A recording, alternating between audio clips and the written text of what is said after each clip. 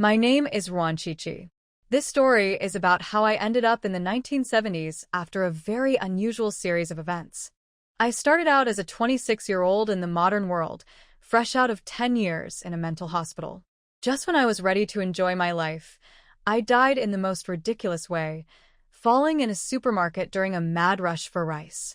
In the afterlife, I found out it was a mistake. The underworld workers messed up and took me instead of a grandma with my same name. But my body had already been cremated, so I couldn't go back. Not wanting to stay a ghost or reincarnate as an animal, I made a big fuss in the underworld until they caved and gave me perks to make up for it. That's how I ended up in the body of another woman in the 1970s, someone who'd just been dumped by her cheating fiancé and left with a mess of enemies. This poor girl had it rough. Her fiancé ditched her for a military commander's granddaughter, leaving her humiliated and vulnerable. Her neighbors and even her own relatives were ready to tear her apart. But I'm not her. I'm me. I promised the original owner of this body 3 things. I'd avenge her, protect the good people who helped her, and get into a good college. Fair deal, right? I woke up just in time to handle the jerk fiancé's breakup and decided to make a huge scene at his military base. If he thinks he can toss me aside and live happily ever after, he's got another thing coming. On my way there, I met a man named Lu Yi, a soldier. He's sharp, daring, and just as crazy as me. We're definitely cut from the same cloth. He caught on to my plan right away and even seemed excited to see what I'd do. I have a simple rule. If someone makes my life miserable, I'll ruin theirs.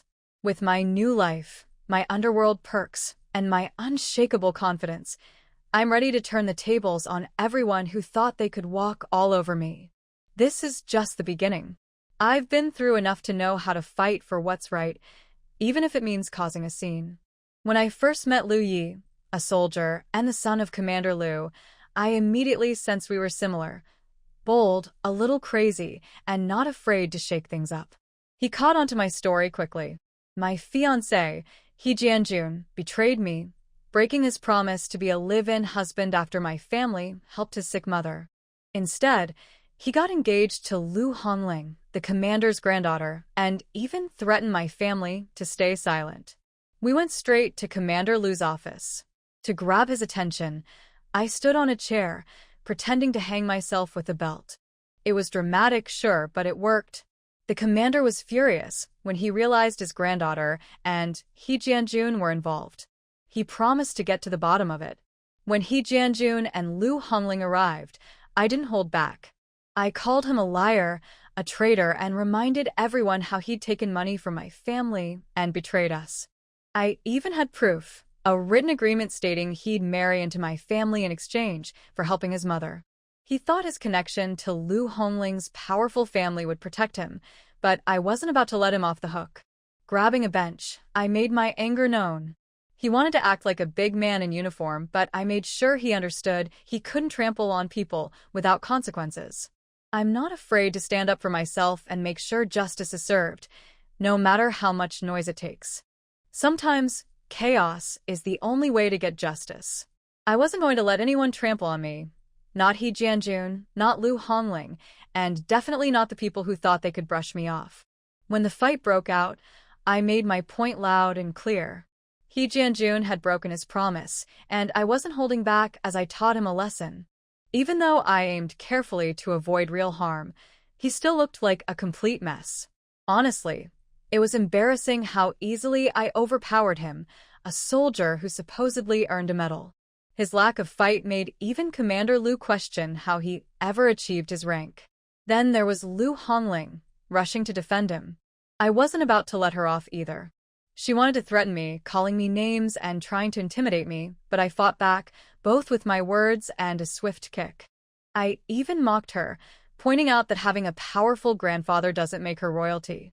Commander Lu and the others didn't stop me at first. They just watched, probably realizing I wasn't out of control. I was just letting off some well-deserved steam. Lu Yi, meanwhile, seemed thoroughly entertained, adding fuel to the fire with his snarky remarks. Honestly, he's my kind of person. Bold, a little reckless, and always ready to stir things up. When Lu Hongling started making a scene, claiming she was He Jianjun's real fiancé, I shut her down with cold, hard facts. I had a written agreement from He Jianjun promising to marry into my family after we helped his sick mother. It was signed, stamped, and clear as day. If they wanted to break it, the compensation was clear, 900 yuan. No one was getting out of that.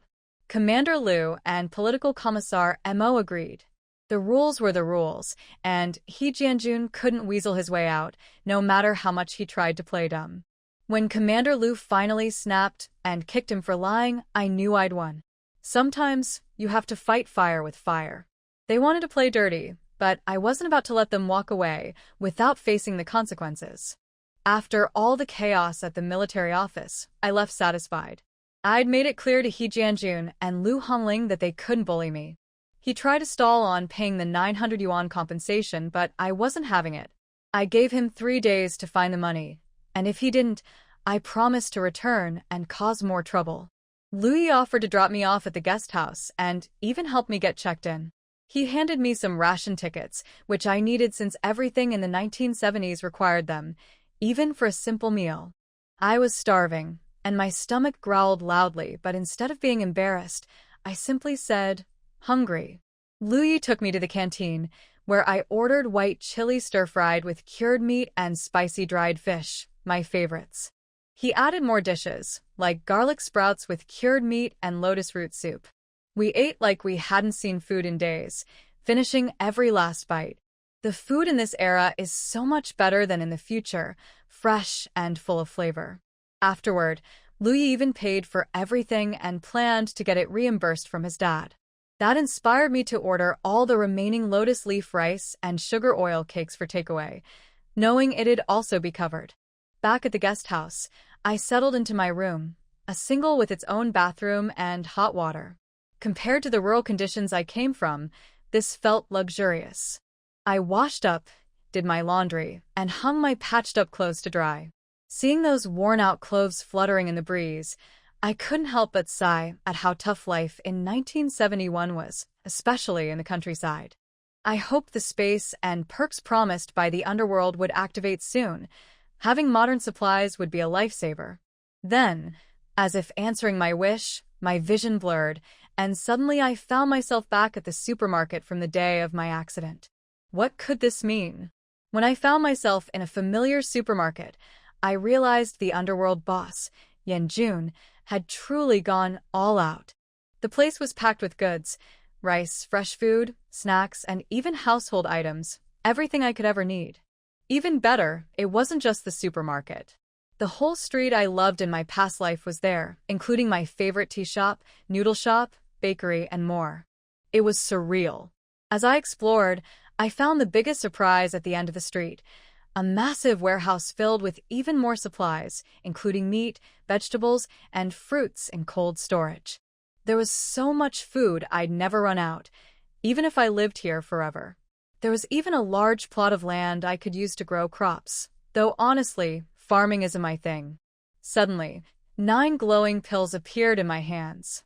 Yan Jun's voice echoed, saying they were resurrection pills that could bring someone back to life if their heart wasn't completely stopped.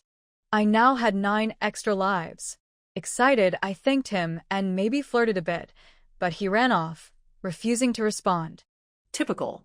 Back in my room at the guest house, things got stranger. I discovered my golden finger ability. I could communicate with plants. It started with a talkative ginkgo tree outside my window. At first, it overwhelmed me with gossip about long-dead people and scandalous affairs. Then it got useful, pointing me to buried treasure under a nearby camphor tree. Following its advice, I found a heavy ceramic jar filled with gold bars, almost a kilogram of pure gold. The tree was thrilled to finally have someone to talk to, but after a long day of digging, listening, and exploring, I needed rest. I tucked the gold away in my space and collapsed into bed, only to be woken at dawn by the ginkgo tree tapping persistently on my window. As I tried to ignore it, the guest house staff knocked on my door to tell me someone claiming to know He Jianjun had arrived. I knew it had to be Lu Hongba, another problem waiting to be dealt with. Time to face whatever came next. Lu Hongba is Lu Hongling's younger brother. He works as a delivery driver in a military factory. He relies on his grandfather being a commander. He works 3 days a week and rests 2 days a week. He also made friends with a group of playboys and did a lot of bad things. In the previous life, the original body was deceived by Lu Hongba and was harmed by those playboys. He Jianjun also instructed his family to spread rumors in Ruanjiawan, saying that she was having an affair in the city and had relationships with many men. In this era, being an adulterer is a capital crime. The original body couldn't stand the bullying of the villagers and didn't want to implicate her sister and younger sister, so she jumped into the river and committed suicide. Wan Qiqi promised the original body that she would avenge her. Since Lu Hongba came to her door, she would not be polite. She looked in the mirror. Her skin was so tender that it could be pinched out of water. She had big eyes, a perverted nose, and a cherry mouth. It was a soft and watery bun face, which was 70% similar to her in her previous life. Lu Hongba waited downstairs for a long time, but didn't see Wan Qiqi. He couldn't help but get angry. This village girl was too arrogant. However, he heard from his eldest sister that this village girl was pretty. It happened that he and his brothers had been away for a long time, and Wan Qiqi came at the right time. "Are you looking for me?" Wan Qiqi suddenly appeared in front of Lu Hongba like a ghost. Lu Hongba saw her face clearly, and his eyes flashed with surprise. This village girl was watery and fairer than the girls in the city. He was a little reluctant to share her with his brothers. "My grandfather is Commander Lu. He asked my sister to apologize to you. She is waiting for you in the hotel. I will pick you up." Lu Hongba looked quite decent, much prettier than his sister Lu Hongling, and always had a smile on his face.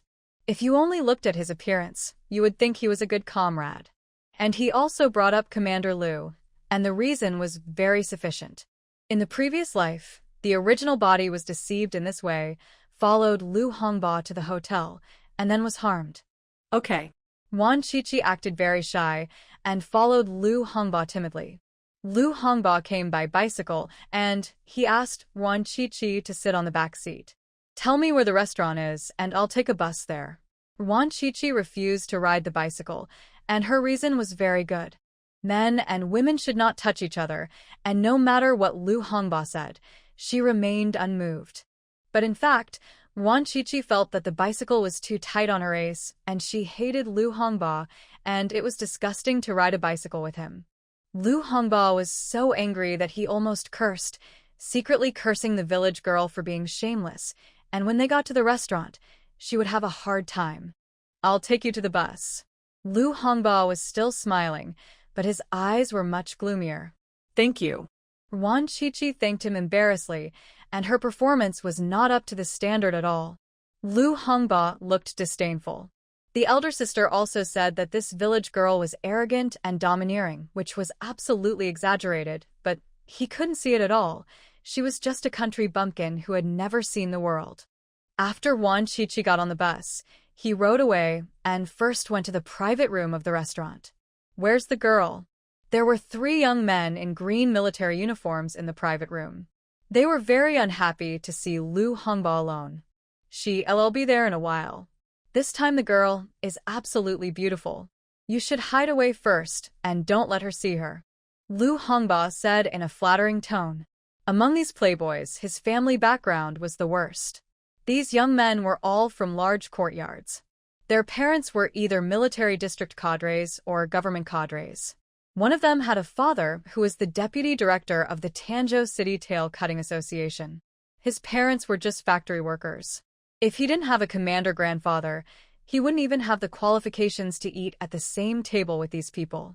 Can she be more beautiful than that capitalist lady? A man with a gloomy face smiled. His father was the deputy director of the Tail Cutting Association and the boss of this group of playboys. His name was Shi Xiaojun. "It's definitely this village girl who is beautiful. When have I ever coaxed you?" Lu Hongba patted his chest and guaranteed. Shi Xiaojun and the other two's eyes lit up.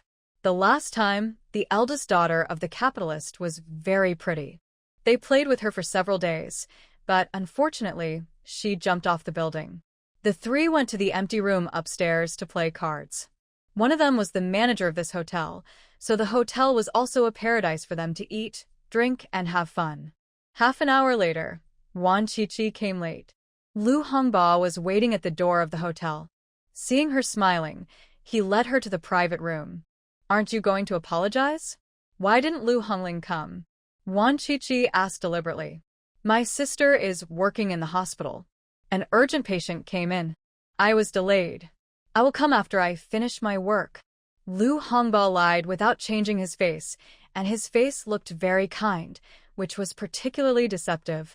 In the previous life, the original body was confused by this good guy face and deceived so badly. Wan Qiqi sat down. "Let's order some food, I'm hungry." Lu Hongba went downstairs to order food, and when he came back, he had 2 bottles of soda in his hand. The lids were already opened, and straws were inserted. "The food will take a while, drink some soda first." Lu Hongba handed it to her. Wan Qiqi took the soda and was not in a hurry to drink it, but Lu Hongba was a little anxious and said with a smile, "You haven't had this in the countryside. It tastes very good. I have a bad stomach, and I get stomachache when I drink cold food." Wan Qiqi made up an excuse. "It's my fault for not asking in advance. I'll get some hot water." Lu Hongba ran downstairs actively and soon brought a large basin of hot water, asking Wan Qiqi to scald the soda. "Thank you, you are so kind." Wan Qiqi was very grateful. She put the soda into the hot water. After it was hot, she took a big sip and said with emotion, "It tastes so good." Lu Hongba was relieved and drank his soda. He was really thirsty after running around today, so he drank a bottle of soda in one breath. "I feel dizzy." Wan Qiqi held her head and lay weakly on the table. "Miss Wan?" Lu Hongba was overjoyed, thinking that Wan Qiqi's medicine had taken effect. A feeling of dizziness suddenly came over him, and he shook his head vigorously. It must be because he played too hard during this period and his body was damaged. After playing with this village girl, he had to get some tonic to make up for it. Wan Qiqi leaned on him weakly and let him help her upstairs. The 3rd floor was full of empty rooms. One of them was converted into a lounge by Lu Hongba and his friends, and many girls were harmed here. Lu Hongba felt his body getting hotter and hotter. He forced himself to help Wan Qiqi to the lounge and pushed the door open. The 3 people playing cards turned their heads and saw Wan Qiqi. Their eyes immediately lit up. She was indeed very pretty. Lu Hongba didn't try to fool them this time. "It's so hot." Lu Hongba's face was flushed with heat, and his eyes were full of spring water. The look he gave Shi Xiaojun and the others was more charming than a woman's. "What the Hades is wrong with you? Get out of the way." Shi Xiaojun rubbed the goosebumps on his arms, pushed Lu Hongba away, and reached out to take Wan Qiqi. The other 2 didn't come to grab her. Among their group, Shi Xiaojun's father had the highest official position, so every time there was a girl, Shi Xiaojun was the first one, and no one dared to compete with him. Shi Xiaojun, didn't notice that Wan Qiqi opened her eyes and had a handful of flour in her hand. Wan Qiqi threw flour at his face, and the flour covered his eyes. Shi Xiaojun became blind for a moment. The other 2 reacted and rushed over to catch her, but they threw more flour at him. All 3 of them became blind. They rubbed their eyes and cursed. Until then, they didn't realize that they were about to be in great trouble. Wan Qiqi didn't waste any words. She had a baseball bat in her hand and knocked the 3 people unconscious. Then she fed them 2 small blue pills each, which she got from the pharmacy in the space. She didn't feed Lu Hongba. There was medicine in the bottle of soda. She had swapped it in the private room before. "It's so hot. So hot." June brother Lu Hongba was already in a state of confusion.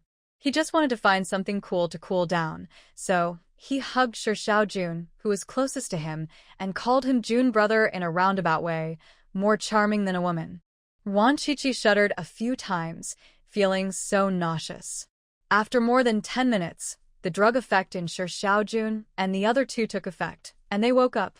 Everyone's eyes were bloodshot, as if they wanted to eat people. Wan Qiqi took out a bag of 5 spice melon seeds and ate them while watching the show. She liked watching this kind of eye-catching show the most. In this situation, it is appropriate to sing a song. The chrysanthemums are all over the ground. Your smile has turned yellow, and the flowers are falling and people are heartbroken. Wan Qiqi hummed. This song is very appropriate for the scene. Ah! Lu Hongba screamed incessantly. His expression was very painful, and there was a pool of blood under his body. Wan Qiqi widened her eyes. Men can also bleed. I have learned a new knowledge. It's great. She bent down and took a look and finally found the reason. It turned out that Lu Hongba had hemorrhoids. Wan Qiqi sighed regretfully. She thought men also had membranes. The drug effect of Shi Xiaojun and the other two had not yet dissipated. There were 2 small blue pills. It was estimated that they could last for another hour. Wan Qiqi was tired and prepared to go back to the guest house. She glanced at the 4 people who were eye-catching, opened the door, and walked out. Just as she reached the stairwell, she bumped into Lu Yi, who came hurriedly. Are you okay? Lu Yi's tone was very anxious, but he was relieved when he saw that Wan Qiqi's clothes and hair were very neat, and her mood was normal. He just found out that Lu Hongba, the little rascal, actually went to the guest house to look for Wan Qiqi, so he hurried over. Fortunately, the girl was fine. It's okay, do you want to watch the show? Wan Qiqi blinked and showed a mysterious smile. Lu Yi in the previous life also came, but the original body had been harmed. Lu Yi severely taught Lu Hongba and the other for a lesson. Shi Xiaojun's legs were broken and Lu Hongba was almost beaten to death. Lu Yi wanted to report to the police, but the original body was afraid of rumors and asked him to keep it secret, so Lu Yi had to agree. But they all underestimated the evil of the evil. Shi Xiaojun's father was the deputy director of the Cut-Tail Society, his uncle was the leader of the military region, and he was the only son of the 2 families. He was beaten by Lu Yi, and the Shi family held a grudge and retaliated 3 years later, causing Lu Yi to suffer a serious head injury. Once stimulated, he would go crazy and hurt people. 5 years later, Lu Yi committed suicide. These were all what the original body saw with his own eyes after becoming a ghost. The original body hated the viciousness of these people, and also hated himself for being too weak, which implicated Lu Yi, so he gave the opportunity of rebirth to Wan Qiqi, who had made the underworld a mess, hoping that she could fulfill her regrets. Lu Yi had heard the sound coming from the room. Although he had never eaten pork, he had seen pigs run. His ears turned red, and he became curious. Since Wan Qiqi was safe and sound, who was in the room? Did Lu Hongba harm other girls? No woman. Wan Qiqi saw what he was thinking and pulled him away. Lu Yi's palms were fragrant and soft, as if he had been electrocuted.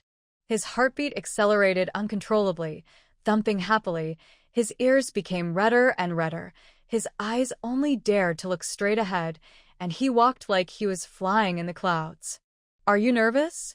Wan Qiqi felt the sweat on his palms, which was getting more and more, so he asked directly. No, it's too hot.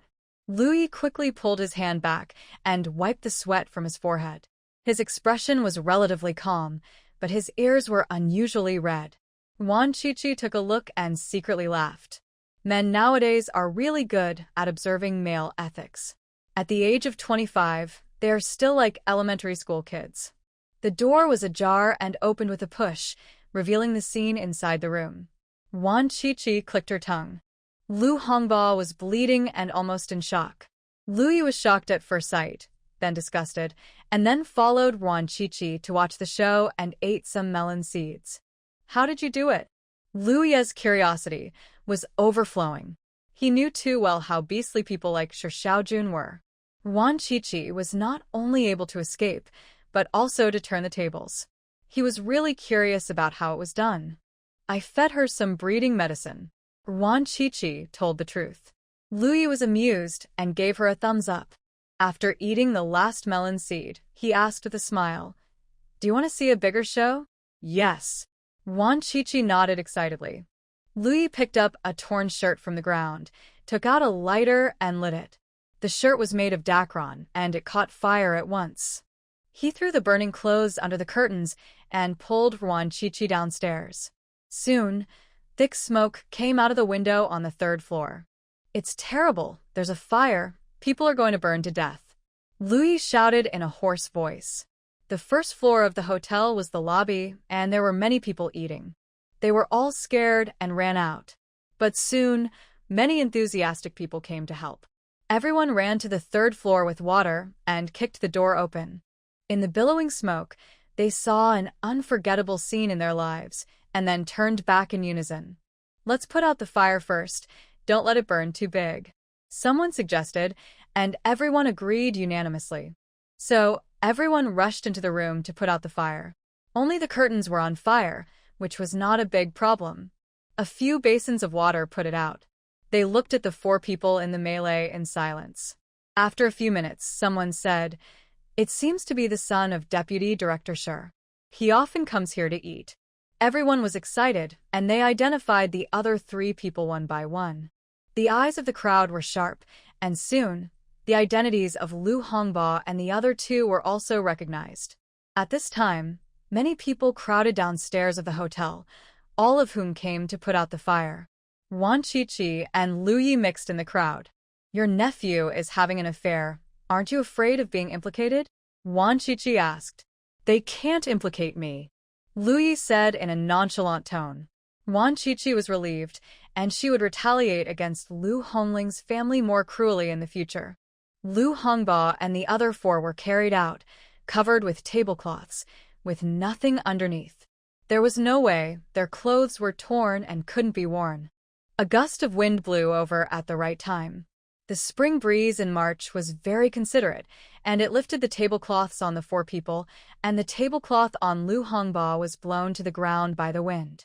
His bruised body was exposed to the eyes of the public. "He ate gunpowder and his hemorrhoids exploded?" someone said loudly, causing a burst of laughter, and everyone's expression was meaningful. Lu Hongba and the other four were sent to the hospital, and the crowd at the entrance of the hotel dispersed. Seeing these people's excited and gossipy expressions, it was obvious that the people of Tanzhou City would have something to talk about after dinner in the next few days. Lu Yi sent Wan Chichi back to the guest house and invited her to have lunch. "Can it be reimbursed?" Wan Chichi asked. "Yes." Last night, he went to the old man and not only reimbursed the meal money, but also advanced a lot of hospitality funds. If Lu Hongling hadn't relied on your power, would she dare to hook up with someone else's fiancé? Wan Chichi would not have come to the city. In the final analysis, you are the culprit. If you don't pay, who will? That's what he said. The old man was almost so angry that he vomited blood, but he still paid the money and asked him to treat Wan Chichi well and not to let her down. Lu Yi found it ironic that the old man always boasted that the military and the people were one family, but he could not restrain Lu Chuancao's family from bullying others. Every time something happened, it was thunder and thunder, but no rain. The reason was that he did not fulfill his responsibility to raise Lu Chunchao and felt guilty. "You didn't raise me either. Why don't you feel guilty towards me?" Every time the old man said this, he would say this, but the answer he got was even more infuriating. "You are a man, it's different." The old man said it nonchalantly, as if men were born to be raised in idleness. Lu Yi felt suffocated and had no place to vent, so he cut up his two-faced stepmother's garden again last night, and then he felt better. Wan Chichi felt that the man next to her was in a bad mood. She was very sensitive to people's emotional changes. She didn't ask because she was not that familiar with Lu Yi. Pork blood cake fried with garlic sprouts, spicy fried dried fish, stir-fried beef, and 3 bowls of rice. Wan Chichi ordered 3 dishes. In fact, she wanted to eat preserved eggs with pounded peppers, but there were no fresh peppers in March.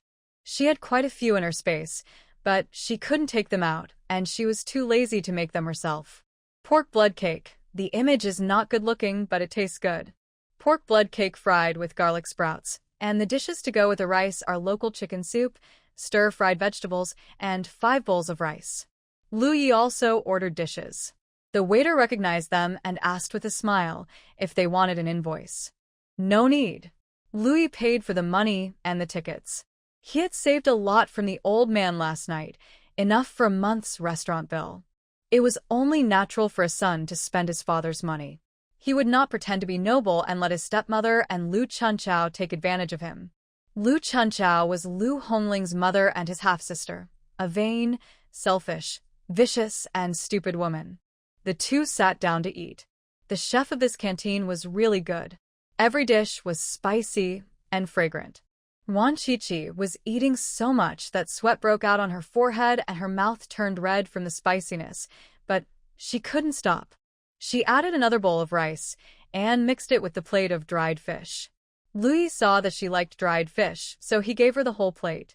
Wan Qiqi shoveled rice into her mouth in big mouthfuls and ate very happily.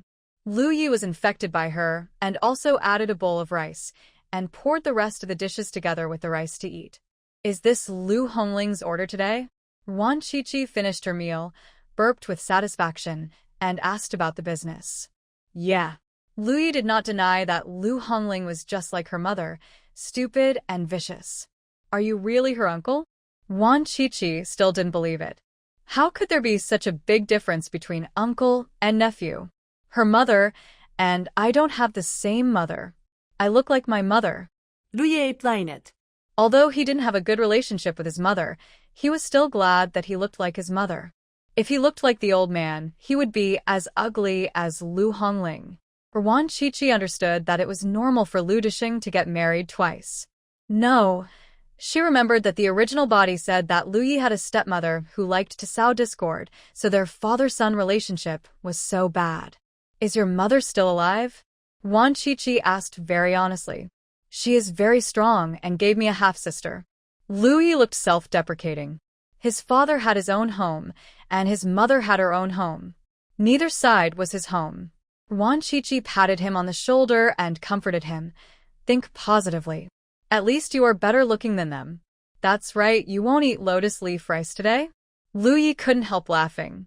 He felt that chatting with Wan Qiqi was becoming more and more interesting. Their brainwave frequencies were very close. She could understand what he said, and he could understand what she said. Thinking that Wan Qiqi would go back to the countryside in the future, he felt a little reluctant. Eat. Wan Qiqi decisively packed up the remaining 8 lotus leaf rices, and Lu Yi also packed up the remaining 20 sugar-coated cakes, and then the two happily divided them equally. 3 days passed quickly, and Wan Qiqi went to the military district to ask for money. This time the guards did not stop her and let her go directly.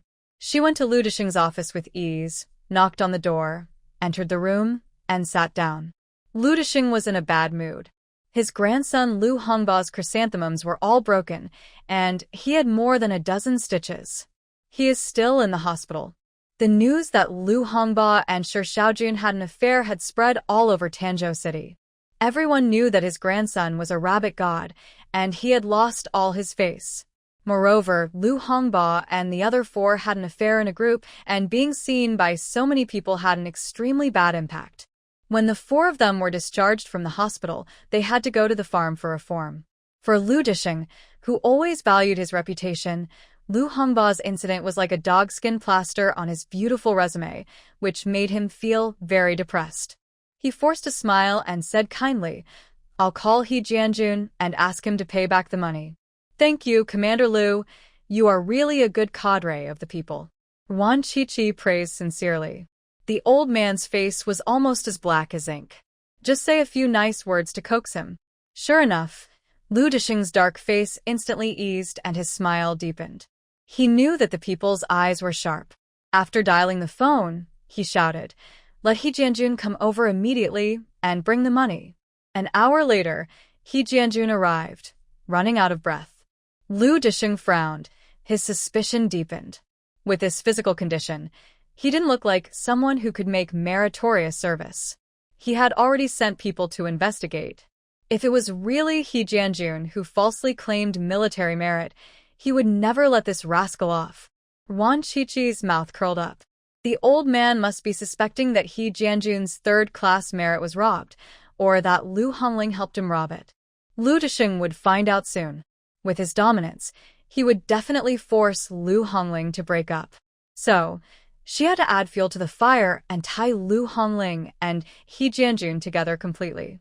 The 900 yuan is all here. He Jianjun took out a stack of money from his trouser pocket.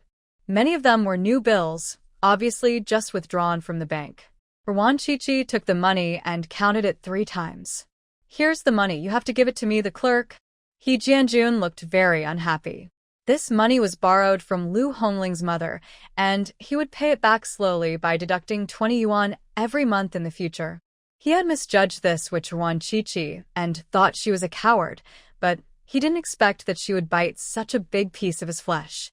Wan Chichi took out the document happily, and He Jianjun snatched it and tore it into pieces, and he felt relieved. Although he lost 900 yuan, he is now a platoon leader with a monthly salary of 54 yuan. If he deducts 20 yuan a month, he can pay it back in 4 years. Moreover, he has clung to Commander Lu's thigh, and he will surely rise rapidly in the future. His salary will only get higher and higher, and maybe he can pay it back in less than 4 years. He Jianjun, I wish you a baby soon. Wan Chichi blessed with a smile. He Jianjun's face changed drastically, cold sweat broke out on his forehead, and he cursed. What nonsense are you talking about? Hongling and I are innocent. Your mother said that your girlfriend is pregnant. Your mother even asked someone to calculate that your girlfriend is definitely pregnant with a son. Your mother has shown off in front of me many times. Otherwise, why would I come to make trouble? Wan Chichi snorted coldly and rolled her eyes. Lu Disheng's face was darker than the bottom of a pot. He believed Wan Chichi. Hongling, this idiot, was fooled by He Jianjun's sweet words and got her belly big. He really wanted to kill this rascal. He didn't have a good impression of He Jianjun at all, nor did he have a good impression of his family. He was showing off everywhere in the village before he got married, without caring about his reputation at all. The He family had very bad character, and Hongling must not marry into the family. The door was suddenly pushed open with force. It was the angry Lu Hongling. You dare to come? You hurt my brother so badly. I will beat you to death. Lu Hongling pounced on Wan Chichi with her teeth bared. She had a good relationship with Lu Hongba, and Lu Hongba was harmed by Wan Chichi just to vent her anger. Her brother was sad in the hospital, but Wan Chichi, this witch, dared to come to get the money. She must teach this witch a lesson and avenge Hongba. What did I do to your brother? He came to the guest house to find me and said he wanted to treat me to a meal to apologize. I went to the restaurant with him, but I only drank a bottle of soda, and then your brother went crazy. When he saw a man, he pounced on him and kissed and touched him, and even pulled off his clothes. I am from the countryside and have never seen the world. This kind of thing is too terrible, so I ran away. Was your brother beaten up? If I say he was beaten well, then suddenly a crazy man came out and kissed and touched him. Who wouldn't be angry? Wan Chichi spread her hands and sighed helplessly. You drugged them, don't try to quibble. Lu Hongling roared. Hongba had told her that it was this witch who drugged him and harmed him so badly. What medicine did I use? Rat poison or cockroach poison? Wan Chichi ran in front, and Lu Hongling chased her from behind. The two of them circled in Lu Disheng's office like a cat playing with a mouse. You gave Hongba an aphrodisiac. Lu Hongling blurted out. Lu Lisheng's face looked very ugly. It turned out that Hongba was drugged and was ruined by Shi Xiaojun and the other two. There was a fierce flash in his eyes, and he looked at Wan Chichi. Wan Chichi didn't care about his eyes at all and asked Lu Hongling, Excuse me, where did I get the medicine? The restaurant was booked by your brother, and I didn't know he would come to see me. Could I have predicted it in advance and prepared the aphrodisiac early? That medicine was supposed to be taken by you, but you replaced it for Hongba. Lu Hongling blurted out in anger.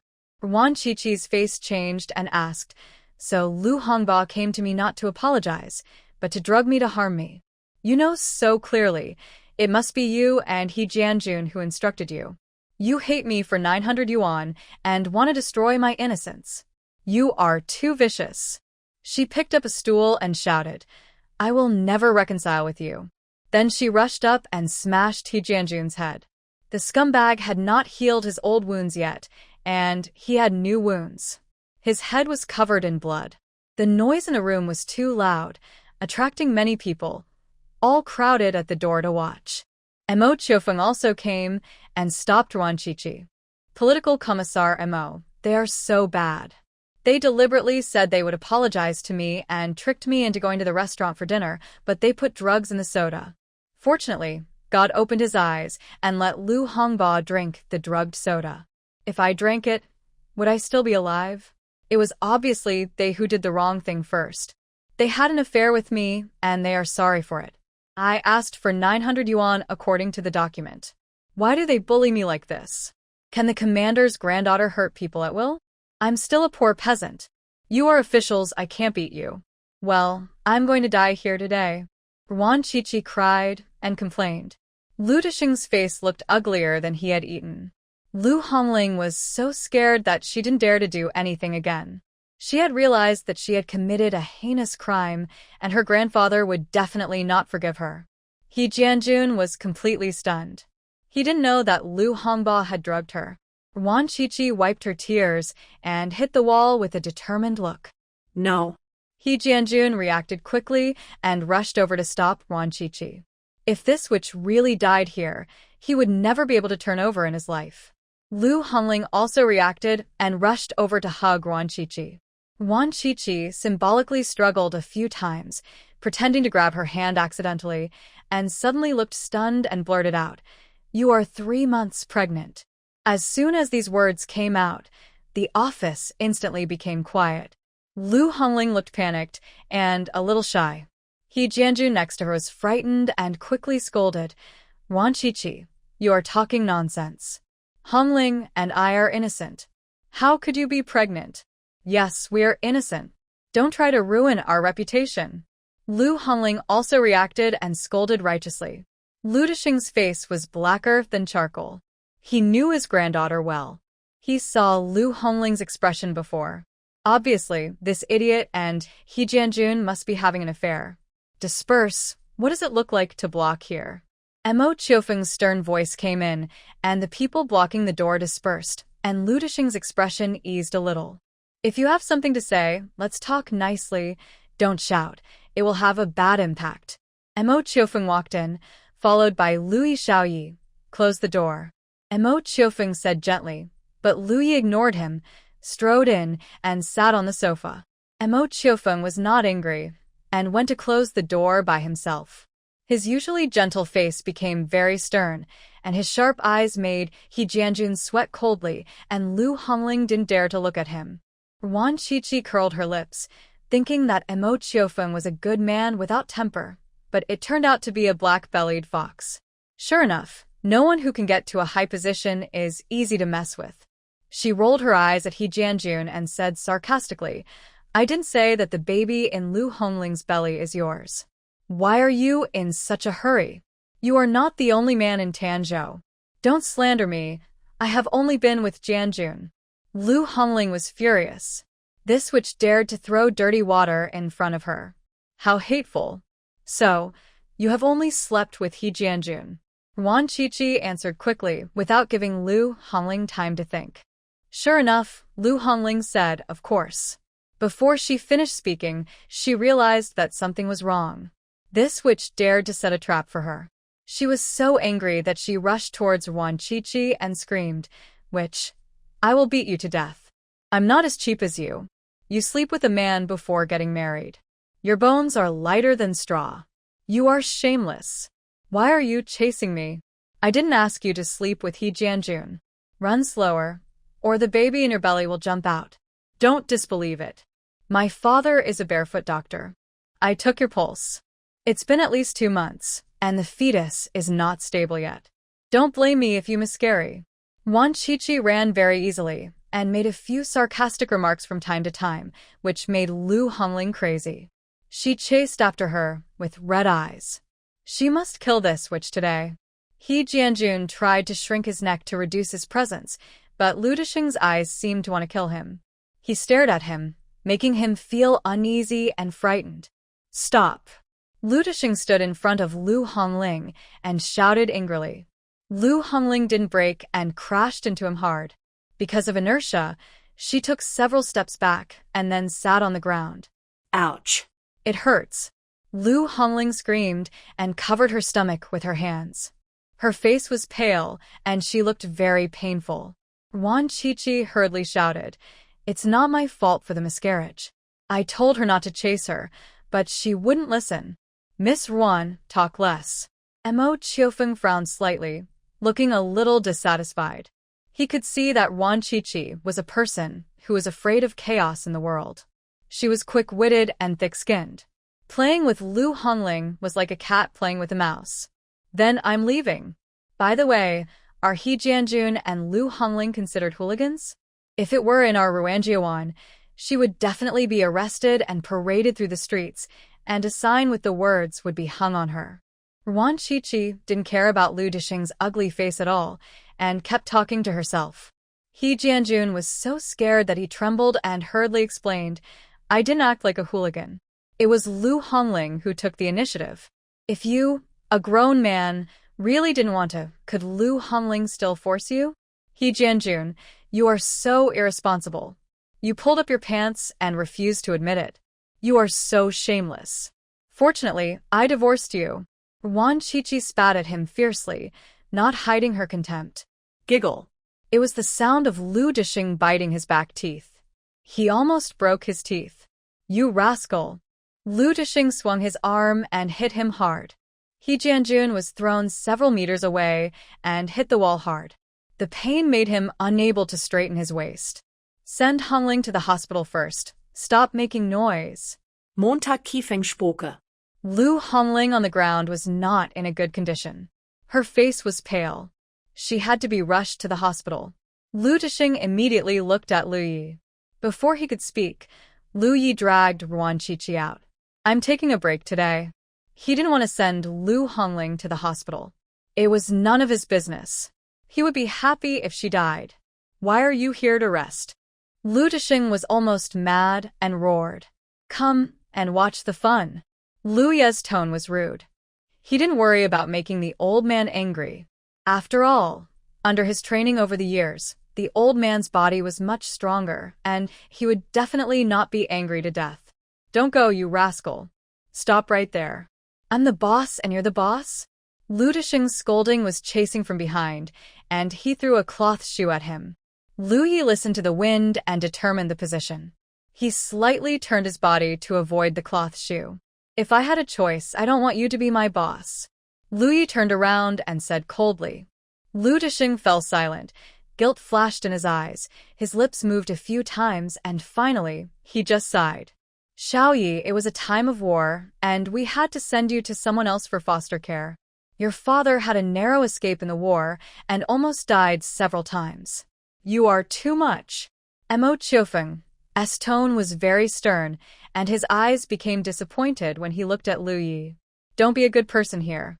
Similarly, I don't want to choose your cousin, wife, as my mother. You have no right to blame me because I grew up begging." Lu Yi sneered a few times and was just as rude to Mo Chiofeng. After that, he opened the door. There were a few people crowded at the door. They didn't have time to leave, so they smiled awkwardly and quickly dispersed. Wan Qiqi was dragged by him. This guy had very big steps. For every one he took, she had to run 2 steps. He made her very tired. She could see that Lu Yi was in a bad mood, so she didn't dare to speak and ran silently. Finally, he stopped. Wan Qiqi breathed a sigh of relief. She was so tired. She glanced a few times and realized that Lu Yi didn't seem so angry anymore, so she asked the question in her heart, "Is your mother the cousin of political commissar Mo?" Just now she heard clearly that Lu Yi said he didn't want to choose Mo Chiofeng's wife as his mother. So, Lu Ye's mother married Mo Chiofeng. No wonder the relationship between Lu Dishing and him seems weird. Well, my father received an order to retreat urgently. My mother was pregnant, and it was inconvenient to retreat, so she hid in the home of a fellow villager. Before I was a month old, my mother sent me to the home of a fellow villager and went to chase my father. But she heard that my father was sacrificed. When I was 1 year old, she married Mo Chiofeng. When I was 2 years old, my father married a stepmother. Luya's tone was very calm when he talked about the past, but his fists were clenched tightly, and it was obvious that he was not calm in his heart. Are the fellow villagers who raised you good to you? Wan Chichi asked. Not good or bad. When I was half a year old, they thought I was too greedy and sent me to another family. When I was 1 year old, I was sent again. I forgot how many times I was sent in the middle. When I was 3 years old, I lived on my own, begging from the east and west, and then going to the mountains to find game. I lived a good life. Louis smiled self-deprecatingly. Because of his magical experience, he had memories when he was 2 years old. He remembered many things very clearly, including the suffering he had suffered. He still remembers it clearly until now, so he's been complaining because he can't forget it. Your experience proves the truth. Wan Chichi's tone was like a philosopher, which aroused Liu Ye's interest and asked, What truth? Wildly growing creatures are the excellent species selected by nature. Wan Chichi's tone was unfathomable, and she stood on tiptoe and patted Liu Yi on the shoulder. Congratulations, you are an excellent person certified by nature. Liu Yi was stunned for a moment, then laughed out loud. Tears came out of his eyes, and his mood inexplicably improved. Wan Chichi has such magical power that her words can touch his heart and make him happy physically and mentally. Now he is really reluctant to let this girl go back to her hometown. Have you been to Yuelu Mountain? He asked after he had laughed enough. Wan Chichi shook her head, feeling a little excited. In her previous life, she had climbed Yuelu Mountain many times, but she had never climbed Yuelu Mountain in the 1970s. She wanted to go. Let us go climb the mountain. Liu Yi was in high spirits and dragged her away. Liu Yi didn't drive today. He rode a bicycle, and Wan Chichi sat in the back seat of the car. Liu Yi went to the dormitory first and took the camera. The two rode all the way to the ferry.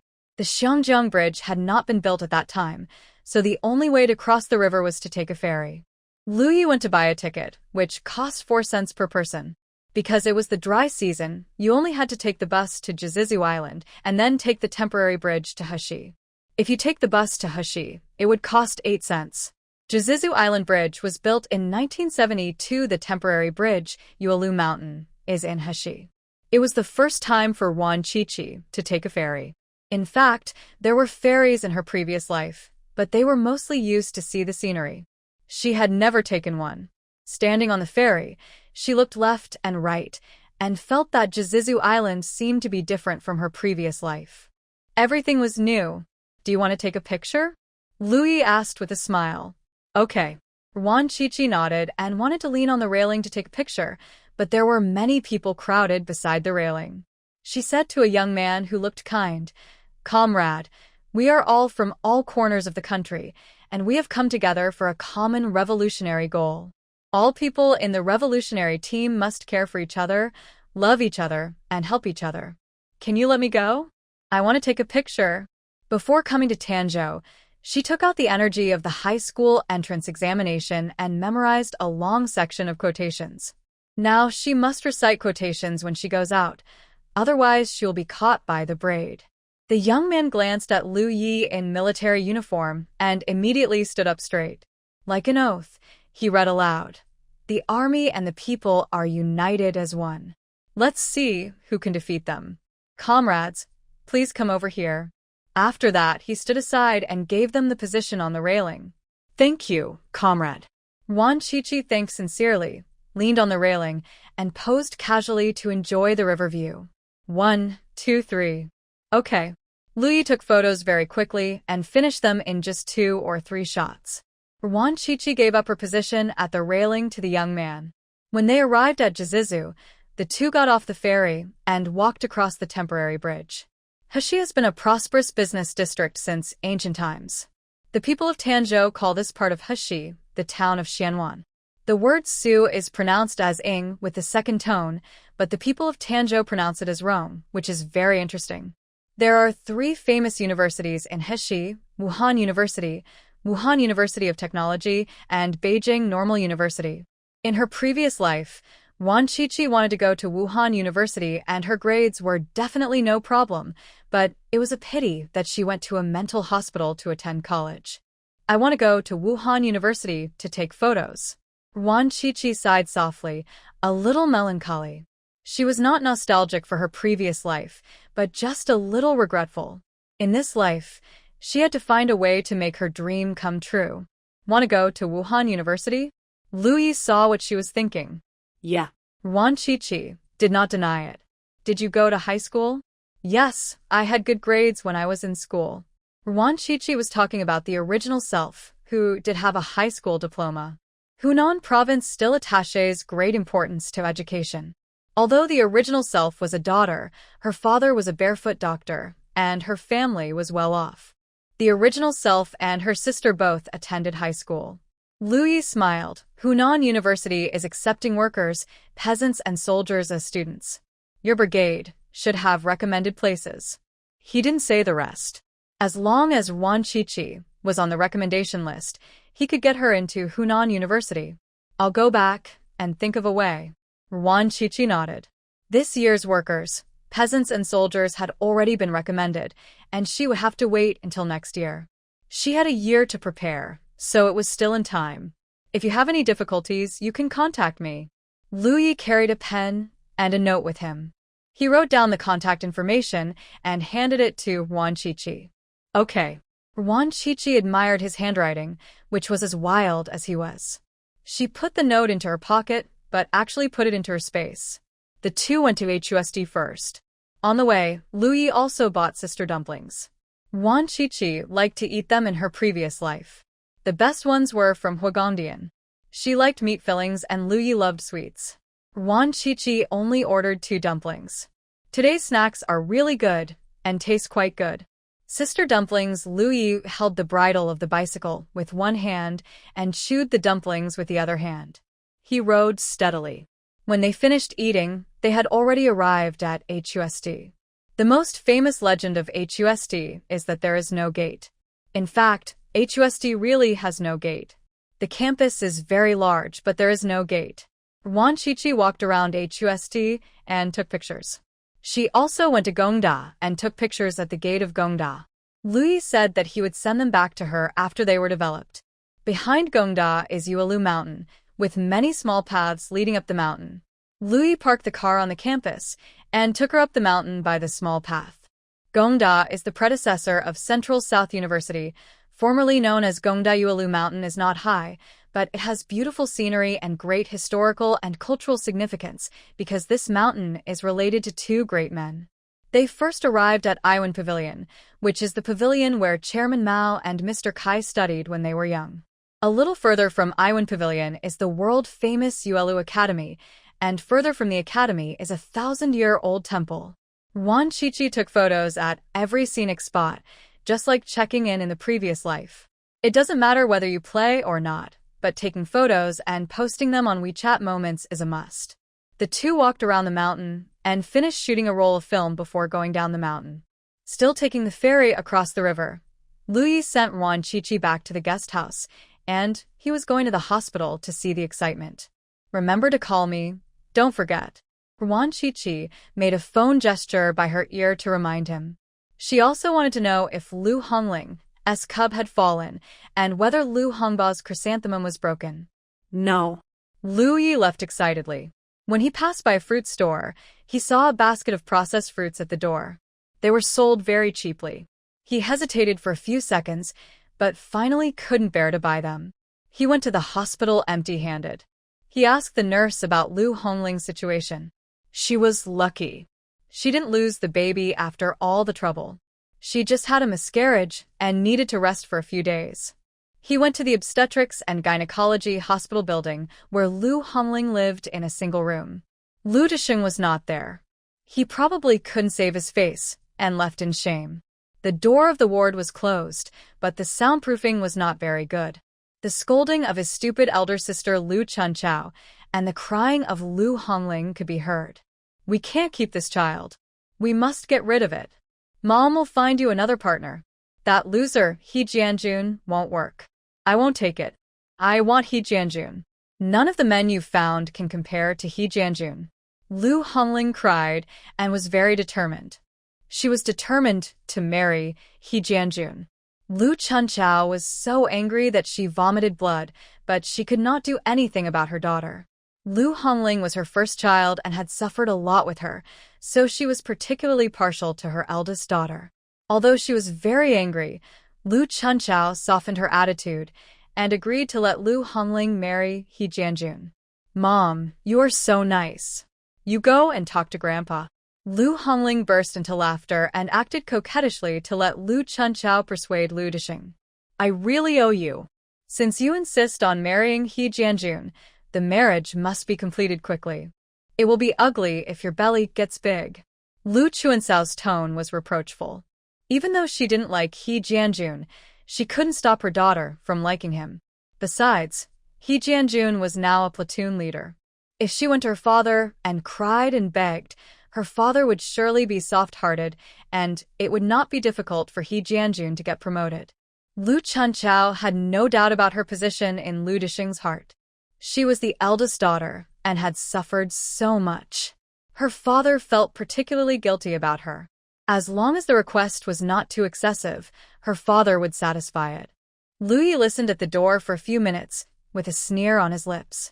He did not enter the ward and left directly.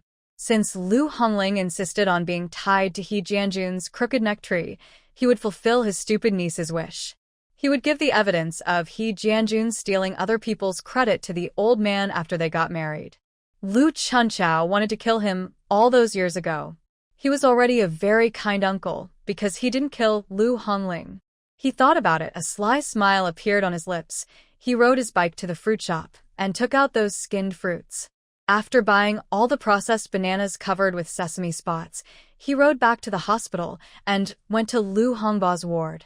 Lu Hongba was seriously injured physically and mentally, and he looked listless. Lu Yi didn't waste any words and directly fed his nephew bananas. Lu Hongba refused to eat, so he forced it into his mouth. He forced all the processed bananas into his mouth, a total of 6, and Lu Hongba choked and rolled his eyes. 10 minutes later, Lu Hongba's expression became strange. He wanted to endure it, but he couldn't help it. He had to endure the severe pain in his ace and moved to the bathroom with difficulty. After Lu Hongba almost fainted from the pain. The wound on his ace that had just been sutured opened again, and blood was all over his stool. Lu Yi covered his nose and admired it at the door of the bathroom for a long time before leaving with satisfaction. Wan Qiqi originally planned to return to her hometown, but Lu Yi said that there was still a good show, so she stayed.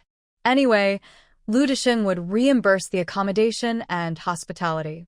4 days later, Lu Yi brought a piece of news. He Jianjun and Lu Hongling got the marriage certificate. Wan Qiqi had just woken up from a nap. She was so sleepy that she chatted with old Ginkgo until midnight last night. However, the news brought by Lu Yi immediately made her energetic. "Does your father agree?"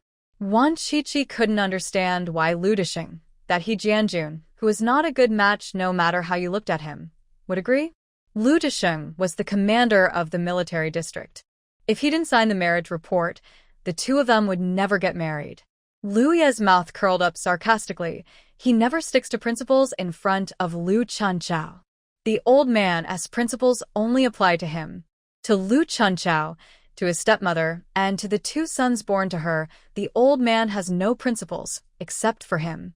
He explained again, "Lu Chunchao is the mother of Lu Hongling and Lu Hongba, and also my half-sister. This Lu Chunchao is your father's treasure?" Wan Qiqi still couldn't understand. Lu Disheng was so strict with his son, and didn't look like a loving father. How could he agree to his daughter's unprincipled request? Lu Yi smiled even more sarcastically. "She's not his darling, but my dad feels guilty. He left with a passing army just 2 months after getting married, and didn't come back for more than 10 years. Lu Chuansao's mother remarried with her and lived a hard life. When my dad found them, Lu Chunchao had already married in the village and didn't live well either. So he felt particularly guilty about Lu Chunchao and almost agreed to every request. Lu Chuansao's family was arranged to move to the city, and they all had good jobs. Lu Chunchao and his wife both worked in the winery. Lu Hongling was a nurse in the military hospital, Lu Hongba was in the arsenal, and there was another Lu Hongtao who was also in the army and was now a deputy company commander. Why doesn't your father feel guilty about you? You had a harder life. You grew up on your own. Wan Qiqi blurted out. No matter how difficult Lu Chuancao's life was, at least she had her mother to take care of her. But Lu Yi was abandoned by his parents and grew up to fend for himself, so he had it even harder. Lu Ye's smile froze, and his heart felt like it was stabbed by a knife, and the pain made him breathless. It turned out that even outsiders knew that he was the one who suffered the most, but why didn't his father realize this? He said that I'm a man and should be strong. Lu Yi explained lightly. That's what the old man said. You were a child who had no self-care ability at that time, a child who needed your parents' care to grow up. Oh, I'm so angry your father is really a... Wan Qiqi was so angry that her chest hurt. How could she have such a bad father? Although Lu Disheng was a revolutionary elder who had made great contributions and shed blood, and was a meritorious official to the country, he was definitely a bad guy as Lu Ye's father. Lu Yi was upset at first, but when he saw Wan Qiqi so angry, his mood suddenly improved, and he said with a smile, I'm not angry anymore, and you don't have to be angry. Come on. I'll treat you to a meal at Huagongdian. The old man will be reimbursed. He added. Let's go. Wan Qiqi was not polite and went downstairs with him. Huagongdian is on Posey Street, not far from the guest house, and it only takes about 10 minutes by bike. The snacks here are particularly famous. Wan Qiqi had eaten here several times in her previous life, but the taste was not so amazing. The snacks in many alleys in Tanzhou are better than those in Huagongdian. I hope that the Huagongdian in the 1970s can surprise her. When you come to Huagongdian, you must order stinky tofu. This is a snack that even the chairman has praised. Wan Qiqi ordered double-steamed cured meat, braised pork, chopped pepper fish head, dragon fat pig blood, and boiled sanzi. Most of the food here is in small plates and not much.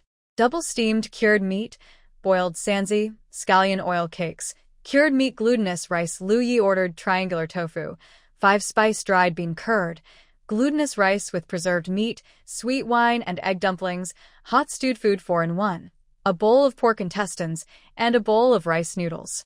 Hot stewed food 4-in-1 means picking 4 things from the stewed dishes and mixing them together. Lu Yi chose chicken, bean curd sheets, leeks, and beef.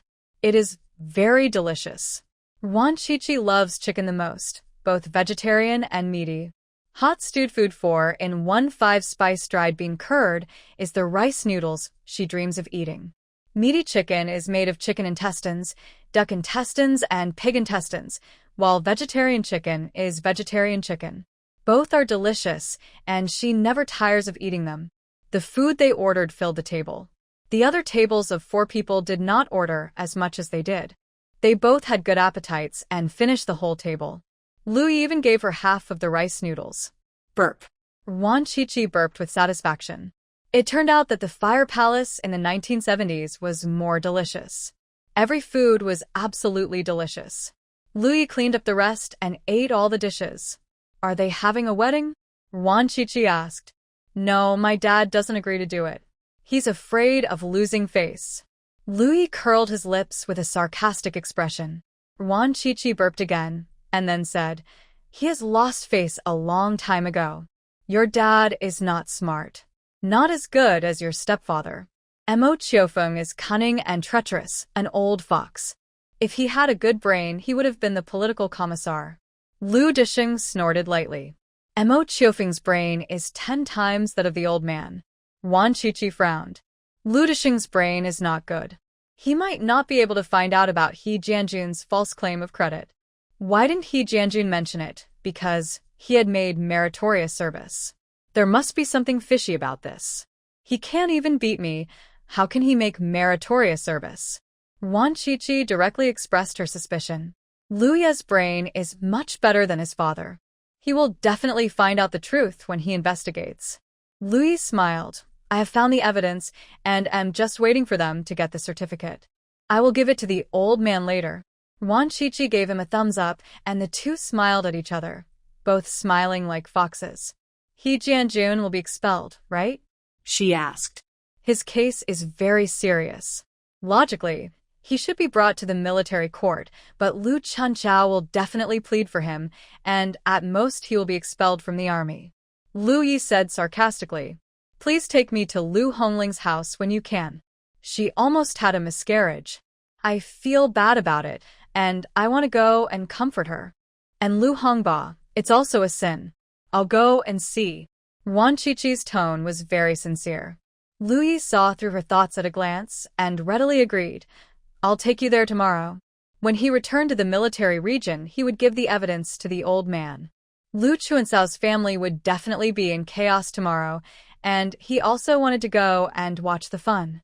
"Okay, I'll go home after I finish comforting your eldest nephew." There is also her uncle's family, who are eyeing Ruanjiawan covetously. She is worried about Xiao Xue being alone at home, and her elder sister, Wan Shuangjiang, is now living in dire straits. She has to rescue the three of them and bring them home. She promised her original self. Lu Ye's heart skipped a beat, and he felt very reluctant. He was in a particularly good mood these days when he was playing with Wan Qiqi. If this girl went back to her hometown, who would he play with?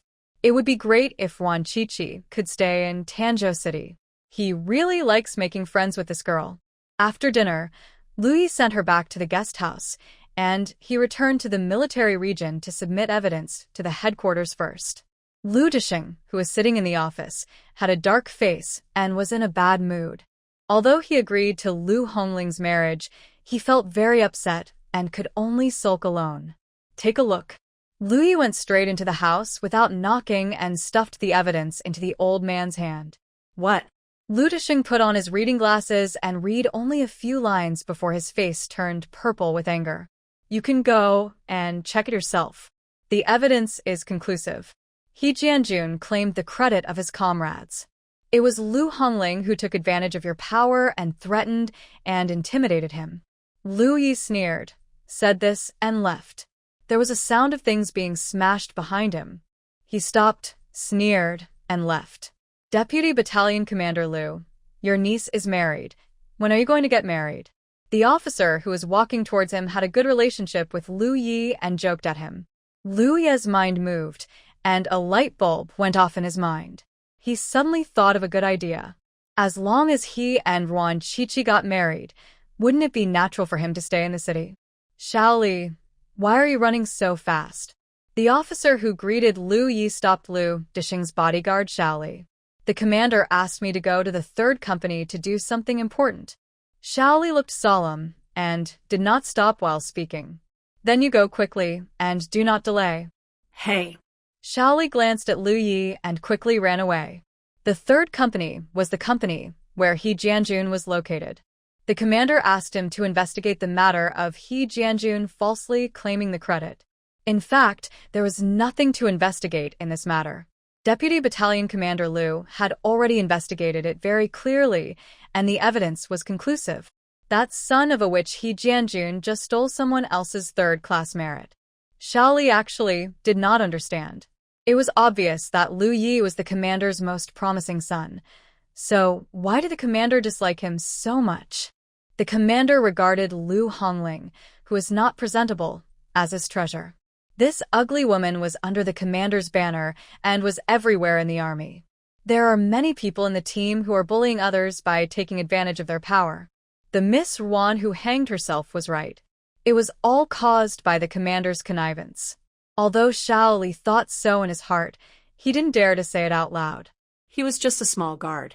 Protecting the safety of the leader was his primary responsibility. He had no right to interfere in the leader's family affairs. Lu Ye's mouth curled up. The old man must have asked Xiao Li to investigate He Jianjun. There would be a good show soon. At this time, He Jianjun didn't know that a disaster was coming. He was enjoying the flattery of others. He was so proud that he almost forgot his last name. "Platoon leader we are from the same hometown. If you have any good things in the future, don't forget me, your brother, and me." Platoon leader he and I are not only from the same hometown but also from the same commune. I have a cousin who married in the same village as platoon leader he. We are related. Platoon leader he, this is the cured fish my mother sent you. Take it and eat it. Several people surrounded He Jianjun, vying with each other to make friends with him. They dug out all the distant relatives just to get close to He Jianjun. Platoon leader He, there are still 15 cigarettes in this pack of Xiaomei cigarettes. Take it and smoke it. Someone took out a pack of Xiaomei cigarettes from his pocket, hesitated for a few seconds, and decisively stuffed it into He Jianjun's pocket. Xiaomei cigarettes are like a wolf that can't be caught without a baby. He Jianjun is now the commander's grandson-in-law. He will definitely have a bright future and will rise rapidly in the future. If he flatters him now, he will get benefits in the future. The faces of others changed slightly. This kid is really willing to spend a lot of money. Xiaomei cigarettes are 4.6 yuan a pack, and he also needs cigarette coupons. Usually they only smoke Jinong and Fengshou cigarettes at 8 cents a pack. If they are a little more extravagant, they will buy Changde cigarettes at 2.8 yuan a pack to satisfy their cravings. No one will buy them. Xiaomei at 46 cents. Economic and Harvest Changde cigarettes. The man who took out Xiaomei was reluctant to smoke at ordinary times. He had Xiaomei in his left pocket and Fengshou in his right pocket. He smoked Fengshou himself and gave Xiaomei to his leader. This pack of Xiaomei was bought in the first month of the year, and he only smoked 5 of them. He Jianjun generously accepted the cigarettes and the cured fish. He smiled so proudly that even the wound on his head didn't hurt.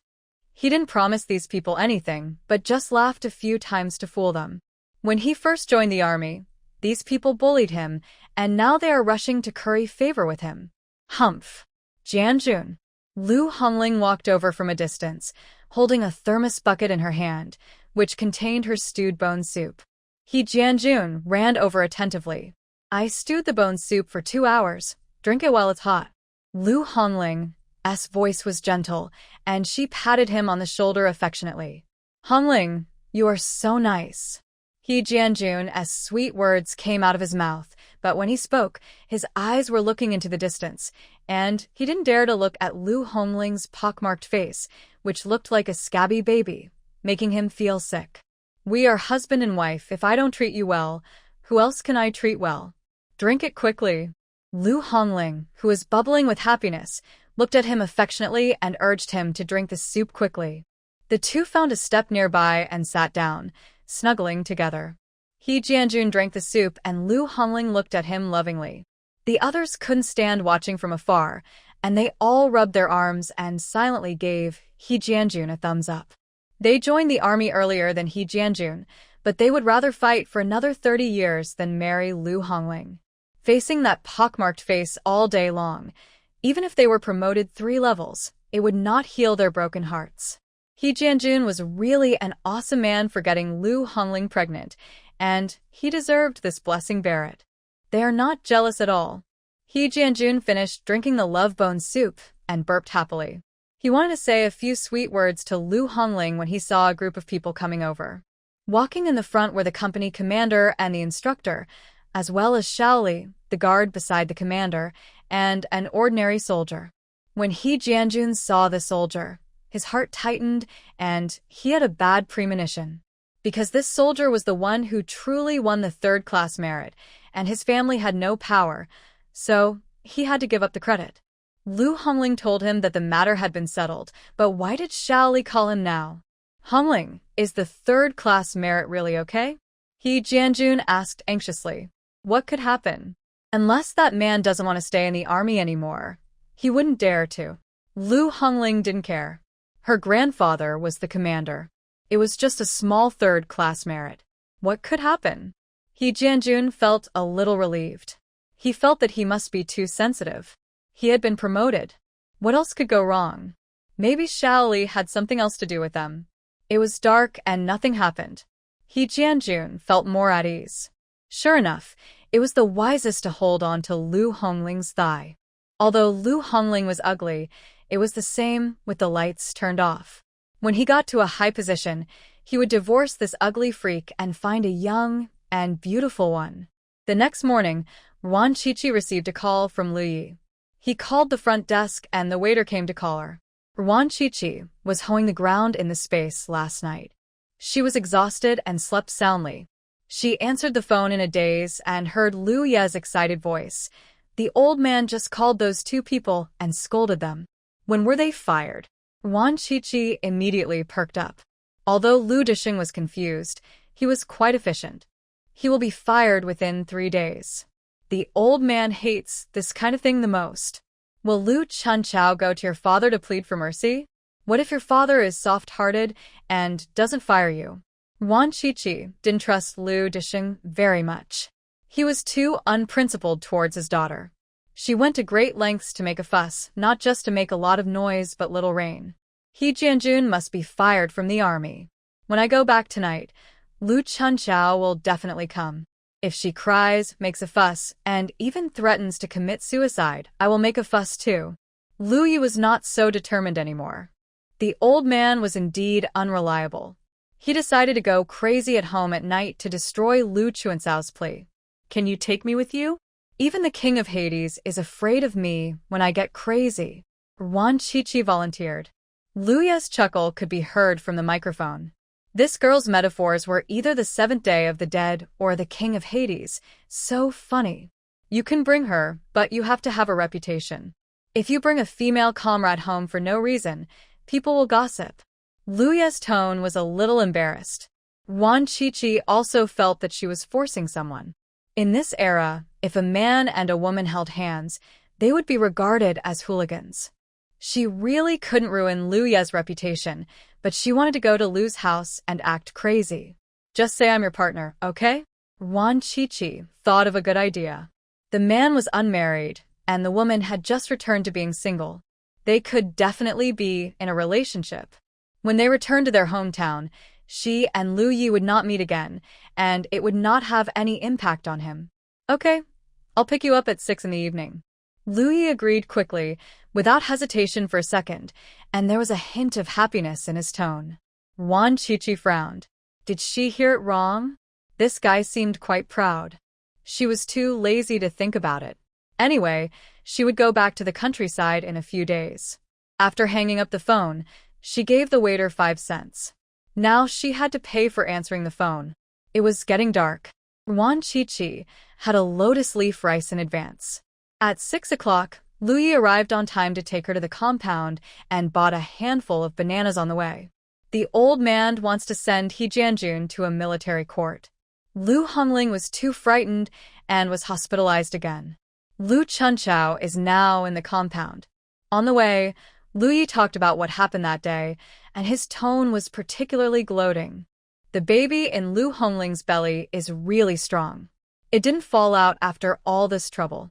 Wan Qiqi's tone was regretful. This kid reminded her of Comrade Zhu Jianqiang. No, how could the kid of a witch be compared with Comrade Zhu Jianqiang? She was sorry to Comrade Zhu Jianqiang. She was wrong. Registration is also required to enter the compound. Lu Yi told the guard that Wan Qiqi was his partner. The guard looked at her for several times and said with a smile, "Congratulations, Brother Yi. When will we have wedding candy?" "It will definitely be this year, and yours will be indispensable." Lu Yi smiled happily, looking very proud. Wan Qiqi gently tugged at the hem of his clothes and reminded him in a low voice, "We are fake, so don't brag too much." "I'm not bragging. I will definitely get married this year." Lu Yi smiled even more happily. A smile rippled across the handsome man's face, radiating masculine charm everywhere. Wan Qiqi, who was standing next to him, saw his perfect profile and couldn't help swallowing her saliva. My goodness, he looks so good when he smiles, so tempting. In fact, it's not impossible for fake play to become real. She is not so virtuous. But from Lu Ye's tone, he will definitely get married this year, and he should already have a partner, right? Forget it, although she is not virtuous. She has never been cheap, and being a mistress is absolutely not allowed. This is a matter of principle. We're here. Lu Yi stopped the car and saw the newly planted flowers in the garden. He sneered. He had just finished cutting them, and his stepmother planted them. She was really energetic. It's okay, he will cut them after they grow out. Dad, Hongling can't be stimulated anymore. If He Jianjun goes to jail, how can you let Hongling live? I can't live either. Lu Chuancao's crying voice came out. If you make a mistake, you must accept the punishment. This son of a witch He Jianjun even dares to take the credit for other people's work. It's just now. If it was 20 years earlier, I would have killed him. Lu Tisheng deliberately lowered his voice, but the low roar still came out. Wan Qiqi and Lu Yi exchanged a tacit look and stood at the door to listen first. Dad, you are the commander, and you have the final say in the entire military region. Please pity Hongling and me, and forgive He Jianjun. He will never make mistakes again in the future. Lu Chunchao cried and begged. She also hated He Jianjun for not living up to his expectations, but who made her daughter devoted to him. As soon as He Jianjun was arrested, Hongling had spotting again. The doctor said that if she was stimulated again, both adults and children would be in danger. She couldn't just watch her daughter die, right? Lu Chunchao also looks like Lu Disheng, but her skin is whiter and her face is not pockmarked. She is much prettier than her daughter. In addition, after moving to the city, she lived a pampered life. She no longer had the simplicity of a rural woman, but became snobbish and shrewd. She looked at people with raised eyelids and rarely looked at them straight in the eye. After all, her father was the commander, and his status in Tanzhou City was one of the best. Lu Chunchao felt that in Tanzhou City, she was like the eldest princess in ancient times. She could do whatever she wanted, and no one dared to resist her. She thought so and taught her children so. All 3 children learned very well, and even surpassed their father, and were more domineering than Lu Chunchao. At this time, Lu Chunchao no longer had the arrogance of the past. She knelt on the ground with snot and tears, and her image was completely gone. Lu Tisheng sat there with a sullen face, glaring at his daughter with disappointment, and scolded, "Precisely because I am the commander, you should be more strict with yourselves and not bully others in my name. Don't shed mouse tears in front of me." Hongling is also involved in this matter. She must also be brought to the military court. Dad, Hongling is still lying in the hospital. The doctor said that she can't be stimulated anymore. Something really will happen. Hongling was born in misery. When I was pregnant with her, I couldn't even eat eggs. I had to drink wild vegetable porridge. She was smaller than a mouse when she was born. I didn't have water, and everyone said she couldn't be raised. I cooked rice porridge every day and raised her with great difficulty. I owe this child. I'm not sorry for her. Lu Chunchao began to recall the miserable past again. This was her forte. She either recalled her own miserable childhood or her daughter's even more miserable childhood. Anyway, the main word was miserable. Chunchao, everyone's life was not easy before. Your father didn't have enough to eat on the front line, he didn't even have winter clothes, and he had to fight the enemy to the death. Those were hard times. Your good life now is earned by your father with blood. He is the one who suffered the most in this family. As relatives, we should support his work and not hold him back. Hongling has really gone too far this time. She got pregnant before getting married and threatened others to take credit. What a bad influence. Your father's spine is almost broken. The woman's voice was soft and gentle. Every word she spoke was for Lu Disheng's consideration. She also condemned the misbehavior of Lu Chuancao's family. She really makes good tea. Wan Qiqi raised her eyebrows. Before she asked, Lu Yi said, "My two-faced stepmother is called Lin Manyun. The old man just loves her tricks." When the old man was injured and hospitalized, Lin Manyun was the nurse responsible for taking care of him. Within a month, the old man sank into the gentleness of this woman and reported to get married. Men are all into this. Wan Qiqi whispered. 9 out of 10 men like Lin Manyun. I just don't like it. Lu Ye's tone was very firm. He liked Wan Qiqi, and it was crazy in his heart. Otherwise, how can you say that you are an excellent person selected by nature? Wan Qiqi flattered just right. Not only was she crazy, she was also good at flattering. There was no way excellent people knew a little bit of everything. Lu Yi grinned, and his mouth corners were pulled to his ears. He loved listening to Wan Qiqi talk. He couldn't imagine how happy life would be after marrying Wan Qiqi. First Lu Chunchao, then your stepmother and your grandfather. Grandfather means father.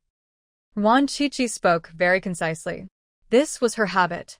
When she got familiar with people, she would unconsciously speak more and more briefly.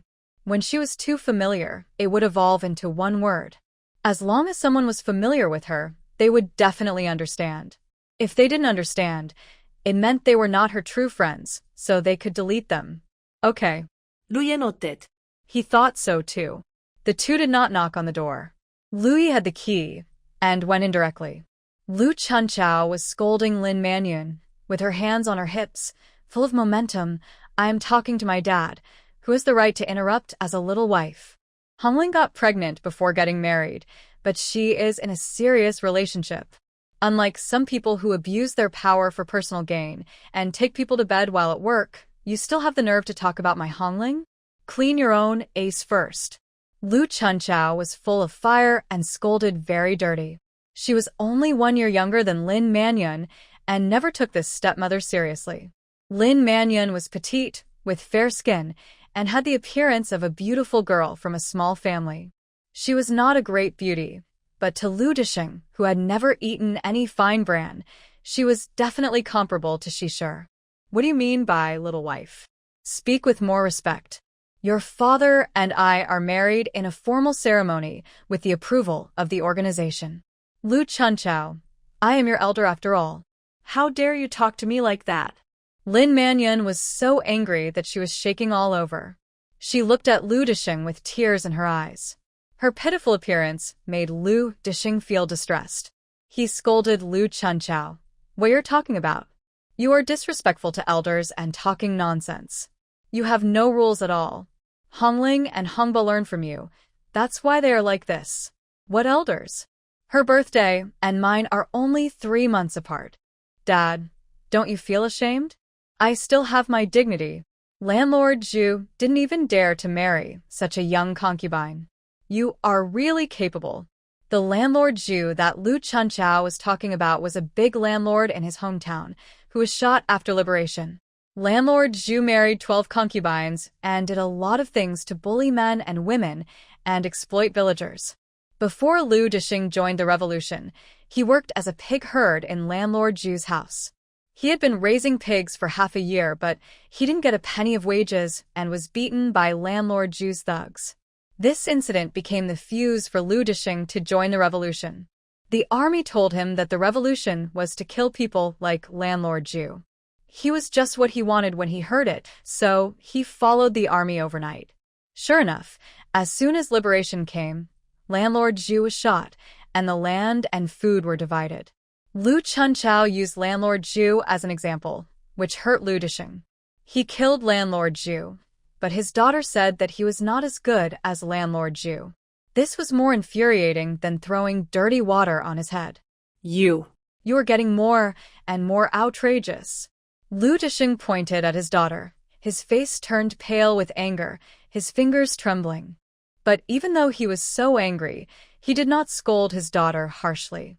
Lu Chunchao was very proud. She knew that in the old man's heart, she was the most important, because among several children, she was the only one who saw his grandparents to the end. No matter whether it was Lu Yi or the 2 rascals born to Lin Manyun, they were not qualified to compare with her. Your family is too unruly. The father is not like a father, and the daughter is not like a daughter. In our village, if a daughter dares to talk back to her grandfather like this, her legs will definitely be broken. It's really treasonous.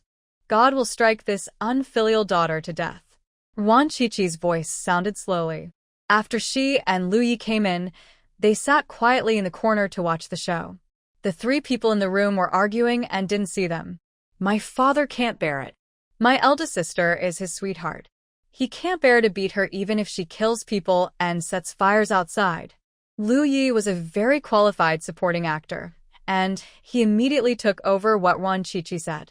Lu Disheng's face was very ugly, and he felt very upset. He wanted to curse a few words, but he felt guilty. Lu Chunchao was indeed getting more and more outrageous. But he owed his daughter after all. From the birth to the marriage, he had not fulfilled his father's responsibilities. Now he could only make up for it more. You can't bear to kill or set fire.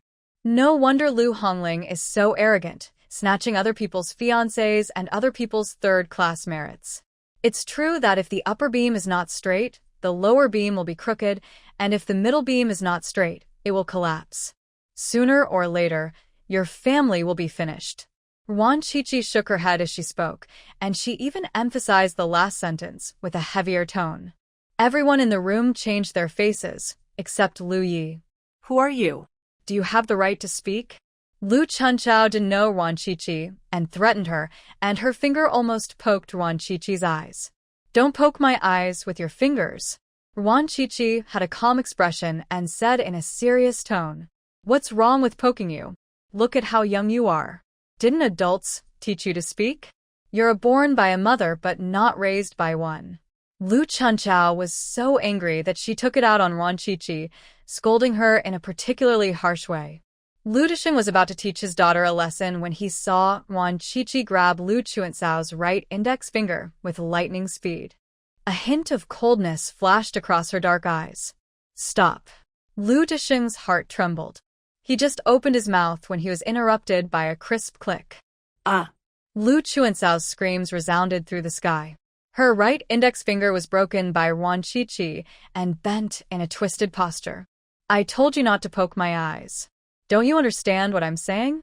Wan Qiqi's voice was just like her, delicate and soft, but what she did was so cruel that it made people's scalp numb. She took out a handkerchief from her pocket and wiped her hand slowly, wiping everything from the fingertips to the gaps between her fingers. Lu Chunchao was sweating profusely, and her face turned pale with pain. Lu Yi did not hide his gloating and smiled. Lin Manyun covered her mouth with fear, but her eyes were very excited. She wished that Wan Qiqi would be more cruel and break all 10 of Lu Chuancao's fingers. After being stunned for a few seconds, Lu Disheng was full of anger and stared at Wan Qiqi with dissatisfaction and said in a deep voice, Miss Wan, how can you hurt others? Wan Qiqi wiped her hands again, then put the handkerchief into her pocket, looked up at Lu Disheng, and asked kindly, Did Lu Chunchao poke my eyes? Lu Disheng choked and said, Even if she poked your eyes, you wouldn't be so heavy-handed, right? Then what should I do? Wait until Lu Chunchao pokes my eyes out before I fight back? Even the Tang Dynasty law has regulations that in case of a fight, the severity of the injuries caused by the two parties will be determined according to the law. If the latter is right, the punishment will be reduced by 2 levels. If the person dies, there will be no reduction. This is a new society. We can't go backwards, can we? Commander Lu, it's a good thing you're not a judge otherwise. Humph. Wan Qiqi retorted sharply. She respected Lu Disheng's contribution to the country, but when it came to handling household affairs, she really disliked this old man and didn't want to be polite at all.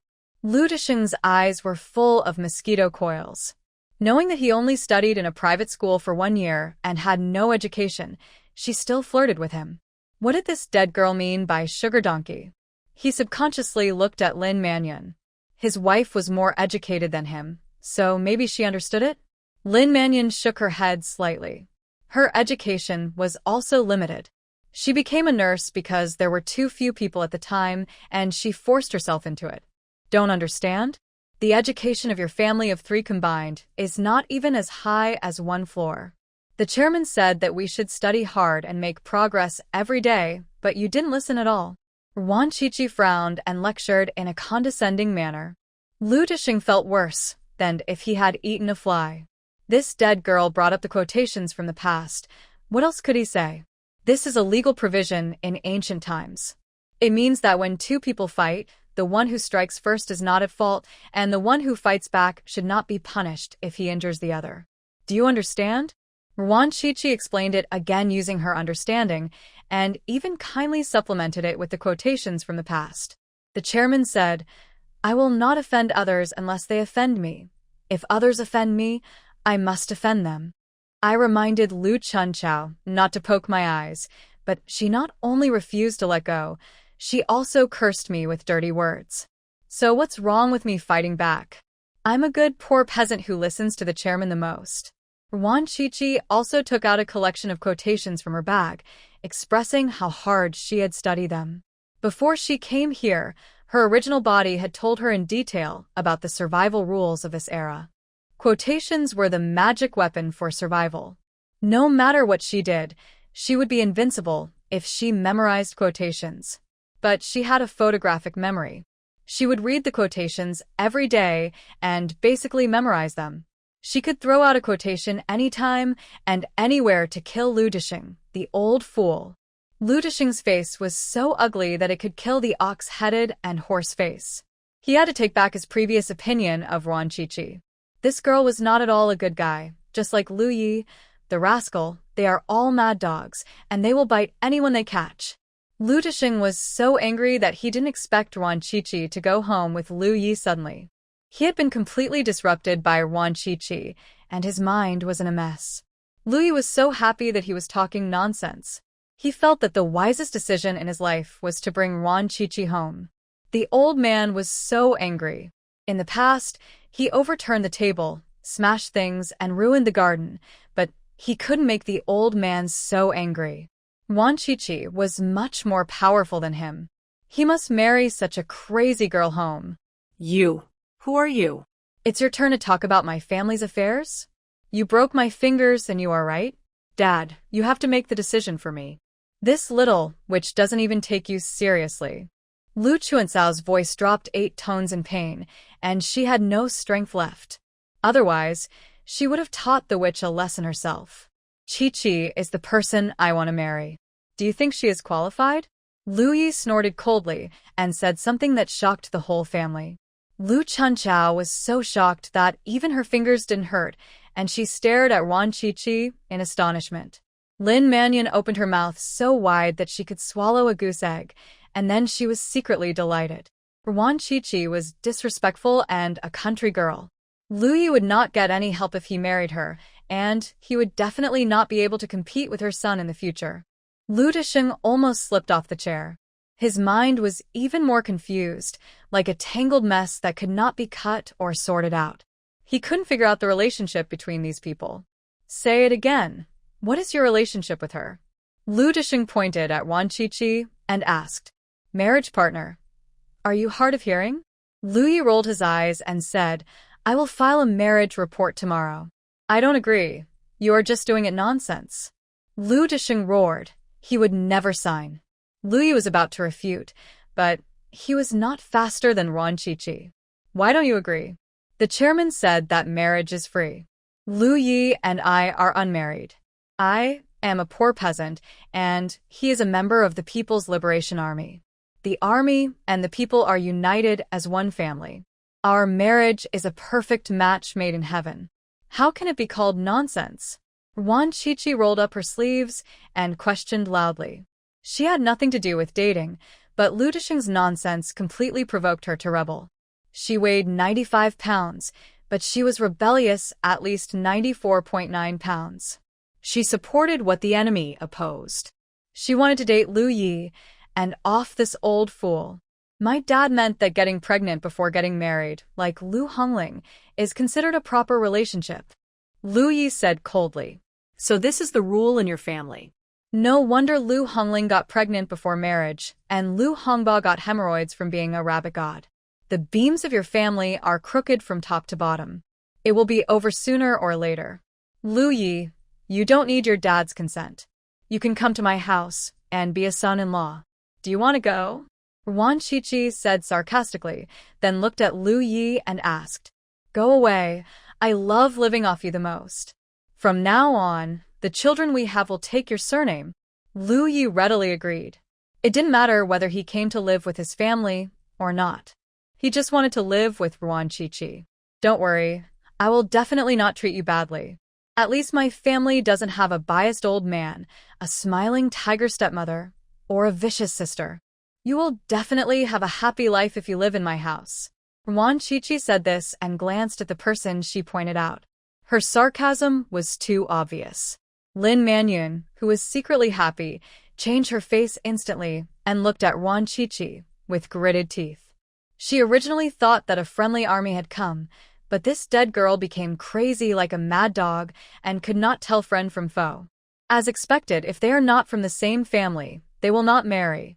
She is the same person as Lu Yi. Lu Yi, you are too willful.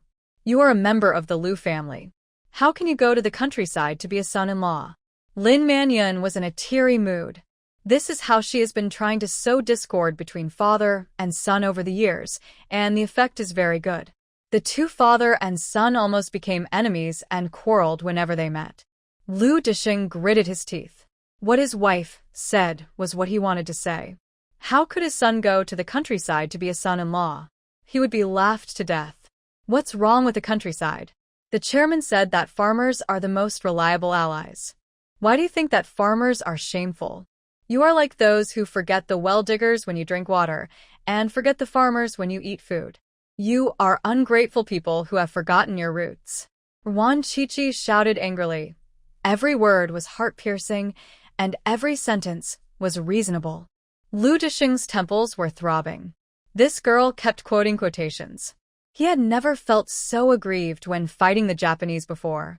Chichi, I'm not an ungrateful person. I want to be your son-in-law.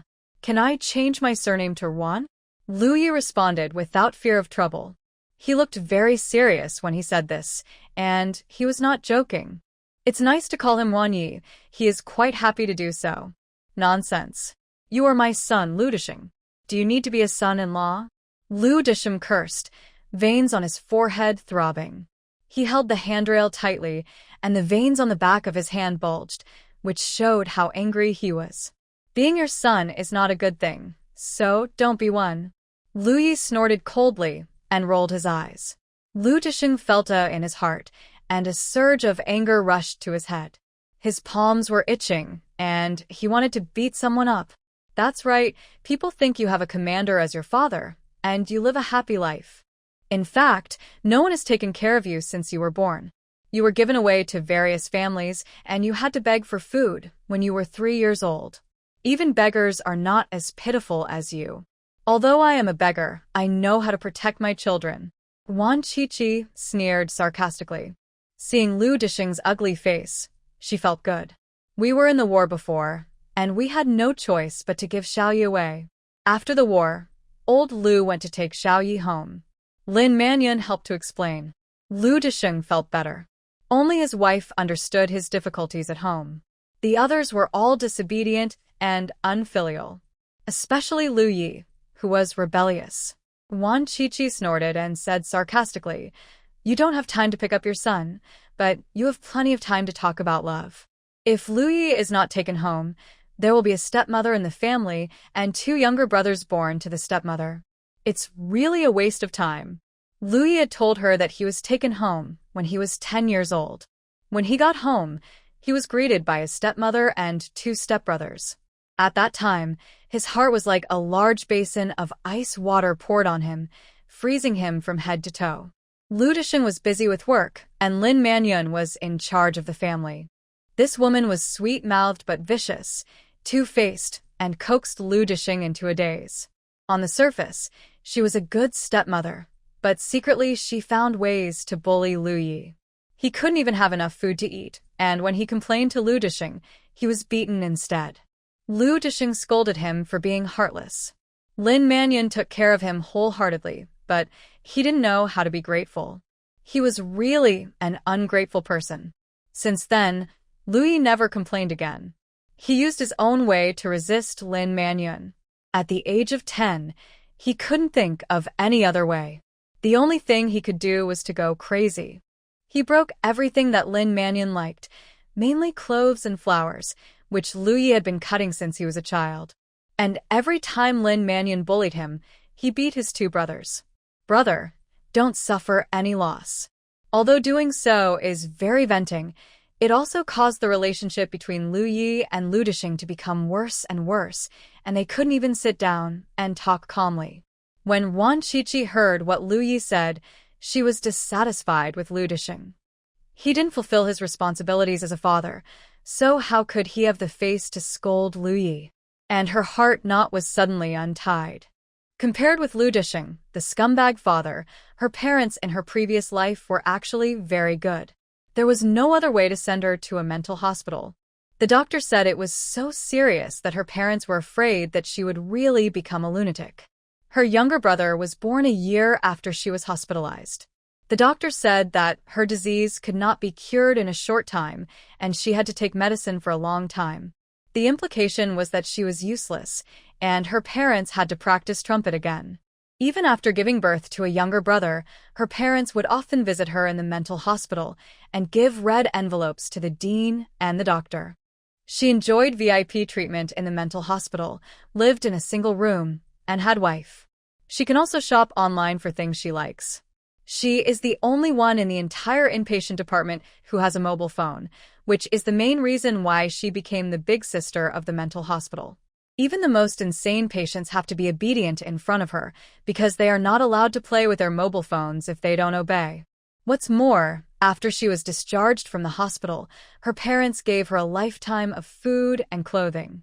Compared with Lu Disheng, her parents are really perfect.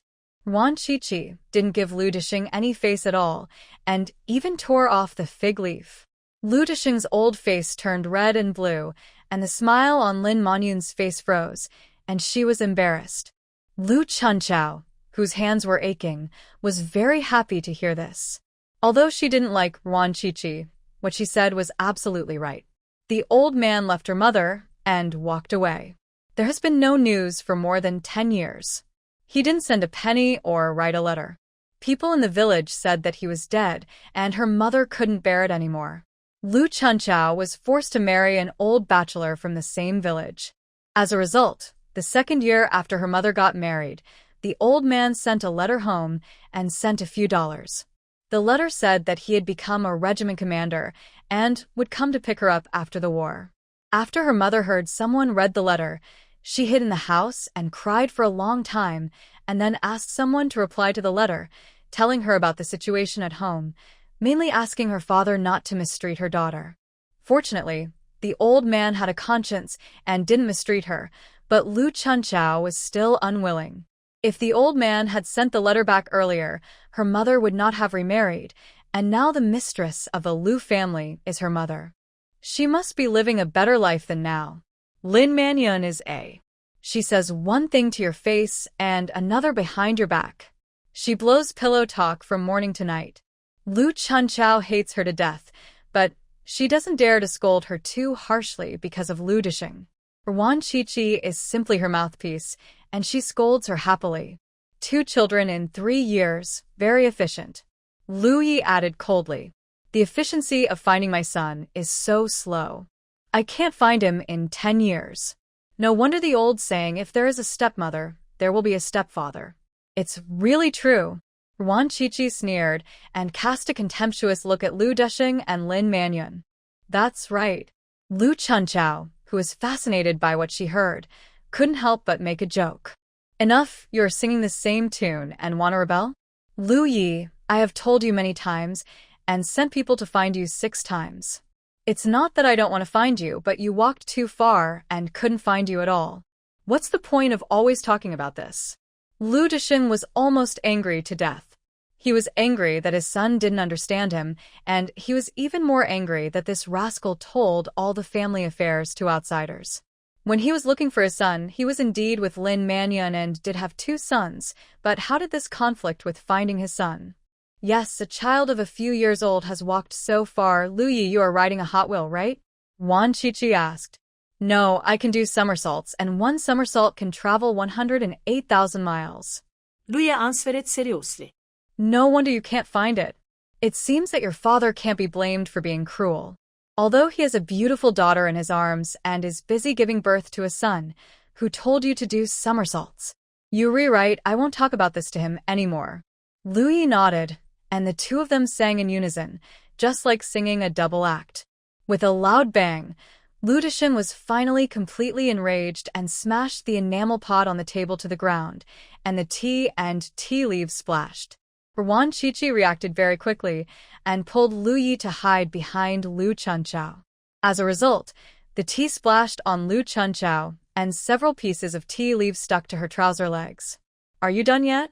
Wan Qiqi, this is my family's family affair. Please leave now. Lu Disheng stood up suddenly, with murderous aura. After all, he came out of the gunfire, and his aura was extraordinary. But Wan Chichi dared to confront even the Lord of Hades, so how could she be afraid of him? How did he Jianjun's taking credit for someone else's work become a family affair? It's clearly a national affair. The chairman said that every citizen has a share of responsibility for the rise and fall of a country. As a poor peasant who grew up under the red flag, I have the responsibility to supervise whether you deal with He Jianjun fairly and justly. Wan Chichi raised her head and confronted Lu Disheng. Although her voice was soft, she did not lose any momentum. She took a breath and said loudly, "Secondly, I am Lu Ye's marriage partner. Can't he take me home? Or are you not going to recognize Lu Yi as your son? If you don't want to recognize him, just give me a definite answer, and I'll take him home immediately." When Lu Disheng heard the chairman said, his head was 3 times bigger. This Wan Chichi is more difficult to deal with than a mad dog. It seems that she is serious about fighting Lu Yi and is going to fight a protracted war. Although my father treats me badly, I still want to give him another chance. Lu Yi interrupted. He didn't want to break up with the old man yet. The old man's monthly salary was more than 400 yuan, and he couldn't let his stepmother and Lu Chunchao get away with it. You rewrite. Give him another chance to learn how to be a father. Besides, our family affairs must give way to national affairs.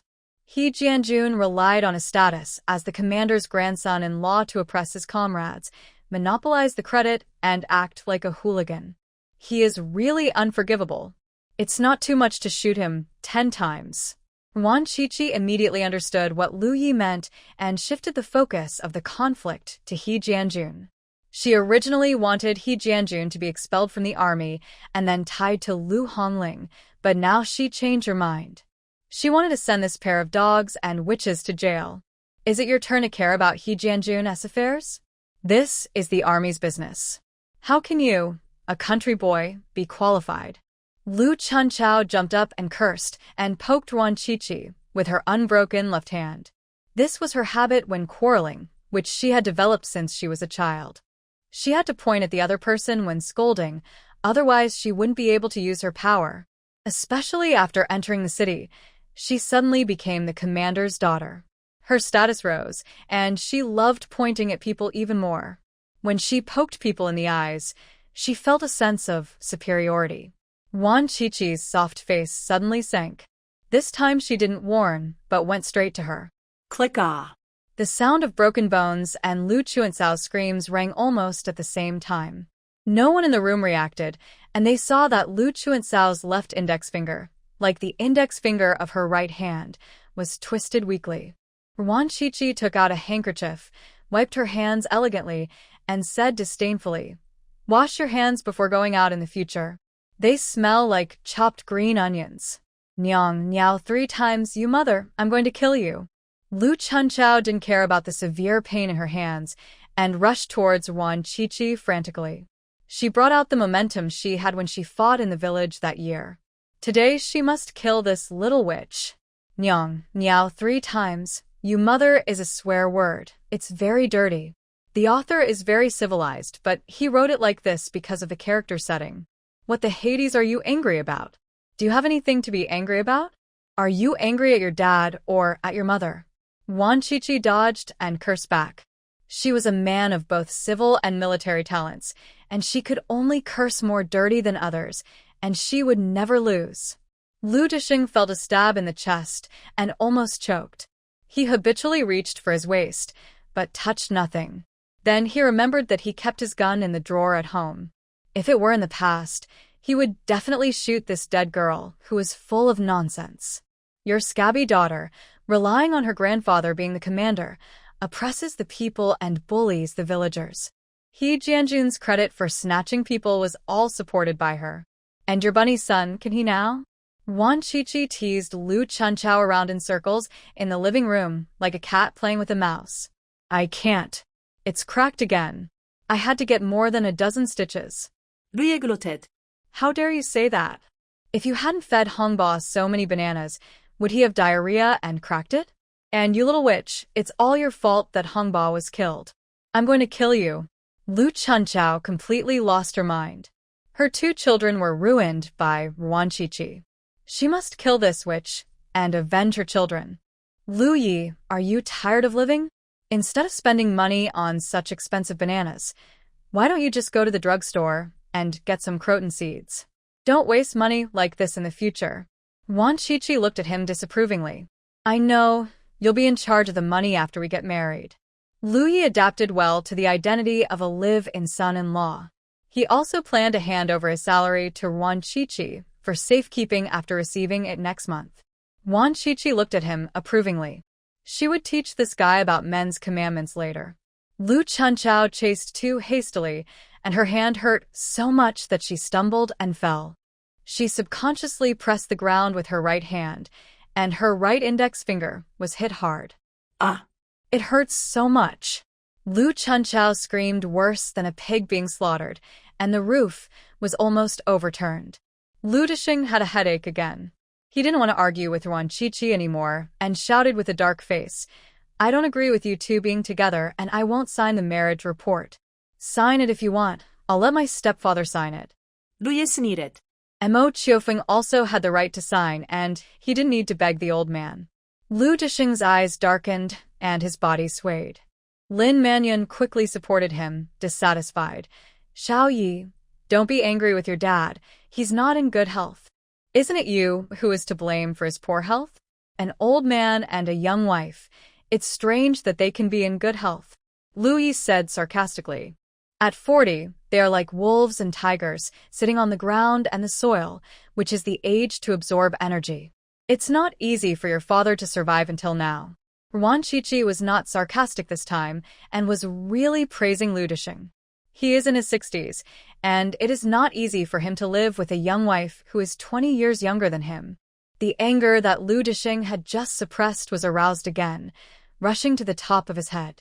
Where is his gun? Bring my gun, go. Lu Disheng roared, asking Lin Mannion to get the gun. He must shoot this stinky boy today. Old Lu, calm down. Lin Mannion wanted to shoot Lu Yi, the mad dog, but she knew that she must not take the gun. Lu Disheng still cared about his son in his heart, and now he was just saying it in anger. Bring the gun, I'm going to shoot this beast. Lu Disheng's eyes turned red with anger. He pushed Lin Mannion away and told her to get the gun quickly. Lin Mannion lost her balance and took several steps back, almost falling. Xiao Yi, you have to make such a mess at home. Are you satisfied? Lin Mannion asked while crying, and did not forget to look at Lu Disheng aggrievedly. Sure enough, she succeeded in igniting Lu Disheng's anger. Don't tell this beast, I'm going to clean up the house today. Lu Disheng was about to go to the room to get the gun himself, but he heard a click. Lu Yi also took out his gun and opened the safety bolt. You're the only one who has a gun? I have one too, and my marksmanship is better than yours. Lu Yi raised the gun arrogantly, and the muzzle slowly moved, aiming at Lin Manyun's head. Beast, if you have the guts, come at me and shoot. Lu Disheng stood in front of Lin Manyun. The father and son were like enemies, one cursing and the other holding a gun. Lu Chunchao was so scared that she dared not make a sound. She quietly got up and retreated to the door, so that she could escape easily if he really shot. Do you think I dare not shoot? I'll shoot you today. Lu Yi's eyes were also red. In fact, he had thought about this shot a long time ago. Lin Mannion starved him for 3 days and locked him outside for a night in winter. During the most difficult 3 years, Lin Mannion often did not give him food. He could only eat when Lu Disheng was at home.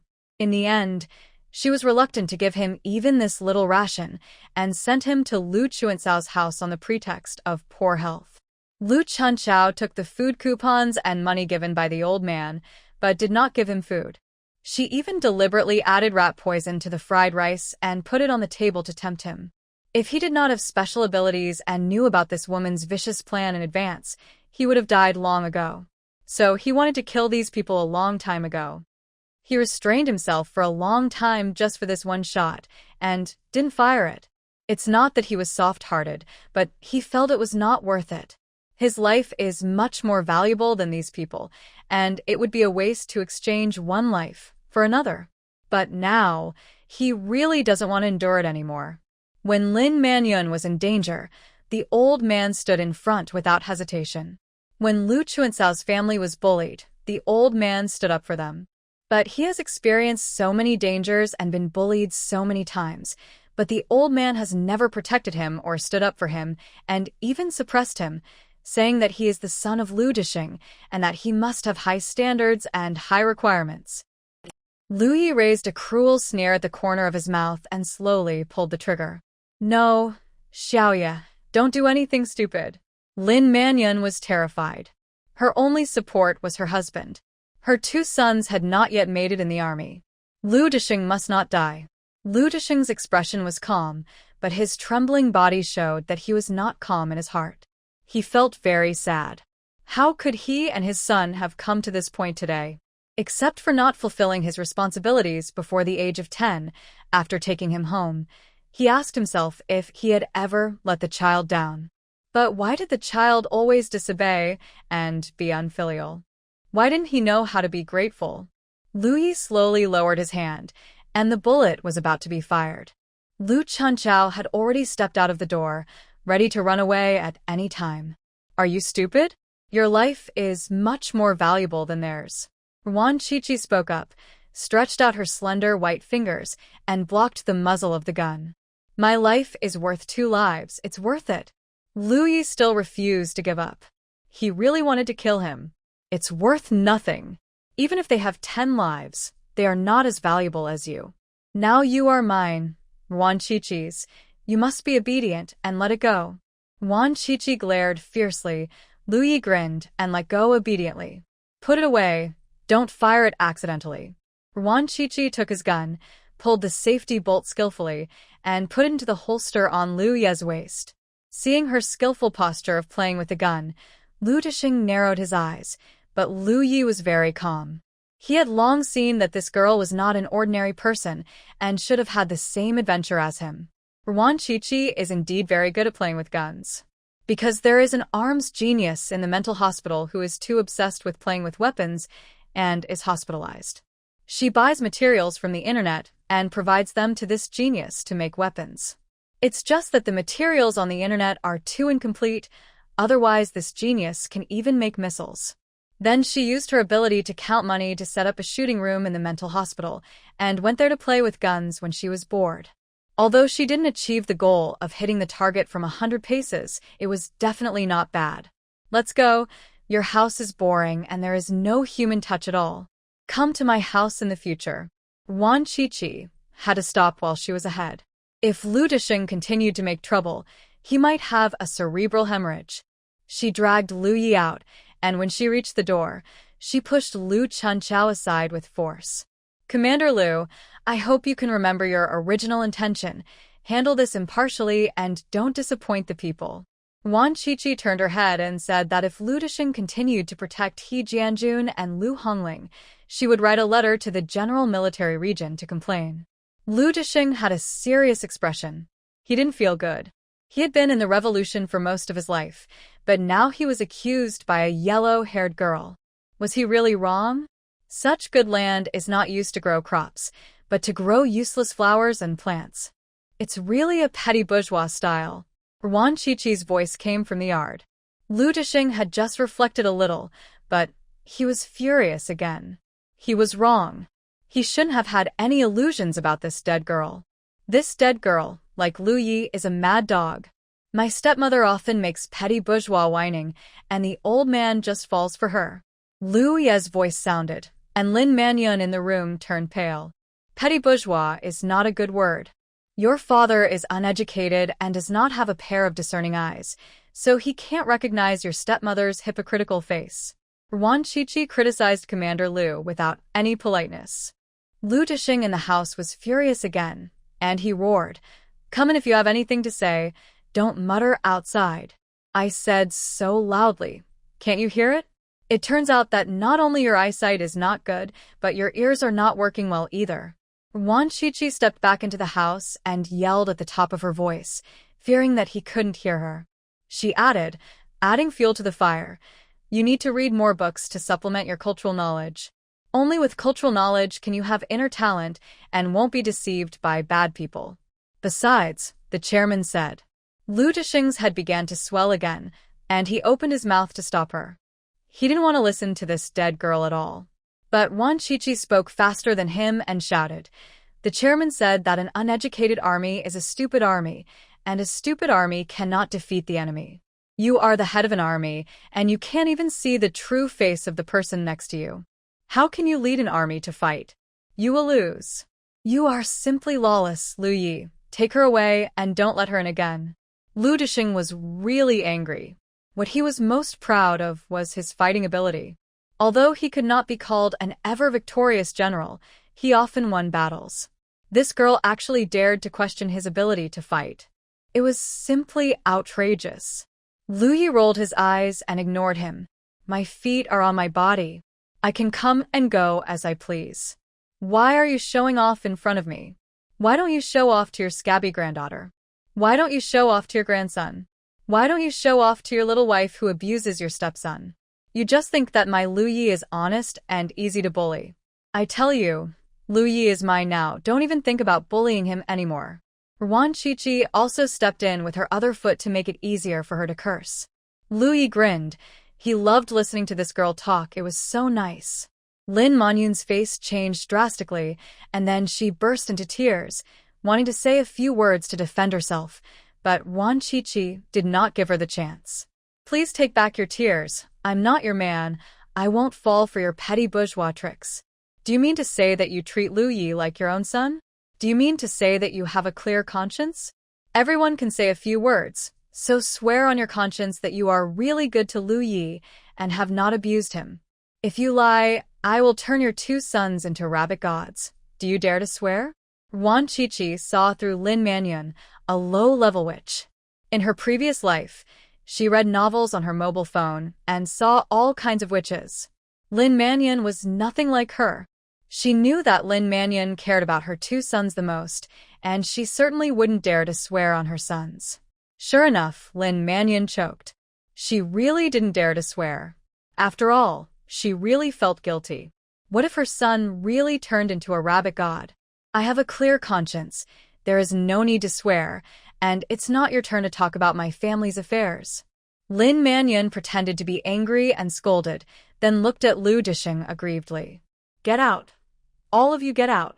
Lu Disheng was like a curled mouth, and Lin Manyun hooked it accurately and immediately started to attack him. You don't dare to swear because you are guilty, Lu Yi. Your grandfather knows it, he knows it very well, but he doesn't care about you. Don't worry about these trivial matters in the future. The chairman said, if it rains, let it rain, and if your mother wants to marry, let him do it. Wan Chichi patted him on the shoulder several times, mocking him sarcastically. I know, I won't care about it anymore. Lu Yi was very obedient. When his voice came in, Lu Disheng felt uncomfortable. He looked at Lin Manyun with more suspicion in his eyes. Although the dead girl was crazy, what she said made sense. Why didn't his wife dare to swear? Was she really guilty? Lin Manyun's heart skipped a beat, and she quickly lowered her head to pretend to be sad. She didn't dare to look Lu Disheng in the face because she was guilty. The chairman said that if you have food in your hands, you won't be panicked. It would be a waste not to grow food on such good land. The chairman also said that corruption and waste are great crimes. I kindly reminded my petty bourgeois stepmother, but she didn't appreciate my kindness. She wanted to carry on the petty bourgeois to the end and harm the Lu family. Inspired by Wan Chichi, Lu Yi also brought out the quotations and put Lin Manyun on the highest moral point. Sure enough, Lin Manyun's face turned pale with fright, and she quickly said, Old Lu, I don't have any. I just like flowers. Lu Disheng's face was as dark as the dark clouds before a storm.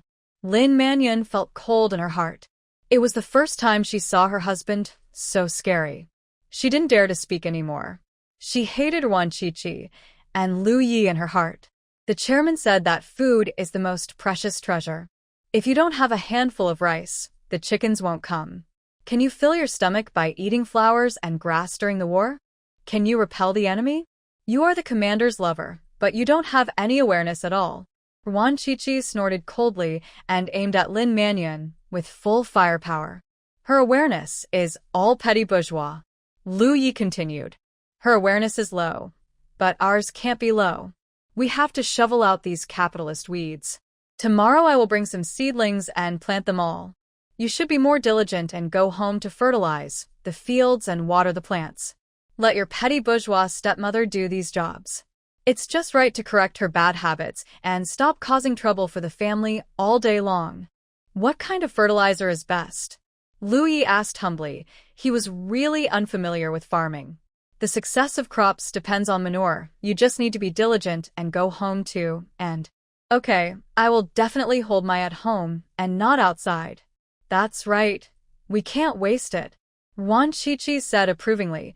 She felt that chatting with Lu Yi was so exciting. No matter what she said, Lu Yi could quickly pick up. The frequency of their thoughts was quite consistent. As they talked, the color on Lin Manyun's face disappeared faster and faster, and her lips turned white. It was obviously just planting some flowers, but this couple brought it up to class struggle. How hateful. Old Lu, I won't plant flowers in the future. Lin Manyun took the initiative to admit her fault. She endured it today, and she will have plenty of ways to deal with them in the future. Sure enough, Lu Dishing's expression eased a lot. He liked Lin Manyun's knowledge and tact, but the sound of hoeing the ground outside made him frown again. He actually thought there was nothing wrong with planting some flowers, but these two rascals talked about quotations and class struggle. If he opposed it again, he would be caught. Louis shoveled all the flowers in the yard with ease, but he didn't the ground. Leave it to the stepmother to the land. The land tomorrow. I'll come to plant vegetables in the evening. Louis said as he entered the house, and without caring whether Lin Manyun agreed or not, he took Wan Qiqi away. What if your stepmother doesn't the land? Then she is against the people and is a reactionary. What if she lets your father the land? She knows that my father is in poor health, but she still lets him the land. She has bad intentions, comparable to Pan Jinlian. The voices of the two people drifted in slowly. Lin Manyun, who originally planned to ask Lu Dishing to the land, had to change her mind. The fire accumulated in her heart was about to burn her internal organs. Lu Dishing also withdrew the idea of helping his wife the land. He also felt that Lin Manyun should really do some work, otherwise she would be so delicate and would soon become a capitalist lady. Lu Chunchao was still standing at the door. It was not that she didn't want to go to the hospital, but she didn't dare to leave without Lu Dishing's permission. Dad, about He Jianjun. Lu Chunchao asked with courage.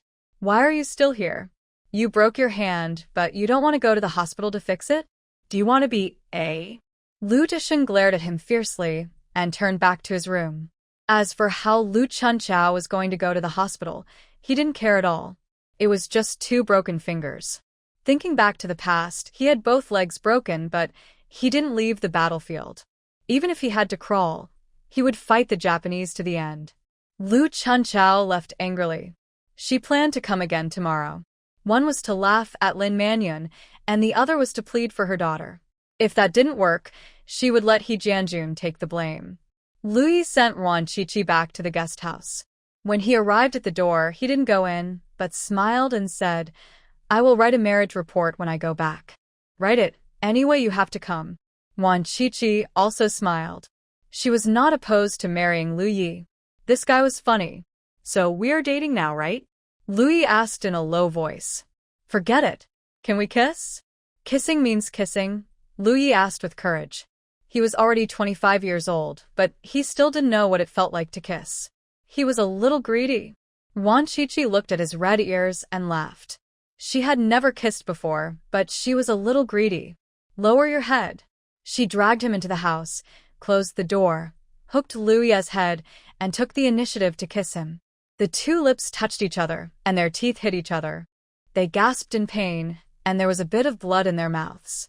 Louis licked the blood on his lips, grinned, his eyes sparkling. He picked him up and put him on his lap. This time he took the initiative to kiss, and he learned from his lesson and kissed very gently.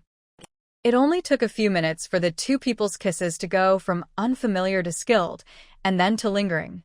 Because they were both elementary school students and were very greedy, the kiss lasted for a long time, until they were about to die. Wan Qiqi licked her lips, feeling a little unsatisfied. Kissing tasted really good. No wonder men and women kissed each other to death in movies. It was not exaggerated at all. Do you want to kiss again? Lu Ye's voice was a little hoarse, and his eyes were fiery. He hadn't kissed enough. No wonder the veterans brag about the things they did on the Kong every day. This thing was really fun. Quiche. Wan Qiqi did not hesitate, and even moved his buttocks and kissed again in a different position. Hiss. Lu Yi took a breath of cold air, and the whole person seemed to be on fire, more fierce than a wolf that had been hungry for a whole winter. He held the girl's buttocks in his arms with one hand, and pulled the chair with the other hand, then sat down with her in his arms, and patted her buttocks a few times, and said in a hoarse voice, "Don't move." That just now almost cost him his life. Focus, don't be distracted. Wan Qiqi was unhappy. He said he was going to kiss, but he was still doing so many small movements and not doing anything serious. But she always prefers to take the initiative to solve problems, so, before Lu Yi could move his mouth, she started to bite him. The first time is new, the second time is familiar, and the third time is just a soy sauce. The two of them were more passionate this time, and the blazing fire of love almost set the guest house on fire. Wan Qiqi's two paws were not very calm, and they kept touching him all over. 8-pack abs, mermaid lines, and a male dog waist. Oh my, she can have a big meal every day in the future. Don't move. Lu Yi held down a certain rebellious claw. His breathing was unstable. If he didn't stop it, his innocence would be in danger. Hurry up and file a marriage report. Learn from your old man. Be efficient. Wan Qiqi was also panting heavily. This era was too conservative, and this kind of thing could only be done after marriage. Write the report when you get back. Lu Yi chuckled, and seeing the swollen lips of the girl in his arms, he couldn't help but feel itchy, and kissed her again. Kissing is really addictive. He doesn't even want to go back to the military area now. He just wants to kiss until the end of time. Go back and go to the compound tomorrow. Wan Qiqi stood up, not reluctant at all. Kiss again. Lu Yi held the back of her head and kissed her hard, then let go. I'll pick you up tomorrow. Lu Yi walked away with a smile, and when he reached the stairwell, he could still be heard humming a song. The sun sets in the west, and the clouds are flying. The soldiers return to the camp after shooting. The red flowers on their chests reflect the colorful clouds, and happy songs are flying all over the sky. Then it ended with a full-bodied 1, 2, 3, 4.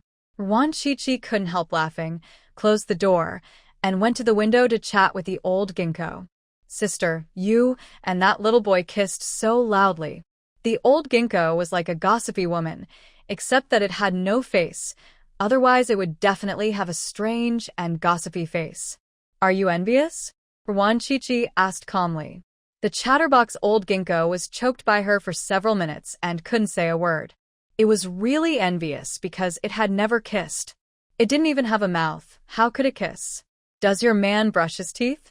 Does your man eat leeks? Does your man have dental tartar? Old ginkgo is indeed a seasoned veteran who has lived for hundreds of years. He managed to get his revenge and asked Wan Qiqi 3 questions in a row. The sweet and romantic feeling brought by the kiss is now gone, and only leeks and dental tartar are left. I'm going to burn you. Wan Qiqi gritted her teeth and took out a lighter and gasoline. I was wrong. Can I tell you a secret? Old ginkgo begged for mercy immediately. Wan Qiqi looked at it coldly, waiting for it to tell the secret to see if it was worth exchanging its life for a tree. Your man is the same as you, with spiritual energy, but not as strong as you.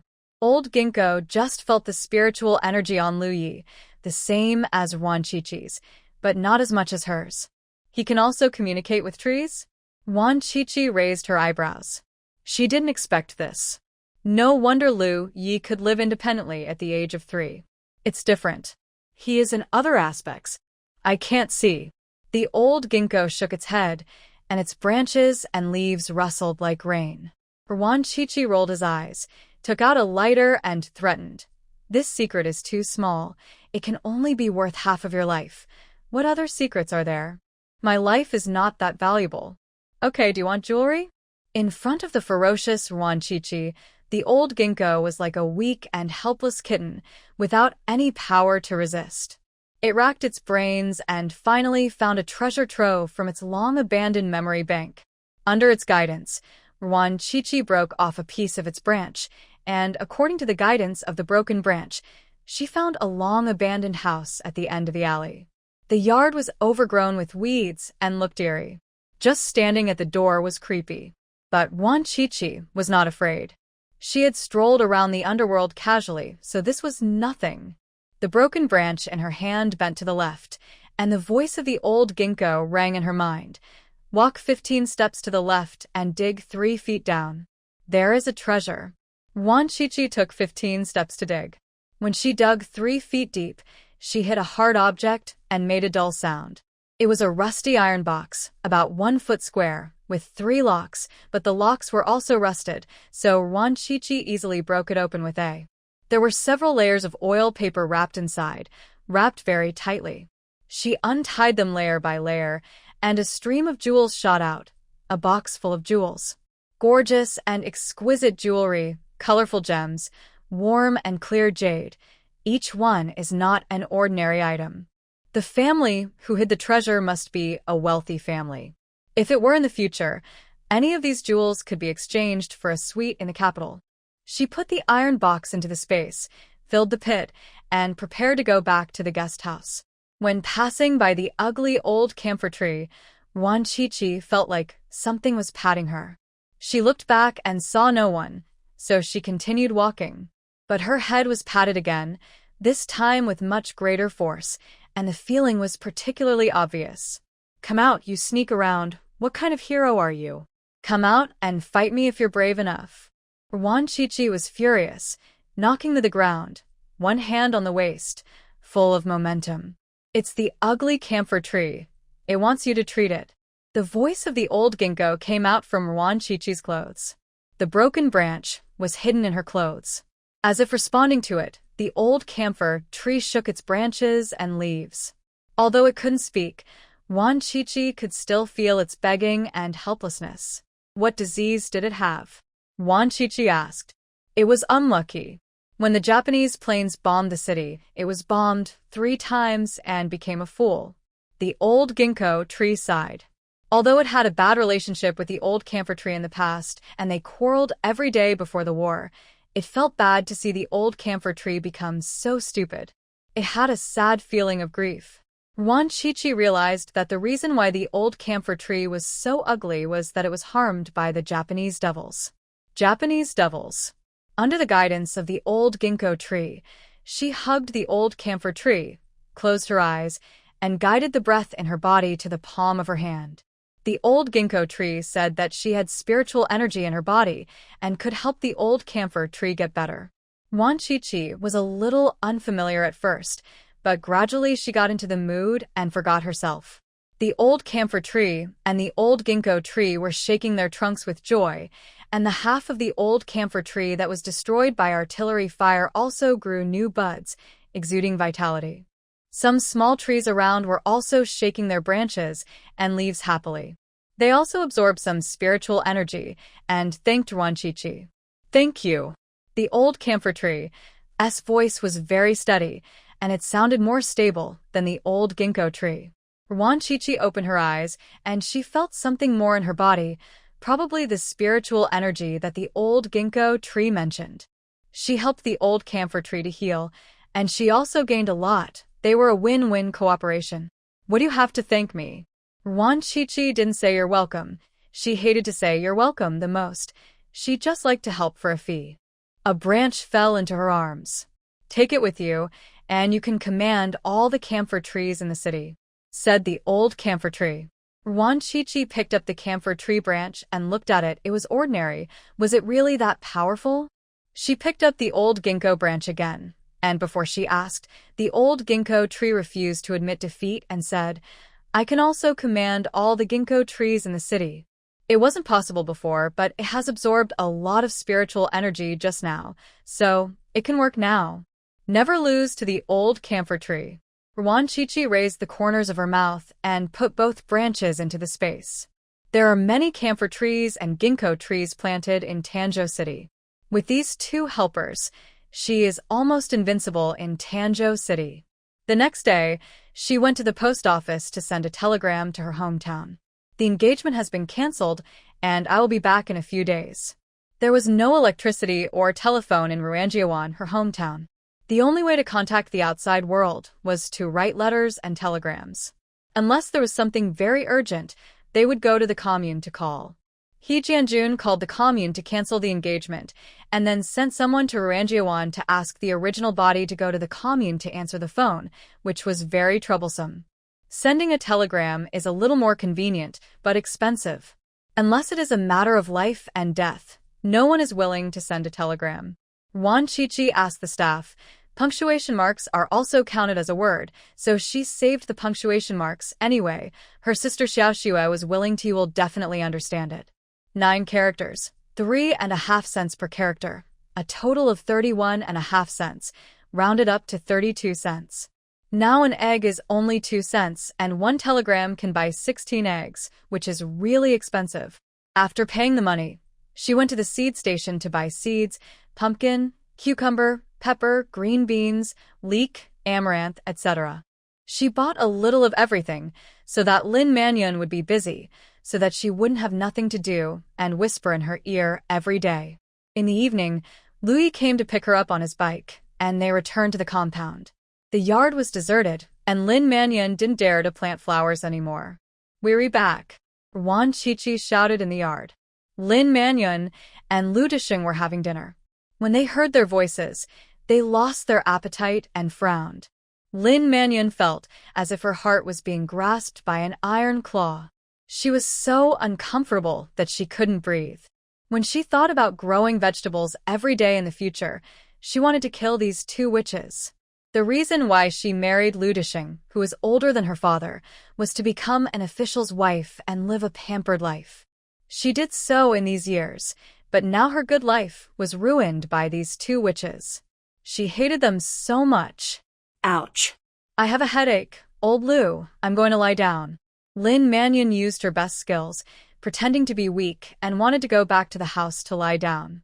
Lu Disheng didn't doubt it at all, and he was even more dissatisfied with Lu Yi and Wan Qiqi.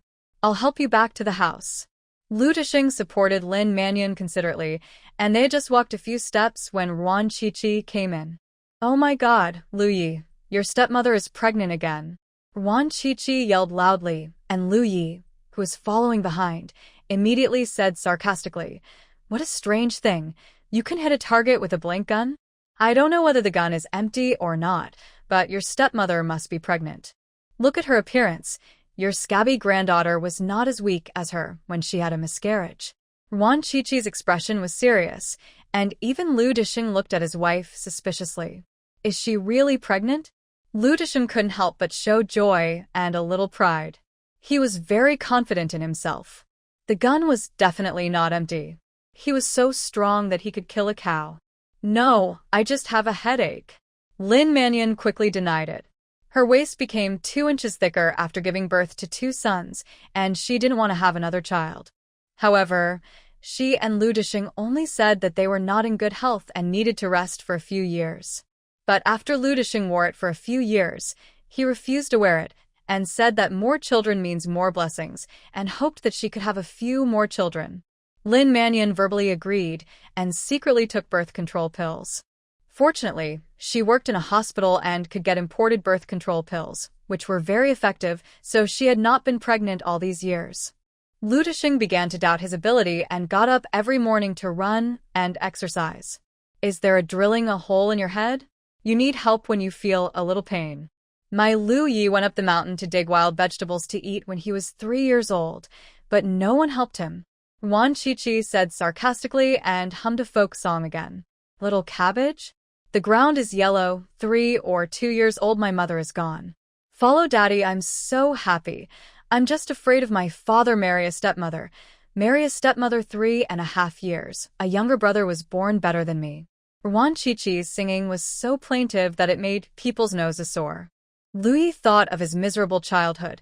His nose became even more sore, and he almost cried. Lu Disheng gritted his teeth, feeling very complicated. He knew that Lu Yi had suffered a lot when he was a child, but that was not caused by him subjectively. Many children in that era were fostered. Lu Yi was lucky. He was found and taken home by him when he was 10 years old. The children of many of his old comrades in arms have not been found until now. After finding his son, Lu Disheng believed that he had never treated him badly. It was just that he did raise his son roughly, but he certainly fulfilled his responsibilities. Lin Manyan was also very dedicated as a stepmother. What a shame that this rascal was sneering all day long. Lin Manyan was so angry that she couldn't pretend to have a headache anymore. She looked at Lu Disheng with tears in her eyes, without saying a word. Just looking at her with grievance was better than 1,000 words. Stop singing. What are you doing here again? Lu Disheng was successfully aroused and shouted angrily. Wait, there is one more sentence. Once a song has begun, it must be finished. This is Wan Chi-Chi's good habit. She continued to sing sadly. My brother eats noodles. I want to drink soup. Pick up the bowl, my eyes are full of tears. My eyes are full of tears. After singing, Wan Chi-Chi grinned at Lu Disheng and asked sincerely, Did I sing well? What are you doing here again? Lu Disheng's head was 3 circles big. He was really afraid of this crazy girl. He couldn't hit her, and she didn't react even if he scolded her. This crazy girl was as thick-skinned as a city wall, and she didn't understand what people said. She was very crazy. Send seeds to your little wife. We agreed yesterday. Here, pumpkin, cucumber, pepper, green beans, leek, amaranth, cabbage, I bought them all. Plant the seeds today, and in summer, you will have a rich harvest of fruits and vegetables, and your little wife's petty bourgeois problem can also be eradicated. Don't you think it's killing 2 birds with 1 stone? Wan Chi-Chi took out a dozen small paper bags from the bag, all marked with the name of the vegetables. I'm not in good health and can't farm. Xiaoya, since you don't like flowers, the land in the yard is handed over to you. You can grow vegetables. Lin Manyan had made up her mind last night. She would never compromise. If she could be asked to farm today, she could be asked to get out tomorrow. She had been fighting with Lu Yi for so many years and had won every time. This time, she would definitely win too. The smile on Wan Chi-Chi's face disappeared instantly. She threw a dozen packets of seeds on the ground, put her hands on her waist, and said loudly, Lu Yi is a PLA soldier who defends our country. The chairman said that the soldiers on the front line shed blood and sacrificed their lives, and our families must guard the rear. As a military family member, you have no awareness at all. You've been doing nothing but dragging your feet. You are in poor health when you are asked to farm. You used to be in good health when you beat Lu Yi, but you knocked out 3 teeth of my Lu Yi. She made up this quotation. Anyway, the couple had no culture and would definitely not read the quotation seriously. Besides, the chairman said so many things, and no one could guarantee whether he had said them or not. When did I beat Xiao Yi? Old Lu, I'm innocent. I was sincere to Xiao Yi and even neglected the liberation and aid to Korea. How could he throw dirty water on me like this? I won't live anymore. Lin Manyan covered her face and sobbed. Lu Jiefeng and Lu Yuanchao were her 2 biological sons. Lu Disheng had some doubts at first, but they were dispelled by her tears. He also felt that Lu Yi was really heartless and an ungrateful person. Cry, cry, is your father dead or your mother dead? Or is your son dead? Tears are so worthless. Why don't you go to the front line and cry the enemy to death? Wan Chi-Chi was headached by this woman's crying. She hated people crying around her the most, which was more annoying than mosquitoes. Furious, Wan Chi-Chi had a seizure. She rushed forward and slapped her with her backhand. Lin Manyan was stunned by her. She was the commander's wife. How dare this little witch hit her? Old Lu, she hit me. Lin Manyan covered half of her face and shouted aggrievedly. I hit you. You are crying for your son's funeral. Go grow vegetables. If there is no harvest in summer, you are the enemy of the people. Wan Chi-Chi slapped him again with her backhand, and then she was satisfied. She also had a good habit of doing everything in a coherent manner. If she was slapped on the left side of the face, she would definitely slap the right side as well. Otherwise, she would not be able to sleep all night. Lu Yi was also shocked at first, and then he was overjoyed, grinning foolishly with his teeth bared. Lu Disheng finally reacted, and in anger he subconsciously reached for his waist, but still touched nothing. "Wanna point a gun at me? You two are really of the same character, both enemies of the people." Wan Qiqi sneered, not afraid of the murderous Lu Disheng at all. No matter how fierce Lu Disheng is, he can't be more murderous than the king of Hades, so she is not afraid. You "You are simply lawless. Don't think I really dare not do anything to you." Lu Disheng was about to explode with anger.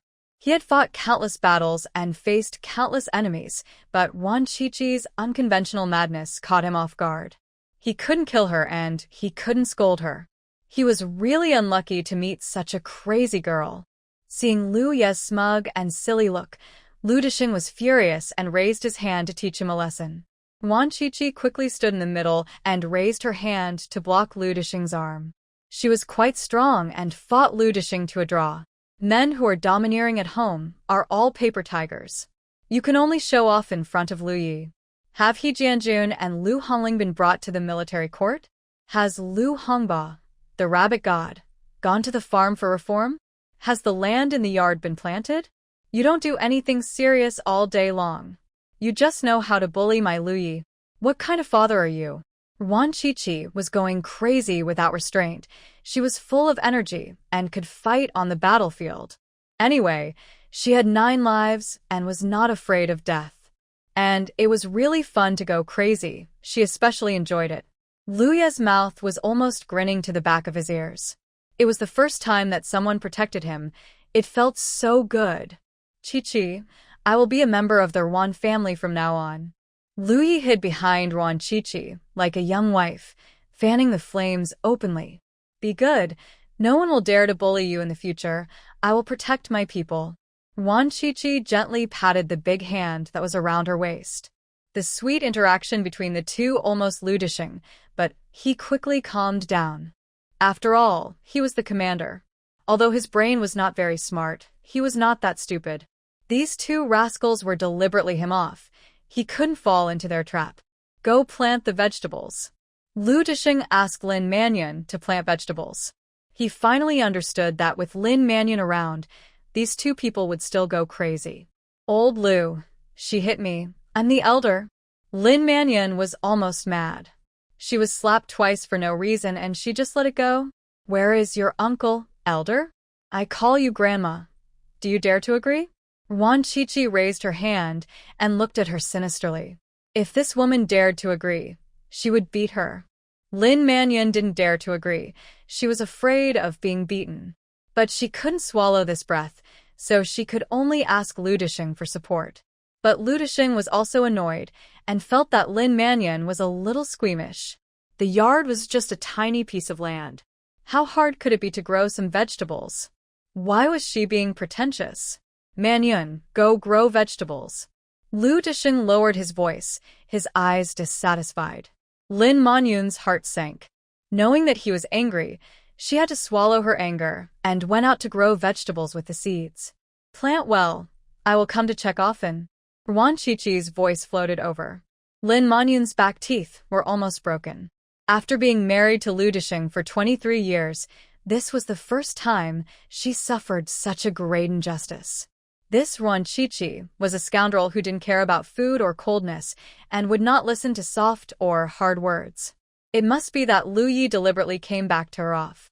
After teaching Lin Mannion a lesson, Wan Qiqi looked at Lu Disheng. It was time to deal with this scumbag father. "Wan Qiqi, I don't agree with your marriage to Lu Yi. My family affairs have nothing to do with you. Please respect yourself and don't come to my house shamelessly."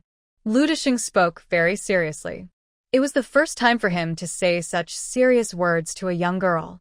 Mainly because he was afraid that he spoke too lightly and it would have no effect on Wan Qiqi, the crazy woman. His vision was still too narrow.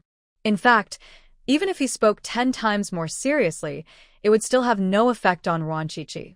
She never wastes herself, but only drives others crazy. I respect myself and love myself very much. When I was dating Lu Yi, I didn't shamelessly get pregnant. I'm still a Lu Yi and I didn't bully others or steal other people's credit. You should say these words to Lu Hongling.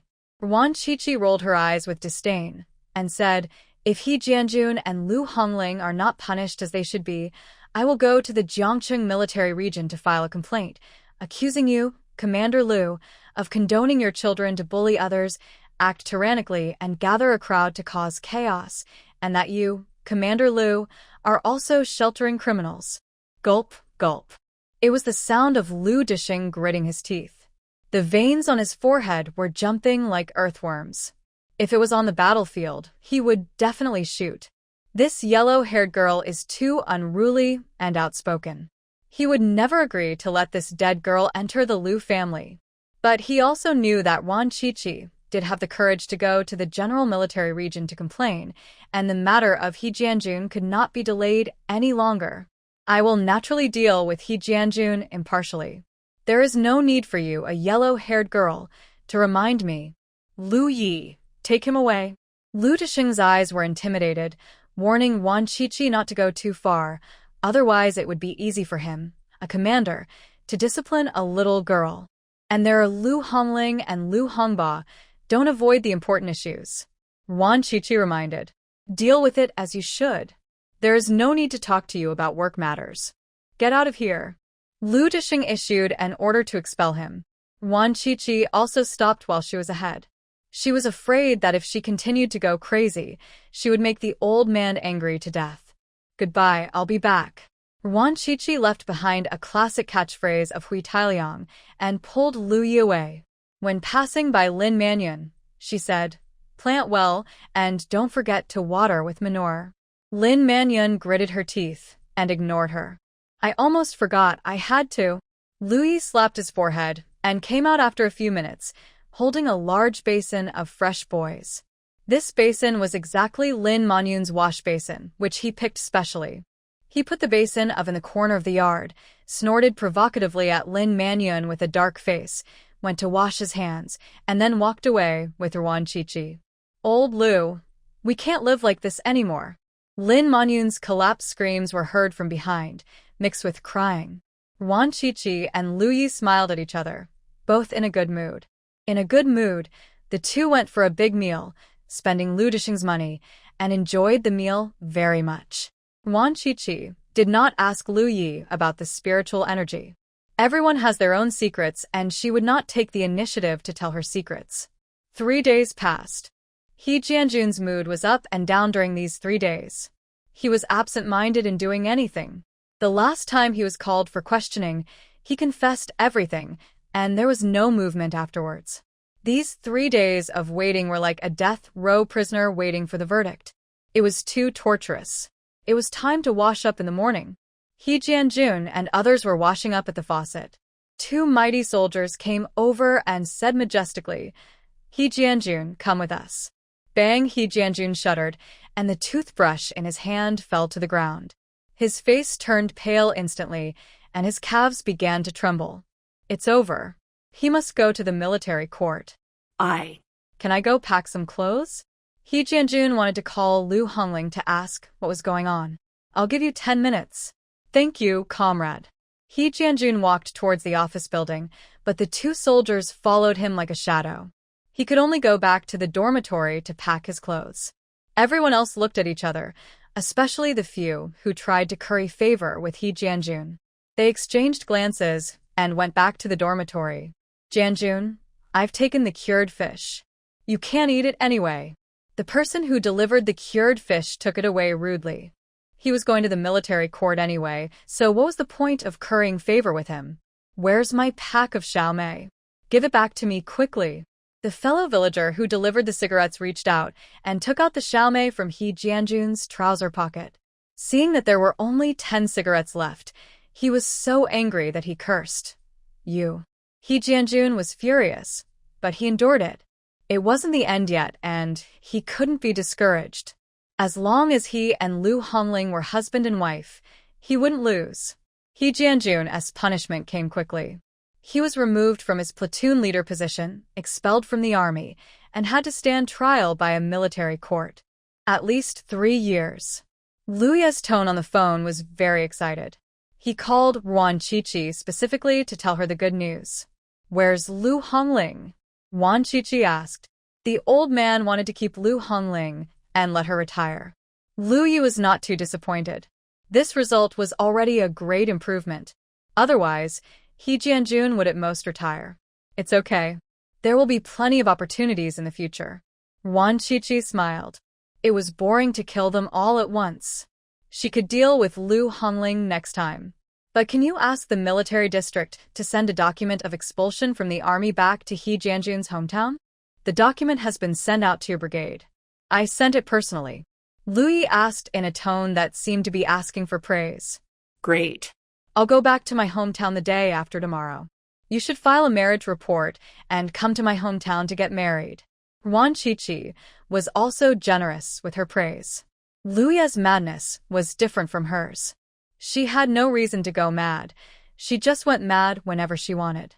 Lu Yi went mad to attract the attention of adults and to get their affirmation.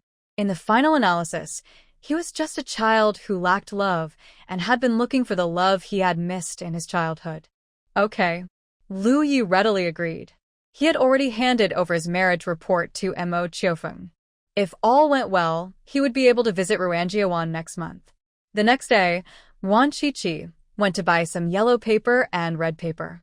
She had been out for so long, and she had to bring back some Tanzhou specialties.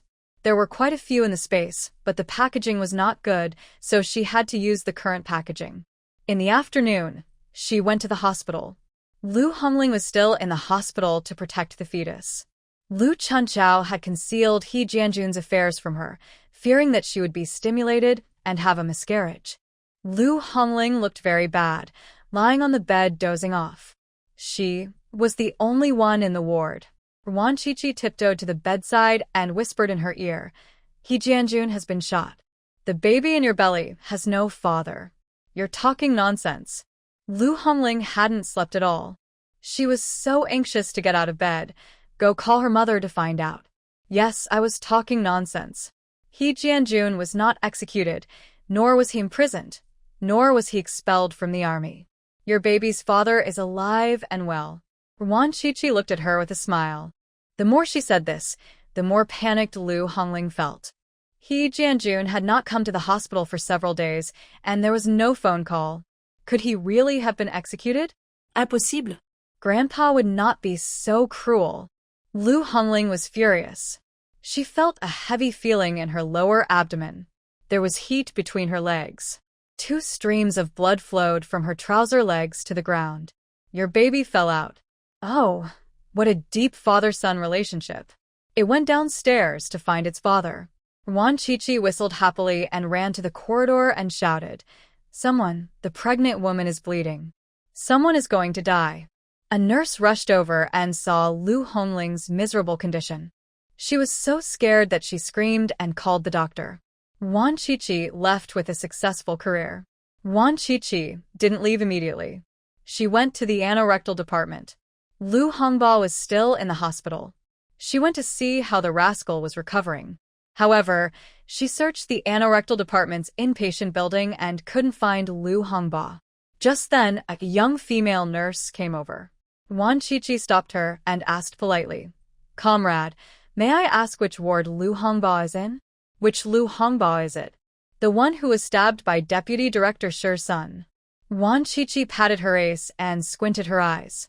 The female nurse understood immediately and pointed upstairs, whispering, The innermost room on the left on the 3rd floor. Thank you. You're a good comrade of the people. You're welcome. Serve the people. The female nurse straightened her back and answered passionately. Wan Qiqi waved at her and went up to the 3rd floor. She easily found Lu Hongba. He was in a single room, lying on his side facing inward, with food on the bedside table. Fruits, canned food, malted milk, snacks, etc., all of which were sent by others. The title of the commander's grandson is really useful.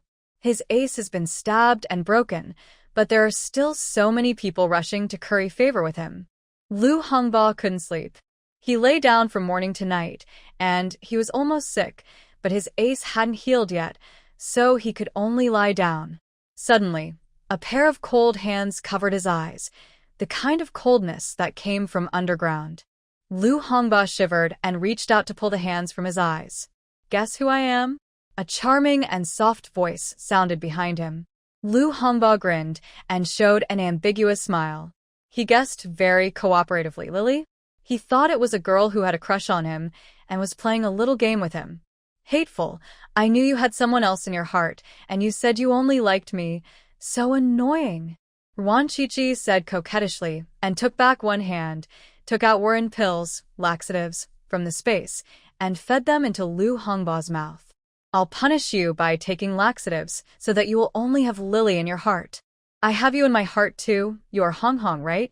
Lu Hongba swallowed the pill with a smile, not believing it was really a laxative. Those women all wanted to marry him. How could they bear to give him a laxative? During the days in the hospital, none of the girls he had dated before came to see him, and Lu Hongba felt very uncomfortable. He was used to enjoying the pride of being surrounded by girls, and suddenly it became cold and deserted, and he couldn't adapt. Now it was not easy for a girl to come to see him and play fun games with him. Even if the girl said it was arsenic, he would swallow it. So good. Seeing him swallow the pill, Wan Chi praised him generously and coaxed him in a low voice. Don't open your eyes. We are playing the game of wooden man. The loser will be spanked. We are all wooden men, no talking, no moving. As soon as she finished speaking, Lu Hongba obediently stopped moving, not even opening his eyes. Very obedient. Wan Chi was a little soft-hearted. She couldn't bear to kill such a good toy. Unfortunately, she promised her original body that she would take revenge, and Lu Hongba must die. Forget it. 3-legged frogs are hard to find, and 2-legged men are everywhere, so there is no need to worry about the. Time passed by, and Lu Hongba still maintained a motionless posture, but his stomach was not willing to cooperate. Gurgling a few times, abdominal pain, and a few smelly farts, and the chrysanthemum that had finally recovered a little was almost broken again. Lu Hongba endured for a few minutes and finally couldn't help it and shouted, I want to go to the toilet. The game is paused. There was no response behind him, and he finally realized that something was wrong. He turned his head, and there was no Hong Hong. The door of the ward was open, and Hong Hong had disappeared long ago, and there was no food left on the bedside table. Ouch. Lu Hongba didn't care whether it was Hong Hong or Lily, and rushed into the health center with his hands on his stomach. He fell down 3,000 feet, and his chrysanthemum broke again, bleeding like a stream, and the toilet was full of red. Lu Hongba had been defecating in the bathroom for nearly an hour. Wan Chi gave him the amount of fluids that 3 adults could use, which was enough to make a cow feel good. He was almost dead, and almost fainted. Don't let me catch that witch. Lu Hongba cursed helplessly. He thought it was a little fun for the girl who admired him, but it turned out that she gave him real laxatives. It must be sent by that rascal Lu Yi again. This rascal tried to kill him again and again. Why didn't he get poisoned by that bowl of fried rice? Wan Chi happily went downstairs. Lu Hongling had been sent to the operating room for rescue. Lu Chunchao also rushed over and sat at the door of the operating room with a worried look on her face. Lu Chuancao's 2 index fingers were still wrapped in thick gauze. She looked very haggard. Obviously, she had not been doing well these days. Wan Chi squatted in the corner and waited. This time, she didn't wait long. In less than half an hour, the doctor came out. The baby was not saved. I told you that the mother's body was very weak and could not bear any stimulation. Why didn't you listen? The doctor accused. Doctor, how is my daughter? Lu Chunchao could not take care of the child. She was more concerned about her daughter's safety. Not very good. Family members should take good care of her, just like sitting in confinement after childbirth. She needs to recuperate for at least a month, otherwise it will affect her future fertility. I see. Thank you, doctor. Lu Chunchao breathed a sigh of relief. It was good that she could still give birth again. He Jianjun's useless child was aborted. She would find another capable young man for her daughter in the future. Lu Hongba was pushed out. She was not awake yet. She was sleeping with a pale face. Lu Chunchao was heartbroken. Among the 3 children, she loved her daughter the most. Because her daughter had suffered with her since she was young, she knew how to feel sorry for her at a young age and even stood up for her to deal with her parents-in-law. On the contrary, The two sons had never suffered. After the eldest son was born, she recognized Lu Disheng not long after. After knowing that her father was a high-ranking official, her husband's family changed their attitude and became extremely polite to her and her children. Therefore, Lu Chunchao always felt that she owed her daughter and treated her better than her son. Lu Hongling was pushed into the ward. As soon as Lu Chunchao entered the ward, a nurse came to her and said, "Lu Hongba is not in good condition. Go and check it out." What happened to Hongba? Lu Chuancao's ace just touched the chair, and she stood up again in a hurry. She stood up too quickly, and her body swayed. Her right hand subconsciously supported on the wall. There was a sharp pain in her index finger, and she almost choked with pain. The wound has cracked and a lot of blood has flowed. I have told your family many times that you must pay attention to the food. Last time you ate rotten bananas and this time you ate laxatives. You want to kill the patient, right? The nurse was very dissatisfied. The hospital was busy, and the patients and their families were unwilling to cooperate well, increasing their workload. It was really annoying. Who gave Hongba the laxative? Who is so cruel? Lu Chunchao was angry and anxious. She didn't care about her daughter, who was still unconscious. She ran to the third floor. The doctor had already treated Lu Hongba's wound, but he was bleeding too much and his face was paler than a dead person. If you keep eating like this, your ace will be lost, the doctor warned seriously. Lu Chuancao's eyes went dark and her body swayed a few times. She suddenly felt weak. She hadn't been so exhausted for many years. Her son and daughter had accidents one after another. What bad luck did her family have? Wan Qiqi hid in the dark, admiring Lu Chunchao like a spinning top, running between the first and third floors. After taking care of her son's chrysanthemum, she had to go to her daughter's confinement. After a few trips, Lu Chunchao was exhausted. After admiring Lu Chuancao's exhaustion, Wan Qiqi was in a very good mood. She hummed a song and left the hospital. It was 3 o'clock in the afternoon, and it was still early before dark. She rolled her eyes and thought of another idea to play a trick on her. He Jianjun will definitely go to jail, but Lu Hongling and her brother may not. Lu Disheng will definitely do everything he can to protect them. She didn't want to take down both of them at once, just kill one. As for which one, let Lu Chunchao choose. Wan Qiqi took out the branch given by the old camphor tree and walked to a camphor tree on the roadside. She patted the camphor tree with the branch. The camphor tree, which had been quiet, suddenly shook, as if it was shy. Before Wan Qiqi could speak, the camphor tree shook several times again. Although a tree has no face or features, she felt flattery from this camphor tree. Ask it where Deputy Director Sure is? Wan Qiqi said to the old camphor tree. The camphor tree on the roadside was so excited that it was like cramping, and it started to rain camphor leaves. Wan Qiqi had several leaves on her head and body. No one knew how they communicated. The old camphor tree replied, "The boy doesn't know where Deputy Director Sure is." Wan Qiqi, I wonder if you guys have been chatting for so long? The two trees chatted so enthusiastically that she thought they knew everything about Deputy Director Sure. Zizi is very filial and sensible. He likes to listen to me talk about the past, so I said a few more words. The tone of the old camphor tree was still unsatisfied, and it was obvious that it wanted to continue chatting. Wan Qiqi got up and walked away. This camphor tree was skinny and must have been planted only a few years ago. She had to find an older one. After crossing a road, she found a camphor tree with lush branches and leaves. The older it was, the more stable it was. Facing the same old camphor tree, this one was not so excited and did not drop any leaves on her head.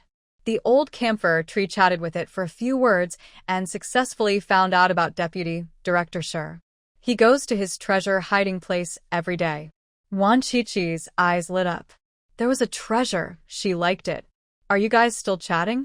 Wan Qiqi thought that the old camphor tree liked to chat with the younger generation, but the old camphor tree shook its branches a few times. No more chatting. This kid is not very good at talking. The kid in front is more interesting.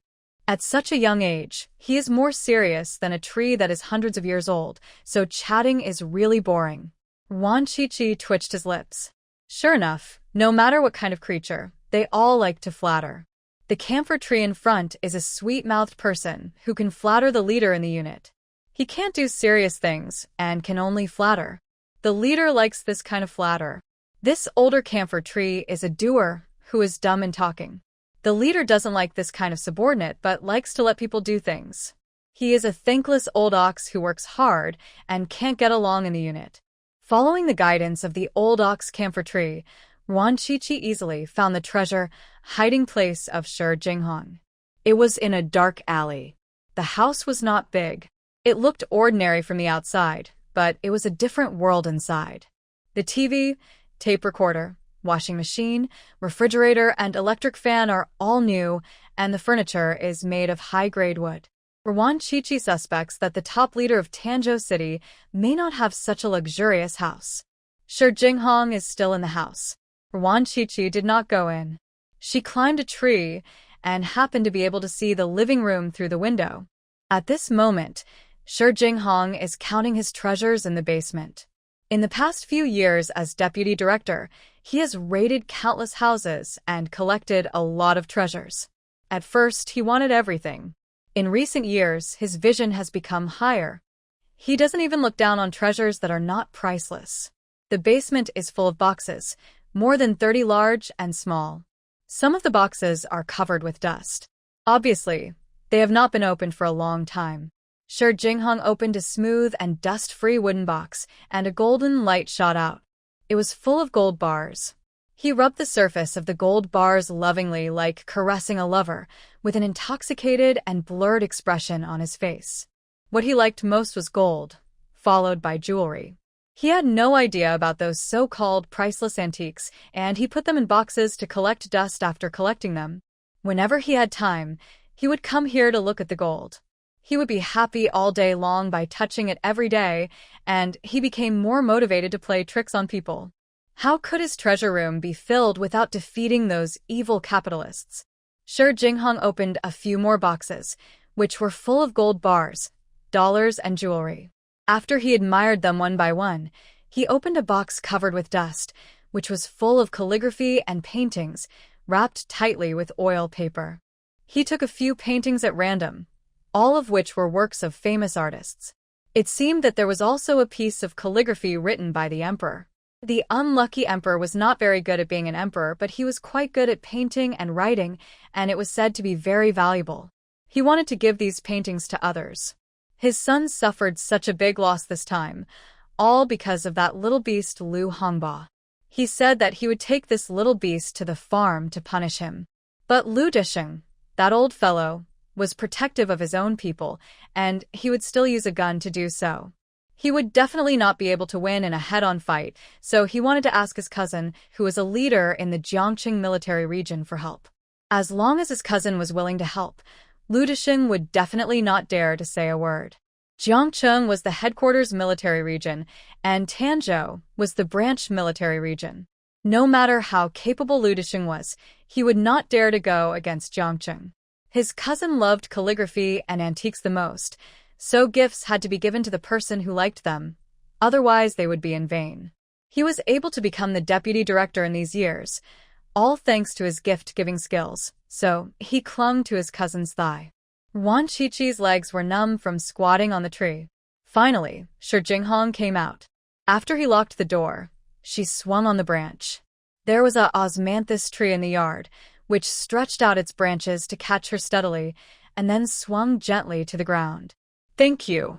Wan Chi-Chi patted the osmanthus tree and gave it some spiritual energy. The osmanthus tree was so happy that its branches shook, as if it had eaten Tang Monk's flesh. She smiled. Plants are still simple. Her golden finger is really good. She didn't know what Lu Ye's golden finger was. She was a little curious. With the guidance of the osmanthus tree, Wan Chi-Chi easily found the treasure room. She put on plastic bags and gloves on her feet. The criminal investigation technology in the 1970s was quite powerful. It would not be wrong to be careful. More than 30 boxes were piled up into a small mountain. She didn't open them. She put them all into the space, leaving none. The furniture and electrical appliances in the living room were also collected. She also found a small box in the bedroom, which was filled with brand new tickets for the Great Unity and various tickets. TV tickets, bicycle tickets, sewing tickets, wine tickets, cigarette tickets, cloth tickets, meat tickets, national food tickets, etc. are all necessary for the people's lives nowadays. Wan Chichi picked them casually and found 2 bicycle tickets, 3 sewing tickets, only 1 TV ticket, 5,000 kilograms of national food tickets, and an incredible amount of cash, 58,000 yuan. She took them all without hesitation. Moreover, she found a small notebook at the bottom of the box. When she opened it, she saw that the words were crooked and there were typos. At 8:15 p.m. on May 15, 1968, the third sister-in-law received 1,000 kilograms of national food tickets and 3 calligraphy and paintings. At 9 p.m. on August 20, 1969, the third sister-in-law received 5,001 TV ticket and 5 calligraphy and paintings. At 7 p.m. on October 5, 1970, the third sister-in-law received 6,006 calligraphy and paintings and 20 small yellow croakers. Wan Chichi flipped through a few pages. Most of them were gifts for the third sister-in-law, and the amounts were getting bigger and bigger. There were also other people's names, which appeared less frequently, and the amounts were not that high.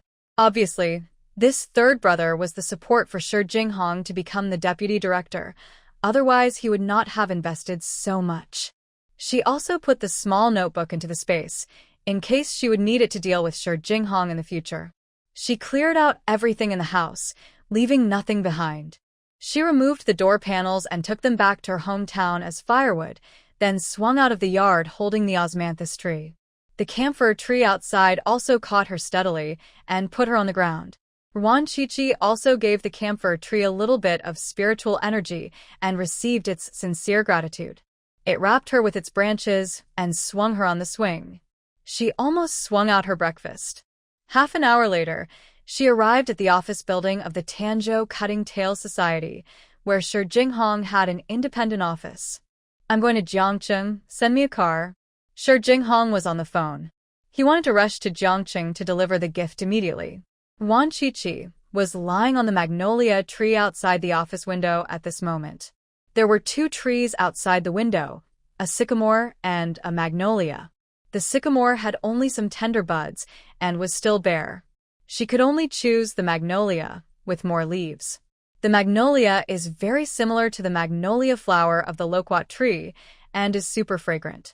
She took out a pen and paper and wrote a sentence with her left hand. Lu Dishing's granddaughter Lu Hongling got married for 3 days and is 2 months pregnant. She just had a miscarriage and is in the People's Hospital. He crumpled the paper into a ball and threw it onto the table in the office. Shi Jinghong reacted quickly. He immediately ran to the window, looked around, and looked in the tree, but Wan Chichi had already hidden in the space. He opened the note and took a look and was immediately overjoyed. If he couldn't deal with Lu Hongba, he could deal with his sister. This Lu Hongling was a complete hooligan. Let's see what Lu Dishing has to say. Shi Jinghong made another call and said with great momentum, "Xiaoli Xiaozhang, take a few people to the door and wait." He would go to the hospital now to catch the female hooligan Lu Hongling. When writing about Magnolia grandiflora, I thought of a joke. A former colleague of mine had a cough for a long time, and neither medicine nor injections worked. She heard that boiled loquat leaves and honey water could relieve cough, so she ran out to pick loquat leaves, boiled water, and drank it for a week, and her cough was actually cured. Then her mother-in-law saw the remaining leaves in the refrigerator and said they were Magnolia grandiflora leaves. Fortunately, they were not poisonous. Haha. Wan Chichi came down from the tree only after Shi Jinghong and his gang left. She was planning to leave, but when she saw that the window was not closed, she changed her mind. Shi Jinghong had just brought in a few paintings and calligraphy, and she had to take them. She climbed in easily through the window and saw that Shi Jinghong had locked the paintings and calligraphy in a drawer. A mere lock could not do anything to her. Wan Chichi took out a wire cutter from the space and easily cut the lock. In the drawer, besides the red-headed documents, there were paintings and calligraphy, as well as some cash and food coupons. Except for the documents, she took everything else, then climbed out of the window and slipped away. At this time, the members of the Cutting Tail Society were all outside playing tricks on people. The office building was deserted, and no one saw her at all. It was getting dark outside. Wan Qiqi slowly walked back to the guest house. When passing by the post office, she called Lu Yi. "I was just about to go to the guest house to find you. I have good news for you." Lu Hongba was caught by the Cutting Tail Society. Lu Ye's tone was full of undisguised gloating. "Aren't you going to arrest Lu Hongling?" Wan Qiqi asked. Shi Jinghong is well informed. She found out that Lu Hongling was pregnant before marriage, so she took people to the hospital to arrest her. Lu Chunchao was there, and she tried her best to stop them. Shi Jinghong gave her two choices, either take Lu Hongba away or Lu Hongling. Lu Chunchao chose Lu Hongba. "You are a big sister who really loves her daughter." Wan Qiqi suddenly felt that Lu Chunchao was a little bit cute. At least she didn't favor boys over girls. She could only choose Lu Hongba. Lu Hongling had just finished the operation. If she was taken away, her life would be in danger. As soon as Lu Hongba was taken away, she called the old man and cried and asked him to save her. "Your father can't be saved this time."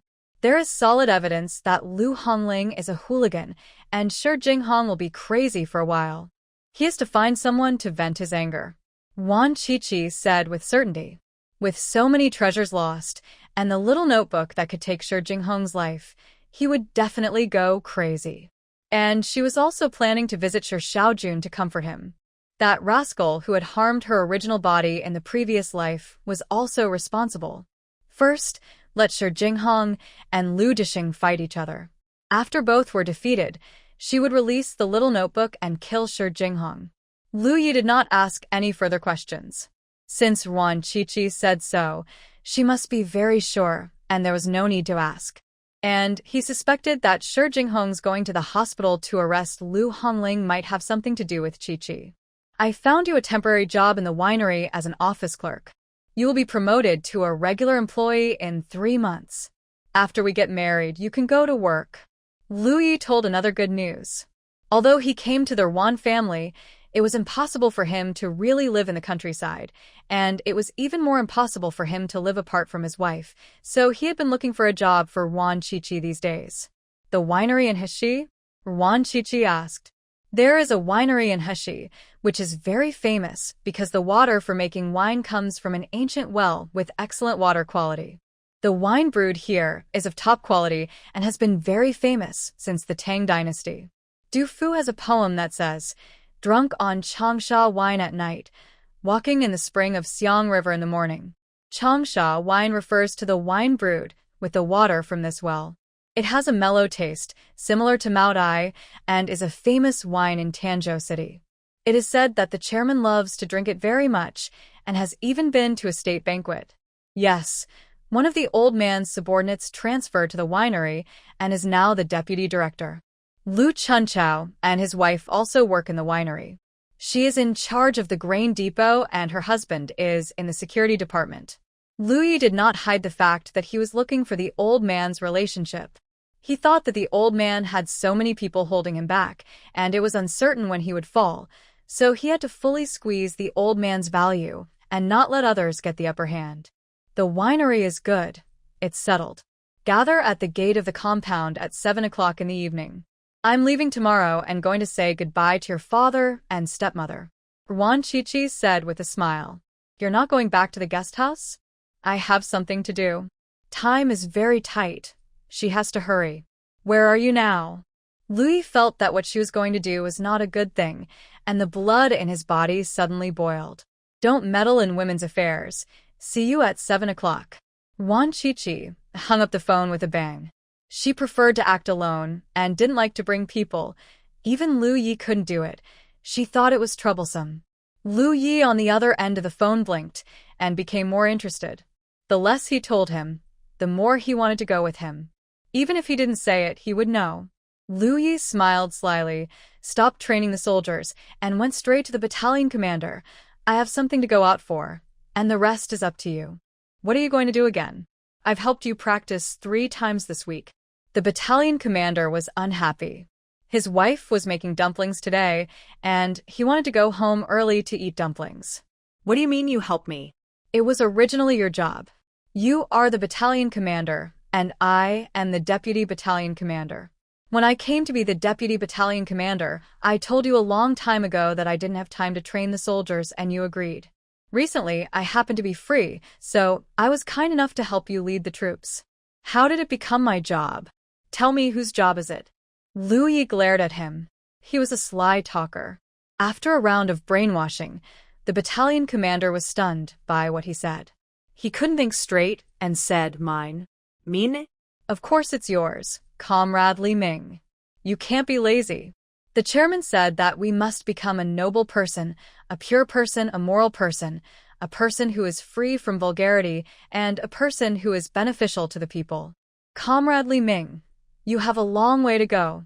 Lu Yi patted the battalion commander heavily on the shoulder and recited the quotations from the emperor with earnest words. He had been reciting the quotations from the emperor whenever he had free time recently, and he had memorized them by heart.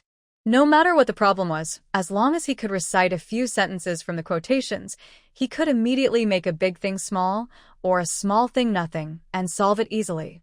It turned out that his chi was really smart, and his ideas were always useful. The battalion commander was so ashamed that he couldn't even straighten his back. He said shamelessly, I'm sorry to the people. I'm going to train now. Go ahead, I believe in you. You will definitely become a good comrade of the people. Lu Yi clapped his hands heavily again with an encouraging look in his eyes. The battalion commander went to train with his head held high. After walking a few steps, he seemed to have thought of something. He turned back suddenly and waved to Lu Yi vigorously. His cheeks, which were tanned red like sorghum, looked particularly honest in the setting sun, and the expression of gratitude on his face was particularly sincere. Thanks to the teachings of Deputy Battalion Commander Lu, he was able to deeply realize his mistakes and correct them in time, so as not to make a big mistake. Deputy Battalion Commander Lu was his benefactor. Lu Yi also waved a few times, and after watching the silly battalion commander leave, he shook his slightly sore arms and rode out on his bicycle to find his wife. As for where Wan Qiqi was, he had his own way of finding out. After Lu Yi rode out of the barracks, he found a small ditch. He squatted on the shore and put his hand in the water. After a few minutes, he stood up. Thanks. Lu Yi shook his hands a few times, wiped them on his body a few times, and rode his bike to find Wan Qiqi. Lu Yi remembered very clearly that when he was 2 years old, he was so hungry that he ran to the back mountain of the village. There was a deep pool on the back mountain. It was said that the pool had existed many years ago. The old people in the village also said that there was a dragon trapped in the pool, so the pool was named Confronting. Confronting is so deep that you can't see the bottom. It doesn't rise during floods and doesn't dry up during droughts. The water level of the pool has never changed. The water in the pool is sweet and delicious, and the water quality is excellent. Everyone in the village loves to go to the pool to drink water. There is also a kind of palm-sized fish in the pool which is very flexible and has very delicious meat, but it is difficult to catch. Lu Yi, who is dizzy with hunger, wanted to catch fish in the pool. But he never thought that even adults couldn't catch the fish. How could the 2-year-old boy possibly catch it? Not long after, he slipped into the pool. Lu Yi still remembers the feeling at that time. He was not afraid at all when he fell into the pool. He even had a sense of relief that he was finally freed. He opened his arms, relaxed his body, and let the water submerge him. He sank to the bottom of the pool. The water was very cold, as if he had fallen into an ice cellar. His hands and feet were frozen stiff, and he couldn't open his eyes. He didn't remember how long he had been under the water. He remembered that he seemed to have swallowed a bead, and then his body felt like it was on fire. He was in a world of ice and fire at the time, and it seemed like something was growing inside his body, and his blood vessels were about to burst. He passed out from the pain, and didn't know how long he slept at the bottom of the pool. When he woke up, he was already floating on the water. His hands were. He also caught a few fish, which were the fish that were extremely difficult to catch in the pond. However, they were very obedient in his hands and did not move at all. Since then, Lu Yi often went to the back mountain to catch fish to eat. He could easily catch the fish that others could not catch after a long time of effort. The pond fish were very delicious and did not need any seasoning. They were delicious just by simply roasting them. Thanks to these fish, he did not starve to death. Moreover, Lu Yi discovered that not only the fish in the pond were particularly obedient, but also the fish in other rivers and ponds. As long as he went to catch fish, the fish would come over obediently and let him catch them, and he would return with a full load every time. Slowly, he discovered that he could communicate with water. The water in the river, the pond, the spring water in the mountain, and the water in the well could all tell him something, but the information he got was the information was very messy and not very helpful to him. It was only in the past 2 years that he gradually mastered the rules, could communicate with water effectively, and could turn water into a weapon.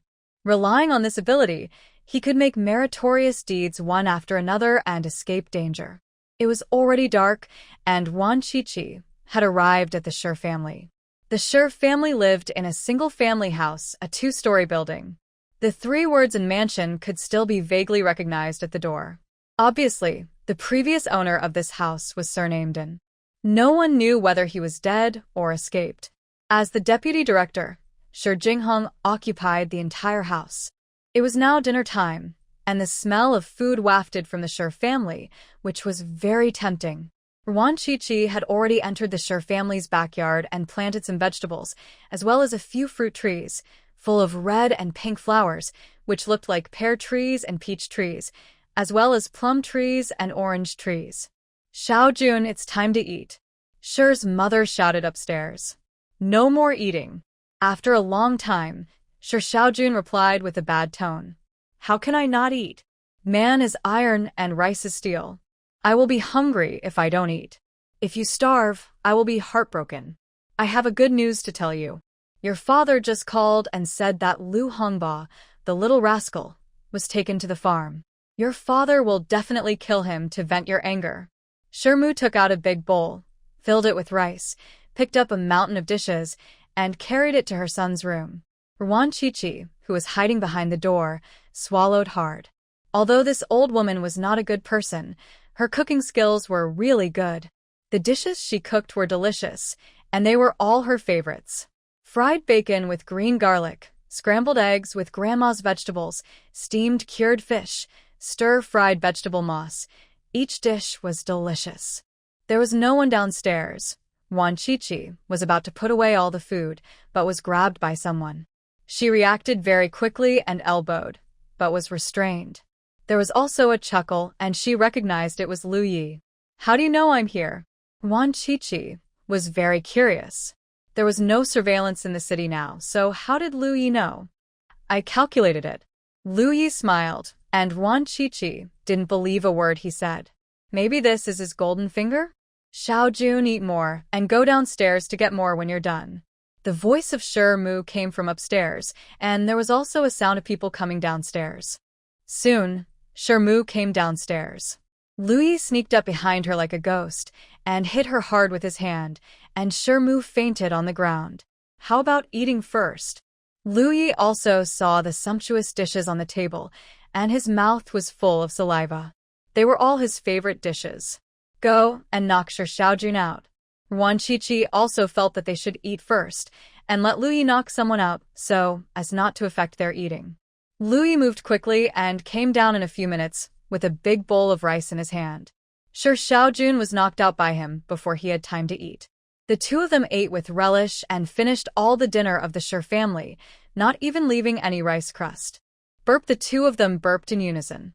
Wan Qiqi took out a packet of aphrodisiac powder from his pocket. The instructions said that the effect was amazing.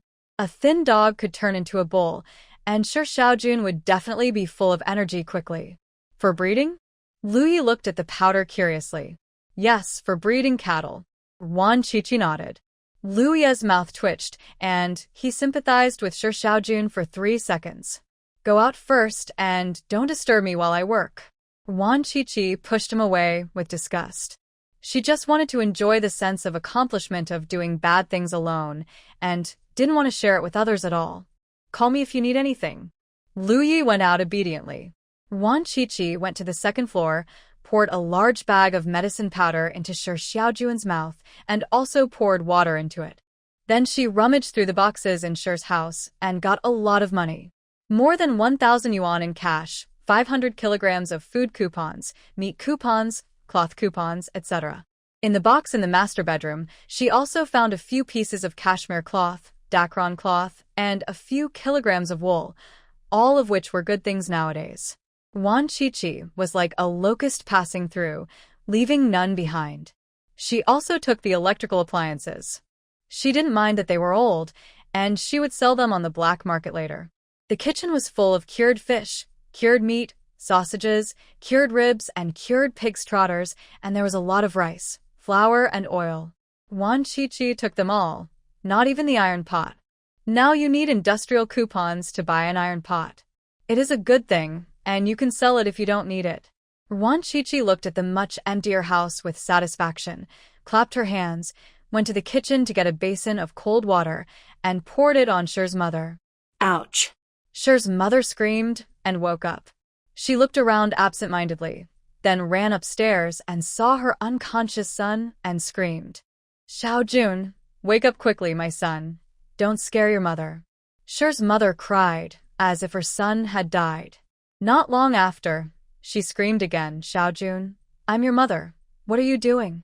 Are you possessed by evil spirits? A few minutes later, Shi's mother rolled downstairs. Her hair was messed up, and her clothes were torn. She cried and shouted that she wanted to call Shi Jinghong to come back quickly, saying that her son was possessed by evil spirits. Then, Shi Xiaojun also ran downstairs. His red eyes were straight, like a bull in heat, and he rushed to the street frantically. Wan Qiqi and Lu Yi followed behind. There were quite a few people on the street at this time, all of whom came out for a walk after dinner to digest their food. Ah. Beat you to death, you rascal. You dare to tease me. My son is older than you. The aunt cursed with full of energy and strength, grabbing Shi Xiaojun's hair and punching him with all her might. Shi Xiaojun hugged her tightly, refusing to let go, and arched against the aunt's neck, which made the aunt very angry, and she punched and kicked him. Naughty you! Let my mother go! A powerful roar sounded, and then a strong and sturdy man rushed over. He grabbed Shi Xiaojun's hair with his big hand like a palm leaf fan and swung it hard. Shi Xiaojun, who was thin, was thrown to the ground like a kite with a broken string. Smell. Let me smell it. Shi Xiaojun hit the ground heavily, as if he didn't feel any pain. He had a lewd smile on his face, and his mouth was dirty. The middle-aged woman was ashamed and angry. She took off her shoes, bent down, and hit Shi Xiaojun indiscriminately. Her son was even angrier. He took his mother out for a walk. Halfway through, he had to urgently, so he found a place to relieve himself. It was only 2 or 3 minutes, and his mother was bullied by a stinky hooligan. Why don't you go yourself? Beat you to death, you thing worse than a pig or a dog. The son cursed and kicked with a hateful expression. The onlookers pointed at Shi Xiaojun on the ground with contempt. It was dark, and no one recognized Shi Xiaojun. They were still yelling at the son to hit him harder. Naughty. The son was furious, his eyes turned red, and he kept cursing naughty. His mother is here if you want to be mad at her. Hurry up. Wan Qiqi, who was watching the excitement from afar, saw Shi's mother running over with disheveled hair and pinched her nose and shouted, This gangster just mad at his mother. Everyone, hurry up. Lu Yi also pinched his nose and shouted. In the silent night, their voices sounded particularly harsh, especially such fierce words.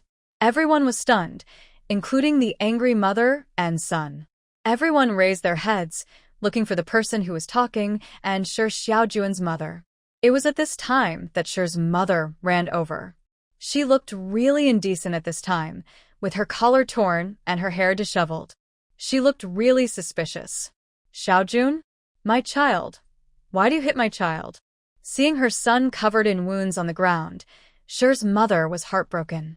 She rushed over in grief and anger, protected her son, and questioned everyone angrily. Although Shi Xiaojun was covered in wounds at this time, the drug was more powerful. He had completely lost his mind and just wanted to do what Adam and Eve loved to do. Xiang. Xiang xiang. Shi Xiaojun hugged Shi's mother tightly. His mouth was dirty and his hands were restless.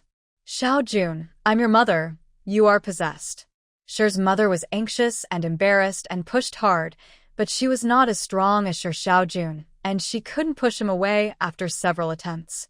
Seeing that things were about to develop in an uncontrollable direction, the enthusiastic onlookers finally reacted and hurriedly rescued Shi's mother. Everyone's eyes were full of contempt. They were simply worse than animals. No wonder they dared to act like hooligans on the street, and they didn't know what was going on at home. Xiaojun has been possessed by an evil spirit. He is not like this usually. He has really been possessed by an evil spirit. Shi's mother did not bother to tidy up her clothes and was anxious to explain to her son. The people's expressions became strange and no one responded. They had already recognized Shi's mother, and the Shi family could not afford to offend her.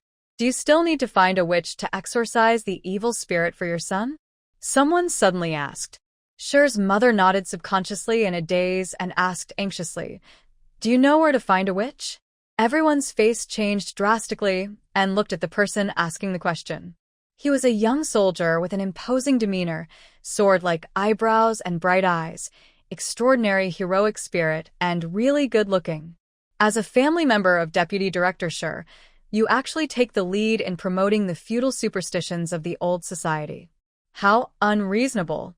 Lu Yi reprimanded righteously, and the people around nodded. Most of them were gloating. Shi's mother and Shi Xiaojun have been bullying people for years, and they don't have a good relationship with any of the neighbors. Everyone hopes that the Shi family will be in trouble. Xiang 1. Shi Xiaojun was still under the effect of the drug. He rolled around on the ground, still swearing. Lu Yi glanced at him, frowned, and said with disgust, The world is really going downhill. Deputy Director Shi's family members actually disregard human ethics. It's outrageous. Who will notify the tail-cutting society and take the mother and son away for reform? I'll go. Wan Qiqi raised her hand actively. She was in the crowd, looking at Lu Yi from a distance, winking at each other, and happily went to call people. My wife is a member of the tail-cutting society. My son is sick, and I was anxious and confused. Don't talk nonsense, young man. I recite quotations every day and remember the chairman's teachings. I absolutely do not promote feudal superstition. Shirmu finally came to her senses and argued loudly, even bringing up her husband's identity. Sure enough, the onlookers all stepped back and a few people dispersed, not wanting to get involved. Shirmu looked proud. In Tanzhou City, no one dared to offend her family, and offending her man would not end well. But after more than 10 minutes, she was no longer proud.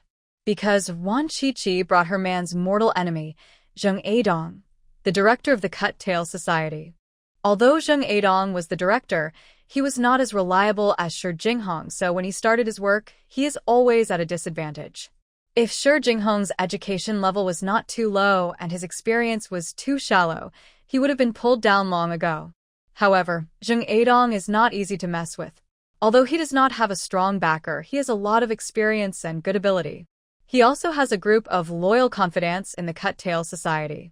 He and Shi Jinghong have been fighting for several years. On the surface, he is at a disadvantage, but in fact, they are evenly matched. Wan Qiqi had long heard about the grievances between Zheng Adong and Shi Jinghong from the camphor trees in the office building of the Cut Tail Society. Before she went to Shi's house, she threw a note to Zheng Aidong's office. Don't leave work. There will be a big show tonight that will make your wish come true. The note read.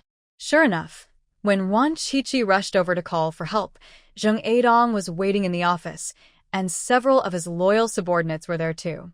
It's terrible. Deputy Director Shi's son is a hooligan on the street, and Deputy Director Shi's wife is promoting feudal superstition on the street. Wan Qiqi ran over and yelled. Zheng Aidong's body was lifted up, and then he was ecstatic. The mysterious man who threw the note did not lie to him. He gathered a few men and rushed over in a mighty and arrogant manner.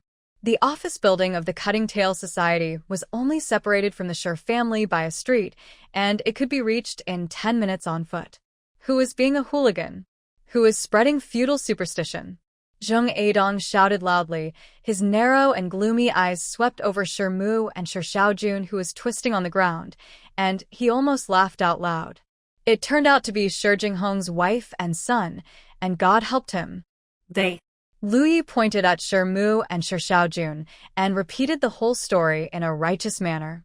I really didn't expect that the social atmosphere in Tanzhou City would be so chaotic.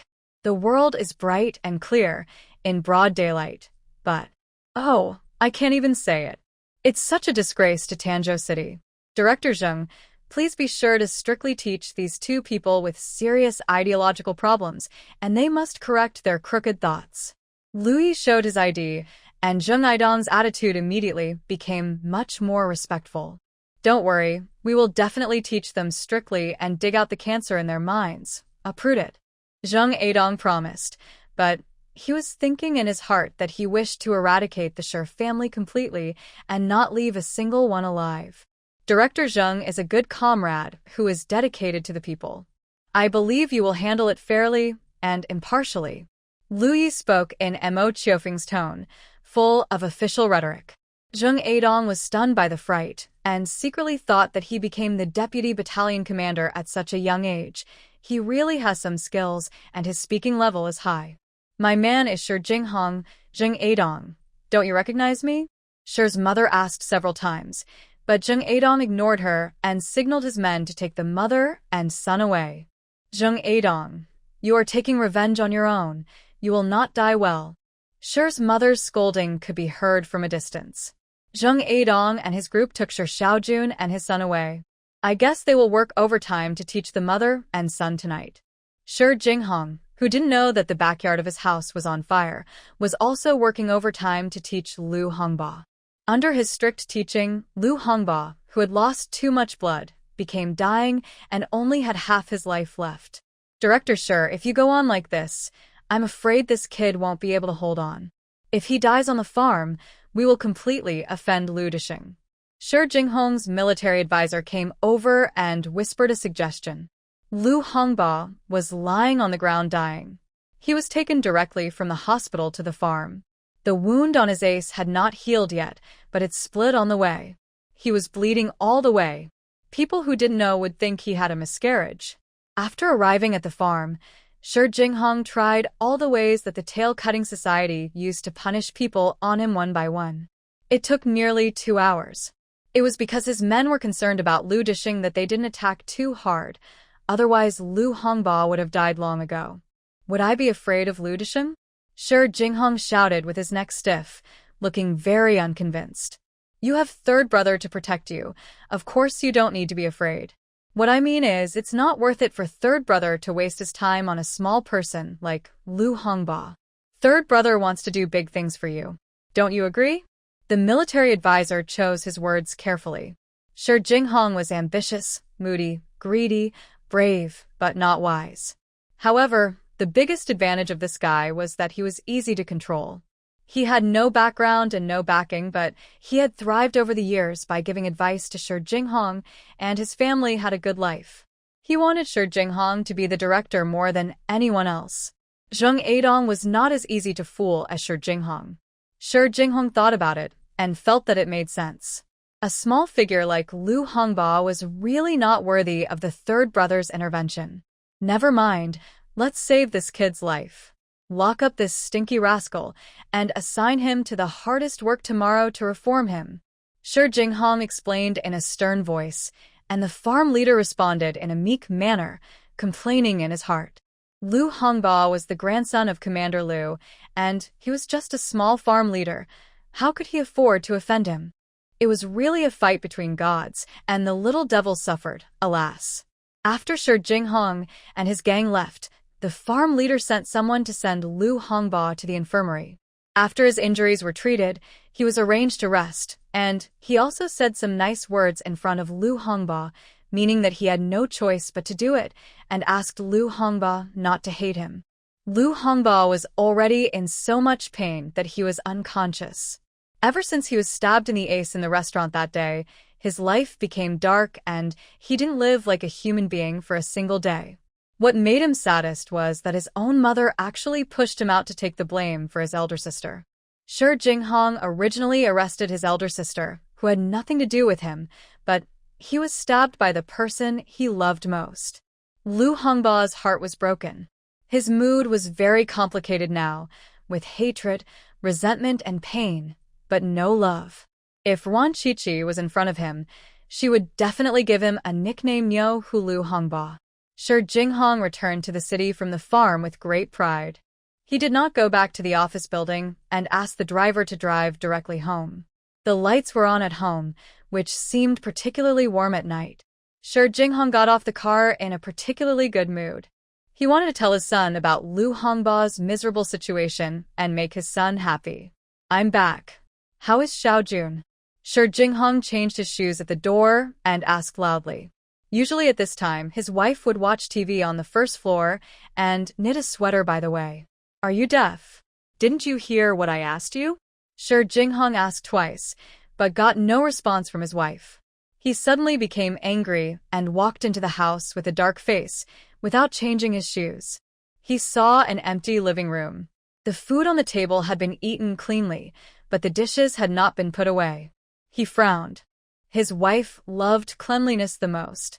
She would clean up the dishes and the kitchen immediately after dinner. The TV was gone, and a half-knitted sweater was on the sofa, but his wife was not there. After all, he had worked in the tail-cutting society for many years.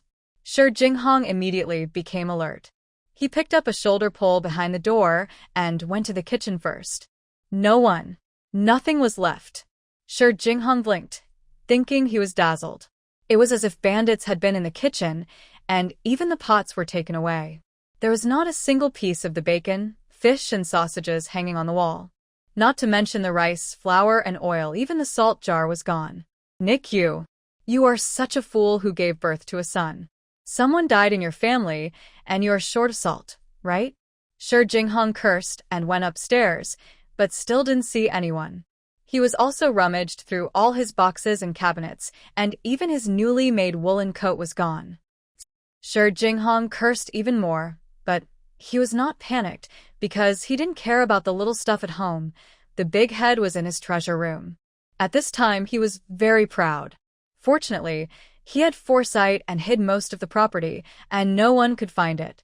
Shi Jinghong searched everywhere, more ruthlessly than the bandits entering the village. He even removed the door panels of his house, and his wife's dowry box was missing. He had never seen such a poor thief. After searching for a while and not finding anyone, Shi Jinghong felt a little uneasy, and then he heard someone downstairs shouting, "Director, something happened." It was his driver. "What are you yelling for? Is the sky falling?"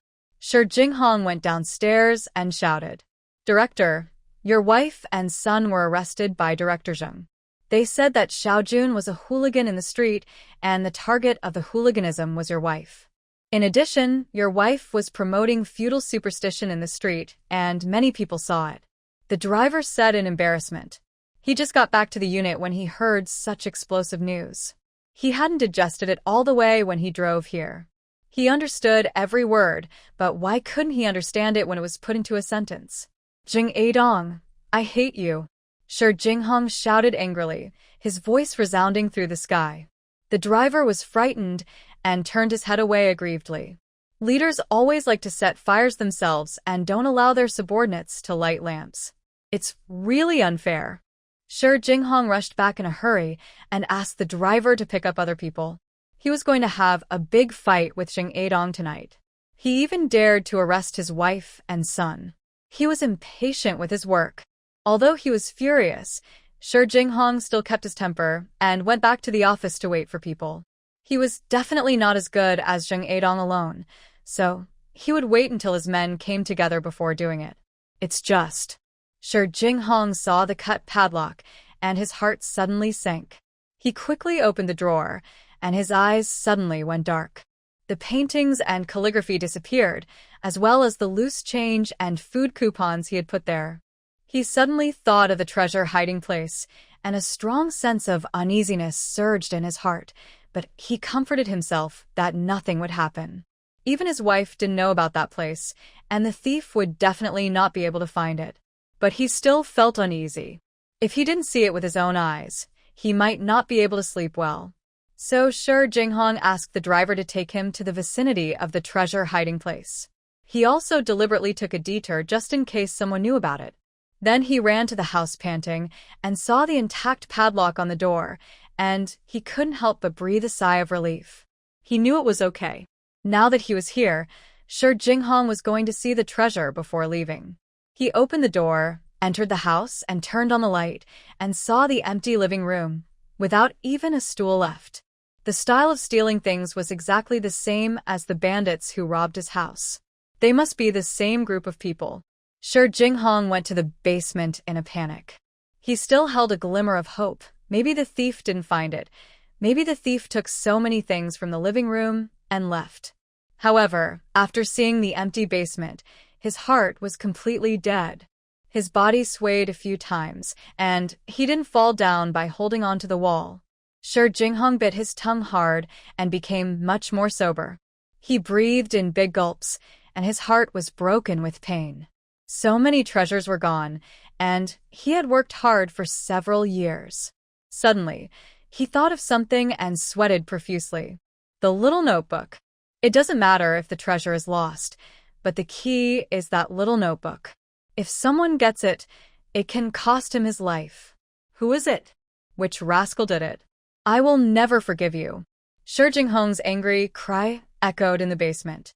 Wan Qiqi, the culprit, went back to the compound with Lu Yi. This time she didn't get mad, and her attitude was particularly good. She also brought a gift to Lu Disheng, a conquering gold pen, which she got from Shi Jinghong. Shi Jinghong must have snatched it from someone else. This kind of gold pen is a Republic of China style and has been discontinued. Conquering gold pen, Uncle Lu, I was ignorant and too offensive a few days ago. This gold pen is my apology to you. You must accept it. If you don't accept it, it means you are still blaming me. I will feel very uncomfortable, unable to eat, unable to sleep at night, and living a life worse than death. Wan Qiqi handed over the 70% new gold pen with both hands respectfully. Her words were also very pleasant to hear, but they were a little too long-winded. Lu Disheng didn't want to accept it, but he was so annoyed by her nagging that he had to interrupt her. Don't say anything, I'll take it. Lu Disheng took the pen. He thought it was just an ordinary pen, at most 2 or 3 yuan, so it didn't matter if he took it. After Lu Disheng received the pen, he casually placed it on the table and put it in the drawer after a while. He did not plan to use it. Uncle Lu, have you still not forgiven me? I know. You definitely haven't forgiven me. Oh, forget it. People like me really don't deserve your forgiveness. People like me are wasting air, food, and resources. Wan Qiqi sighed sadly and made a gesture of holding her heart, with a sad and mournful expression, as if she had no desire to live. What's wrong with you again? Lin Mannion looked alert, always feeling that Wan Qiqi had bad intentions. She didn't believe that Wan Qiqi would suddenly become so sensible. It's easy to change a country, but it's hard to change one's nature. This little, which is just a crazy woman. How can she become a civilized person? Aunt Lin, how can you say I'm crazy? I'm doing this for your own good and for the good of this family, but you don't appreciate it and you're stabbing me in the heart. You're going too far. Wan Qiqi was crying, and I felt pity for her. Lin Mannion was very irritated. This was a trick she often used, but it was actually learned by the little witch. You plant capitalist weeds in the yard every day. If someone reports you, my father's future will be ruined by you. You're stupid and you don't admit it. You only know how to pillow talk and take advantage of others all day long. You don't have a brain at all. My father's eyes are blinded by, so he will be. Lu Yi got angry and was about to curse again, but was stopped by Wan Qiqi. Don't say that. No matter how stupid Aunt Lin is, she is your father's concubine after all. Even if she was a concubine in the past, she is still half an elder. We have to know the etiquette. Besides, your Aunt Lin is very self-aware. She knows that she is stupid and is afraid of passing it on to her children. She has been taking contraceptive pills all these years. It is a good thing that she didn't give birth to stupid brothers and sisters for you. Wan Qiqi's tone was very gentle. She looked very quiet and had a soft and pretty face. As long as she didn't go crazy, she was still very likable.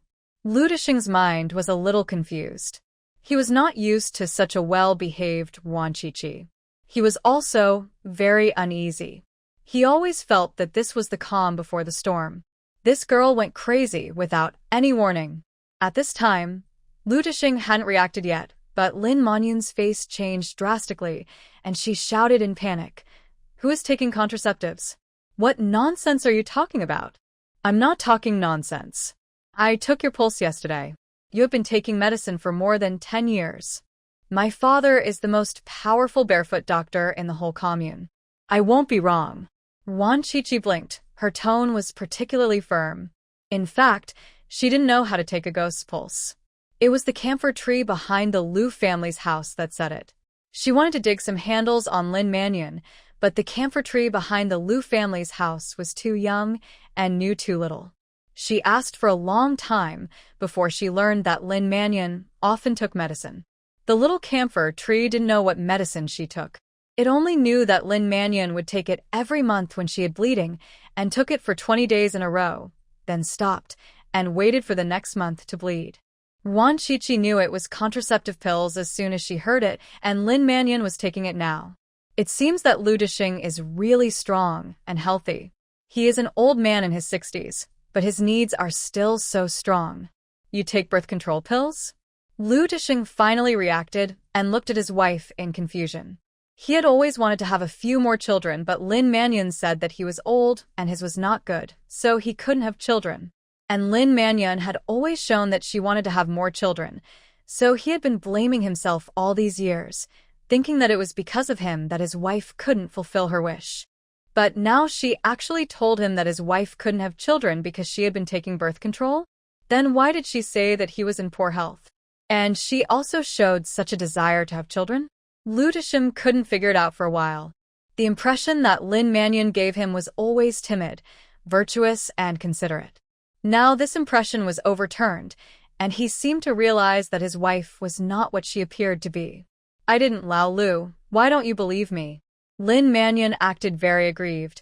Her eyes were red, and Lu Disheng softened his heart again, thinking that Wan Qiqi, a little girl, how could she really feel the pulse? Maybe she really felt it wrong. Lu Yi saw through Lin Manyun's guilty conscience at a glance. He had been fighting wits and courage with this woman for many years and knew her very well. He quietly sneaked into the old man's bedroom and found a box of white pills in the innermost drawer of the bedside table. The pills were written in foreign languages, and half of them were taken. "What kind of medicine is this?" Lu Yi came out with the box of medicine. He only knew a few simple English words and couldn't understand the professional drug names, but he guessed that it must be contraceptives. Wan Qiqi could actually understand it, but her original body didn't understand English. She was too lazy to make excuses and said, "Take it to the hospital and ask."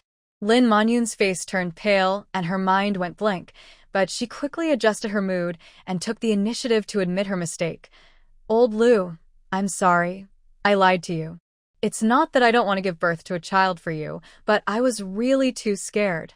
During the liberation and aid Korea, I almost lost my life. I didn't want to die, so I took the medicine secretly. I really didn't mean to hide it from you."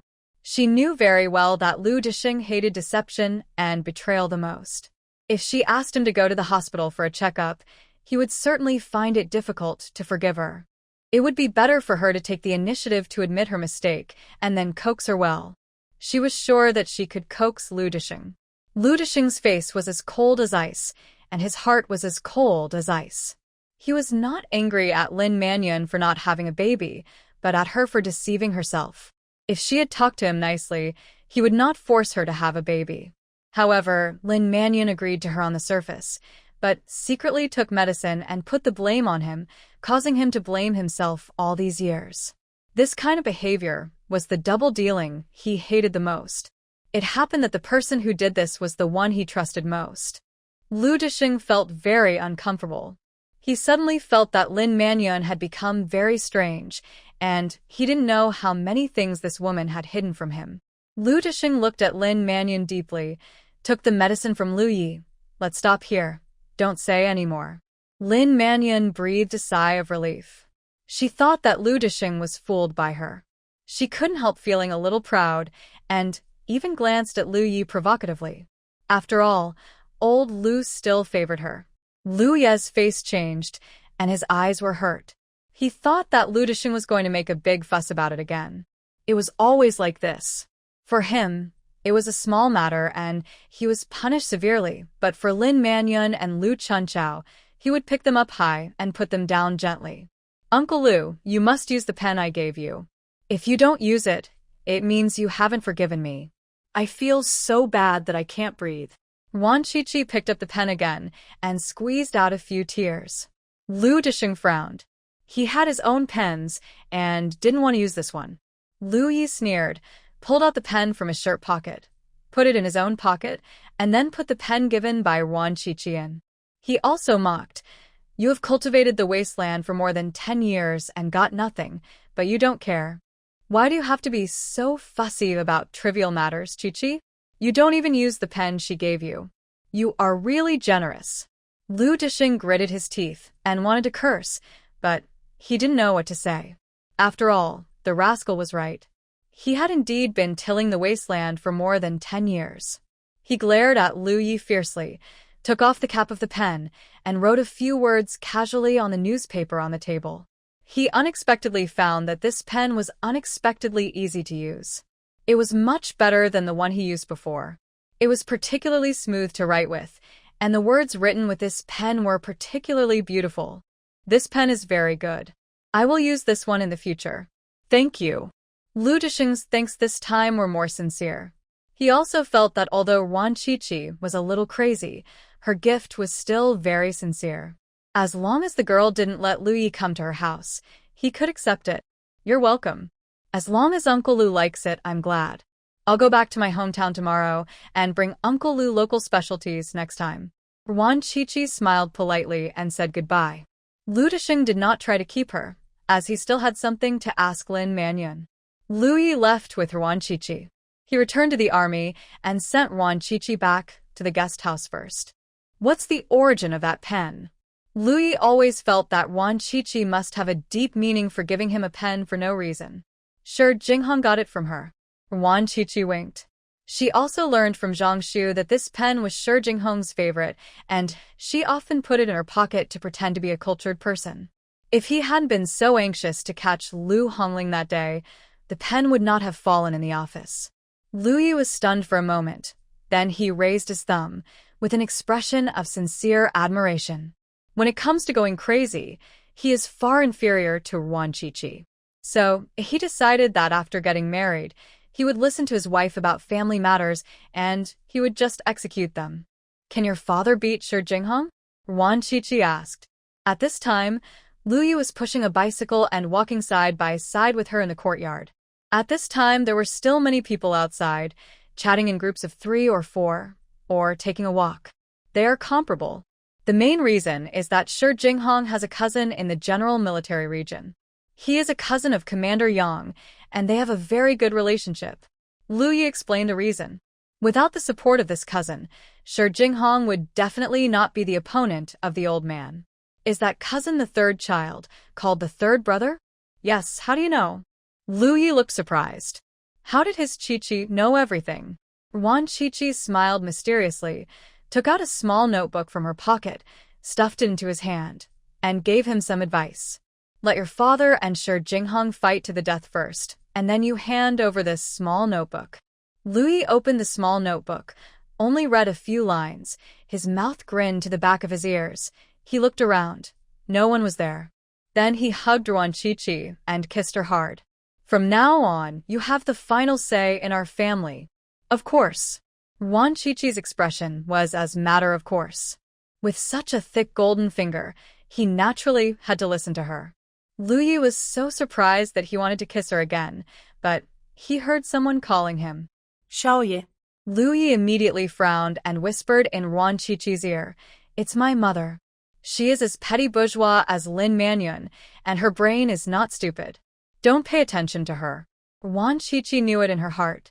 She was a hypocritical literary middle-aged woman who was not very smart and liked to complain without reason. "Xiaoyi, is this your rural girlfriend?" Yuan Huilan came over. She was prettier than Lin Manyun, tall and well-proportioned. She looked like she was in her early 30s at most. Standing with Lu Yi, they looked like siblings. She was a little taller than Wan Qiqi, and the look in her eyes was scrutinizing, which made people feel very uncomfortable. Wan Qiqi raised her head slightly, looked back with a sharper look, and said generously, "Yes, I am Lu Ye's girlfriend." Who are you? "I'm his mother." Yuan Huilan frowned, looking unhappy. "This country girl is pretty, but quite rude." Lao Mo said she is also very brave. She cried, made a fuss, and even threatened to hang herself in Lu Dishing's office, just like a country shrew. How could her son marry such a rude countrywoman? Wan Qiqi raised her eyebrows, then stretched out her hand and bent it upwards a few times. Yuan Huilan didn't understand and was about to ask, but Lu Yi said, "It's the first time we meet, and you, as the elder, have to give a red envelope." "Mom, don't let people say that my family is impolite." "Yes, some people have said that Lu Yi was born by a mother but not raised by her," Wan Qiqi said immediately. "That's right." Lu Yi nodded vigorously. "In order to prove that I was raised by a mother, your red envelope can't be too small." Yuan Huilan's mind reacted only then. Wan Qiqi and her son were scolding her. She was so angry that her eyebrows were raised and she scolded. "Who said that?" "Many people have said that." "Don't be angry, Auntie. Let me teach you. You can't be so harsh on her. Lu Yi is not your only child.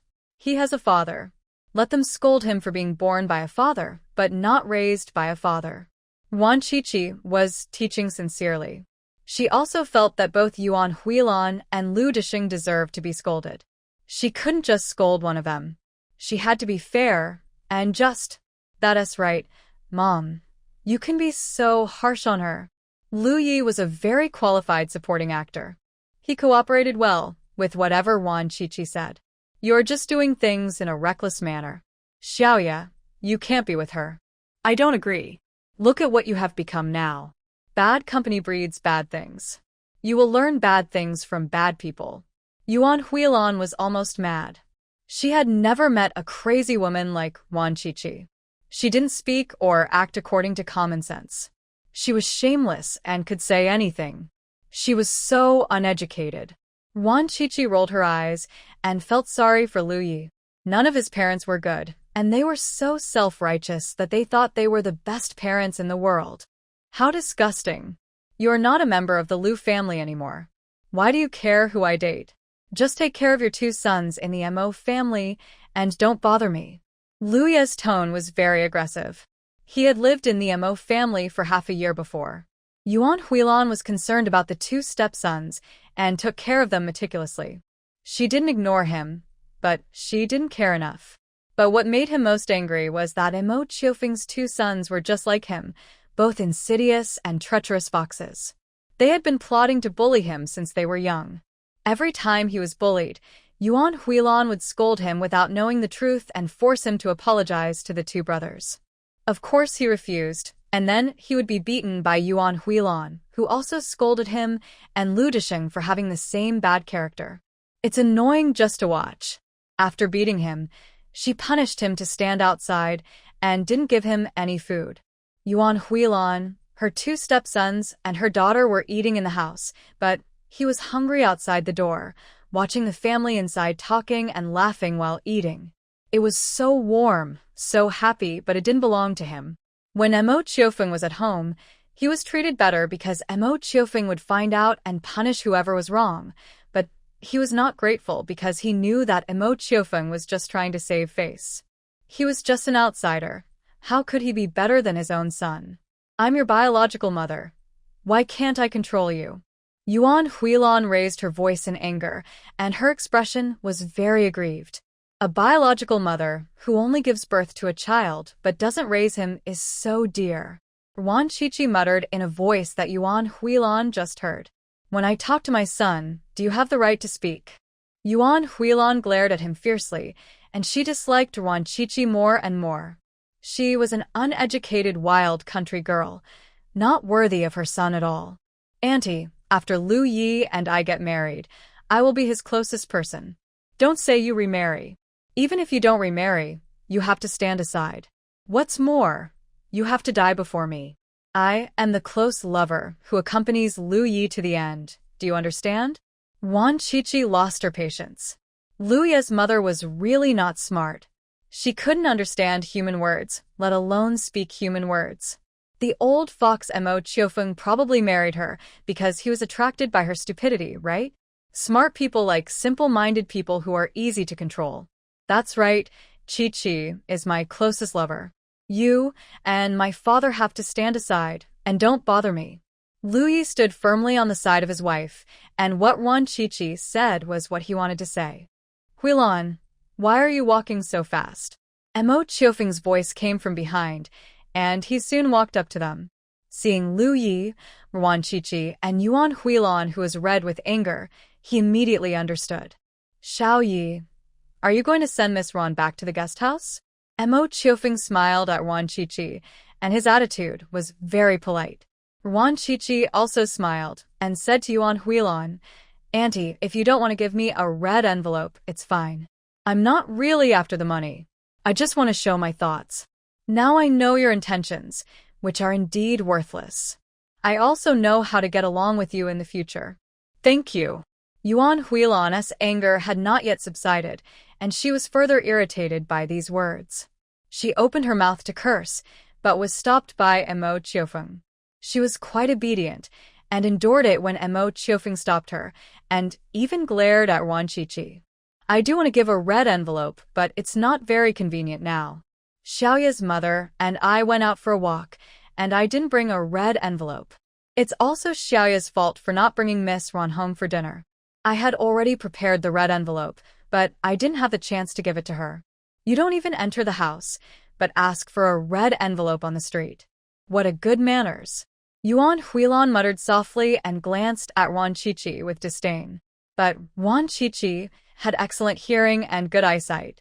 She had been planning to leave, but now she didn't want to leave. Uncle Mo is right. It is true that Lu Yi and I are ignorant of etiquette and have not visited you. So let's go to dinner now and try the aunt's cooking. After all, Lu Yi has lived for 25 years and still doesn't know what the food cooked by his own mother tastes like. Let's have a good taste today. Wan Qiqi had a big smile on her face, and her words were directed at Yuan Huilan. She hadn't even cooked a meal for her son, so how could she have the nerve to talk in front of her? She was not afraid that Lu Yi couldn't keep up with her pace. If Lu Yi couldn't even do this, he could delete this person. That's right. I've eaten a few meals of the food cooked by my stepmother. I've never eaten the food cooked by my biological mother. I don't know what it tastes like. Mo Jinsong and Mo Tsongrong must know better than me.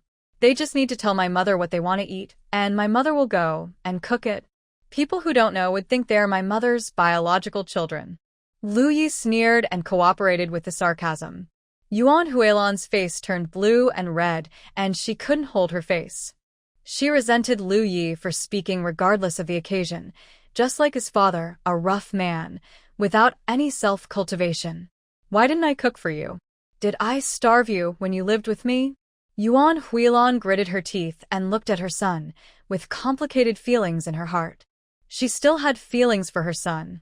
After all, he was the flesh and blood that fell from her belly, and Lu Yi's body was flowing with her blood, but she couldn't like this son with all her heart. Lu Yi's bad temper was too much like his father's. He was rude and uneducated. When she was young and ignorant, she was attracted by Lu Disheng's bravery in fighting and impulsively married him. But less than a month after the marriage, a huge disagreement arose between her and Lu Disheng. Lu Disheng was unhygienic, loved to swear, had a bad temper, smacked his lips when he ate, loved to eat raw garlic and green onions, had a strong body odor, and didn't like to wash his feet before going to bed. She really couldn't stand these bad habits, and she had talked to Lu Dishing many times. But this man not only didn't change, but also scolded her for being a petty bourgeois moaning. The most unbearable thing for her was yes, she and Lu Dishing had nothing in common. She liked to read poetry, and also liked to discuss poetry with her lover, but every time she mentioned poetry, Lu Dishing was dismissive and said that the scholar cried for his parents and wet his pants on the battlefield, so he could not be relied on at all. She was so angry that she never talked about poetry with Lu Dishing again, but it was really painful to live with a man who had no common channel in thought and soul. Only 3 months after marriage, Yuan Huilan wanted to divorce. But she found out that she was pregnant. The medical conditions at that time were too poor, and medicine was in short supply. What medicine there was had to be given priority to the wounded, so she had no choice but to give birth to this child. But half a month before giving birth, Lu Dishing received an order to evacuate urgently. He left with a large army, but left her behind and asked her to find a way to catch up with the large army. The situation was very serious at the time. The enemy was searching everywhere. She hid in a fellow villager's house, trembling with fear every day, with nothing to eat, and gave birth to the child in fear. Later, the situation became more serious. Yuan Huilan was afraid of being captured by the enemy, so she only took a week of confinement, then entrusted Lu Yi to a fellow villager, left some money, and went to chase the main force alone. Half a year later, she caught up with another unit and learned that Lu Dishing had sacrificed. To be honest, she was not particularly sad at the time. Even if Lu Dishing had not died, she would have divorced. Later, she met Mo Qiufeng in her revolutionary work and was deeply attracted by his gentleness and profound knowledge. Moreover, Mo Qiufeng's wife had sacrificed and left behind 2 children. They loved each other and got married soon. Yuan Huilan was very glad that she married Mo Qiufeng. They had a common language, common channels in thoughts and hearts, and no differences in living habits. With Mo Qiufeng as a comparison, she felt more at ease. With Lu Dishing became more and more disgusted, and even felt that the marriage with Lu Dishing was a stain in her life, including the child she had with Lu Dishing. Therefore, in the following years, Yuan Huilan subconsciously avoided looking for the child, but later she knew that Lu Dishing was not dead, so she told him the hometown where Lu Yi was fostered. When he was 10 years old, Lu Dishing took his son back. She heard from Lu Dishing that Lu Yi lived alone in the mountains, with lice all over his body and tangled hair, like a savage. Although Lu Yi, who was taken to the compound, was cleaned up, he was particularly alert and had fierce eyes, as if he would attack at any time. At that time, she felt guilty. It was indeed her fault for the child, but this self-blame only lasted for a few days. Mo Qiufeng's 2 sons and her daughter, all 3 children needed her to take care of them, and she had no extra thoughts for Lu Yi. Moreover, Lu Yi had a bad temper, a weird personality, and was moody. Yuan Huilan really couldn't like this biological son. Mo Jinsong and Mo Tsongrong were much more sensible. As expected, he takes after his father. If his father is not good, the son he gave birth to is not good either. Yuan Huilan looked at her son with dissatisfaction. Her eyes were very stern, and there was also some disgust. She did cook, and she cooked what the Mo family liked to eat. During the difficult period, the food rations were insufficient, so the Mo family was given priority to eat first. She didn't care even when her own son was hungry and crying. She is really a good mother. Wan Qiqi spoke loudly. Yuan Huilan has not reflected on herself at all until now. There is no need to save face for such a woman. Qiqi, you don't understand.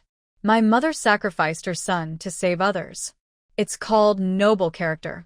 Lu Yi spoke in a weird and loud voice, completely ignoring Yuan Huilan's livid face. Qiqi was right. They were sorry for him. Why should he bear it? He should be mad when he should be mad. He should be mad at these irresponsible adults who only gave birth but didn't raise them. Yuan Huilan was so angry that her body was shaking. At this time, several people came over and greeted her.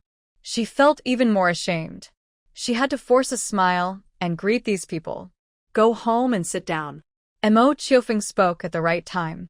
He knew that Lu Yi resented his wife, but he didn't expect that the resentment would be so deep. He also knew the reason.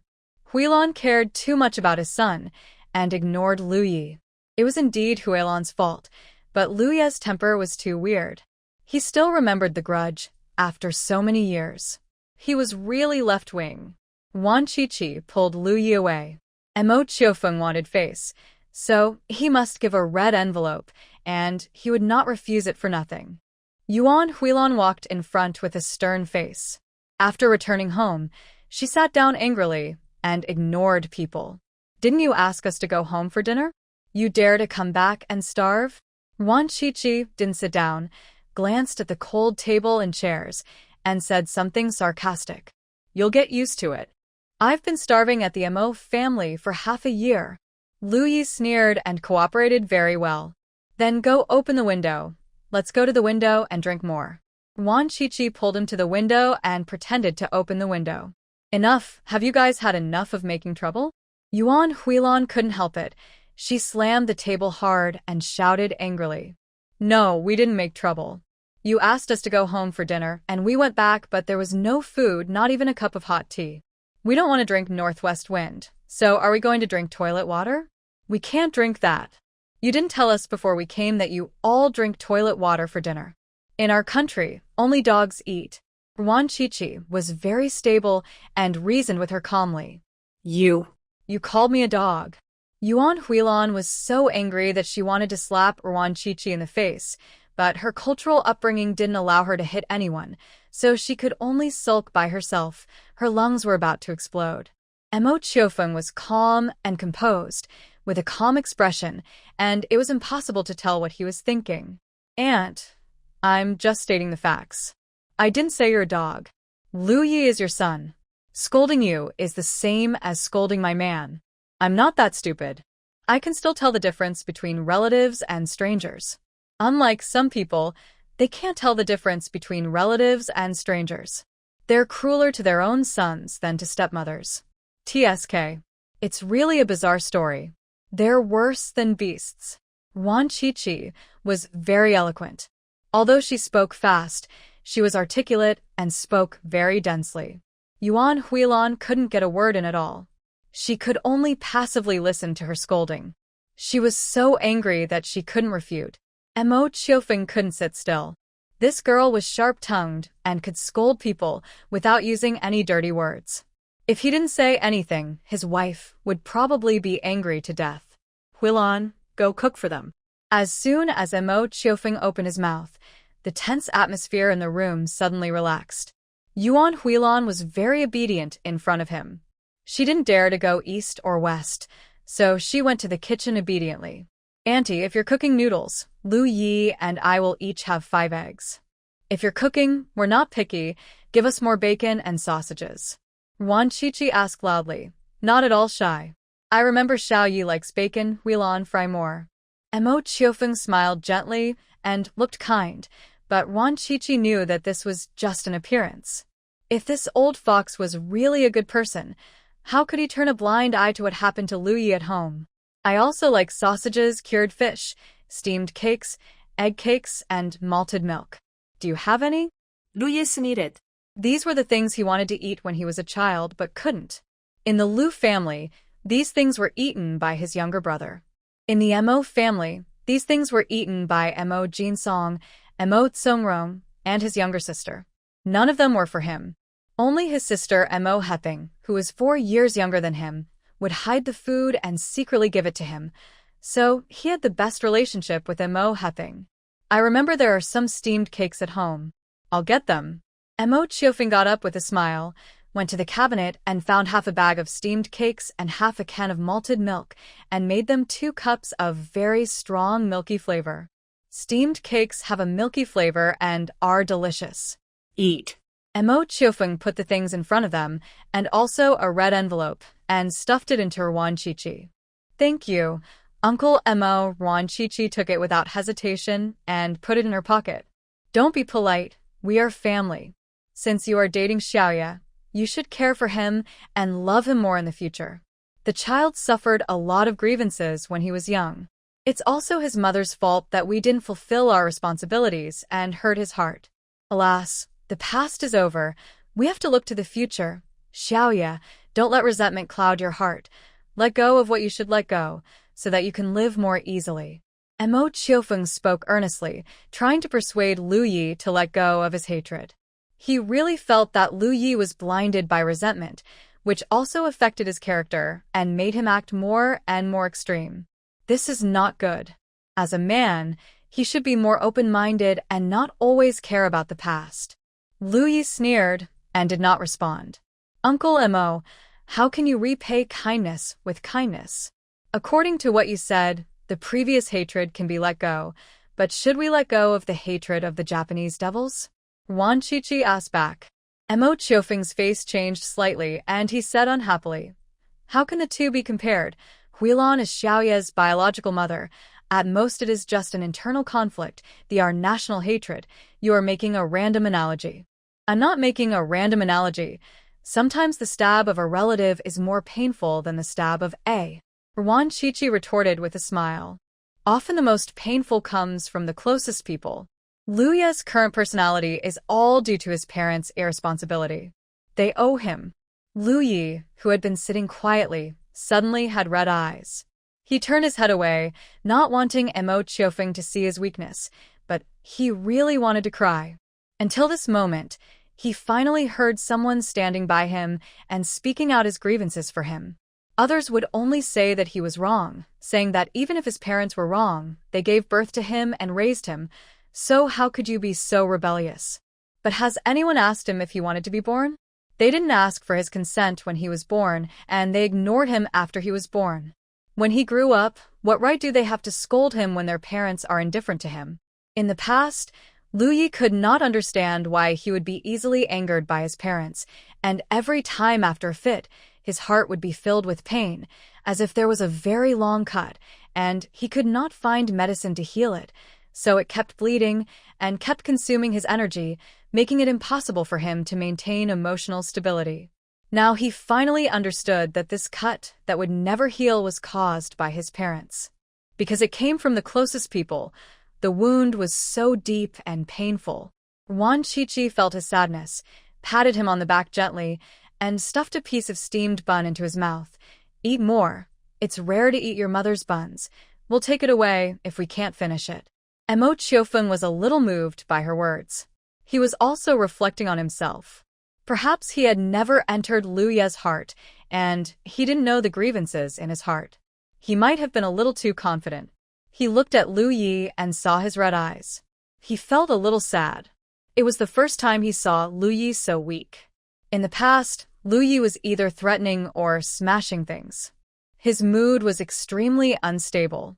Sometimes he wanted to have a good chat with this kid, but every time he started, Lu Yi would be weird, and it was impossible to talk.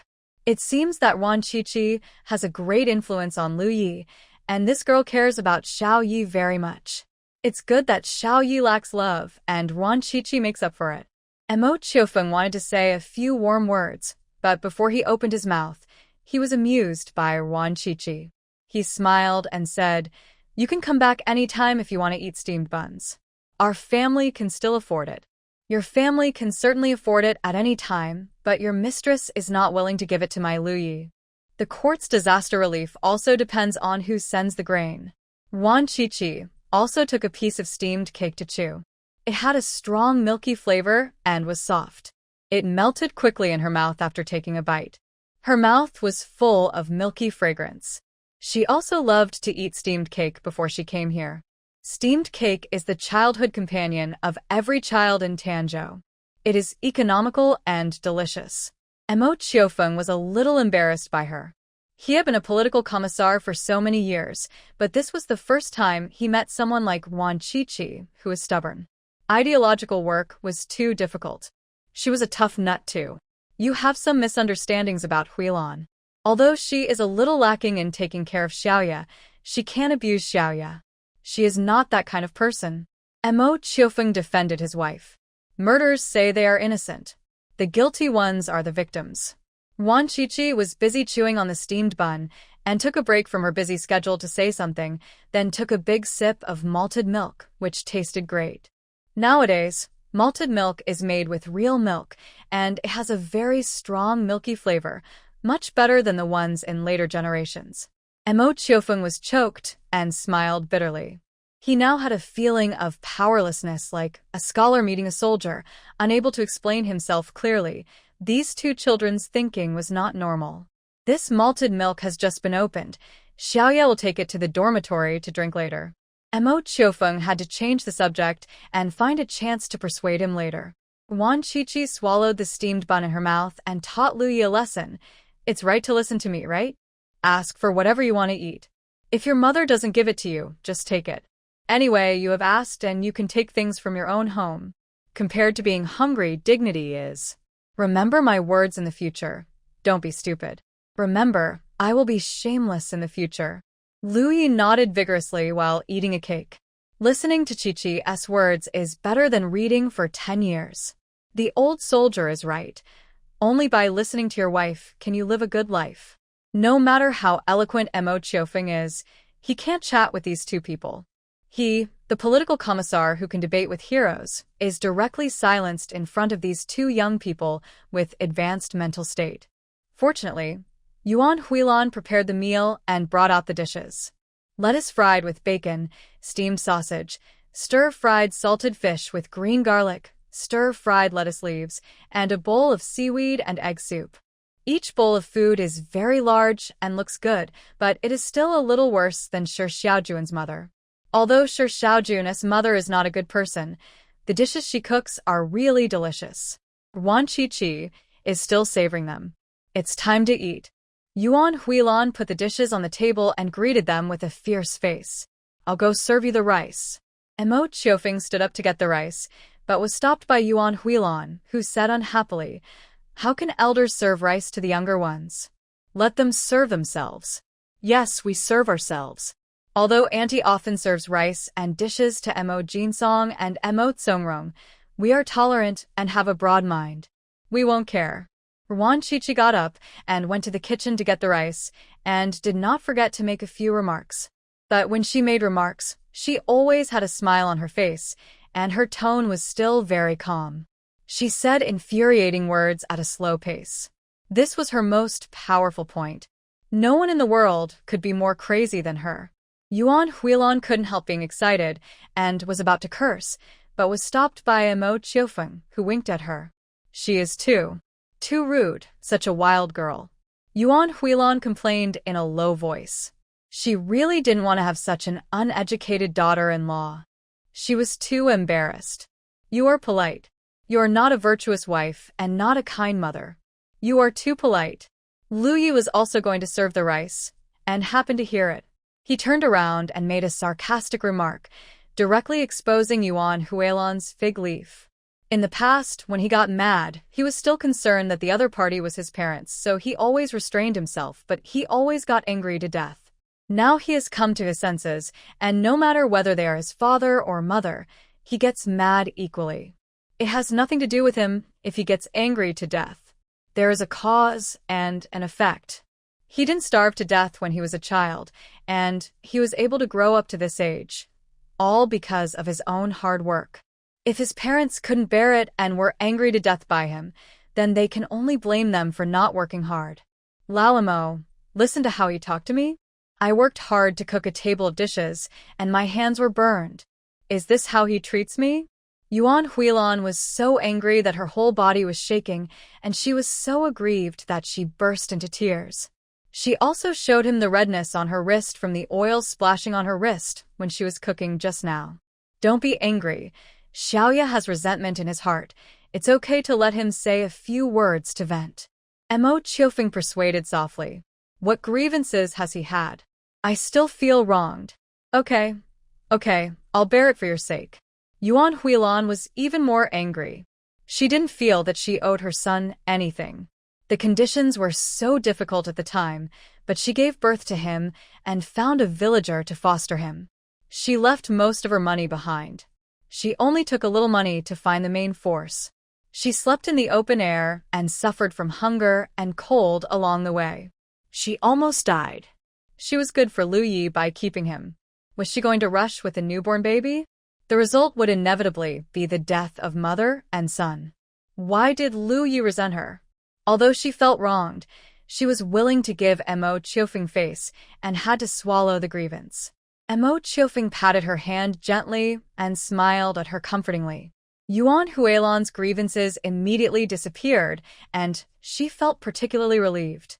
Wan Qiqi saw it all in the kitchen and curled her lips. Yuan Huilan and Mo Chiofeng had 801 thoughts in total, and 800 of them were on Mo Chiofeng. No wonder Yuan Huilan was coaxed into a daze and took care of her two stepchildren wholeheartedly. Your biological father and mother combined have only 250 brains. You have such a bright brain now, thanks to them abandoning you. Otherwise, if you grew up with them, you would definitely be as stupid as them. Wan Qiqi whispered in Lu Ye's ear. Then I should thank them for abandoning me? Lu Yi asked. That's not necessary. You should still blame those who should be blamed. Wan Qiqi shook her head. Lu Yi was just trying to make himself better, and it had nothing to do with these two irresponsible parents. Let's go out and eat. Wan Qiqi stuffed a big pot of rice into his hands and then took the bowls and chopsticks out. They had actually eaten dinner, but it didn't affect having another meal. Wan Qiqi also got a bottle of fermented tofu from the kitchen, which was quite appetizing. She ate 3 bowls in one breath, and they all got stuck in her throat. The rest of the food was poured into the soup bowl by Lu Yi, mixed it, and eaten it all. Mo Chiofeng was originally smiling slightly, and as the food on the table became less and less, his expression became more and more surprised. He didn't expect Lu Yi to be so good at eating. No wonder the child said that he had been eating Northwest Wind in the Mo family for half a year. The child has a big appetite, and Huilan is careless. He is busy with work and is often not at home. The child probably has never been full at home, right? Are you full? Mo Chiofeng asked with a smile. I'm full. Lu Yi burped loudly, and Yuan Huilan looked disgusted. What she hated most about Lu Disheng was that he smacked his lips and burped very loudly after eating. Lu Yi was just like his father, so uneducated. Wan Qiqi saw through her disgust at a glance, sneered secretly, and also burped very loudly, and burped several times in a row, deliberately towards Yuan Huilan. This woman didn't know what she was noble about.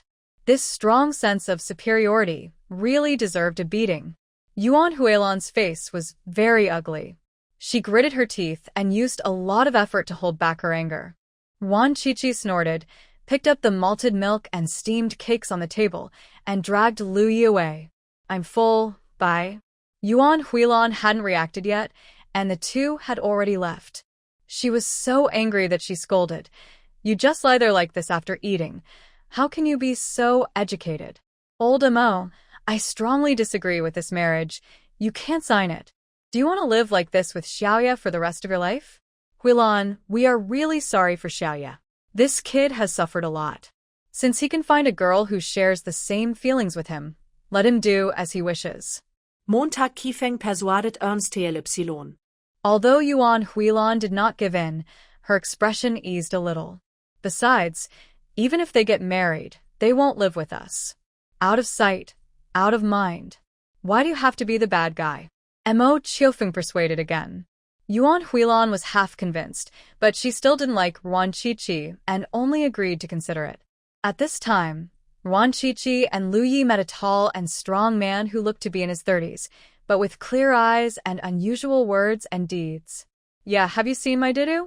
The man knew Lu Yi, stopped him and asked eagerly. His big eyes were wet, like a puppy, which made people soften their hearts. When did Dudu disappear? Faced with this abnormal man, Lu Yi was particularly patient and spoke gently, helping to find Dudu. I disappeared yesterday. I can't find Dudu. It must be very scared. The man's emotions broke down a little. He pulled his hair hard and pounded his head with great strength. Lu Yi held his hand and soothed him softly. Dudu is very brave. It must be playing hide and seek with you. Don't worry, Mansai. I will help you find it. I will definitely find it. Okay, listen to Ye. The man was comforted quickly. It was obvious that he trusted Lu Yi very much. Wan Qiqi could tell at a glance that the man was mentally abnormal and his intelligence was not very high. He must have been stimulated when he was a child, resulting in mental problems. However, the man was neatly dressed, tall and strong, and was obviously well taken care of by his family. He should be a child from someone in the compound, right? Dudu is his pet. Wan Qiqi asked in a low voice. It's an apple. Manzai likes to play with it the most, and even sleeps with it in his arms. He named it Dudu. Lu Yi answered in her ear. Wan Qiqi was not surprised. Normal people would never understand Xin Jingbing's spiritual world, but she could understand it. In the mental hospital before, she had met all kinds of pets. There were oranges, apples, and chicken bones that were coiled into jade color. These were all normal. There were also some abnormal ones, such as a smelly sock or a pair of smelly shorts. They would be treated as pets, chatted with every day, and even held to sleep. This man named Manzai seemed very normal to her. The apple named Dudu was the only one in the world in Manzai's heart. If he really couldn't find it, it would definitely be a great psychological trauma.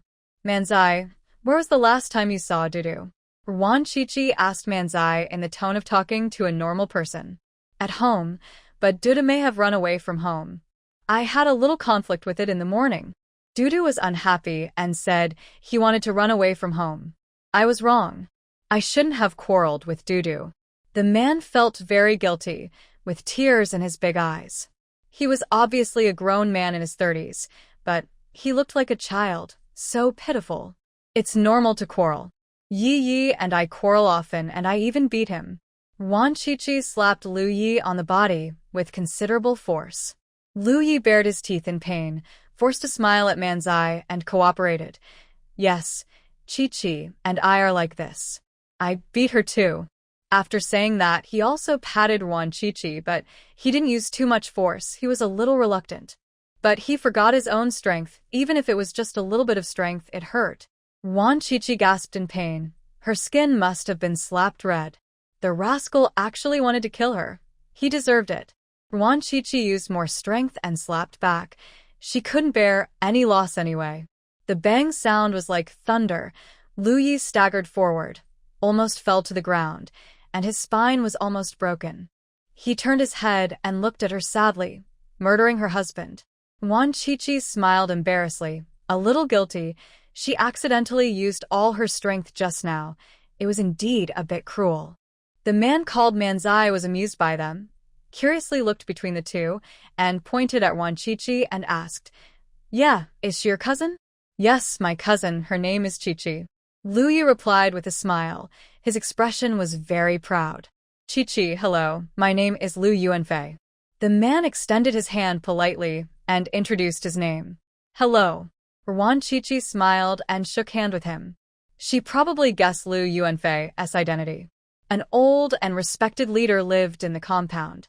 His surname was Lu. He retired from the capital 2 years ago. Probably because he didn't want to get involved in the muddy waters of the capital, he took his wife and children back to Tanzhou to retire. Although the old leader has retired, his prestige is still there. Even Lu Disheng and Mo Qiufeng don't dare to act rashly in front of the old leader. Lu Yuanfei should be the youngest son of the old leader. Because in Hunan province, the youngest son is usually called Manzai, which is an intimate name. Manzai? Why did you come here? Dudu is found. It's here. A middle-aged woman came over anxiously with a red apple in her hand. She was Aunt Li, the nanny who took care of Lu Yuanfei. She followed from the capital and stayed in the Lu family for many years. Have you found Dudu? Lu Yuanfei took the apple happily, but his face fell soon. It's not Dudu. You are lying. It's Dudu. Look, the color, size, and handle are exactly the same as Dudu. Aunt Li was about to cry. She had gone to great lengths to find an apple from someone else's house that was 90% similar to Dudu. She had never known that Manzi was so hard to appease.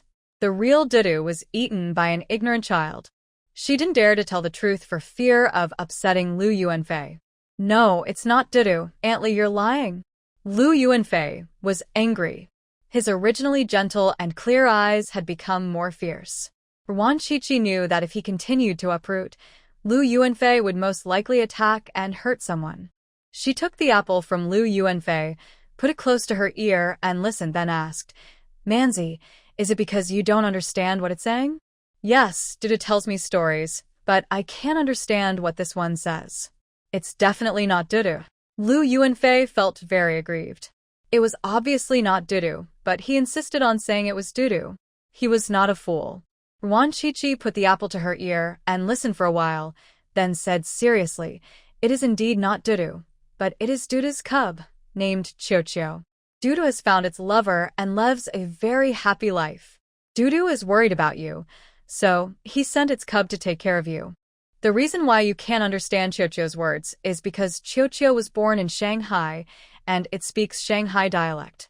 If you learn Shanghai dialect, you can communicate with Qiuqiu.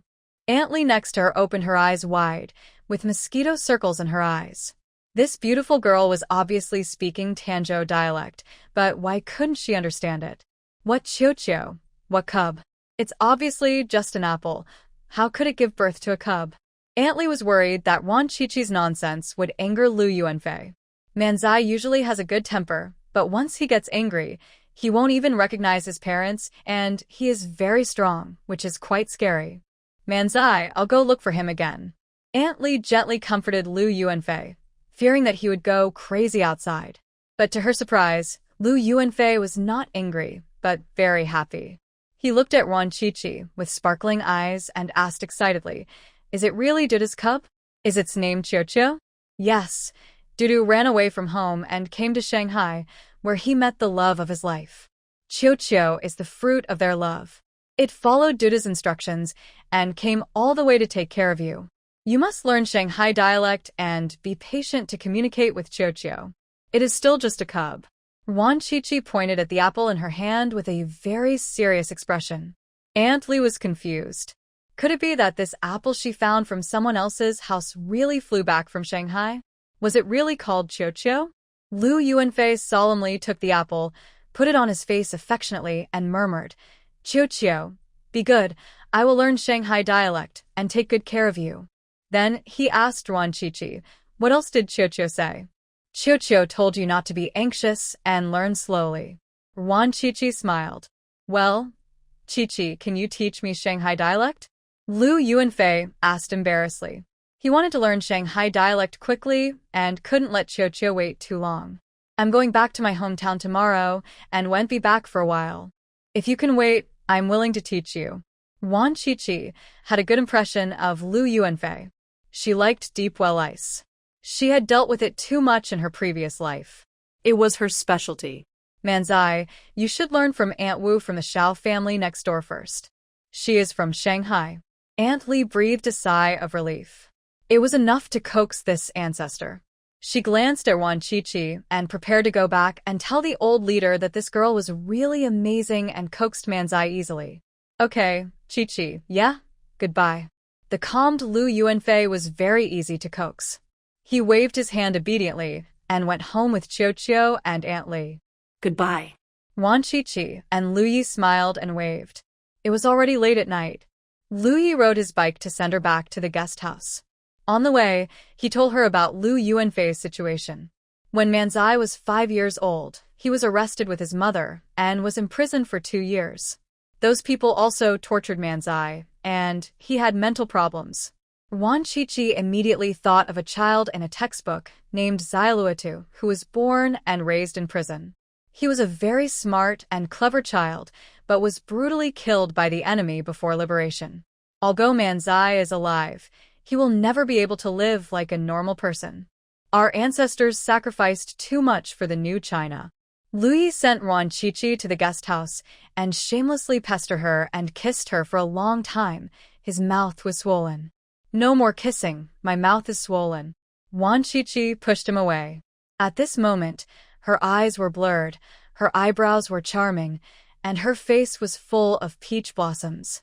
Seeing this, Lu Yi's heart was moved, and he couldn't help kissing her again. "It's swollen anyway, kiss me again." Wan Qiqi hesitated for only a second, and then cooperated and kissed her. Lu Yi was right. It was already swollen. What was there to hesitate about? Just kiss until the end of time. The two kissed for another 10 minutes, and when they were about to get excited, they stopped. I'm going back to my hometown tomorrow morning. Wait for me to call you and come back, and bring more gifts. Wan Qiqi ordered. I'll drive you back tomorrow, and take a look around your village, by the way. Lu Yi couldn't wait to declare his sovereignty as a son-in-law. Anyway, he didn't have any tasks recently, so he had plenty of time. As for the position of deputy battalion commander, it was the same with or without him. He was just a position. In fact, even Lu Disheng had no authority to command him. He belonged to the special operations team and was directly led by the Beijing side. The reason why he stayed in the army was just to facilitate his work. No, I'll call you before you come. Don't interfere with my work. Wan Qiqi refused. She went back this time to deal with the extreme. The family that abused the original body's eldest sister, the uncle's family that wanted to wipe out the whole family, He Jianjun's family, and several rascals in the village who spread obscene rumors in the previous life and forced the original body to death, all need to be dealt with. If Lu Yi goes back early, those people will be afraid of his identity and will definitely not dare to show their cannibalistic faces. They will also rush to curry favor with her. How can she deal with them? She has to have a legitimate reason to be crazy, even if she is a crazy woman. Therefore, she has to deal with these beasts first, and then ask Lu Yi to come back to recognize the family. Do you want my help? Lu Yi was not very reassured. Although his Qiqi was extremely smart, she was just a girl after all, with limited strength. What if she was bullied? No, you have a mission here. Wan Qiqi hooked her finger, and Lu Yi came over obediently. He heard her say, "You go to Lu Hongba every now and then to sow discord, and then try to give his job to Lu Hongling so that he can go against his own mother and sister." Lu Chuansao's sacrifice of her son to protect her daughter will inevitably cause psychological harm to Lu Hongba. If Lu Yi fanned the flames, Niu Hulu Hongba would definitely be full of resentment. After returning from the farm, he would definitely take revenge on Lu Hongling and her daughter. And Shi Xiaojun must be kept an eye on. Don't let Shi Jinghong rescue him. Lu Yi listened carefully, kept it in mind, and he had other plans for Shi Xiaojun. Is it really okay for you to go back alone? Lu Yi was still a little worried. Who can bully me? Wan Qiqi glared. Only she could bully others. Lu Yi smiled and kissed her hard. He liked the girl's confident, flamboyant, and crazy energy. Go back. Don't forget to go home and fertilize your stepmother's vegetable garden. Wan Qiqi pushed him away and reminded him of something important. Lin Mannion didn't like to see Lu Yi, so he had to go back from time to time to discuss this woman, which would make her angry or disgusted. I can't forget it. I will hold my back and go home to take a dump in the future. Lu Yi responded with a smile. He didn't like to go back before, but now he couldn't wait to go back. Seeing the old man and Lin Manyun's angry looks, he felt very happy. And his mother, he also had to go home often to see her. Your stepfather's red envelope. Take it and spend it. Buy whatever you want to eat. Don't lose anything. Wan Qiqi stuffed the red envelope given by Mo Qiufeng into Lu Ye's pocket. She had too much money to spend now, and Shi Jinghong had made tens of thousands. Lu Yi opened the red envelope, which contained 50 yuan. He grinned and said happily, "You are quite generous. Half each." He only wanted 20 yuan and gave the remaining 30 to Wan Qiqi. He already had a high salary and he would go to the old man to scrape some money from time to time, so he was not short of money. Wan Qiqi was not polite and took 30 yuan and urged him to return to the army. After Lu Yi left, she listened to some gossip from old Ginkgo, and then she went to wash her hair and take a bath, and changed into a new light blue corduroy jacket. The fabric was collected from Shi Jinghong's house, and the sewing machine was also taken from the Shi family. She learned a variety of skills in the mental hospital, and tailoring was just a trivial one among them. It only took a few drops of water to make a coat. The original body had few clothes. Nowadays, there is a shortage of cloth in rural areas. 3 years of new, 3 years of old, and 3 years of mending. This is the true portrayal of every rural person. It is very normal to wear patched clothes. It is abnormal not to patch them, and many people will envy them. Moreover, the current clothing colors are mainly blue, gray, and black.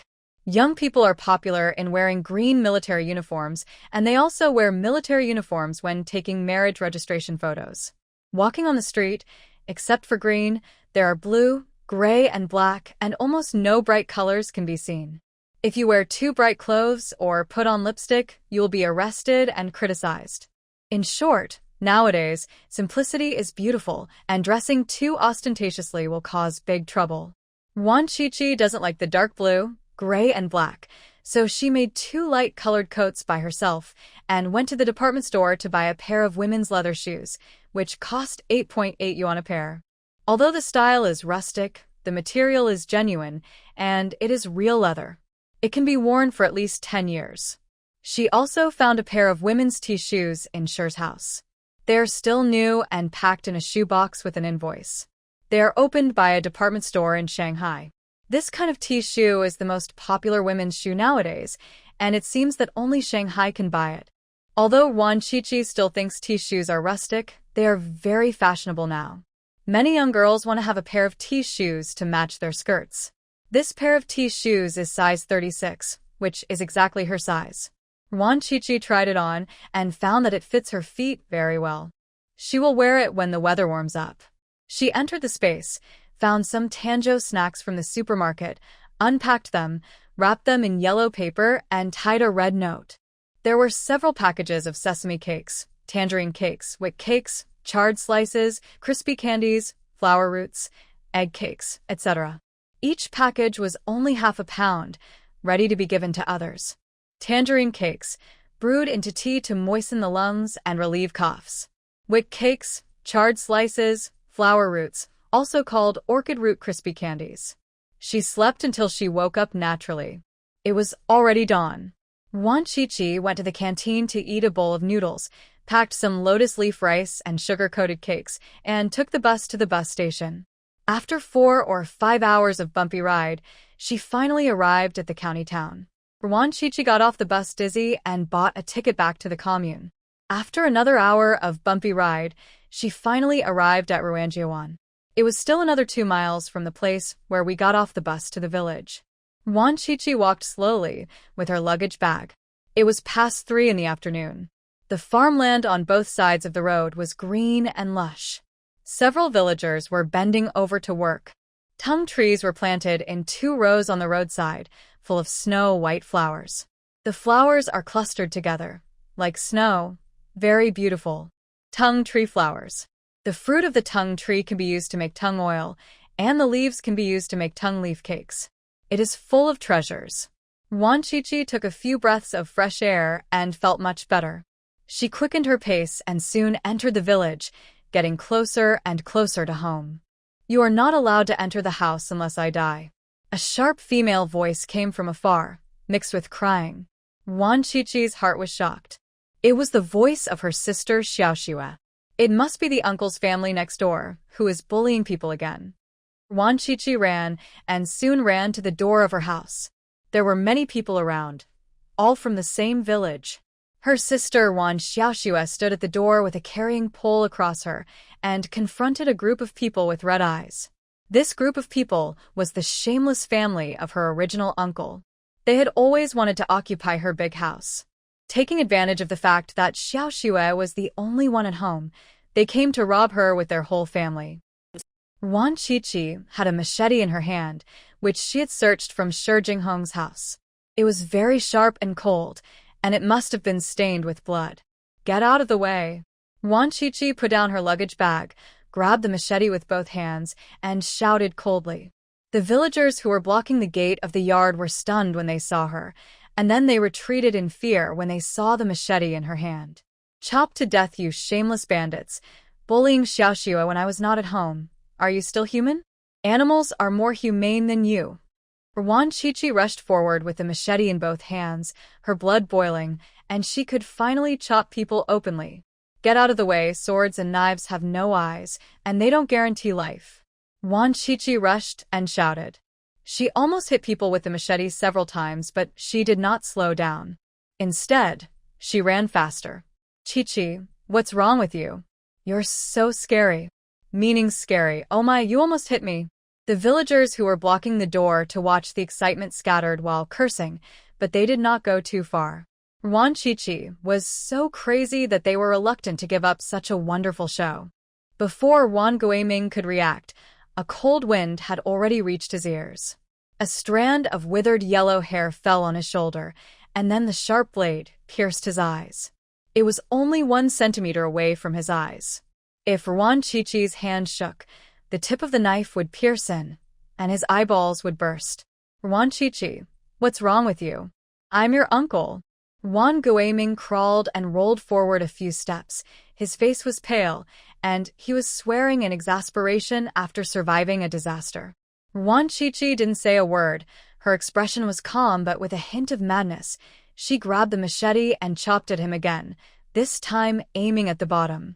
Wan Guiming originally thought that Wan Chi didn't dare to chop, but he only hesitated for 3 seconds, and the machete was chopped towards his vitals. If this knife really chopped down, he would immediately become Wan. He was so scared that he ran away with his hands and feet, while Wan Chi chased him from behind. Both of them were fast, and they chased each other. The machete almost hit Wan Guiming several times, but he avoided it with his own efforts at the critical moment. My mother is underground. If you have the guts, go down and chop me, and my dad will kill you. Wan Chi chopped several more times, each time with great force, but unfortunately, they all missed. However, Wan Guiming was still frightened out of his wits, and slowed down. I'm your uncle, you traitor. Wan Guiming fell again, and seeing that he could not avoid it, he roared in fear and even mentioned his elders. Now you know he is my uncle? My father's body is still warm, and you, as an uncle, come to my house as a bandit, bullying us sisters, and even want to occupy my house. The bandits in Wulong Mountain are not as cruel as you. How do you look like an uncle? Wan Chi sneered a few times, but she didn't stop the knife and continued to chop at the old beast. Among the people who bullied the 3 sisters of the original body in the previous life, the family of this old beast was the most aggressive. She promised to avenge the original body, and Wan Guiming's family would never live well. These few cuts were just appetizers, and the real move was still to come. Dang, the machete hit the stone, splashing sparks, and it was only 1 centimeter away from hitting Wan Guiming. The onlookers all gasped. Wan Chi was really crazy. She used to be very timid and didn't even dare to speak loudly. She was probably stimulated by He Jianjun's breaking off the engagement and went crazy. Your family doesn't even have a male heir. A married daughter is like spilled water, and she belongs to a family with a different surname. I am a man of the Wan family. Your father is dead. It is natural for me to be the head of your family. It makes sense no matter where you say it. Wan Chi, put away the knife quickly, otherwise don't blame me as an uncle for being unkind. Wan Guiming was angry and afraid, but he didn't think he was wrong. His eldest brother had no sons, only 3 daughters, which meant a family with no descendants in the countryside. He was a real uncle and was fully qualified to be the head of the family for his 3 nieces. He couldn't let his nieces marry into a family with a different surname and take such a big house, could he? This was the Wan family's house. The nieces could marry out, but the house must be left behind. Now is a new society with equality between men and women. The chairman has said that women can hold up half the sky, and the remaining half is for you men to hold up. The same is true for houses. Sons have a share, and daughters have a share. This is what the law stipulates. You don't listen to the chairman and don't abide by the law. Wan Guiming, are you trying to rebel against heaven? Wan Chi brought out the universal book of quotations again. Sure enough, everyone's face changed drastically, and some people ran away for fear of getting into trouble. Wan Guiming was also scared. He shouted in a fierce manner, "Don't put a hat on me. I'm your uncle. Your father is dead, so you have to listen to me. This is the rule of Ruanjiawan. Which is bigger, Ruanjiawan or the country? Anyway, I listened to the chairman. The house was built brick by my father, and your Wan family didn't spend a penny. Before he died, My father left a message for me to marry a son-in-law to support the family. The child I have in the future will be named Ruan. My family has someone in charge, so there is no need for you, Ruan Guiming, to meddle in other people's business with your big ace. Ruan Chichi said, without stopping his hands, chopping Ruan Guiming with the machete again and again. Each knife was exactly 1 centimeter away from him, and the blade was close to the flesh. After more than 10 knives, Ruan Guiming's face turned pale, and his soul flew away. Oh my God, my niece wants to kill my uncle. Is there any justice in the world? Is there anyone who can control this crazy woman? Guiming, you died so tragically. Ruan Guiming's wife Yang Huiying wanted to come and save her husband, but she was afraid of the machete and could only stand by and worry. She also saw Ruan Chichi chopping with a knife and could not see anything but heard her husband's screams. She thought her husband was hacked to death and cried anxiously while beating her chest and stamping her feet. The old couple of the Ruan family, who were hiding in the house waiting for news, heard their daughter-in-law's cries and ran over in a hurry. Seeing their youngest son who had fainted, Mrs. Ruan screamed, and fainted because she couldn't catch her breath. Old man Ruan walked over with a gloomy face, wanting to make sure if his youngest son was really dead. Come 1 step closer, and I'll hack him to death. Ruan Chichi held a knife in front of her to stop the old man from coming. The worst person in the family was the old man. He favored his youngest son and was very cold to her father, Ruan Guiping. When Ruan Guiping was 15 years old, she was separated from her family. She had a shabby thatched house, half a bag of rice, and a small piece of thin land. It was winter when the family was separated. The old man didn't even give her a bed quilt. It was the village chief at that time who couldn't stand it and took a bed quilt from home. After that, Ruan Guiping was left to fend for herself, and she had to give the old man 500 kilograms of rice and 500 copper coins in support every year. Fortunately, Ruan Guiping was smart and hardworking. By chance, he rescued a wandering Taoist priest in the mountains. The Taoist priest had martial arts and medical skills. He rested in Ruanjia Bay for a year. During this year, Ruan Guiping got up early and went to bed late to chop wood for rice to feed him. The Taoist priest had no money, so Ruan Guiping taught him skills to pay for his meals. How much he could learn depended on Ruan Guiping's ability. After a year of study, Ruan Guiping had learned 70% to 80% of the Taoist priest's skills.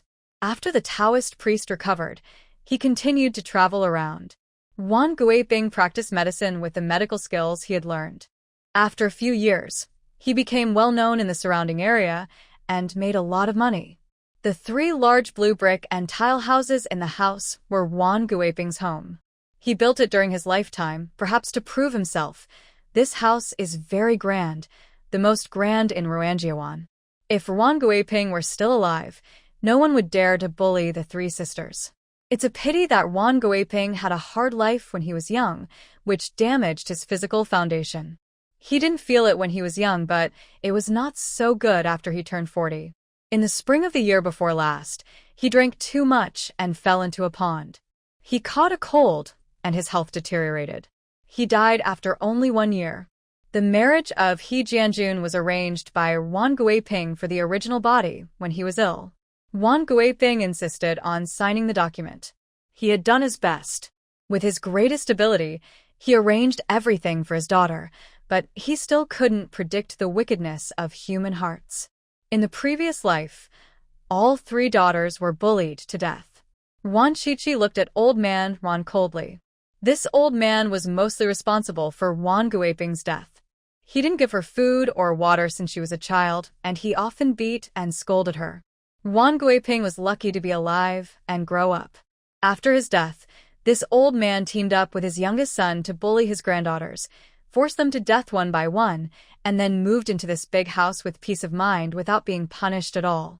No wonder the original body hated her so much and would rather be a ghost in the underworld for 5 years to exchange conditions with her for revenge. I'm going to say this today. My father built this house brick by brick, and it has nothing to do with you. If you dare to bully Xiao Xue and me again in the future, don't blame me for being rude. As soon as Ruan Chichi finished speaking, She swung her hand and chopped at a tree next to her. With a flash of cold light, the tree, which was as thick as a bowl, was chopped into 2 pieces. Wan Guiming, who was on the ground, was so scared that his whole body turned cold. He couldn't help but touch his neck. If that knife had chopped him. He shuddered involuntarily and swallowed hard. His scalp was numb, and he felt regretful. If he had known that Wan Chichi was so crazy, he should have called his 2 sons as well. There is strength in numbers. No matter how crazy Wan Chichi was, she couldn't beat a few grown men. Old man Wan was also scared. He had never looked at his 3 granddaughters straight before. They were not his own, and were worthless girls. He felt it was unnecessary to even look at them. Now he dared not underestimate this granddaughter. She looked so delicate and weak, but she had such a fierceness. If it was a son, it would be great. Even if it was not his own, he would look at her more highly and keep her by his side to work for his 2 grandsons in the future. Your marriage with He Jianjun is over. You will have to get married sooner or later. You can't live without a man in charge of the family. Your uncle is doing this for your own good. Old man Wan said hypocritically. Is He Jianjun the only man in the world? With my looks and conditions, it would be easy for me to find a man to come to my house. Old man, you should be more obedient when you are old. Don't worry about things that you shouldn't worry about all the time. Be careful that you will die and go to see marks in advance. Wan Chichi sneered. Her tone and attitude were disrespectful. She didn't even call him grandpa, but only called him old man. I am your grandpa, you disobedient and unfilial thing. Old man Wan was so angry that his face turned blue and his eyes became more sinister. He wanted to teach this little witch a lesson several times, but he was afraid of the knife in the little witch's hand. Where is the grandpa? It turns out that my father has a father. I thought my father jumped out of the cracks in the stone. Wan Chichi sneered, full of sarcasm. When Wan Guiping was alive, this old man didn't care at all, and would only come over to ask for money at the end of the year. Now that he's dead, he comes to act like an elder. What a beautiful thought. That's right. You didn't care about my father when he was alive, but now you come to rob his house and bully his daughter after he's dead. What kind of grandfather are you? Even the king of Hades is not as cruel as you. Wan Xiaoxue rushed over grabbing a carrying pole and fought shoulder to shoulder with her sister. The girl is 17 years old this year. She is a hottie with thick eyebrows and big eyes. She is heroic and valiant. She is also a female militia in the commune and has the hottest personality among the 3 sisters. Wan Guiping had always considered letting his youngest daughter find a son-in-law, but unfortunately, he died too early. At that time, only the original body was of the right age, so he had to let the second daughter get engaged to He Jianjun. Xiaoxue, be polite to your elders, and the king of Hades is quite gentle. Wan Chichi scolded softly. She had to clear the name of Lord Yan. He was a handsome uncle with a beautiful beard, and he was so generous. If she was still in the underworld, she would definitely pursue Lord Yan. Wan Xiaoxue pouted unhappily, but she always listened to her second sister, and no matter how dissatisfied she was, she would never refute her second sister in front of outsiders. Wan Chichi looked at old man Wan and said with a smile, Grandpa, my father is dead. You are the closest person to Xiaoxue and me. Since my father died, we sisters have had a very hard life. We couldn't even eat meat during the New Year. Look at us. We are so hungry that we are pale and thin, and we are only one breath away from death. Old man Wan didn't understand what she was up to. He smiled sinisterly and said sarcastically, I see that you look very good and strong. You even dare to beat your uncle. That's because they are desperate. Even a desperate dog will jump over the wall. When people are desperate, they dare to kill and set fire. Grandpa, my engagement was broken off. I am heartbroken, and my health is not good. Xiaoxue has never eaten since she was a child. She was raised with rice porridge, and she has a bad foundation. The chairman said that the elders should love the younger ones and care for them like the spring breeze. Grandpa, I want to eat chicken. Wan Chichi opened her eyes and made up stories again. Few people in the village could read and could only recite a few simple quotations. It was impossible for them to know that she was making it up, and no one dared to question it. Sure enough, when she said that, no one doubted it, and some even thought that what the chairman said was right.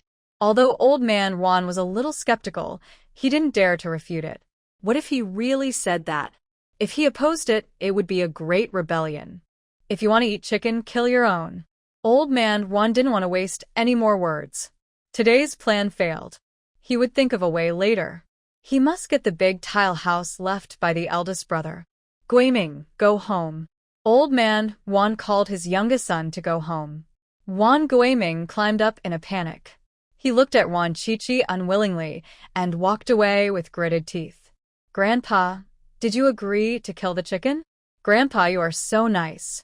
Xiaoxue, let's go and kill the chicken. Juan Chichi cried out with tears in her eyes. Before Old Man Juan could react, he saw Juan Chichi waving a machete and running away like the wind. What was this little witch going to do?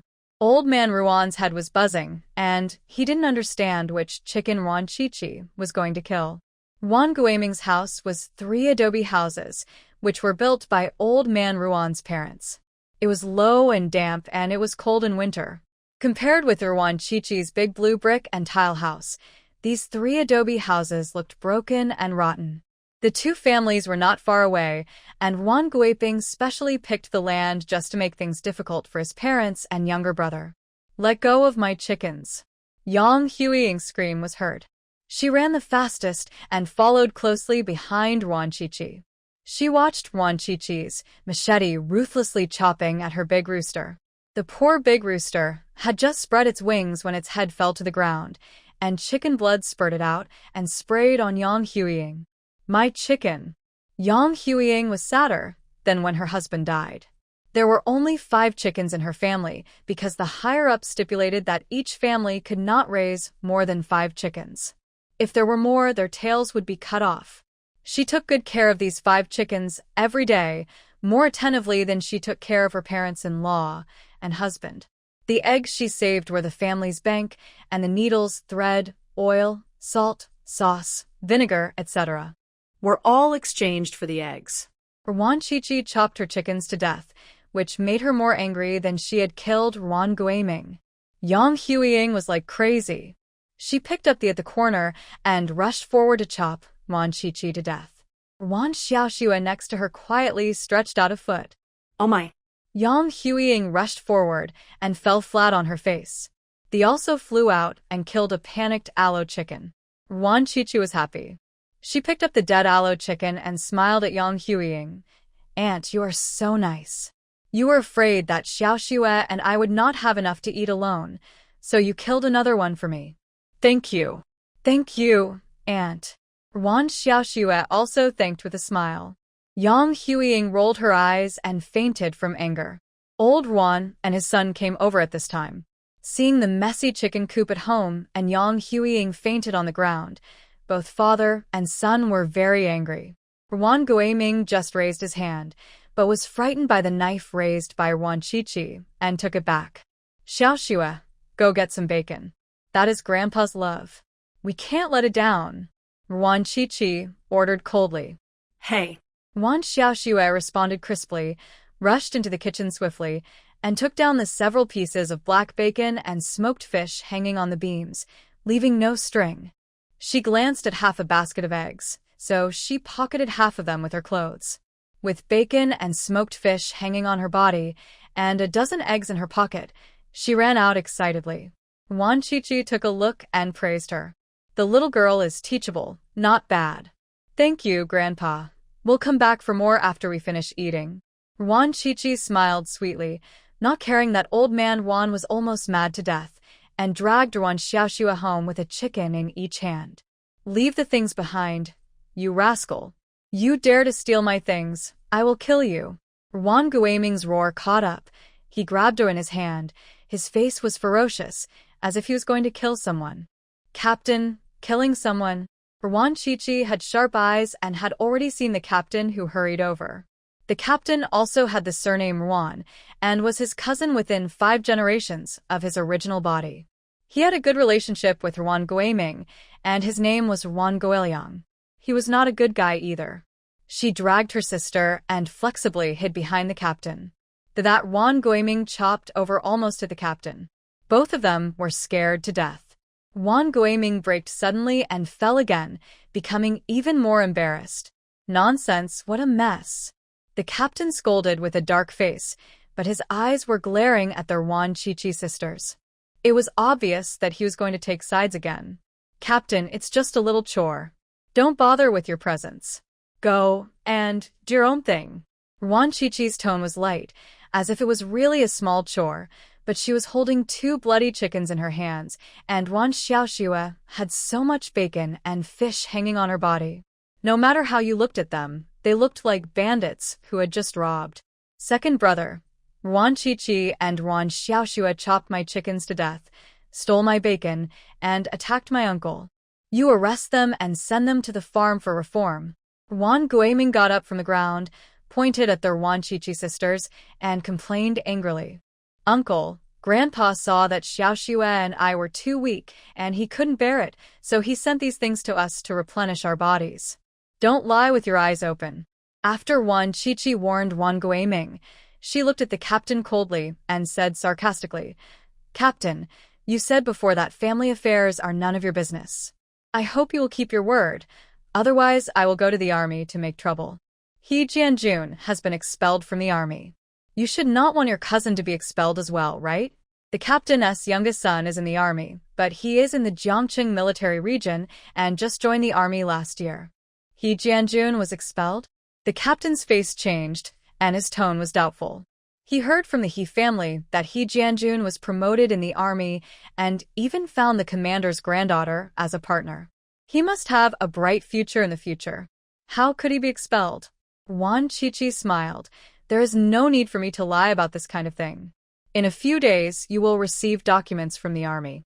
Not only has He Jianjun been expelled, but he will also be tried by a military court. It will take at least 3 years. Hiss. The villagers all gasped. He Jianjun is going to go to jail? Is that true? Looking at Wan Chi-Chi, it doesn't seem like she is lying. Although the captain didn't completely believe it, he was also wary. His youngest son was his pride, and there must be no mistakes. Wan Chi-Chi is acting crazy now. If he really goes to the army to make trouble, his youngest son's future will be ruined. You take so many things. What will your uncle's family eat? The captain's tone softened, but he still leaned towards Wan Guiming. To eat. Wan Chi-Chi answered as a matter of course, and the captain was speechless. You took all the meat. What are we going to eat? Wan Guiming shouted angrily. There are so many wild animals in the mountains and so many fish in the water. The chairman said that we should do it ourselves and have enough food and clothing. Uncle, please be more diligent so that we can all eat meat. Wan Chi-Chi smiled and pointed to the green mountains in the distance, and then to the small river at the entrance of the village. Although Ruanjiawan is remote, people can rely on the mountains for food and the water for water. Although the people cannot eat enough, they will not starve to death. Wan Guiming was so angry that he rolled his eyes. This little witch was good at making trouble. He couldn't beat her or talk her out of it. He was so angry. Captain, I will come to you in the evening. I have good news to tell you. Wan Chi-Chi kept it a secret and hooked the captain into a black base. He dragged Wan Xiaoxue back with a full load. Wan Guiming was very dissatisfied and yelled at the captain, Second brother, just let her go like this? Why don't you take her to the farm for reform? She said it was a family affair. Why do you arrest her? I told you a long time ago not to do things to the extreme, but you didn't listen. Now you blame me? The team leader glared at her unhappily and walked away angrily. He was itching in his heart. What on earth was the good news that the dead girl Wan Chi-Chi was talking about? And was the matter of He Jianjun being fired? Was it true? Not only the team leader was itching in his heart, but the villagers were also itching in their hearts. Ruanjiawan was a large village with about 200 households. The most common family was named Wan, followed by the He family. The other families were all outsiders and had low status in the village and had little say. The village cadres in Ruanjiawan were all named Wan and He. The team leader's surname was Wan, and the team accountant's surname was He, who was He Jianjun's cousin. It was getting dark, and smoke rose from every household. The air in the village was filled with the pungent smell of chili peppers. Wan Qiqi's family was also cooking. Wan Xiaoxue happily boiled water to wash the bacon and pulled lettuce from the ground to eat lettuce fried with bacon in the evening. Xiaoxue, steam this and eat it. Wan Qiqi took out some lotus leaf rice and sugar-coated cakes from her bag. She had taken them out from the space a long time ago. They were cold now and would only taste good after being steamed. Second sister, where did you get the money? Wan Xiaoxue's eyes lit up and she couldn't help swallowing. She hadn't eaten sugar-coated cakes since her father died. He Jianjun broke off the engagement. According to the document, he has to pay 3 times the betrothal gift. Our father gave 300 betrothal gifts at the beginning, and he paid 900. Wan Qiqi took out a thick stack of money wrapped in a handkerchief from her bag. It was all brand new big Unity banknotes, shining under the flickering oil lamp. Wan Xiaoxue's almond eyes widened to the size of eggs, and her mouth opened wide enough to swallow goose eggs. She had never seen so much money in her life. She could buy several trucks of sugar-coated cakes, right? She could eat them until she died, right? Second sister, let me touch it. Wan Xiaoxue touched the money carefully with trembling hands. It was so smooth and new. It felt so good to touch. Here, Wan Qiqi took out a big Unity banknote and stuffed it into her hand generously. Second sister, give me $1. No, 50 cents is enough. Wan Xiaoxue shook her head vigorously. She couldn't even spend 10 yuan. 50 cents could buy a lot of things. Take it. Our family will not be short of money in the future. I found a job, and will find one for you and eldest sister later. Wan Qiqi stuffed 10 yuan forcefully into her palm and told her a shocking news. Second sister, what job did you find? Where do you work? Wan Xiaoxue was so excited that she forgot about the money and asked. The He family was arrogant every day, saying in the village that the second sister had no job and was just a country girl, not worthy of He Jianjun. Humph, the He family was so poor in the past that they rushed to send their son to their doorstep, but they turned their faces and refused to recognize him as soon as he was promoted. How shameless! I found a brother-in-law for you in the state-owned factory in Tanzhou City. He is the deputy battalion commander. Stay calm. Your brother-in-law may have a job, and he will definitely be promoted in the future. Wan Qiqi said calmly as she told another explosive news. Seeing Wan Xiaoxue's startled look, she couldn't help but raise the corners of her mouth. The little girl is so cute, lively, and fresh. With her around in this life, she will definitely not be as miserable as in the previous life. Second sister, can you tell me all at once? I'm so anxious. How did you meet your brother-in-law? When are you getting married? How old is he? Is he good to you? Wan Xiaoxue's questions came one after another. She had too many questions to ask. 2 days ago, she received a telegram from her second sister, which only said that the engagement had been cancelled and everything was fine, but she didn't say that she had found a brother-in-law or a job. Her second sister was too tight-lipped. He's the uncle of the boyfriend of He Jianjun, the commander's granddaughter. Don't call him that. Your sister-in-law is a good woman. You'll know when you see her later. He's not an old man. He's 6 years older than me. Wan Qiqi corrected quickly, otherwise Wan Xiaoxue would definitely think that Lu Yi was an old man. That's good. I thought he was an old man. Wan Xiaoxue patted her chest, which scared her. She thought her second sister was marrying the old man out of spite. How could I possibly marry an old man? Cough, cough.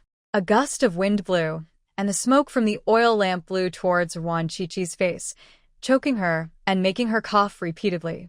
She covered her mouth and nose and asked, "Why are you lighting tongue oil? Is there no kerosene at home? There is still half a caddy left. I will light tongue oil when you are not at home. I am not afraid of choking." Wan Xiaoxue smiled. Her second sister was afraid of choking, so she lit kerosene at home. But since her father passed away, the family conditions have been getting worse day by day, and it is a bit difficult to buy kerosene, so they have to use it sparingly. The fruit of the tongue tree is pressed to make oil, which is tongue oil. It can be used to light lamps, and can also be used as paint. We will light kerosene in the future. Our family is not short of money. Wan Qiqi used scissors to lift the wick higher, and the flame became much brighter. The oil lamp that Wan Xiaoxue used was homemade, with an ink bottle. This one was considered exquisite, but there were simpler ones. Use a broken bowl, twist a cotton wick and place it on the edge of the bowl, pour half a bowl of oil, and you can light the lamp. Homemade ink bottle oil lamp. There was also a glass lamp at home. It was a high-end product bought at the supply and marketing cooperative when Ruan's father was alive. There were only 2 in the whole village, and the other was in the accountant's house of the brigade. Wan Xiaoxue and her original body were afraid that the glass kerosene lamp would be damaged when they were young, so they usually used the homemade ink bottle lamp. The glass lamp was wiped clean and put in a box as a reminder. Okay, 10 yuan can buy a lot of kerosene. Wan Xiaoxue was very happy, and the smile on her face was particularly bright. Since Ruan's father passed away, the smile on her face became more and more dim, and after her original body jumped into the river in her previous life, the girl never smiled again. You cook at home, I'll go to the captain's house. Wan Qiqi took a bag of tangerine cakes, which weighed about half a pound, and were considered a heavy gift in Ruanjiawan. Second sister, wait a minute. Wan Xiaoxue took a pine torch, lit it, and asked her to take it with her for lighting on the road. Many people in the village were reluctant to buy kerosene and tung oil, so they cut pine torches from the mountain and lit them. Although there was a lot of smoke, it was free and there was nothing to do at night anyway. After dinner, they could go to bed and have children, so it didn't matter whether there was smoke or not. Wan Qiqi took the pine torch. The flames jumped, making crackling sounds, and could illuminate the road 1 or 2 meters ahead. There were many people eating outside, bragging while eating. They saw Wan Qiqi coming from afar, and they all stopped. Qiqi, was he Jianjun really expelled from the army? Someone asked loudly. Well, he got the leader's granddaughter pregnant by being a hooligan. This is all thanks to He Jianjun's mother. If she hadn't come to me to show off, I wouldn't have known about it. I went to the army this time to report it. The army leaders are fair and strict, and they handled it impartially. After finding out that it was true, they expelled this rascal from the army. The army's documents should arrive in the next 2 days. The purpose of Wan Qiqi saying this was to provoke He Jianjun's parents. And she didn't lie. He's mother did come to the original body to show off. This woman was so stupid that she thought Lu Hongling was pregnant and her son's marriage was a done deal. She ran to the original body triumphantly to show off, and also asked the original body to have some self-awareness and not to pester her son. He Jianjun is so bold that he even dares to be a hooligan to the leader's granddaughter. It's not unfair that he was expelled. This leader's granddaughter is also a frivolous person. She will get started when a man teases her. She is not a serious person. Hush, Shurmei is here. The villagers' discussion stopped abruptly because He Jianjun's mother came in angrily. The He family members were at work during the day, and when they got off work at night, they found out that Wan Qiqi was back and was spreading rumors about her son in the village, saying that her son was expelled from the army and was going to jail. Bah! Her son was just promoted to a platoon leader at a young age, and he even found the commander's granddaughter as his partner. He has a bright future. How could he be expelled? It must be that little witch Wan Qiqi, who talked nonsense and deliberately threw dirty water on her son. Wan Qiqi, take A and look carefully. How can you be worthy of my Jianjun? Don't pester me. My Jianjun doesn't look down on you. Find a man to marry while you're still young. If you delay it, you will become an old maid. Even a man who has lost 3 relatives will look down on you. Before his mother arrived, she started cursing, and her words were particularly vicious. Your He Jianjun has become a hooligan and is indeed not worthy of me. Even if I want to find a son-in-law, I have to choose one with a clean background. So I went to the army to cancel the engagement this time. According to the document signed by my father and your family must pay 3 times the betrothal gift for breaking off the engagement. He Jianjun paid me 900 yuan. Wan Qiqi spoke the hurtful words slowly, teasing his mother like a cat playing with a mouse, stimulating her bit by bit. Compensate your mother, Who signed the document with your family? Return the 900 yuan. Mother He jumped up in anger. 900 yuan hurt more than her heart. She cursed her son for being stupid in her heart. How could he admit to that clerk? He should deny it to the death. Wan Chichi took a horse stance, raised her foot, and kicked He's mother hard in the stomach, causing her to fall on her back. Don't keep pestering me. Your son is a gangster now, and your family are all bad elements. Stay away from me. Wan Chichi spat at He's mother with a look of disgust. The other villagers also stepped back. They believed it about 80 to 90%. Wan Chichi was so sure that it couldn't be false. Since He Jianjun was expelled from the army and had to go to jail, they didn't need to be polite to the He family anymore. Mother He held her stomach and staggered to her feet. Her face was twisted with anger. She cursed and grabbed a stone from the ground, ready to hit Wan Chichi. Ah! My hand! The screams of He's mother resounded through the sky. Just now, Wan Chichi used the torch in her hand to burn her hands, which sizzled and smoked, and burned a layer of skin. Why don't you go home and recite quotations to raise your consciousness? You only think about hurting people every day. No wonder you raised a hooligan son. You and your family should be sent to a farm for reform and temper your thoughts. Wan Chichi snorted contemptuously and accused righteously. The skin on the back of He's mother's hand was burned, and it hurt so much that her mind was confused. She wanted to curse back, but her brain was stuck and she couldn't think of how to curse for a while. In just a short while, Wan Chichi walked away. The other villagers also dispersed, leaving only He's mother alone. The more He's mother thought about it, the more panicked she became. She was afraid that what Wan Chichi said was true. Her son must not be expelled. The whole family was counting on her son to succeed. No, she had to go to the commune post office tomorrow to make a phone call and find out what was going on. He's mother ran home in a panic and went to discuss it with her husband. Wan Chichi had already arrived at the captain's house. The whole family was eating dinner around the fire pit. There were 3 bowls of dishes on the small table, a small dish of chili sauce, a plate of spicy fried dried fish, and a plate of fried green vegetables. The chili sauce dried by the captain's wife at the fire pit was famous far and wide. It was clean and hygienic and tasted good. With the same ingredients, the one dried by the captain's wife was particularly delicious. Wan Chichi sniffed, and she smelled the aroma of the chili sauce. She could eat 3 steamed buns in one go with this chili sauce. She couldn't help but drool. She was greedy. Chichi is here. The captain's wife stood up and brought her a chair with a cold attitude. No, I bought this pack of tangerine cakes in Tanzhou City to make tea for Grandma, an old lady, here referring to the captain's mother. Wan Chichi stuffed the tangerine cakes to her, and a smile visibly broke out on the captain's wife's face, changing faster than the weather in June. You are just too polite, sit down, I'll make you some tea. The captain's wife greeted her warmly, and she didn't even eat her meal. She went to make a cup of green tea, which was freshly picked and roasted, and the tea fragrance was overflowing. Wan Chichi put down the tea and dragged the captain, who was eating, out of the house. Can't you say it in the room? What's the point of pulling and tugging? The captain said in an unhappy tone, holding half a bowl of sweet potato rice in his hand. I'm talking about state secrets. Are you sure you want to say it in the room? Wan Chichi snorted lightly. His tone was very serious.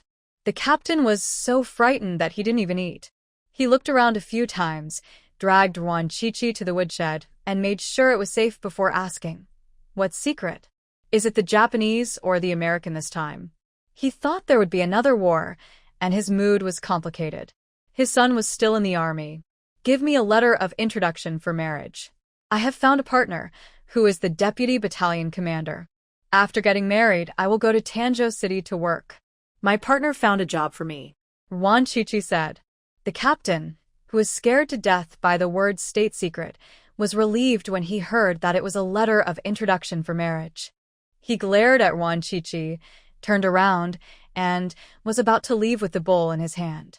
State secrets, it's just a marriage. What kind of secret is it? No. The captain, who walked to the door of the woodshed, slammed the brakes, turned his head and asked, You're getting married? The partner is the deputy battalion commander? Captain, you are not old yet, but your memory is not good. I just said it. Wan Chichi mocked unceremoniously. When Ruan's father was alive, the captain was still polite, but after Ruan's father passed away, this guy sided with Ruan Guiming. Every time Wan Guiming bullied the original sisters, he took sides and said that Wan Guiming was the elder and they were the younger ones, so they must respect the elders and not be rude. He said it very sanctimoniously, but in fact, he just bullied the original sisters unscrupulously because they had no brothers. The captain's face turned ugly. After this girl entered the city, she became bolder and more eloquent, like a different person.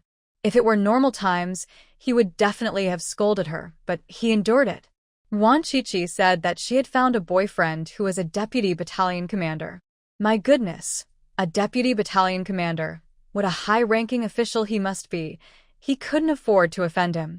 The captain was actually suspicious. How could the deputy battalion commander like a village girl like Wan Chichi? And he even found a job for this dead girl?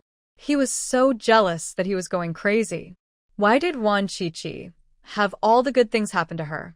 If he had known that there would be such good things in the city, he would have let his niece accompany Wan Chichi to the city. Maybe the deputy battalion commander had his eyes on his niece. How old is your boyfriend? He must be quite old to be a deputy battalion commander, right? The captain said with ill intentions. The company commander of his youngest son was already in his 30s, so this deputy battalion commander must be in his 40s and could be Wan Chichi's father. 6 years older than me, 25 this year, tall, masculine, and powerful. All the young men in Ruanjiawan put together are not as good-looking as my boyfriend. Wan Chichi could tell that he had bad intentions and said that on purpose, but what she said was all true. Her man was just so outstanding, otherwise how could he be worthy of her? The captain gritted his teeth, feeling more jealous than if he had overturned a jar of vinegar, but he still suspected that Wan Chichi must be bragging. How could he be a deputy battalion commander at the age of 25? He must be bragging. My boyfriend is on a secret mission now. When the mission is over, he will come to Ruanjiawan to get acquainted and get married.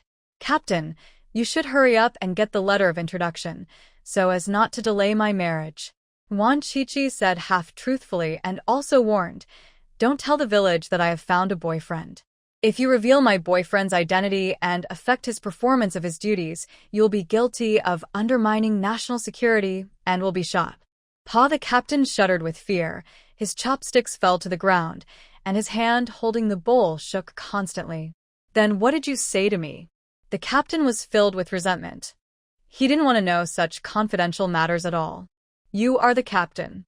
Who else should I ask for a letter of introduction if not you? Wan Chichi retorted, rolling her eyes. The captain was choked and speechless, and felt more upset than a fire in his heart. How did you and your partner meet? The captain suppressed his anger and asked patiently. He wanted to find out the process so that his niece could learn from him. Maybe he could catch a battalion commander. Wan Chichi looked at him sideways and said with a smile, I have to thank He Jianjun for this. If he hadn't broken off the engagement, I wouldn't have gone to the military region to make a scene. My partner happened to see me making a scene. He especially admired my heroic spirit, intelligence, both civil and military talents, and my beauty. He fell in love with me at first sight and took the initiative to propose to me that we would become revolutionary partners, make progress together, contribute to the construction of socialism, and live a happy life.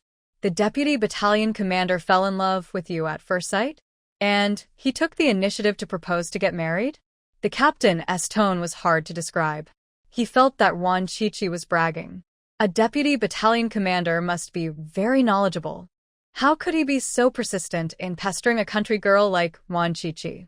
Maybe it was Wan Chichi who pestered the deputy battalion commander and used some tricks, such as climbing on the bed in the middle of the night, so that he could control the deputy battalion commander. The more the captain thought about it, the more he felt that this was the truth, and he felt much more comfortable. However, he still felt that Wan Chichi was very capable. No matter how despicable the trick was, it succeeded in the end. Feelings are developed through being together. After marriage, sleeping in the same bed for 3 to 5 months, the feelings will be deep. If you have 3 or 5 more children, the marriage will be unbreakable. He turned around and told his niece to learn Wan Chichi's trick. Even if she couldn't get the deputy battalion commander back, she could get a city cadre. Captain, you don't believe it? Do you think that I, a country girl, am not worthy of the deputy battalion commander to fall in love at first sight? Wan Chichi asked sarcastically. I didn't say that. I'll give you the letter of introduction later. The captain denied it flatly, and his attitude became much more polite. Wan Chichi is now the fiancée of the deputy battalion commander, and her status is different from before. He has to curry favor with her. In the future, his youngest son's future will depend on Wan Chichi. Don't talk nonsense outside. If you ruin my man's mission, you'll have to wait. Wan Chichi stretched out her hand and scratched her neck eerily. The captain shuddered and quickly assured, I'm very tight-lipped. I won't say a word. Wan Chichi smiled and asked casually, were the peaches from Widow Lu's house delicious last night? Sweet, right? The captain's face changed drastically. Cold sweat broke out on his forehead, and his body shook even more violently. How did this girl know that he went to see Widow Lu last night? If your cousin knew that you often go to Widow Lu's house to eat peaches, would they treat you to fried pork with bamboo shoots? If the commune knew about this, would you lose your job as the captain? Should I go to the farm for transformation or to clean the toilets? Wan Chichi looked at the sweaty captain with a smile, but her words were cold, and every sentence controlled the captain. When she came, she chatted with an old peach tree by the pond. This century-old peach tree was knowledgeable and more gossipy than the old ginkgo. It knew all the romantic affairs in Ruanjiawan village and could tell them like the back of its hand. The time, place, action details, and even passionate conversations the old peach tree could tell them. Because the old peach tree bears a lot of fruits every year, the birds in a 10-mile radius are all singing. The little animals all respected it very much. They would tell the old peach tree everything that happened in the village. Time was limited, so Wan Chichi only asked about the captain's romantic gossip. The original body said that the captain was very lustful and such a person would definitely not be honest. Sure enough, he had an affair with a romantic widow in the village, and this improper relationship had lasted for 5 or 6 years. The captain was sweating profusely, and his face turned pale. Although he was lustful, he was not very courageous. He did not want to lose his official hat, let alone go to the farm for reform. Chichi, I am still your second uncle. We are a family. Don't tell your second aunt about these things. Second uncle will treat you as his niece in the future. The captain quickly changed his face and played the family card. He also promised that he would stand by her side in the future and would never speak for Wan Guiming again. I hope that second uncle will keep his word, otherwise don't blame me for ignoring the kinship and sending you to the farm for reform. Then go to Jiangqing military region to report that your cousin has a gangster father and should not be able to stay in the army. Wan Chichi was not at all tactful and threatened directly. The captain hated him very much, but he had to smile and say nice things and swear before Wan Chichi agreed not to tell anyone. Can't tell in the house? The woodshed is dark and cold. What's the point of staying here? The voice of the captain's wife came from outside the door. Wan Chichi glanced at the captain meaningfully, her big eyes flashing in the darkness, which made the captain's bones cold. He couldn't help but raise his hand to wipe the cold sweat from his forehead. He seemed to see the miserable end of Wan Guiming and He Jianjun's family.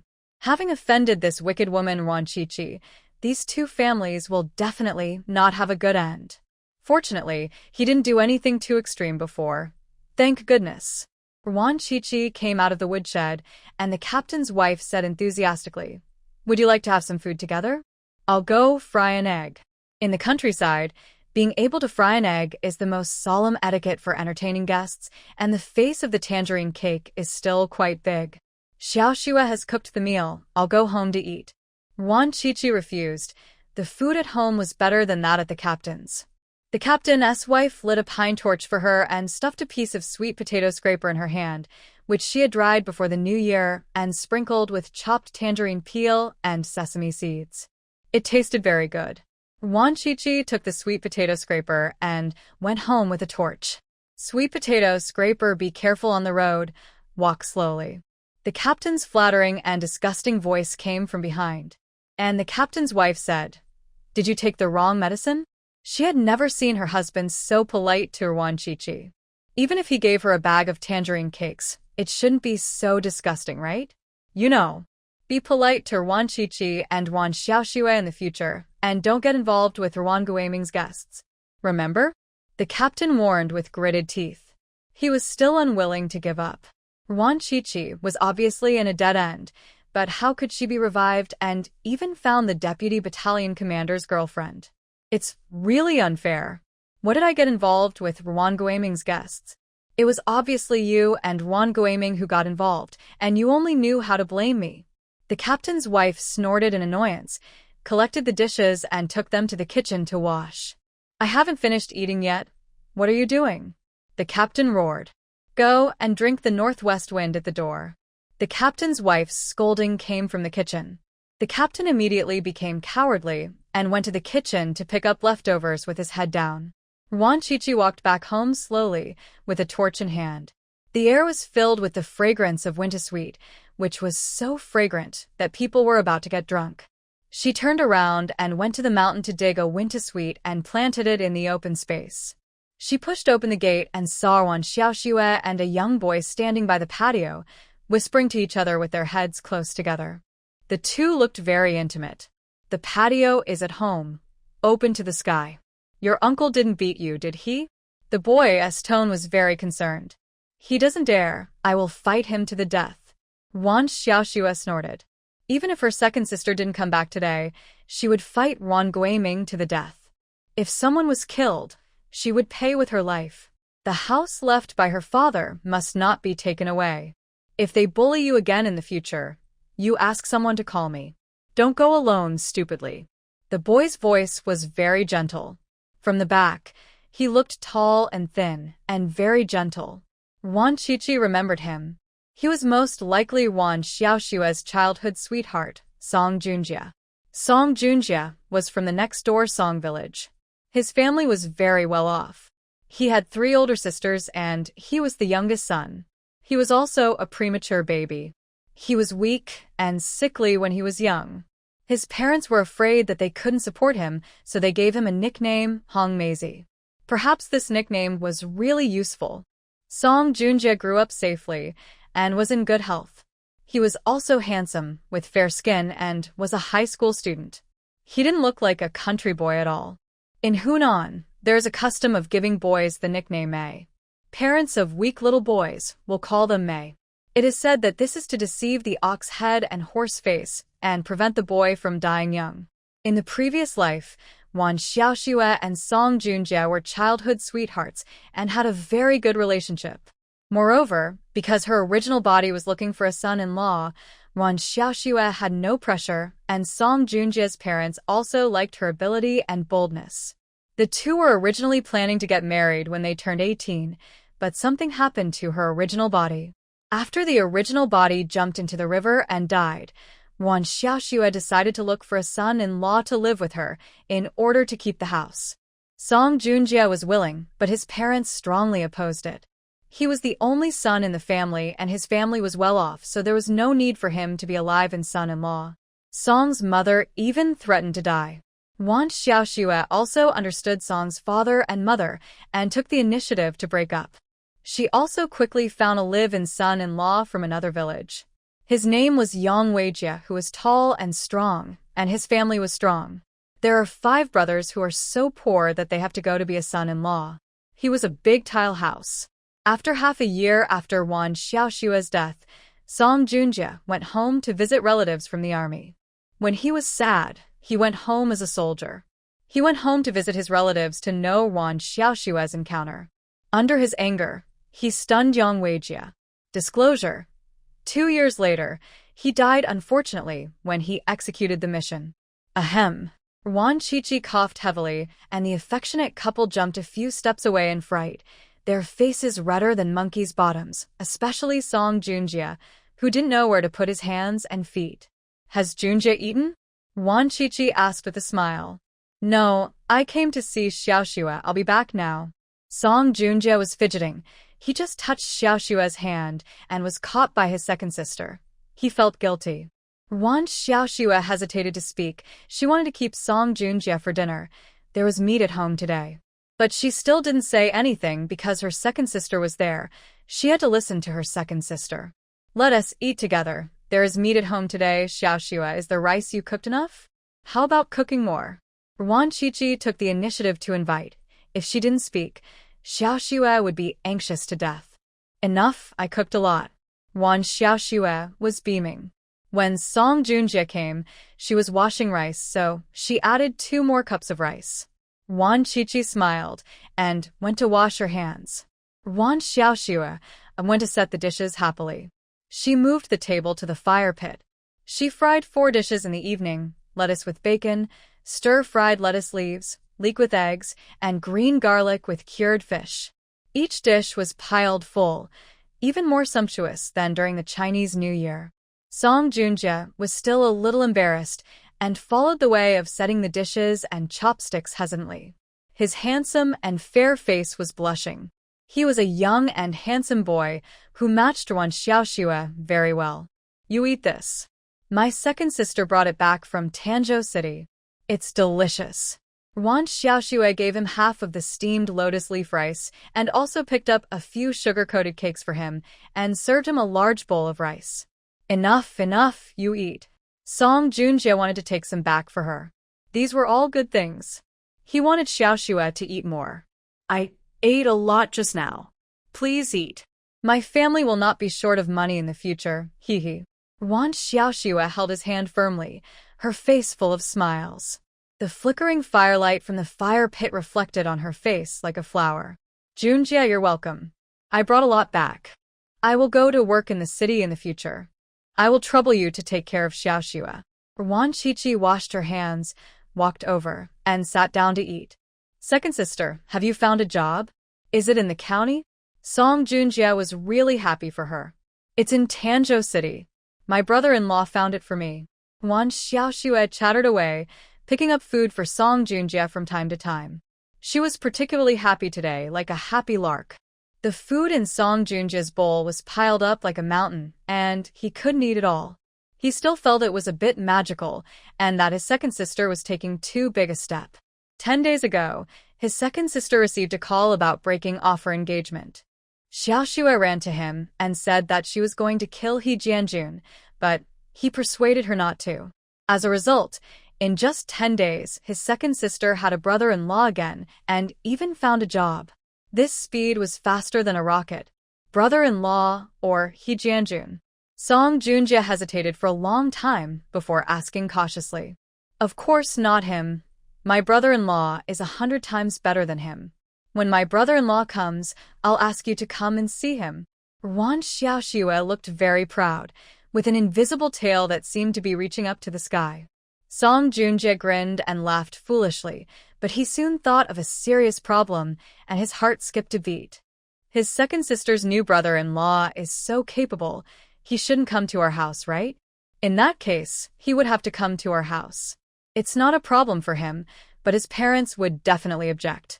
The revolution was about to succeed, but another obstacle appeared. Song Junjie's heart sank to the bottom, and his eating speed slowed down. Wan Qiqi felt it keenly.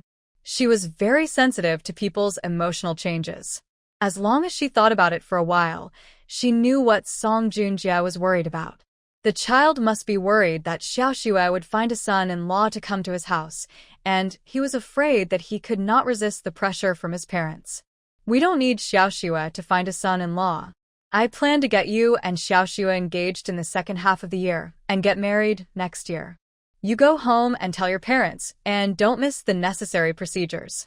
Although my parents are gone, I still have my second sister. Wan Qiqi took the initiative to bring up the young couple's marriage. Second sister, Wan Xiaoxue blushed. Song Junjie was stunned for a few seconds, then grinned foolishly, all happy and confused.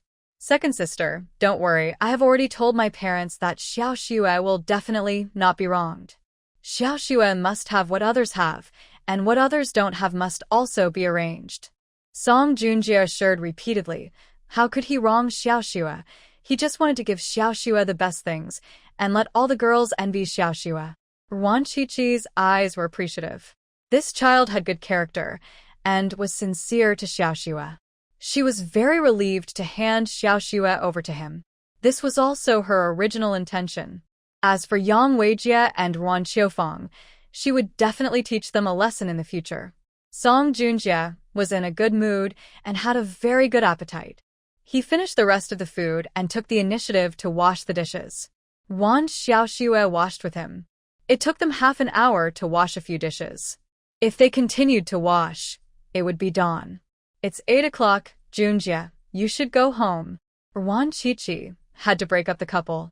Second sister, Xiaoxue, I'm leaving. Song Junjie shyly touched Xiaoxue's hand and said goodbye. He came by bike, and it would only take about 20 minutes to go back. Once Xiaoxue saw him to the door and waited until he rode far away before entering the house. Ruan Qiqi was soaking her feet in the hot water. The heat surged up, and her whole body was warm. She felt very comfortable. Don't tell anyone about your brother-in-law being the deputy battalion commander. Song Junjie, don't tell anyone about it either. Ruan Qiqi reminded her. Ruan Xiaoxue kept her mouth shut, so she was relieved. Well, I definitely won't tell anyone. Ruan Xiaoxue agreed, without asking why. Second sister must have her reasons for making such an arrangement. Second sister, I want to go see my eldest sister tomorrow and bring her some food. Is that okay? Speaking of her elder sister, the joy on Ruan Xiaoxue's face faded a little, and she felt a little guilty. Her elder sister had such a hard life, but she ate so well at home. She felt sorry for her elder sister. Let's go together tomorrow. Ruan Qiqi's expression turned cold. She had planned to go there tomorrow to bring her original elder sister Ruan Shuangjiang and her daughter home. Of the three sisters in the original body, the eldest sister, Ruan Shuangjiang, was born on Shuangjiang Day. Ruan Xiaoxue was born on Xiaoxue Day, and the original body was born on Qixi Day. Ruan's father was a bad namer, so he named her according to the solar terms. Moreover, Ruan's mother died of dystocia when giving birth to Xiaoxue. The original body was only 2 years old at the time. Ruan's father was very busy, and he was a grown man. The two younger sisters were basically raised by the 7-year-old Ruan Shuangjiang. In the original body in Ruan Xiaoxue's heart, Ruan Shuangjiang is not only the eldest sister but also the mother, and her status is not ordinary. Ruan Shuangjiang got married 5 years ago and gave birth to 2 daughters. Her parents-in-law and husband treated her badly, beating and scolding her at every turn and scolding her for only giving birth to money-losing girls and not even being able to give birth to a son. Among the 3 sisters, Ruan Xiaoxue has the hottest temper. She was originally like Ruan Shuangjiang. Both of them were honest and timid. This kind of personality was the most disadvantageous in her husband's family. Before Ruan's father died, the family did not dare to go too far. After Ruan's father passed away, the family people abused Ruan Shuangjiang and her daughter more and more severely. Ruan Shuangjiang worked like a cow or a horse from morning till night without eating enough, and her body was deteriorating day by day. The family also forced her to give birth to a son. After Ruan Shuangjiang became pregnant, she had no rest and continued to work non-stop.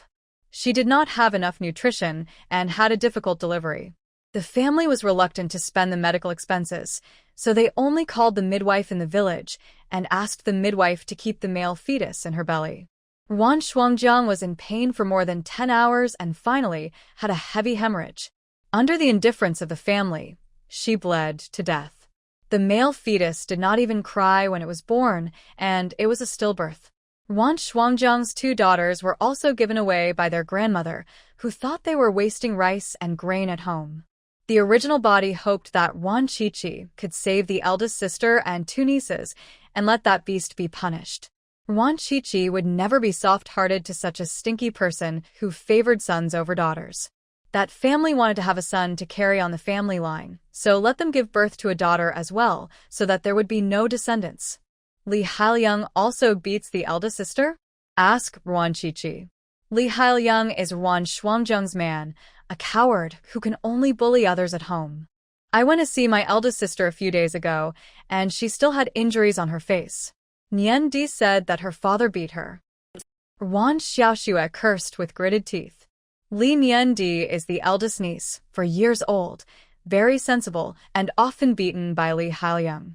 Let my eldest sister get a divorce, bring Nian Di and Pandi back, and change their surname to Wan.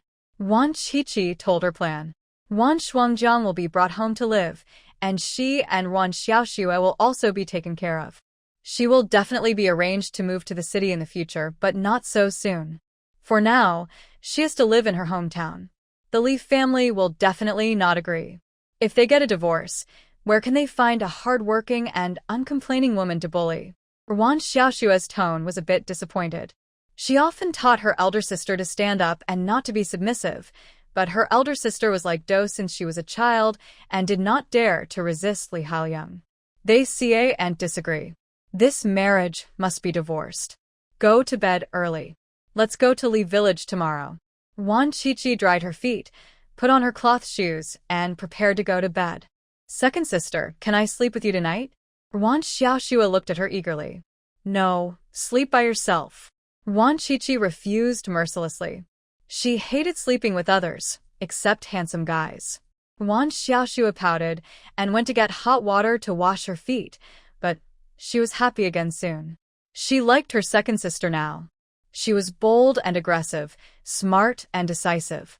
That rascal He Jianjun also made some contribution. The breaking off of the engagement stimulated the second sister to be strong.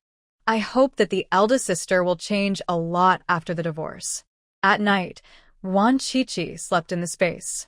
The Wan family's quilt was thick and heavy, weighing 10 kilograms, like a big stone, pressing her so hard that she couldn't breathe. She slept until dawn and was awakened by the smell of food. Wan Xiaoxue was making breakfast. She cooked sweet potato rice and fried 2 dishes, fried cured fish with green garlic and fried green vegetable moss. Cook dry rice in the future, don't add sweet potatoes. I'll buy rice in the city. Wan Qiqi scooped a cup of hot water and went to the patio to brush her teeth. There was so much rice in her space, she had to find a way to get it out. She liked eating sweet potatoes. She liked them all, boiled, roasted, or dried, but she just didn't like them cooked in rice. Oh. Wan Xiaoxue responded. She didn't like sweet potato rice either. It made her and gave her heartburn. But if she didn't mix it with sweet potatoes, there wouldn't be enough food at home. Second sister, do you want to eat roasted sweet potatoes? Wan Xiaoxue roasted 2 sweet potatoes in the fire pit. The fragrance overflowed, and honey oozes out of the skin. It looks delicious. Wan Qiqi peeled off the skin, revealing the golden and soft meat, which was steaming hot. She blew a few times and was still burned when she bit it, but it didn't affect her eating. The sweet potatoes roasted with firewood must be eaten while hot. They will not taste good when cold. The 2 sisters finished breakfast, locked the door, and were about to set off. Wan Qiqi walked a few steps, turned back, took and dug a hole in the yard. Second sister, what are you digging a hole for? To lead the turtle into the hole. Wan Qiqi asked her to help. The 2 sisters dug a hole 1/2 meter deep and 1 foot wide from the middle of the courtyard gate to the gate, and they were sweating from exhaustion. Cut these out. Wan Qiqi went to the woodshed to find a bamboo, and together with Xiaoxue, cut more than a dozen sharp bamboo sticks and inserted them all into the bottom of the hole. Second sister, no one will die, right? Wan Xiaoxue was a little panicked. It was so long and so sharp, it would kill someone. You deserve to die. Wan Qiqi disagreed, but she knew that she would not die. At most her legs would be crippled. Wan Xiaoxue swallowed hard. Her second sister was so cruel now. She liked it so much. Imagining the miserable appearance of her Aunt Yang Huiying falling and bleeding, she couldn't help laughing. She felt so happy. The 2 sisters buried some dead firewood at the entrance of the cave, and then covered it with grass and soil. If you didn't look carefully, you would definitely not be able to see it. The dug soil was also hidden. The gate of the courtyard was not locked, but just ajar, waiting for Yang Huiying to take the bait. There was a bicycle at home, which was written by Ruan's father when he was alive. Although it was 5 or 6 years old, it was well maintained and looked about 70% new. The bike was a 28-bar bike. Wan Xiaoxue was taller. She rode the bike and Wan Qiqi sat in the back. The two went to Bailey Village empty-handed. Bailey Village is about 20 miles away from Ranjiwan. If it is a flat road, it will take less than an hour. The road in the mountains is bumpy and not easy to ride. Wan Qiqi's ace hurts. I'll go by myself. Wan Qiqi couldn't stand it anymore and decided to walk. Even at this cycling speed, it was not much faster than walking, and it was more tiring. Wan Xiaoxue also got off the bike and pushed the bike. It was now past 8 in the morning, and all the villagers had gone to work. There was no one on the road, no cars, and it was very deserted. There were only tung trees blooming on the roadside. When the wind blew, the tung flowers fell like snow. I'll go back and pick some tung leaves to steam tung leaf cakes. I haven't eaten them for a long time. Wan Xiaoxue was a real foodie and loved to study food. It was a pity that there were too few ingredients at home, and she had no place to use them. Wan Qiqi was also greedy. She had never eaten tung leaf cakes, but they sounded delicious. Tung leaves can be wrapped with glutinous rice flour, corn flour, or flour. It is a snack for the Ghost Festival in some places in Hunan. I'll go to the commune to exchange rice tomorrow and make it when I come back. She waved her hand and made the decision. Send some to my eldest sister when it's done. She also loves to eat tung leaf cakes. Wan Xiaoxue smiled happily. She felt like she was back to the time when her father was still alive, when the family had no shortage of food or money, and even if something big happened, as long as her father was there, the sky would not fall.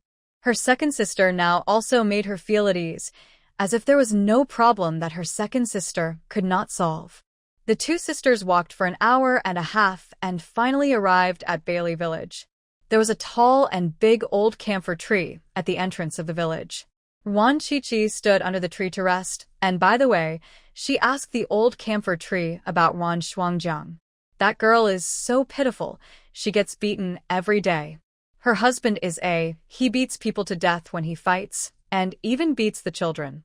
He is so inhumane. The old camphor tree had a kind heart and felt very sorry for Wan Shuangjiang's experience. It heard these from the birds and mice in the village.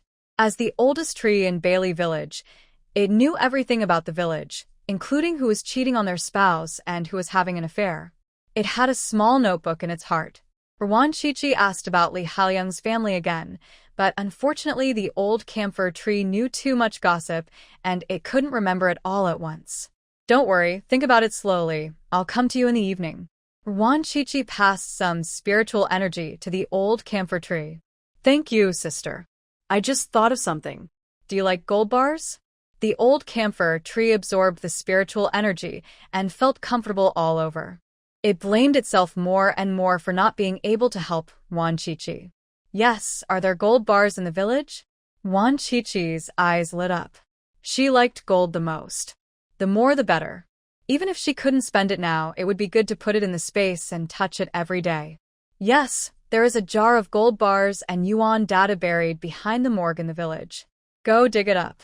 The old camphor tree felt much more comfortable. It was glad that it could help Wan Qiqi. It would think about Li Haoliang's family slowly later. It had to come up with something. It didn't believe that this family had never done anything immoral. Were the gold bars buried by the white landlord? Wan Qiqi asked curiously. There are two big surnames in Bailey Village, Li and Bai. There is a white landlord in the village. He has hundreds of acres of fertile land, but he is just a small landlord. Unfortunately, landlords are all equally unlucky, regardless of size. The white landlord was lucky. He died of illness a few years ago and escaped. His wife and children, however, lived in dire straits. However, the original body said that the white landlord's grandson was very promising. He made a fortune in business during the reform and opening up, and he also opened a company and became a well-known boss. Yes, sister, do you know the white landlord? The old camphor tree asked. I've heard of it. Sister, let me tell you something. The Bai landlord's son was not born to his cousin, but to another woman. That woman already had a husband and gave birth to 3 sons. The landlord gave 6 acres of good field in exchange for this woman to give birth to a son for him. Her husband brought her here personally. The old camphor tree remembered another strange thing and quickly told Wan Chi-Chi. That woman is also from Bailey Village? Wan Chi-Chi became interested. Isn't this the same as pawning wives before liberation? Pawning wives to other people to give birth to sons, and then taking them home after the birth. She remembered there was a movie about this, and the female lead was quite beautiful. No, her husband is from Ranjia Bay. He is not good-looking, with triangular eyes and high cheekbones. He looks fierce, but he has a big ace. The landlord liked her big ace. After only sleeping with her 3 times, she gave birth to a son for him. When it comes to these romantic gossips, the old camphor tree talks endlessly. Wan Chi-Chi is silent.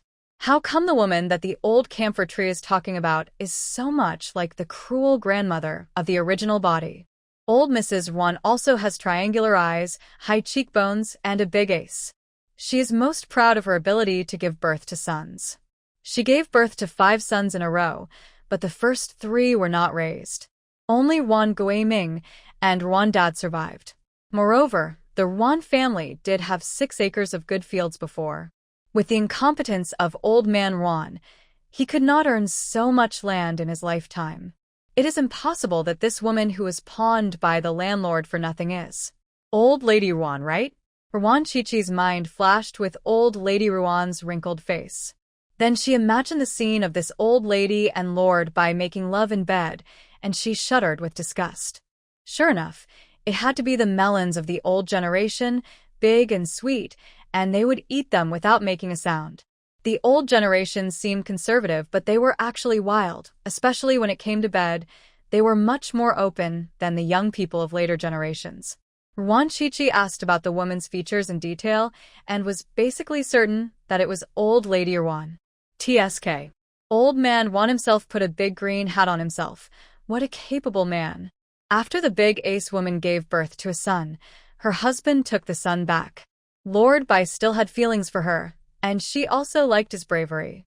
The 2 of them were still connected.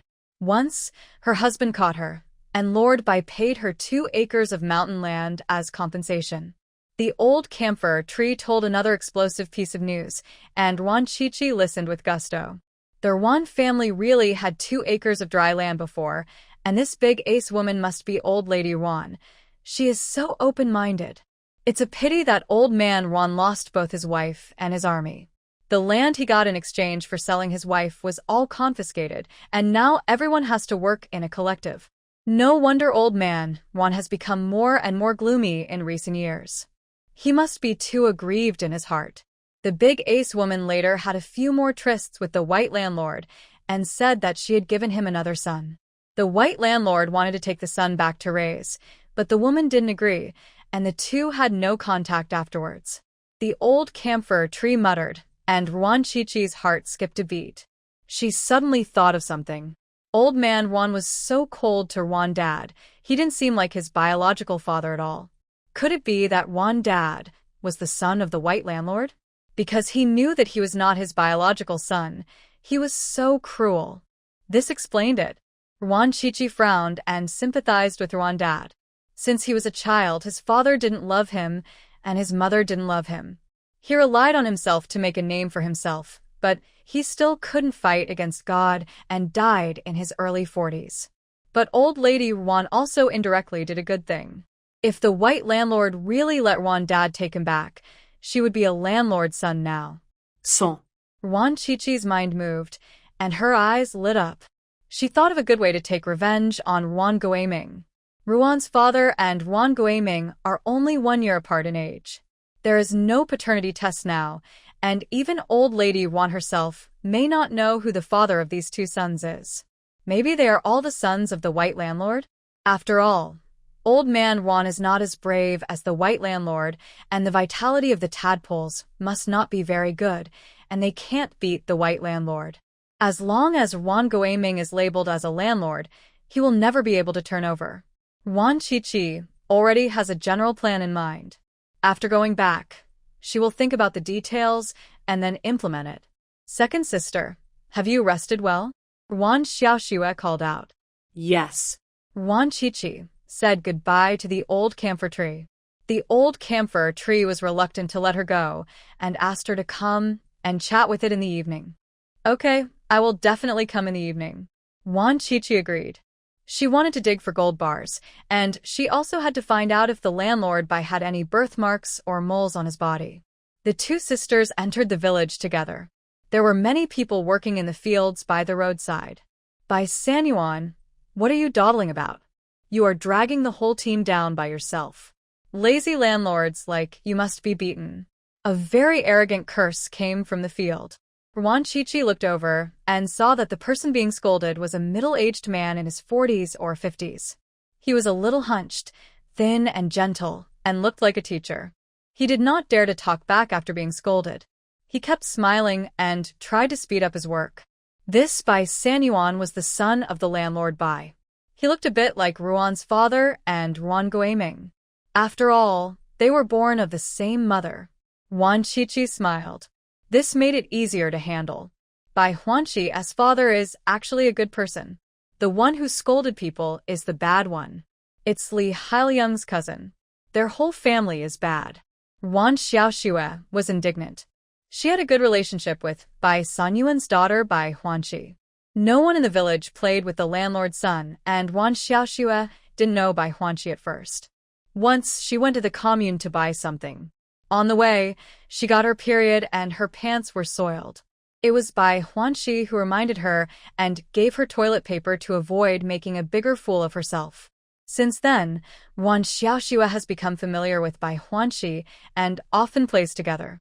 She also likes Bai Sanyuan very much.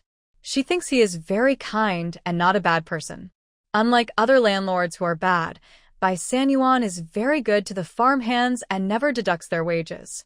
During the busy farming season, he even stews meat for the farmhands. He has a good heart. Moreover, Bai Huanqi said that in the past, when someone in the village was sick and had no money to treat it, her father would lend money. The money he lent was basically never returned, and her father never asked for debts, but some of those who borrowed money and didn't pay it back were the ones who bullied her father the most, and every time they beat him to death. Fortunately, there are still some people who remember the kindness and help secretly, so her father was not bullied to death. Bai Huanqi is Bai Sanyuan's daughter? Wan Qiqi became interested. The original body did not tell her that Wan Xiaoxue knew Bai Sanyuan's daughter. Second sister, I didn't hide it from you on purpose. I was afraid that you would be angry. Wan Xiaoxue lowered her head and her voice became smaller and smaller. Because the second sister had repeatedly emphasized in the past that she should not play with the landlord's son, so as not to get into trouble. She knew that the second sister was right, but Bai Huanqi had helped her and got along well with her, so she couldn't help but want to get close to him. Huanqi and I were very careful. No one saw us playing together. Really, second sister, I didn't lie to you. Wan Xiaoxue didn't hear Wan Qiqi talking and thought she was angry, and hurried to explain. Wan Qiqi was not angry at all. She was thinking about the plan to frame Ruan Guiming. You can play together, but you have to be careful and don't let anyone catch your braids. Wan Qiqi is not afraid of causing trouble, but Wan Xiaoxue is different. She still has to be careful. After all, the Bai family's landlord hat can only be removed after 7 or 8 years. Wan Xiaoxue was stunned for a moment. Then her face showed joy, and she asked happily, Second sister, don't you object to me playing with Huanqi? No objection, but you have to be careful. Wan Qiqi reached out and plucked a white camellia flower, pulled out the yellow core in the middle, and the nectar from the flower. She loved nectar when she was a child, especially the ones with large quantities and sweetness, such as canna flowers and camellia flowers. Camellia oleifera, also known as tea tree, blooms in winter and spring. The nectar is delicious, and the fruit is pressed into tea oil. But after she grew up, pollution became more and more serious, and her parents didn't let her anymore. In addition, many tea trees were cut down and they are basically no longer seen in the city. It is now the end of March, and the tea trees have passed their peak flowering period. There are only a few scattered flowers, but now there are more delicious delicacies. In a tea forest like this, there must be tea bubbles. There is a small tea forest at the foot of the mountain on the side of the road to Li Haliang's house. Wan Qiqi didn't spend much time to find a few super large tea bubbles. They were crispy and sour and sweet when bitten. Second sister, this is for you. Wan Xiaoxue found a tea bubble that was mutated from a tea fruit. This kind is more delicious. She handed it over in a flattering manner. Tea bubble, this one is mutated from a leaf, and this one is mutated from a fruit. They are delicious. Wan Qiqi took it and stuffed it into her mouth to chew it.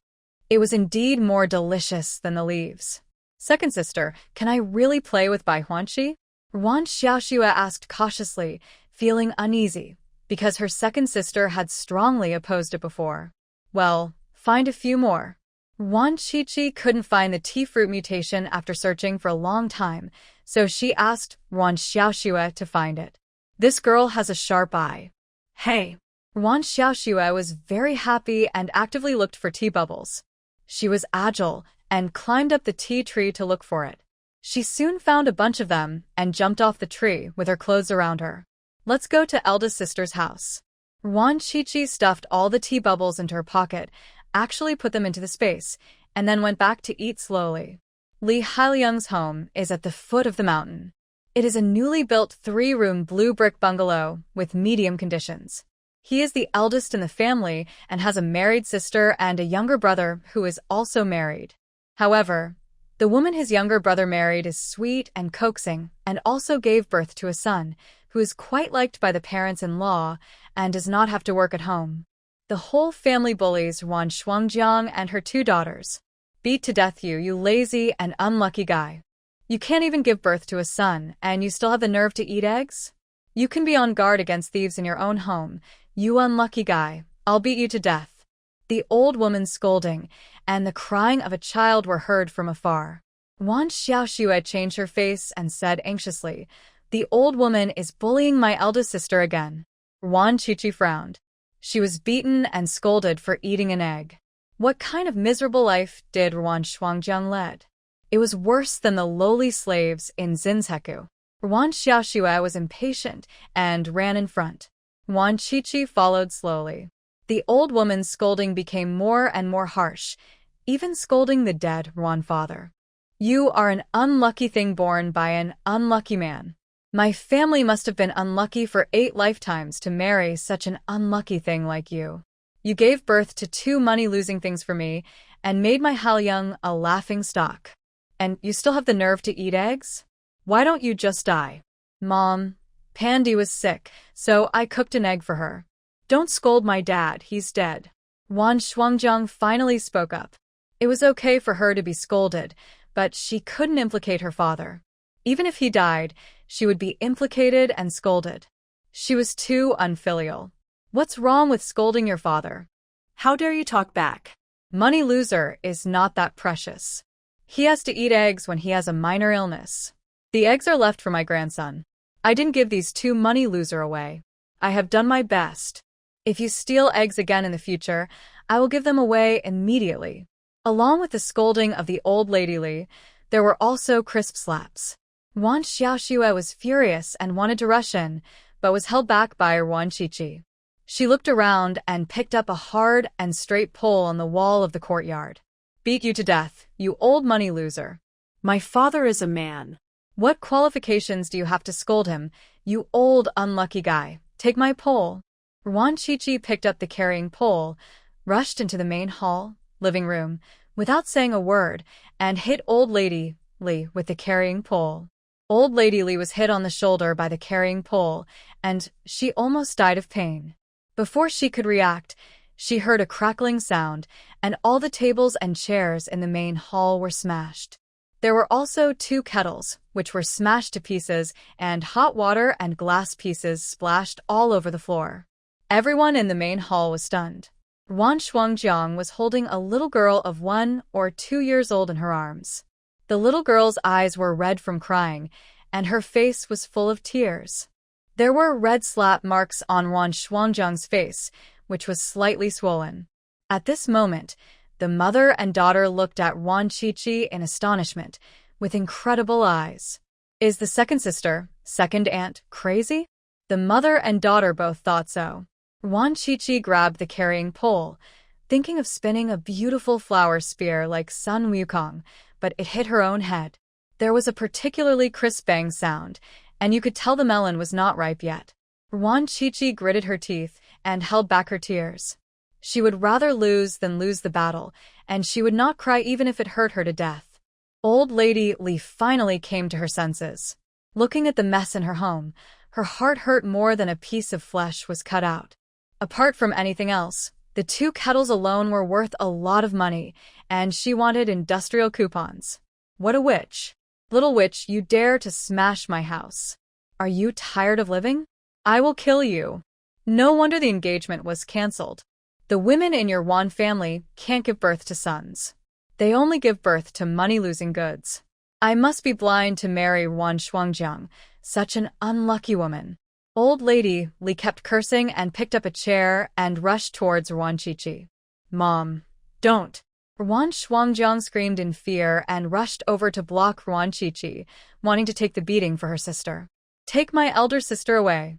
Wan Qiqi roared angrily. Wan Xiaoxue had regained consciousness and quickly dragged her elder sister away and also took away her little niece. Eldest sister, take Pandi outside, don't come into the house. Wan Xiaoxue gave an instruction and then found a handy carrying pole in the yard and rushed in excitedly.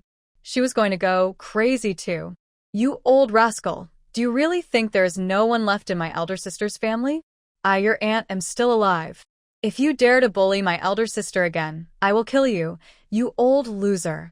Wan Qiqi smashed the main room to pieces, except for the portrait on the wall, which could not be smashed or something would happen. She glanced around and saw that there was nothing left to smash, so she grabbed the collar of Old Lady Li, took off her leather shoes, and slapped her old face more than a dozen times.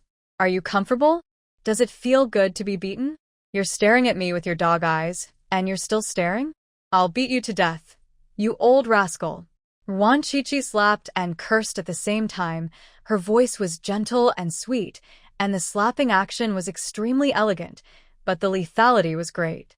Old Lady Li's wind dried, waxy face immediately became plump, and the corners of her mouth were cracked, and a lot of blood flowed out. Help! Somebo di come. Puff. Old Lady Li was finally scared and shouted for help, but was stuck. She spat out 2 bloody yellow teeth that were loosened by Wan Qiqi. You old rascal! Why don't you curse again? Wan Qiqi's expression was very calm, her voice was very calm, her fair and slender hands were tightly holding her collar. She looked like a thin girl, but she was surprisingly strong.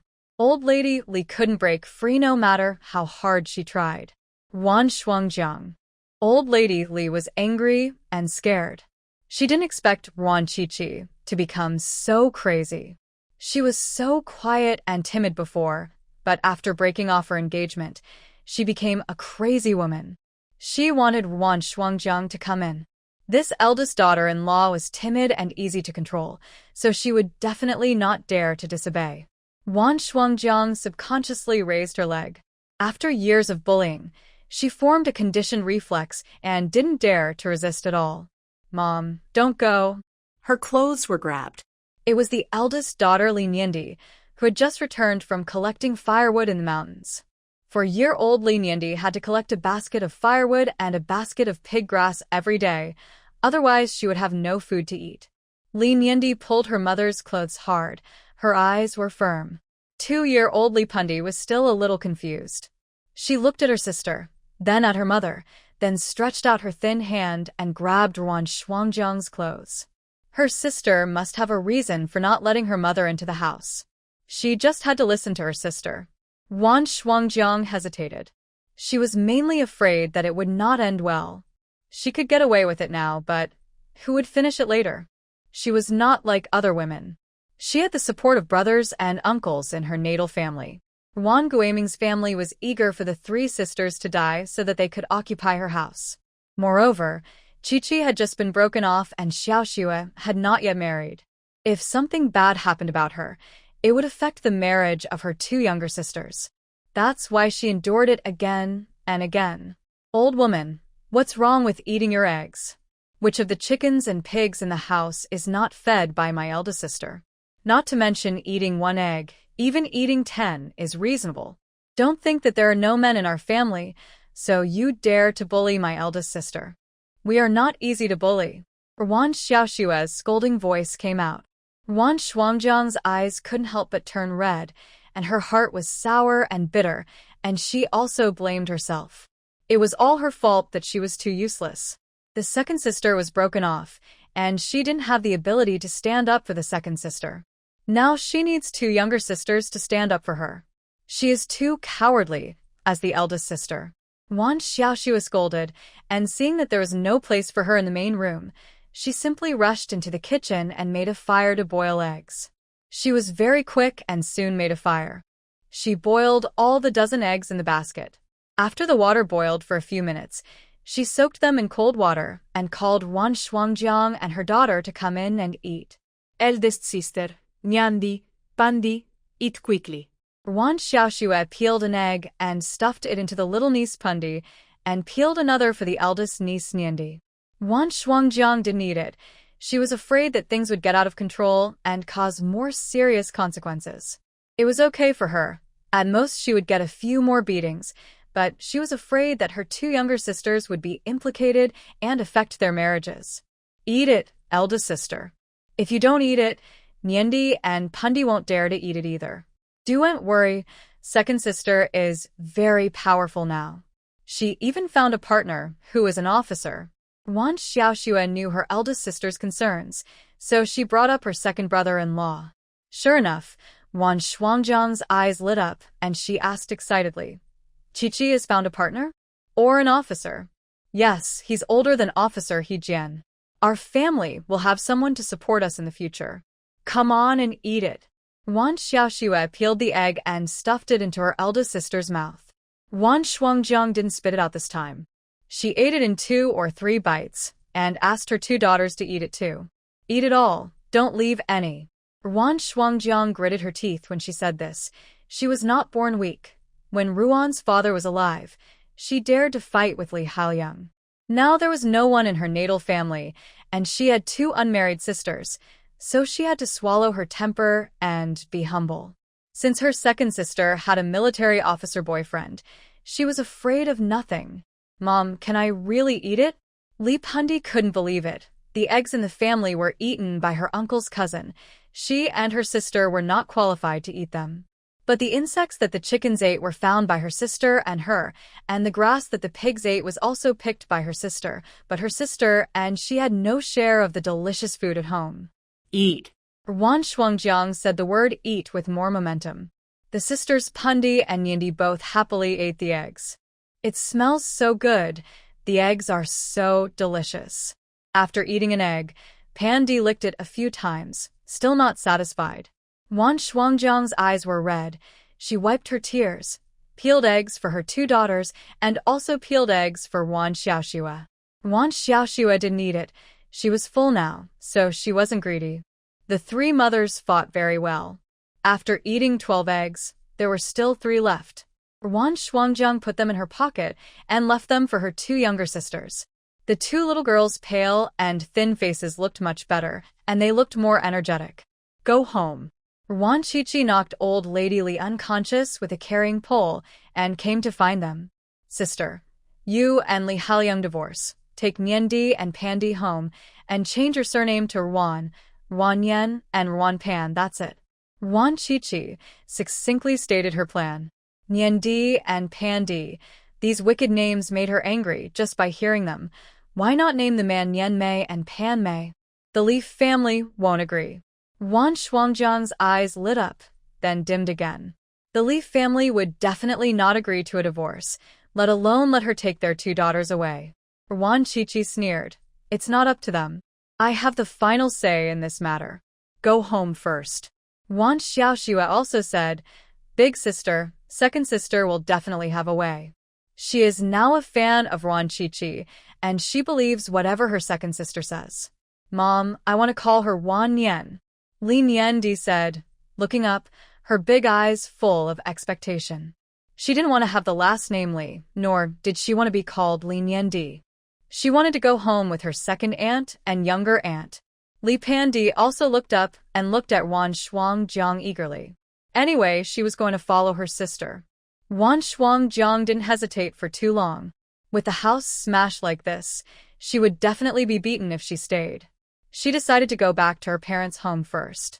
She packed a few clothes, and the three sisters left with their two children. The main hall of the Li family was a mess. Old lady Li was lying on the ground motionless.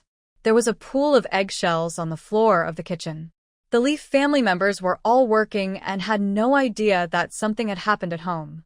After returning to Wanjiabe, they did not go home first, but went straight to the team leader. Second uncle, I smashed the Li family and beat old lady Li. My eldest sister wants to divorce Li Hailiang, and the two daughters will go to the Wan family. You have to stand up for my eldest sister in this matter. Wan Qiqi went straight to the point and stated the purpose directly, without any nonsense. You are daydreaming and talking nonsense. I am very busy and have no time. The captain laughed angrily. Listening to what this dead girl said, it was simply treasonous. How could you bring the child back to your mother's house after a divorce? There has never been such a rule. Second uncle, the peaches at Widow Lu's house are fragrant and sweet, and my cousin is suffering in the army. Wan Qiqi said lightly. The captain's face changed immediately, and he forced a smile and said flatteringly, Qiqi, we can't rush this matter. We have to discuss it in detail. No need to discuss it in detail. The Li family will definitely come to make trouble in the afternoon. You can take people to my house to calm down and then negotiate with the Li family. 3 requirements. Which 3? The captain asked humbly, but he was cursing in his heart. There are 3 more requests. They really treat him like a farmhand.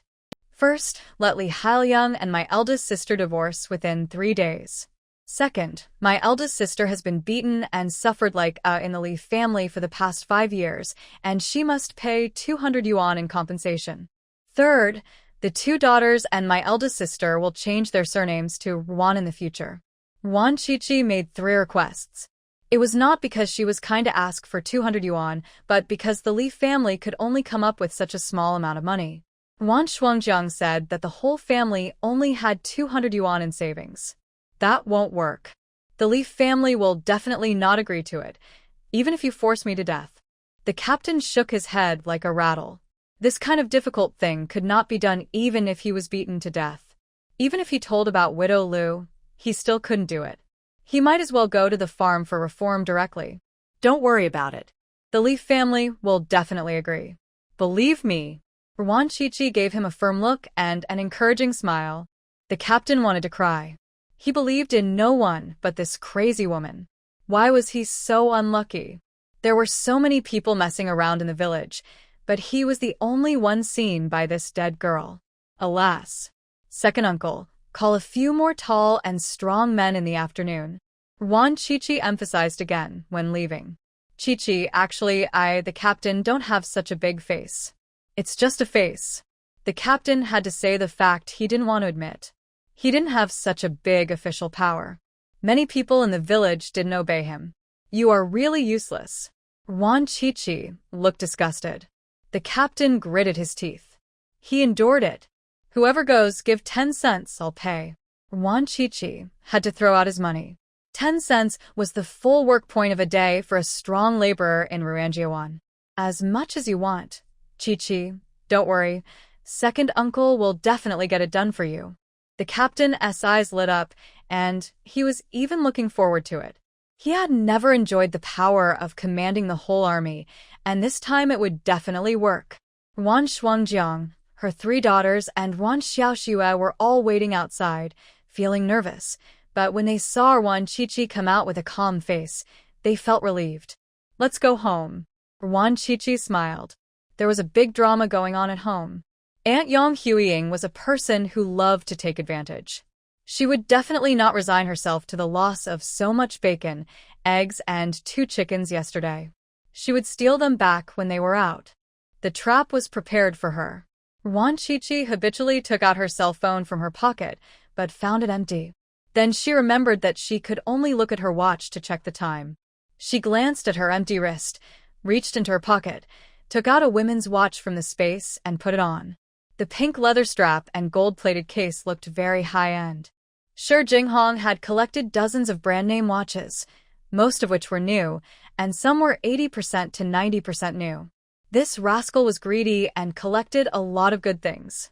This pink women's plum blossom watch was very much to Wan Qiqi's liking, and she picked it out specially to wear.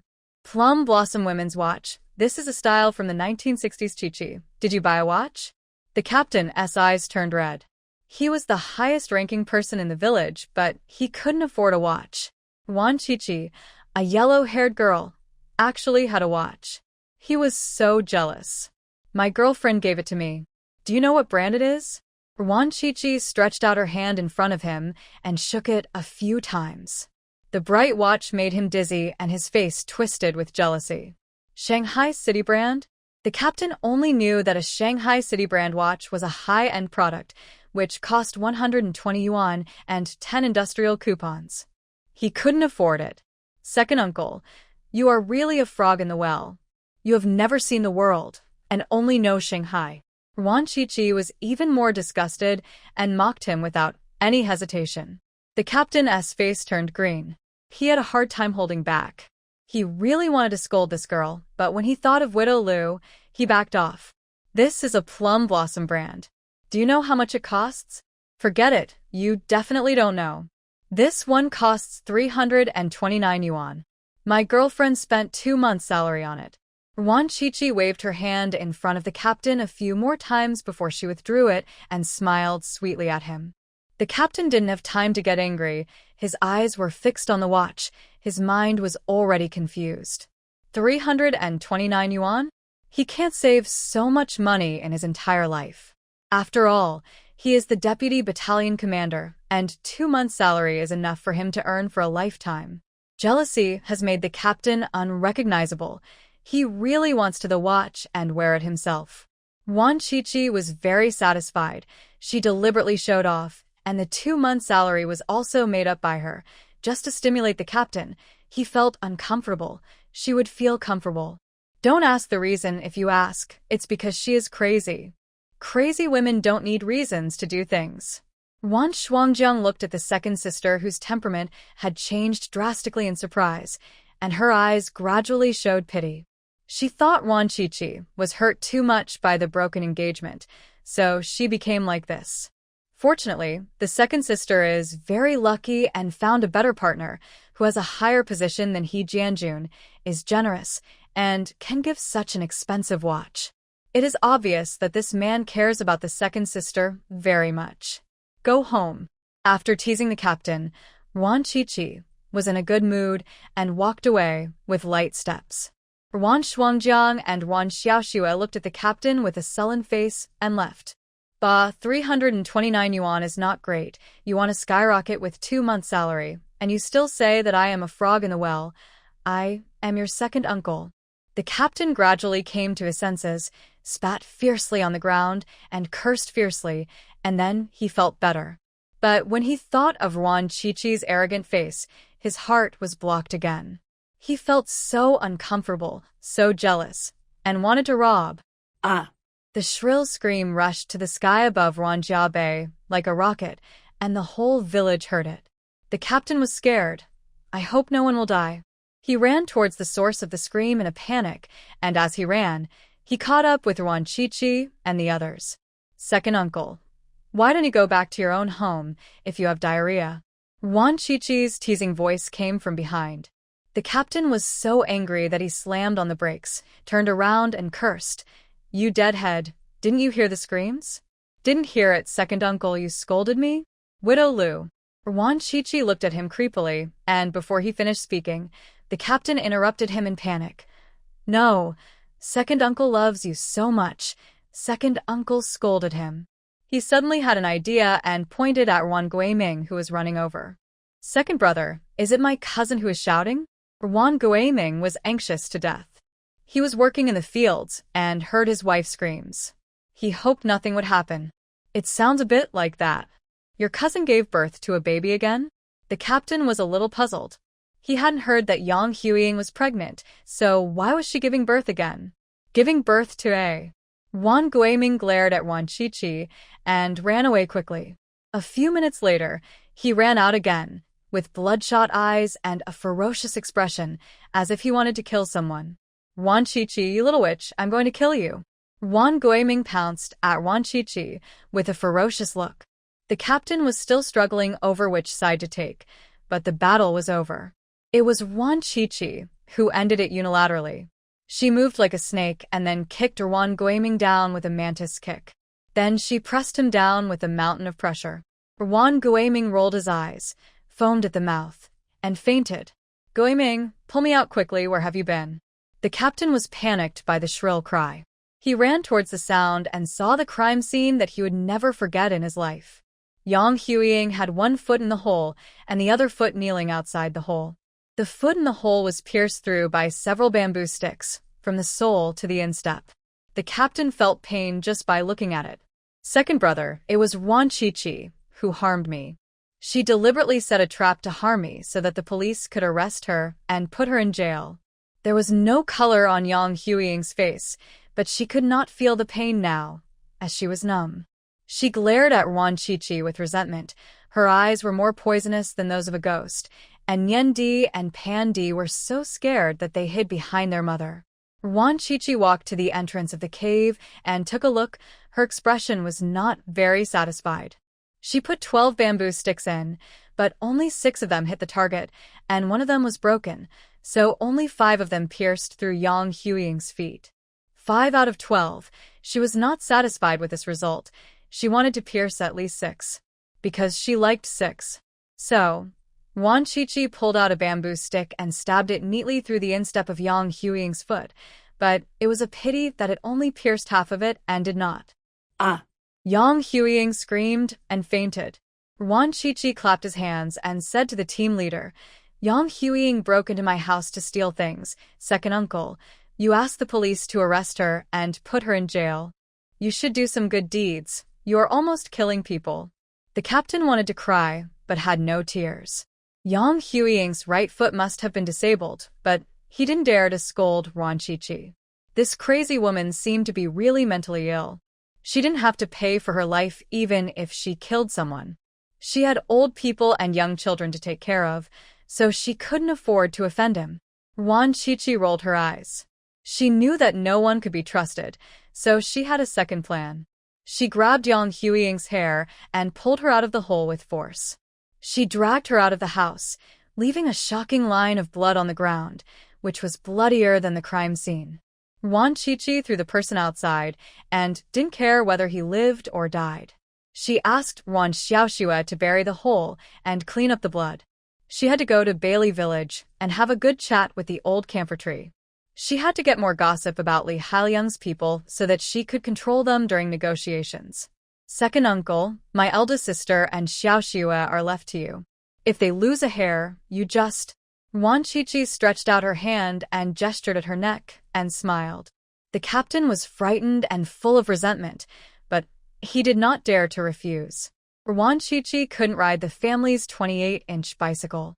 She was only 165 centimeters tall, and her legs were not long enough to reach the pedals. She could only ride it diagonally, but that was too tiring and easy to fall. She would rather walk. There were bicycles in this riding space, but they were all new models from later times. If she took them out, she would definitely attract attention. Even if she had 9 lives, she would not dare to expose the space arrogantly. She planned to buy a women's bicycle after going to work in Tanzhou. Shi Jinghong had looted 3 bicycle tickets. It was more than 10 miles from Ranjiawan to Bailey Village. Wan Qiqi walked for more than an hour and finally arrived. It was already lunchtime. The fields at the entrance of the village were empty. Everyone had gone home to eat after work. Smoke from cooking and the pungent smell of chili rose in the village. Wan Qiqi pounded her legs. She had walked 3 times in the morning, which was about 30 or 40 miles. She couldn't walk that much in a month in the mental hospital. She walked under the old camphor tree. Before she could speak, the old camphor tree began to tremble excitedly, and all the branches and leaves were shaking. Sister, I remember now. Bai Diju has a black birthmark on his left buttock, which looks like the moon on the 5th day of the lunar month.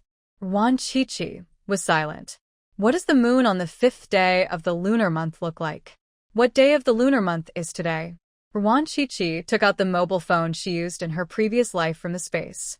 Now there is no internet, and the mobile phone can only read downloaded novels and can't even play games and check the lunar calendar. She has already switched to 1971, and today is March 31st. Wow, today is exactly the 5th day of the lunar month. I'll see what the moon on the 5th day of the lunar month looks like in the evening, and then I'll make an identical birthmark on Wan Guaming's buttocks. Are you sure Bai Diju has a birthmark on his buttocks? Wan Qiqi wanted to confirm it again. The old camphor tree is old, so don't make a mistake. Absolutely right. Bai Diju always came to my place when he was a child, and his buttocks were sticking up high. I can see it clearly. The old camphor tree said angrily. It only likes sour feces, not fresh ones. The of that little rascal by landlord is particularly smelly, and it stinks to death of the tree. Is there any on by Sanyuanzes? Wan Qiqi asked again. I don't know, he didn't come to my place too. Wan Qiqi didn't ask any more questions. She went back to ask by Sanyuan face to face. She also asked about some gossips about the Li clan in the village. The old camphor tree thought and talked at the same time, and unconsciously said a lot. Several of them were quite explosive, no less than those of old lady Ruan and landlord Bai. The old generation was really quite open. No wonder they could give birth to more than 1 billion people quietly, leaving the post-aughts to have children and watching. They would rather become monks than bother to have children. After chatting with the old camphor tree for an hour or so, Wan Qiqi was basically able to control the Li clan. She prepared to go to the commune again and call Lu Yi.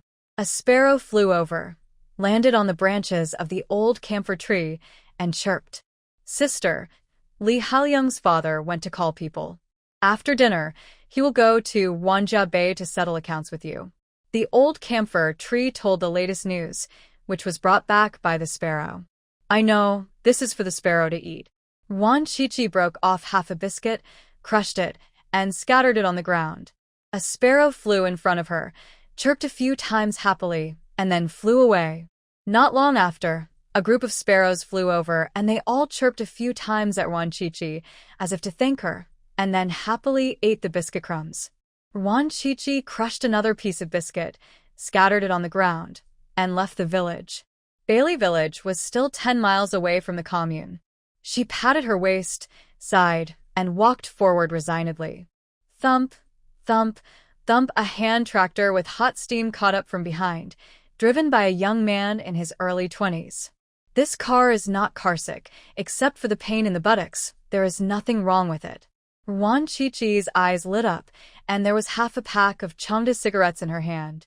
A few days ago in the restaurant, she searched several packs of cigarettes from Lu Hongba, Shi Xiaojun, and 4 others, and also searched a lot of cash and food coupons. Brother, are you going to the commune?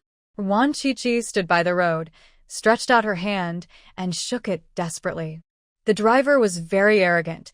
He didn't even look at her and didn't intend to stop, but he saw the half-pack of cigarettes in Wan Qiqi's hand from the corner of his eye and immediately braked. Go. Get in the car. The driver was very straightforward and quick. He quickly took the half-pack of cigarettes and generously gave her a small stool for her to sit in the back of the car. Wan Qiqi sat in the back of the tractor. Although the car was bumpy and the wind blowing on her face was cold, she still felt very comfortable. It turned out that she was not born to be the princess and the pea, and her adaptability was too good. On the way, she found out that the driver was going to the commune to get fertilizer, and he had to pass by Ruanjiawan on his way back to his village. So, she decisively took out a handful of fruit candies and stuffed them into the driver's pocket. Before she even opened her mouth, the driver took the initiative to invite her. Sister, I'm leaving in an hour. You hurry up and find me at the fertilizer station. Okay. Wan Qiqi waved happily and said goodbye to her eldest brother. She went to the post office to make a phone call to the military district and asked Lu Yi to answer the phone. It is very troublesome to make long-distance calls now. You have to call the switchboard first and then transfer the call. You have to wait for several minutes. The phone bill is expensive. If it is not a matter of life and death, ordinary people will never call. After 10 minutes, Lu Yi answered the phone and told her some good news. Sure, Xiaojun is stupid, sure Jinghong is crazy, and they beat Lu Hongba half to death. The other two were also taken to the farm and beaten half to death. Why are they stupid? Wan Qiqi asked curiously. Lu Yi's laughter came from the phone. She knew it must be related to him. God has opened his eyes, Qiqi. When can I go to your place to get acquainted? Lu Yi changed the subject, and Wan Qiqi did not ask further. It must be related to his golden finger. I will inform you in a few days. I tell you, Lu Hongba is very fragile now. You go to give him warmth, and then learn from your stepmother to fan the flames and sow discord so that Lu Hongba can deal with his family. Wan Qiqi suggested that Lu Hongba use this knife well and Lu Chuansao's family would be wiped out. Lu Yi's eyes lit up on the other end of the phone. This is a good idea. Lu Chuansao's family is not clean, and they will definitely not be able to withstand Lu Hongba's rebellion. Qiqi, how come you are so smart? Lu Yi praised generously. You are not stupid either. I mainly read a lot of books, like 36 Stratagems and Sun Tzu's Art of War. You should read them in the future. Wan Qiqi was humble on the surface, but she was shouting in her heart, if you can speak, just say a few more words. Don't be stingy with words of praise. Qiqi, you are amazing. You even read books on military strategy. In the future, you use your brain, and I will do the work in our family. It's just so, you're pretty good too. Qiqi, you're better than me. I want to learn from you. Let's learn from each other. Qiqi, I missed you. Lu Yi suddenly said a sweet word, full of affection. Wan Qiqi was stunned, her face a little hot. In fact, she also missed you a little. I miss you, too. I dreamed of you last night. We were kissing. Wan Qiqi told the truth. In the dream, she and Lu Yi were indeed kissing, and they also did some things that were not suitable for children, which made her very angry, and she kicked off the quilt, and one of her nostrils was blocked when she woke up in the morning. The lady from the post office, who was knitting a sweater next to her, trembled, stopped knitting, looked at her with bright eyes, and her ears stood up. I dreamed of you too, not just kissing. Lu Yi's face was hot, and his heart was sweet. He and Qiqi were really in sync, and they had the same dreams. Wan Qiqi chatted with him for a while, then hung up the phone. When she went to pay the phone bill, the lady asked gossipingly, Girl, you and your man just got married, right? No, we have been married for 3 years, and my man is still clinging to me. Wan Qiqi knew what the elder sister wanted to hear, but she refused to say it. The elder sister looked very disappointed. It was not a newlywed, but an old couple of 3 years were still so clinging. It was really strange. Thinking of her own man, who was too lazy to pay public grain after 1 year of marriage, the elder sister suddenly felt bad and in a bad mood. Wan Qiqi grinned and left happily. She found a secluded place, took out a bag of rice, a pot of tea oil, and a large piece of fresh pork, put them all in the backpack, went to the fertilizer station to find the driver, waited for him to load the fertilizer, and took a ride home. With the captain's protection, the family was safe. Just now Wan Guiming came to make trouble, but was scolded away by the second uncle. Wan Xiaoxue took the backpack on her back, saw the things inside, and smiled like a flower. Eat dry rice in the future, don't mix sweet potatoes. Wan Qiqi pounded her sore shoulders a few times, took out a handful of candies from her pocket, and shared them with Wan Yan and her sister. The sky gradually darkened, and smoke rose from the village. Wan Xiaoxue cooked a large table of food, and Wan Shuangjiang and her 2 daughters were all full. They had never eaten so much meat before, and they couldn't eat it even during the Chinese New Year. At most, they could only share a piece of meat. Qiqi, will the Li family really agree? Wan Shuangjiang was a little nervous. She knew too well how arrogant the Li family was, and she was afraid of implicating her 2 sisters. Don't worry, they dare not disagree. Wan Qiqi sneered. She had a fatal handle on the Li family in her hand. Qiqi, they are coming. The captain rushed into the yard in a hurry, followed by a dozen tall and strong men, all of whom he hired. Hand over the 3 sisters, Wan Shuangjiang. They dared to beat my mother, and are tired of living. If you don't hand them over, don't blame us for being rude. An arrogant curse came in. It was Lee Hail-young. He also brought a dozen strong men with him. They were very powerful and aggressive. Lee Hail-young and his gang stood outside the gate of the Rwan family. They all looked ferocious and wanted to eat people. Rwan Chi-chi counted them. Lee Hail-young brought 16 people. The team leader only brought 14 people. There were 2 less on her side. Rwan Chi-chi was immediately unhappy. She took out a handful of money from her pocket. They were all 10 cents. She specially exchanged them at the commune. Go find 3 more people. There must be one more than the Lee family. Rwan Chi-chi distributed the money to them on the spot, 10 cents per person. I'll go call my dad. I'll go call my brother. I'll go call my uncle. 3 people reacted the fastest and ran back to call people. 10 cents was not enough to earn a day's work. This money was earned too easily. Wan Shuangjiang, come out here. Do you want a rebel? You can't give birth to a son and you beat my mom. How the Hades did I give you face? Lee Hail-young waited for a few minutes, but didn't see Wan Shuangjiang come out. He was furious and kicked the gate of the courtyard. The gate suddenly opened, and Lee Hail-young kicked in vain. He fell forward by inertia and happened to sit on the threshold. His face turned pale with pain. It's just the new year, and you didn't get a red envelope for such a big gift. Get up quickly. Rwan Chi-chi went to help him up enthusiastically, but halfway through, she deliberately let go of her hand. The second impact made Lee Hail-young so painful that he couldn't even scream. Oh, I'm so sorry. My hand slipped. Rwan Chi-chi apologized insincerely and was about to help, but someone got there first. It was Lee Hail-young's younger brother, Lee Haijun.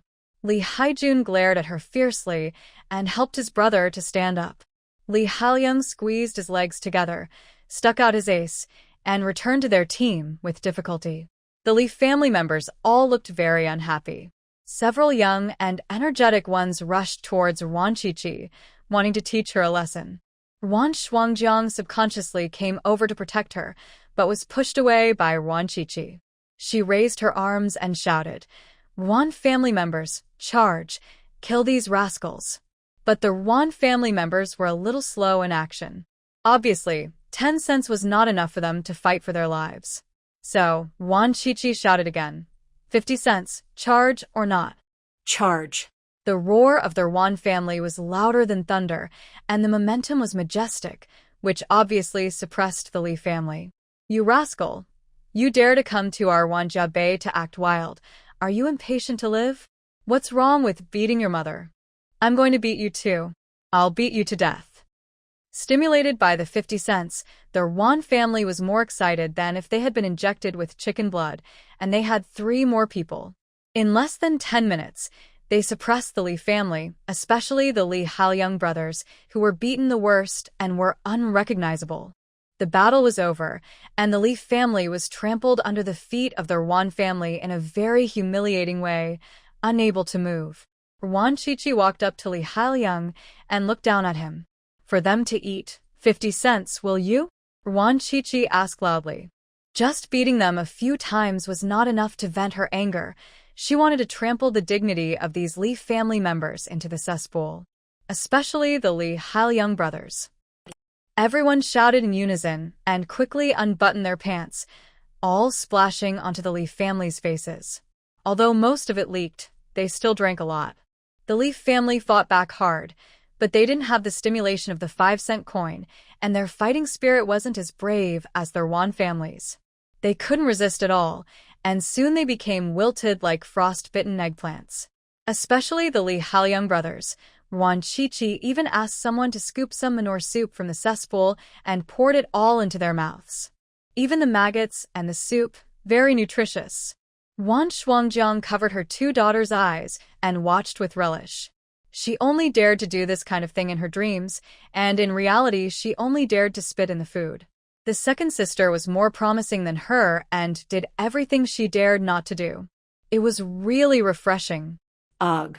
Brother Lee Hail-young even vomited yellow bile, lost half of his life, and was covered in feces and, which was smelly and smelly. Even their tribesmen despised him. After all, they only had on them, which was much cleaner than these two brothers. The captain watched in amazement. He didn't expect that it would end like this. It was too crazy.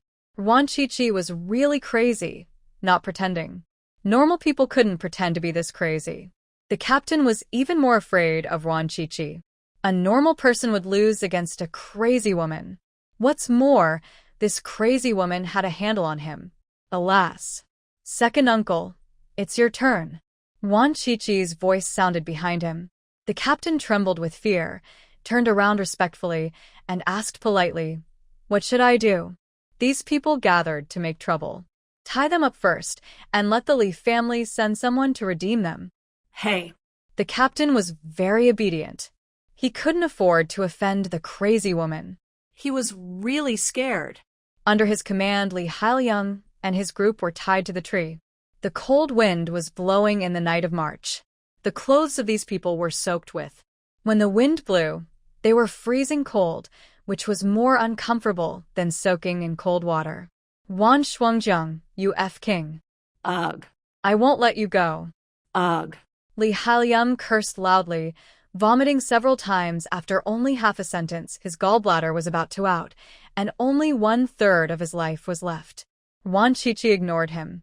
She was distributing money to their Wan family, 1 yuan per person. The team leader personally rode his bike to Bailey Village to bring a message. That night, Ruanjiawan was particularly lively. Usually, the villagers went to bed to make love at 8 o'clock, but now they were crowded outside their Wan family to watch the excitement. The Leaf family sent several respected elders, all of whom were influential people in the clan. Li Hailiang's parents also came and sat in their Wan family's yard to negotiate.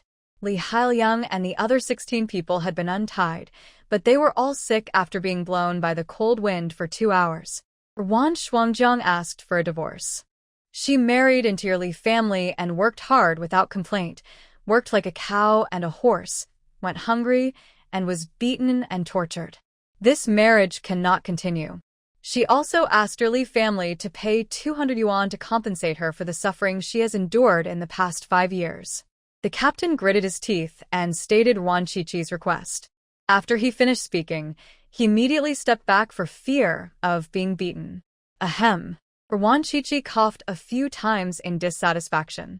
The captain's heart skipped a beat, and he quickly added loudly, "Also, Wan Shuangjiang wants to take away the 2 daughters, and the daughters will change their surname to Wan in the future.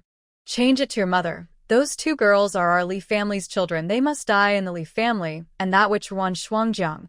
She's a member of the Li family in life, and she must be a Li family ghost in death. There is no way of divorce." Old lady, Li stood up suddenly and cursed. Several elders of the Li family also disagreed with the divorce and said that Wan Shuangjiang was too much. She's been married for 5 years and has not given birth to a son. She does not reflect on her mistakes and even wants a divorce. She also wants to take her 2 daughters away and change their surnames. She asked for 200 yuan in compensation. It's simply treasonous. The old man who spoke was Li Hailiang's 3rd uncle, who had a high status in the Li family. That's right, it's simply treasonous.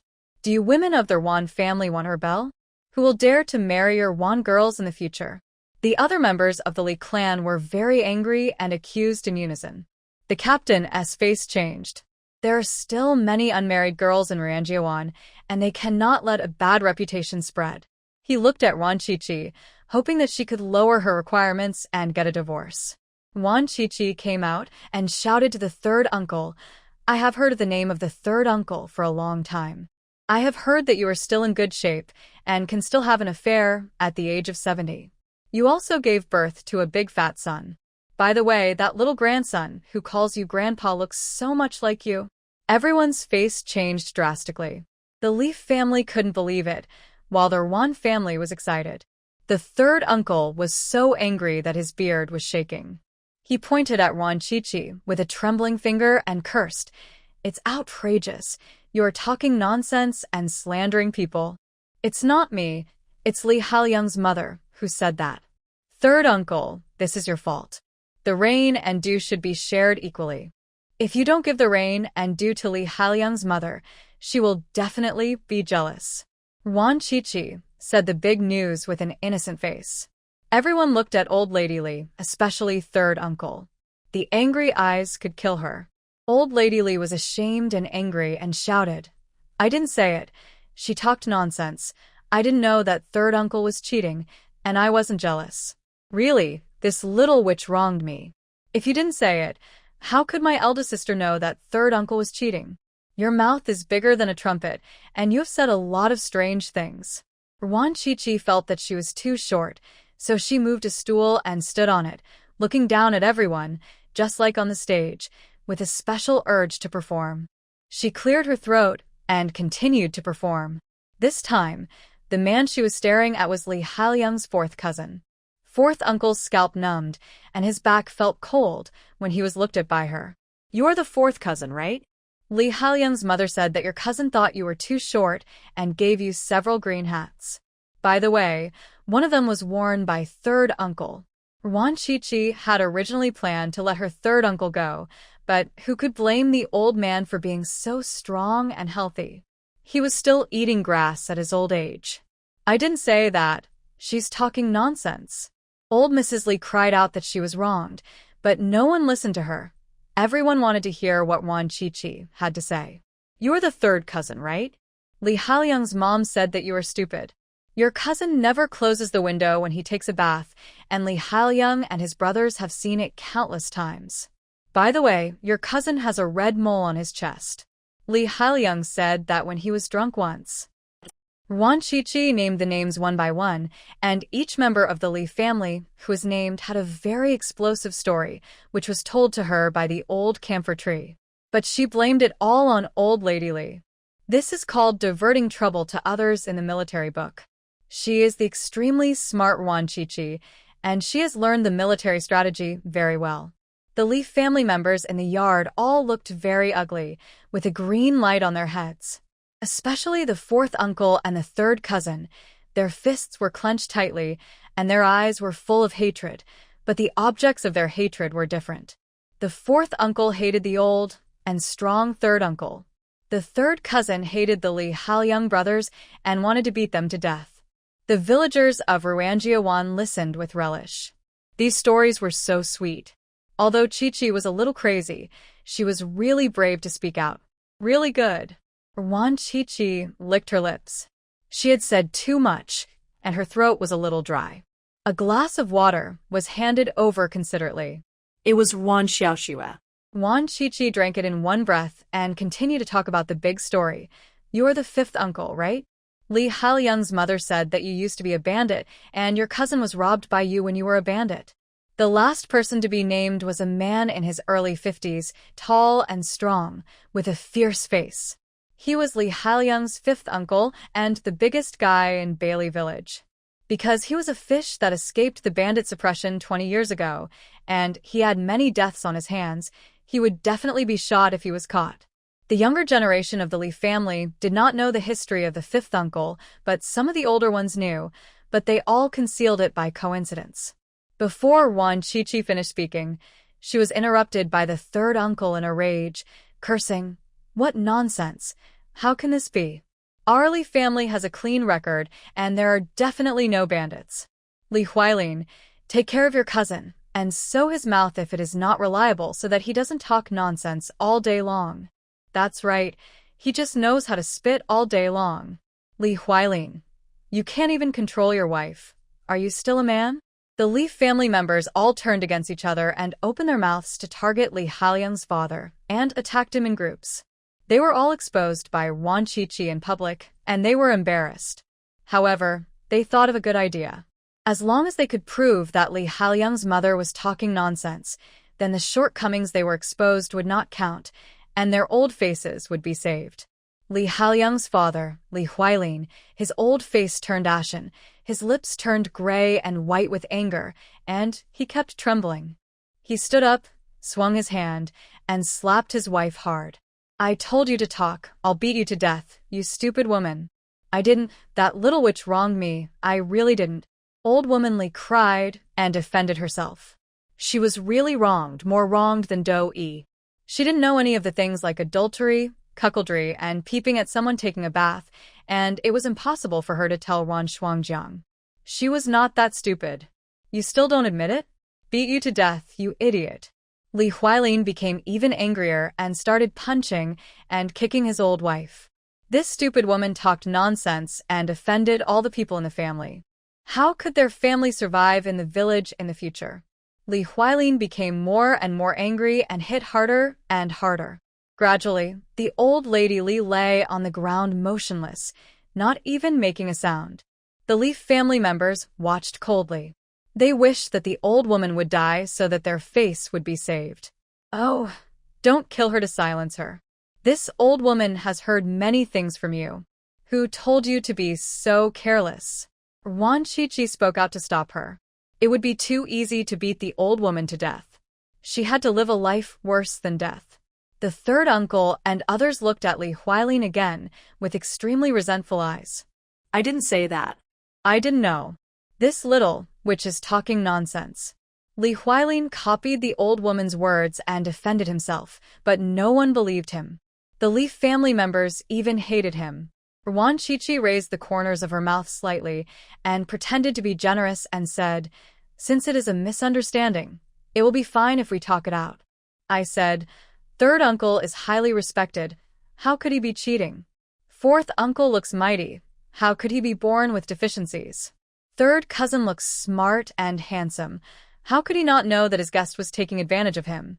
Fifth uncle is amiable. How could he be a bandit? It must be Li Haoliang's mother who is talking nonsense and slandering people."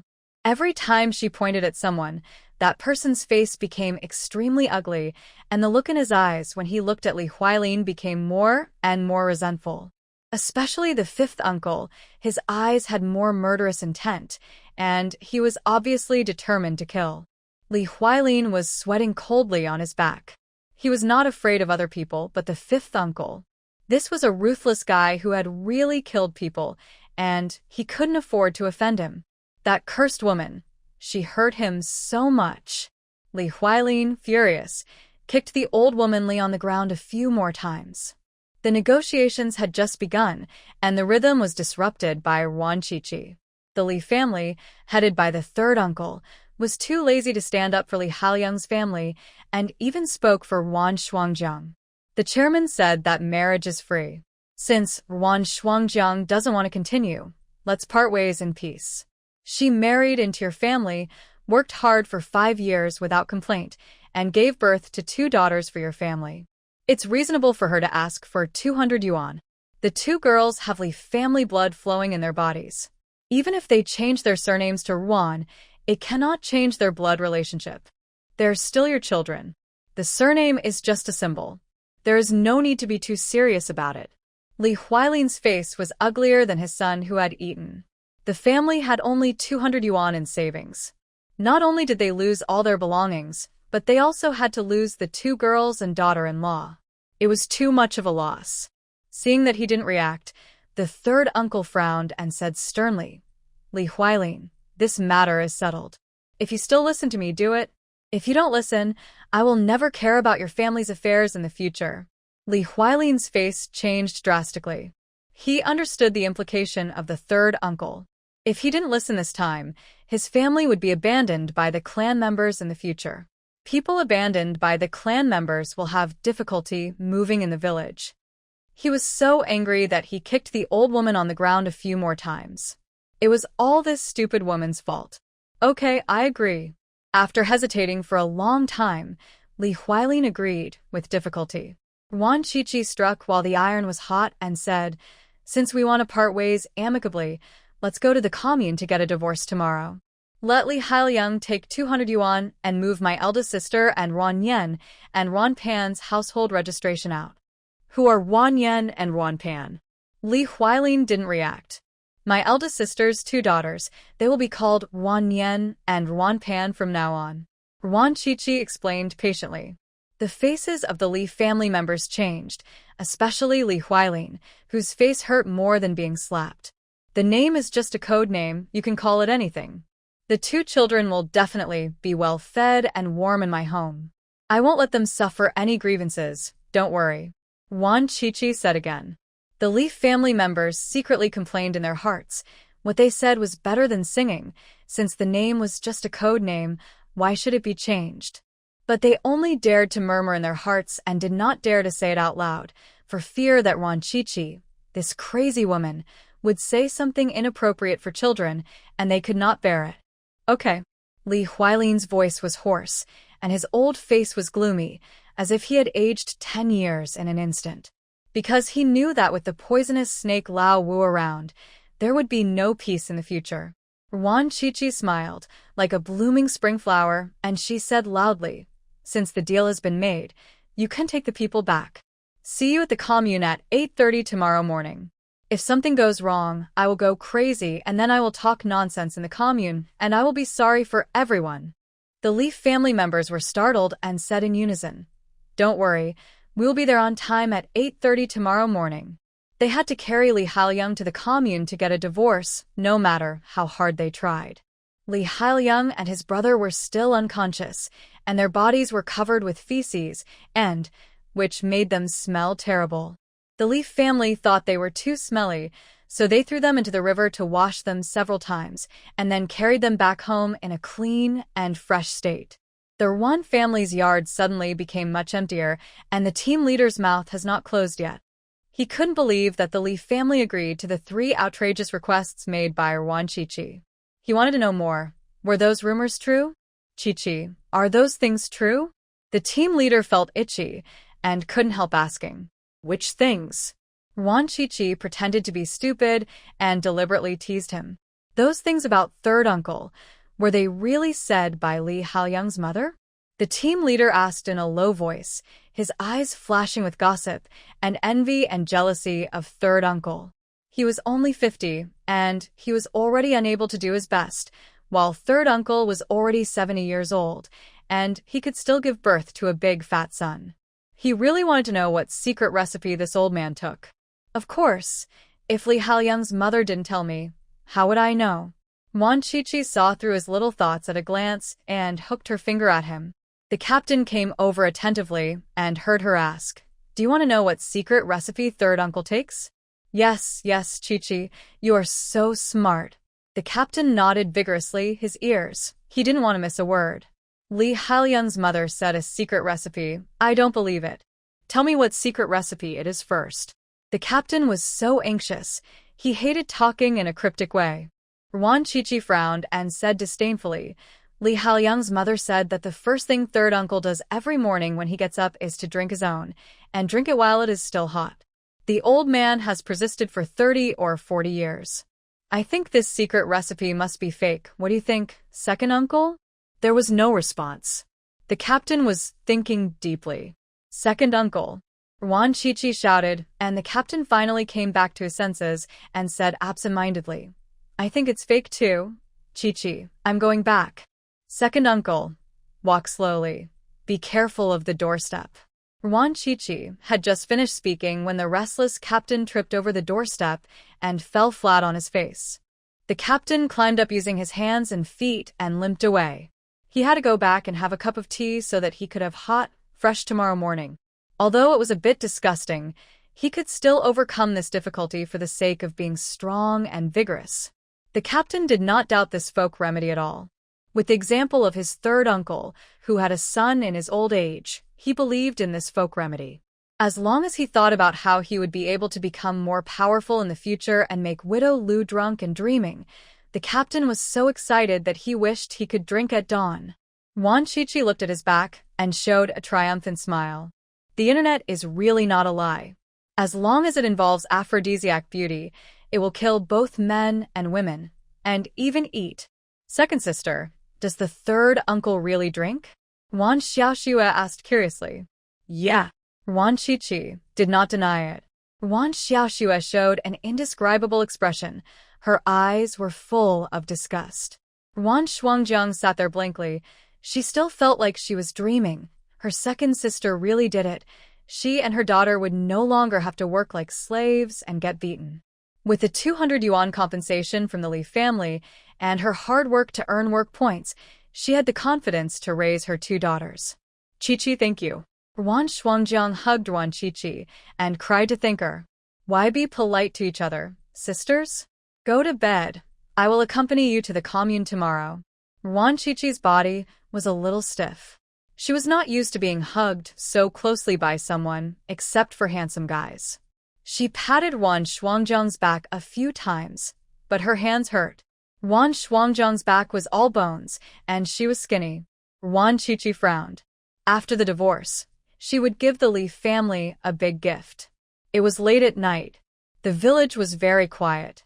Almost everyone was asleep, except for Wan Qiqi. She was standing in Wan Jiaming's yard. The moon in the sky was like a scimitar, surrounded by a group of stars, twinkling. Wan Qiqi took out her mobile phone. She took a photo of the crescent moon. She found the room of Wan Guiming and his wife. The door was not locked and opened easily. Wan Guiming and his wife were sleeping soundly. Yang Huiying had a bandage wrapped around her feet and was snoring with her mouth open. Wan Qiqi took out the homemade ether that she had been busy making all night. The owner of a drugstore was probably an experiment maniac. He set up a laboratory with all the necessary equipment. As long as there was alcohol and concentrated sulfuric acid, ether could be made. This was what the chemical genius in the mental hospital taught her. Almost everyone in the mental hospital is a genius. After all, their brains are full of energy. People who are not smart will not get mentally ill. There are all kinds of geniuses, such as weapons genius, chemistry genius, radio genius, lock matching genius, music genius, etc. Wan Qiqi had nothing to do, so she learned a lot of tricks from them. Making ether is just a trivial one among her many skills. Wan Qiqi poured ether into a handkerchief, covered the mouths and noses of Wan Guiming and his wife, and knocked them unconscious. Then she took off Wan Guiming's pants. Under the cold moonlight, his ace was pale, without birthmarks, and there is no mole. Wan Qiqi took out the photo of a crescent moon on her phone, first drew a crescent moon on her ace with a pen, then used a tattoo gun to tattoo it, and then applied paint. There is a tattoo shop in the space with a complete range of items. On Wan Guiming's ace, a black crescent moon birthmark is clearly visible. Wan Qiqi is very satisfied with her craftsmanship. She is indeed a genius. She tattooed such a beautiful tattoo for the first time. She pulled Wan Guiming's pants back and left. From beginning to end, no one saw her, and no one knew that Wan Guiming had a birthmark on his ace. Wan Qiqi returned to her yard and looked at the time on her wrist. It was already 11 o'clock. She yawned 3 times in a row, and a feeling of fatigue came over her. After dinner, she went to the laboratory to make ether, and then went to Wan Guiming's house to climb the wall and tattoo his birthmark. She didn't even take a breath all night, and she was exhausted. Wan Qiqi yawned again. Forget it. Let's go back to sleep first. We will go to dig gold bars in Bailey Village tomorrow night. Wan Shuangjiang and Wan Xiaoxue were both asleep. The house was dark and quiet. Wan Qiqi tiptoed back to the room and fell asleep. Wan Qiqi slept so soundly that she was awakened by the noise outside the house. It sounded like Wan Xiaoxue was cursing. I can dig whatever I want in my yard. Even if I dig a grave in my yard, you have no right to interfere. Yang Huiying didn't stay at home and sneaked into my yard to steal. She deserved to fall into the pit and break her foot. I didn't report her to the militia to arrest her and put her in jail. I have done my best. In the past few days, under the influence of Wan Qiqi, Wan Xiaoxue has made great progress. Not only has she become bolder, but she has also become thicker-skinned. She has learned some of Wan Qiqi's crazy nature. Xiaoxue, Yang Huiying is your aunt after all. Don't be disrespectful. The person who spoke was Wan Lao's younger brother. Wan Xiaoxue had to call him Uncle Grandpa. Like Wan Lao, he was not a good guy. I don't have such an aunt who steals things, let alone an uncle who robs my house. From now on, my family has nothing to do with Wan Guiming's family. Don't try to be relatives. Wan Xiaoxue sneered and rolled her eyes. She didn't even recognize her grandparents, let alone her aunt. She would learn from her second sister in the future. She wouldn't need to reason with these people. She would just go crazy when she needed to. If everyone was unhappy, she would be happy. Ruan Xiaoxue, if you don't accept my toast, you'll be punished. Don't forget, your surname is Ruan. Do you want to commit treason and leave the surname Ruan? The uncle scolded angrily and used his trump card.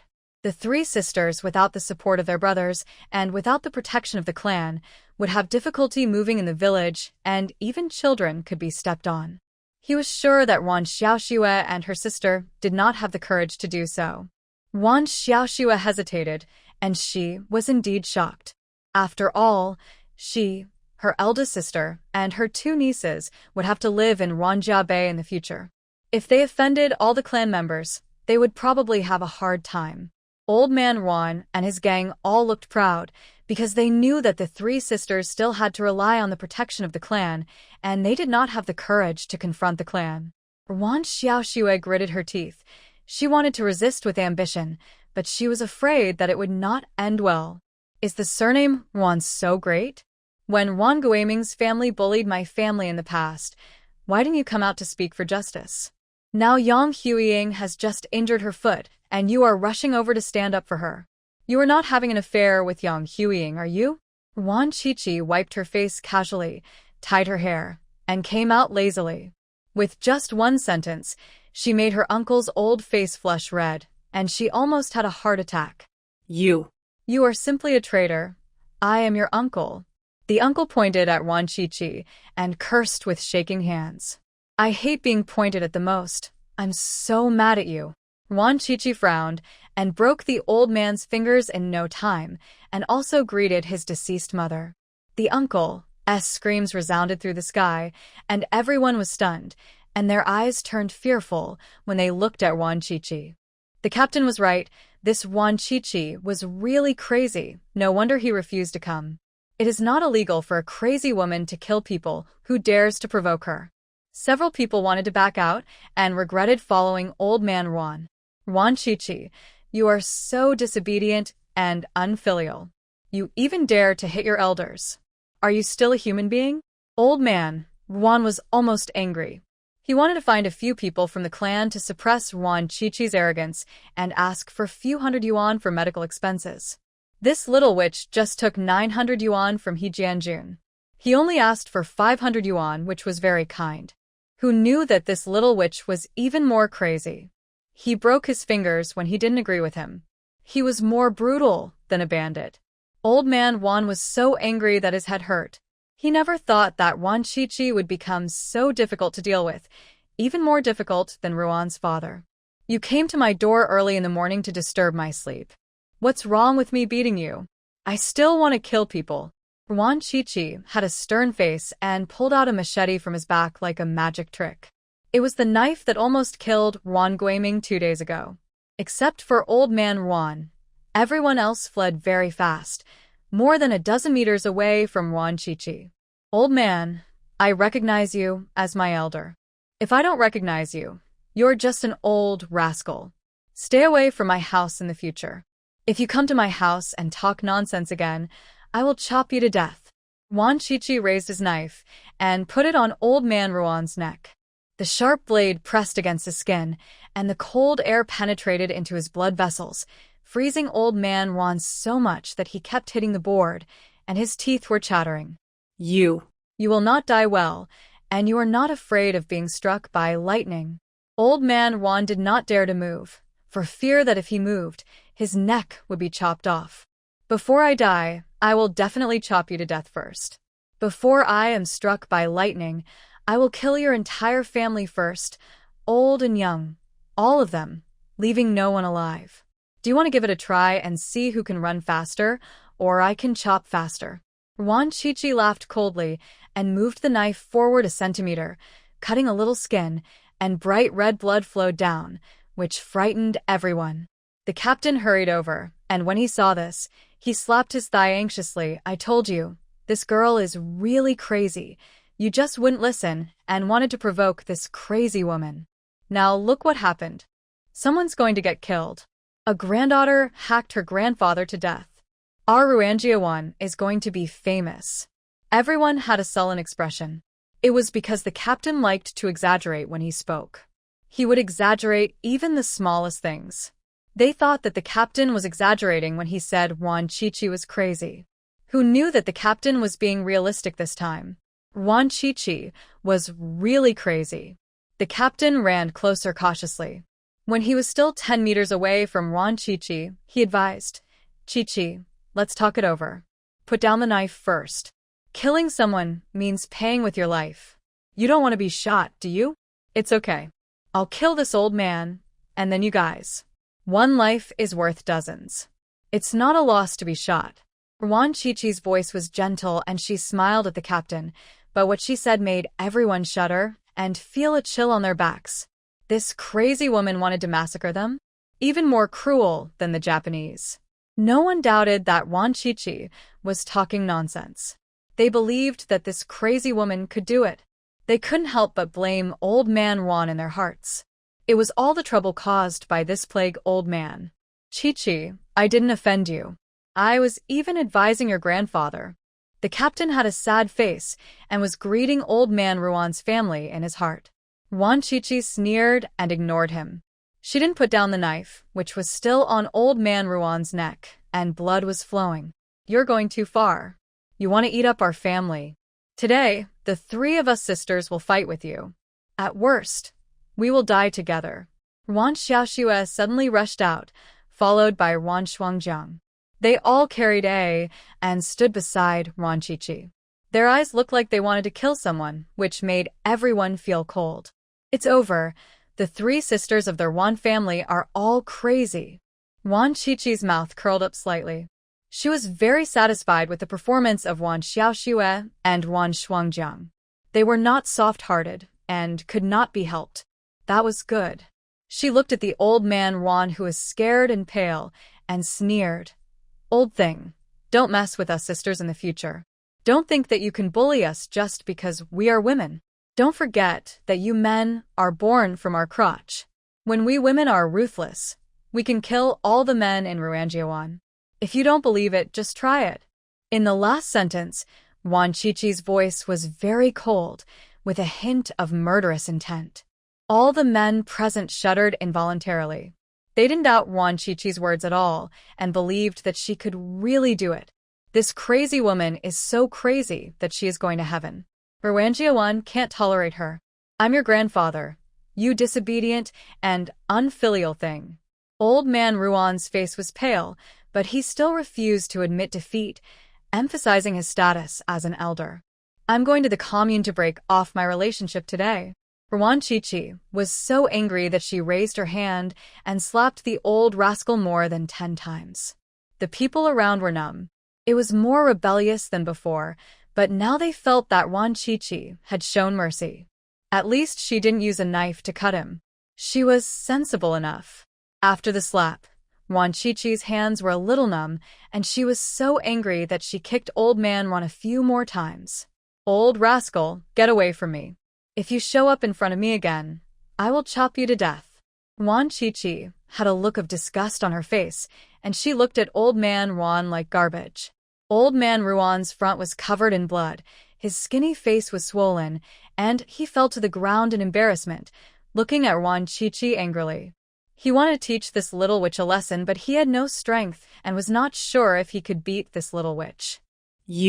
You will not die well, you will be punished. In the end, Old Man Wan could only end up with a weak curse. Wan Chichi sneered and said sarcastically, Let's see who will get retribution first. Today I'm going to say this. The lives of our three sisters will definitely get better and better in the future, and your family will definitely be unlucky, and your family will be broken up. Old Man Wan felt a pain in his heart, and he spit out blood in anger and fainted. Uncle, this unlucky thing. Carry him away, or I will burn him. Wan Chichi went into the house and took out a bottle of kerosene with a lighter in his hand. He unscrewed the lid and was about to pour the kerosene. Don't burn, ouch. Ancestors, please be more kind. The captain was about to cry. He now only hoped that Wan Chichi would go to work in the city as soon as possible, the farther the better, and never come back. He called on the others and hurriedly carried Old Man Wan away. The other elders who were called by Old Man Wan also had to go back to their homes. Wan Chichi's creepy voice came from behind. Whoever helps Wan Guaming's family and comes to my house to make trouble in the future, don't blame me for burning your whole family. She raised a large bottle of kerosene in her hand and pressed the lighter with her other hand. The blue flames swayed in the wind. Wan Chichi's beautiful face was calm, and she was smiling slightly, but it made everyone's legs weak. They believed that this crazy woman could really do it. This crazy woman was, and they had a family to support, with old people and children, so they couldn't afford to offend her. Never mind again. You should solve your family affairs by yourselves. Everyone rushed to express their stance, fearing that if they spoke a word slowly, they would be misunderstood by Wan Chichi and get into trouble. I hope you can do what you say, let's go. Wan Chichi waved her hand, and everyone breathed a sigh of relief and fled faster than dogs. The Wan family's doorstep was instantly quiet. Second sister, you are so awesome. Wan Xiaoxue gave a thumbs up, her eyes sparkling. She admired her second sister the most now. Wan Shuangjiang smiled slightly and went to get water to wash the blood at the door. Just remember, the arrogant are afraid of the desperate. If anyone comes to bully you again, fight them to the death. Even if you die, you have to kill a few of them to get your money's worth. Wan Chichi taught her method of going crazy. They had been bullied to the point of being bullied. Instead of living a hard life, they might as well fight hard. 99% of people in this world are afraid of death. Therefore, as long as you fight hard, you can defeat 99% of people and you will win. As for the remaining 1%, either they are powerful or noble, or they are crazy husbands and wives. It depends on who has the toughest life. Remember, Wan Xiaoxue nodded vigorously. She will also go crazy in the future and hurt everyone. Wan Shuangjiang looked thoughtful, and she remembered it in her heart. For year-old Wan Yen stood beside her and remembered her second dance words. 2-year-old Wan Pan was still young and didn't understand what she heard. Wan Shuangjiang had already cooked breakfast. She heated up the chicken soup left over from last night, fried some vegetables and bacon, and cooked a pot of dry rice. Wan Yen and her sister ate with relish. They had never eaten such good food before, and it was their first time to eat chicken soup. The chickens in the Li family were raised by the sisters, but they were not even qualified to eat eggs, let alone chicken soup. After dinner, let's go to the commune together and break off the relationship with Wan Guaming's family. Wan Chichi picked up a chicken claw and ate it. She was serious about breaking off the relationship just now. Second sister, are you really breaking off the relationship? Wan Xiaoxue asked. Yeah. Wan Chichi nodded, without giving the reason for breaking off the relationship. Wan Shuangjiang and Wan Xiaoxue didn't ask either, because they listened to their second younger sister, anyway. After dinner, the three sisters set off with their 2 children. Ruanjiawan was about 17 or 18 miles away from the commune. Wan Xiaoxue rode a bike with the 2 children and went first, while Wan Chichi and Wan Shuangjiang walked. But they were lucky. They ran into the tractor from yesterday just after they arrived at the village entrance. The driver stopped the car and asked with a smile, "Sisters, are you going to the commune?" "Yes, brother. Give me a ride." Wan Chichi smiled and took out half a pack of cigarettes, which were also from Shi Xiaojun and his friends. These playboys all smoked good cigarettes. "Get in the car." The driver agreed readily. Wan Chichi pulled Wan Shuangjiang onto the tractor, which started to rumble and soon caught up with Wan Xiaoxue and the others, pulling both the people and the tractor. They arrived at the commune before 8:30.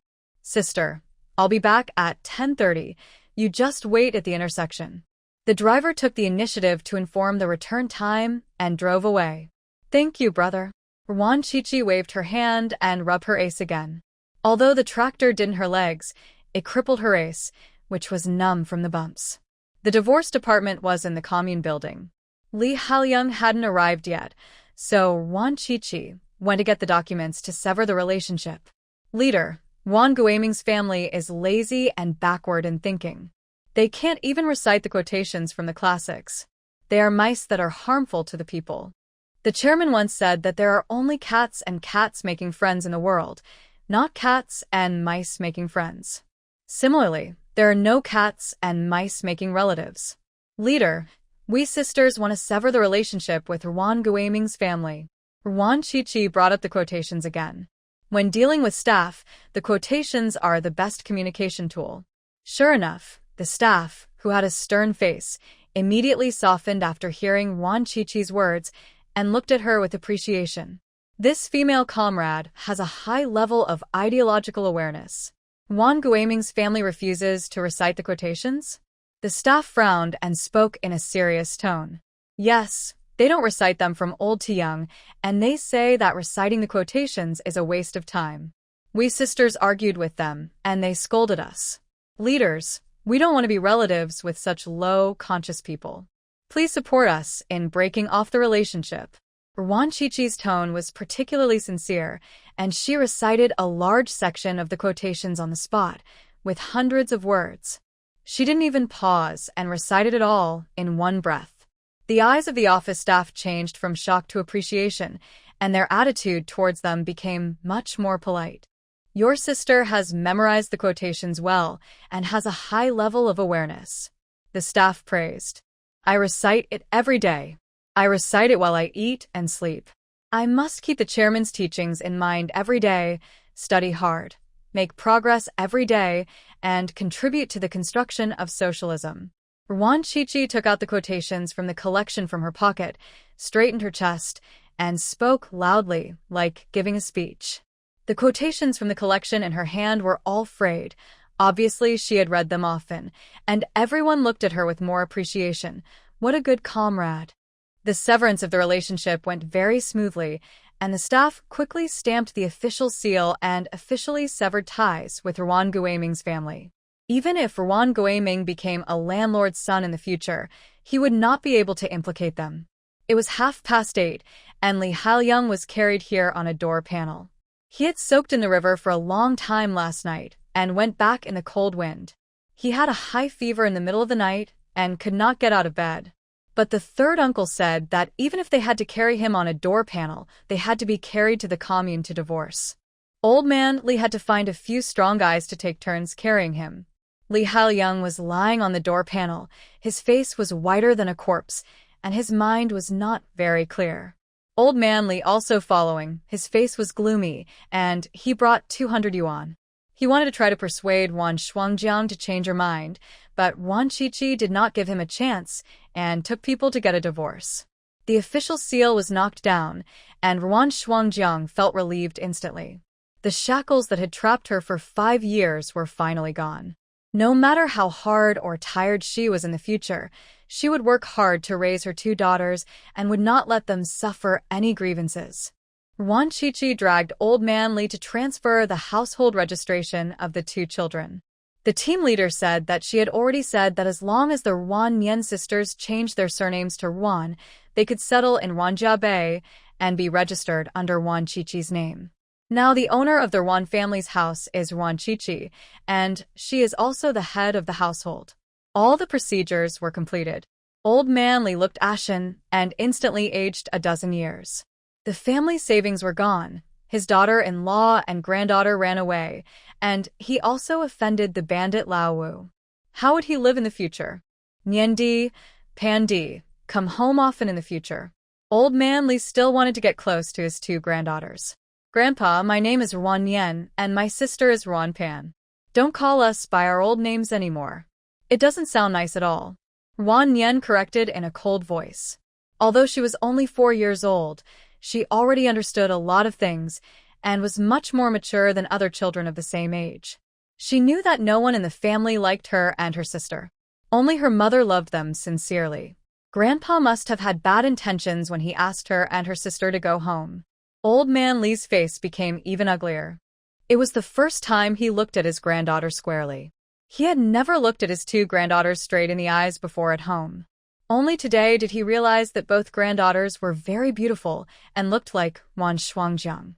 Ruan Shuangjiang was also very beautiful before she got married. Old Man Li felt regretful. With the looks of his 2 granddaughters, they would definitely receive high betrothal gifts when they grow up. What a loss. Nian Nian, Pan Pan, go home. Ruan Chichi called out, and the 2 sisters turned around and ran away. not paying any attention to Old Man Li, nor even looking at Li Haoyang, who was half dead on the door. Old Man Li sighed and left with a depressed look. Li Haoyang was still carried back. Take these tickets, buy whatever you want. Wan Qiqi took out 200 yuan and a stack of food coupons and stuffed them into Wan Shuangjiang, and Wan Xiaoxue also gave some money. The 200 yuan was compensated by Old Man Li. It's too much. How can I spend so much? Qiqi, keep it yourself. Wan Shuangjiang did not take it. The 200 yuan was fought for by Wan Qiqi, and she should not have taken it. Take it. Wan Qiqi stuffed it into her hand, and then took the two children to the nearby state-owned restaurant. There was a bun stall at the door, steaming hot. Give me 5 meat buns and 5 sugar buns. The waiter wrapped 10 buns in newspaper and handed them over. Wan Qiqi paid the money and the food coupons and meat coupons, and let the two children take the buns themselves. Second aunt, one is enough for my sister and I, Wan Yan said in a low voice. She and her sister had eaten a lot of delicious food in the past 2 days. She was already very satisfied. They couldn't eat like this every day, otherwise the second aunt's house would be eaten up by them. Wan Qiqi pinched her skinny face gently, only pinching a little skin. The child was too thin, just skin and bones. She liked chubby children, which felt good when pinched, so she wanted to raise these 2 children to be fat. One for each of you.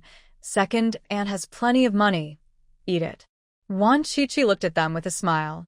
She was still very patient with the sensible little kids. Second aunt, you really won't go broke from eating? Wan Yan was still a little worried. She and her sister were big eaters. You won't go broke from eating 10. Eat it with confidence. Wan Qiqi was overjoyed. This girl was so young, but she was too worried. Wan Yan was relieved and grinned. She took a candy bag to eat and gave her sister a meat bun. She took a bite and honey like syrup flowed out and dripped on the ground. She quickly stuck out her tongue to catch it, so as not to waste it. Wan Qiqi handed the 2 children to Wan Shuangjiang and went shopping by herself. There are 2 streets in the town. They are not big, but they have everything they need. There are also many things in the supply and marketing cooperative, but none of them are what Wan Qiqi wants to buy. She has everything in her space. In less than half an hour, she had walked around the 2 streets, and there were more things in her backpack. A few pieces of cloth, meat, rice, tea oil, etc., and some snacks filled a full basket, which was heavy on her shoulders. It was almost 10:30, and Wan Qiqi walked towards the intersection. Wan Shuangjiang and the others had already arrived. Qiqi, your favorite cupcake. Wan Shuangjiang bought ingot-shaped cakes, which were the cupcakes that her original body loved to eat. Wan Qiqi also liked to eat them. She took a piece and ate it. It tasted very good. Cupcakes are delicious. A tractor rumbled over. The driver came back with a truckload of distiller's grains. There was a winery in the town, and there was distiller's grains every day, which were distributed to several surrounding villages in turn. Brother, have some cupcakes. Wan Qiqi generously handed over a piece of cake. The driver didn't hesitate and took a piece to eat. On the way back, Wan Qiqi chatted with him. The driver was from the same village as Song Junjie, and his surname was also Song. He was also Song Junjie's cousin, named Song Hongli, who was a technical talent in the village and was mainly good at driving tractors. Brother Song, Junjie is my sister's boyfriend. Wan Qiqi pointed at Wan Xiaoxue. Wan Xiaoxue blushed and was embarrassed to talk to him. So, he's Hongmei's boyfriend. We're one of them. The driver was also very enthusiastic, and his tone was intimate. After arriving at Ruanjiawan, he enthusiastically drove into the village and helped them carry the things to the door before leaving. Many villagers saw it and inquired about the driver's identity. Xiaoshua's boyfriend's cousin was very polite and insisted on sending us back. Wan Shuangjiang said with a smile. The villagers were envious and jealous again.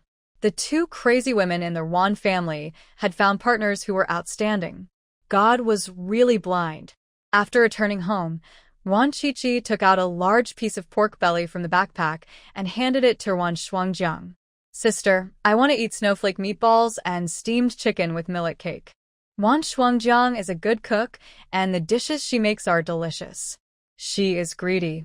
Okay, I'll do it right away. Wan Shuangjiang smiled gently. The family had some millet cakes made before the new year, and the egret chicken from Wan Guaming's house had not been eaten yet. It was a good time to make steamed chicken with millet cakes. The second sister has loved it since she was a child. Wan Shuangjiang went to the kitchen to busy herself, and Wan Xiaoxue also went to help. Wan Qiqi went to the fire pit to roast a fire and roast some glutinous rice cakes. She took out 5 glutinous rice cakes from the jar, put them on the fire with tongs, and arranged the 5 glutinous rice cakes in order, turning them over from time to time. After roasting for a while, a big bubble bulged on the surface of the glutinous rice cake, like blowing bubblegum, getting bigger and bigger. With a pop sound, the bubble firecracker exploded, and snow-white glutinous rice-like paste flowed out, and the air was filled with rich rice fragrance. Roasted glutinous rice cake is super delicious. There are many ways to eat glutinous rice cake: fried, deep-fried, baked, boiled, and steamed, but Wan Qiqi likes to eat roasted ones the most, especially those roasted golden on both sides. They make a crackling sound when bitten, but the middle is soft, sticky, and sweet, and tastes amazing. Nian Nian Pan Pan, eat glutinous rice cake. Wan Qiqi waved to the 2 children and quickly took 2 baked glutinous rice cakes from the tongs. However, they were too hot, and she didn't hold them firmly. The glutinous rice cakes fell to the ground, and her fingertips were almost scalded. She put her hands on her earlobes to cool them down. She had been using this method since she was a child, and it was quite effective. "And eat it." Wan Yen picked up the glutinous rice cake from the ground, puffed up her cheeks to off the dust on the surface, and handed it to Wan Qiqi with both hands. "Give it to your mother and aunt. There are more." Wan Qiqi continued to turn over the remaining 3 glutinous rice cakes. There were not many glutinous rice cakes in the jar, so she turned back and asked a few strong laborers to make more. Although Wan Yen was only 4 years old, she was very steady. She carried 2 glutinous rice cakes and trotted to the kitchen, then ran back and squatted by the fire to watch Wan Qiqi turn them over. The 2-year-old Wan Pan also squatted, staring at the glutinous rice cakes with his big eyes without blinking, and kept swallowing his saliva. "Eat it." The 3 glutinous rice cakes were all baked.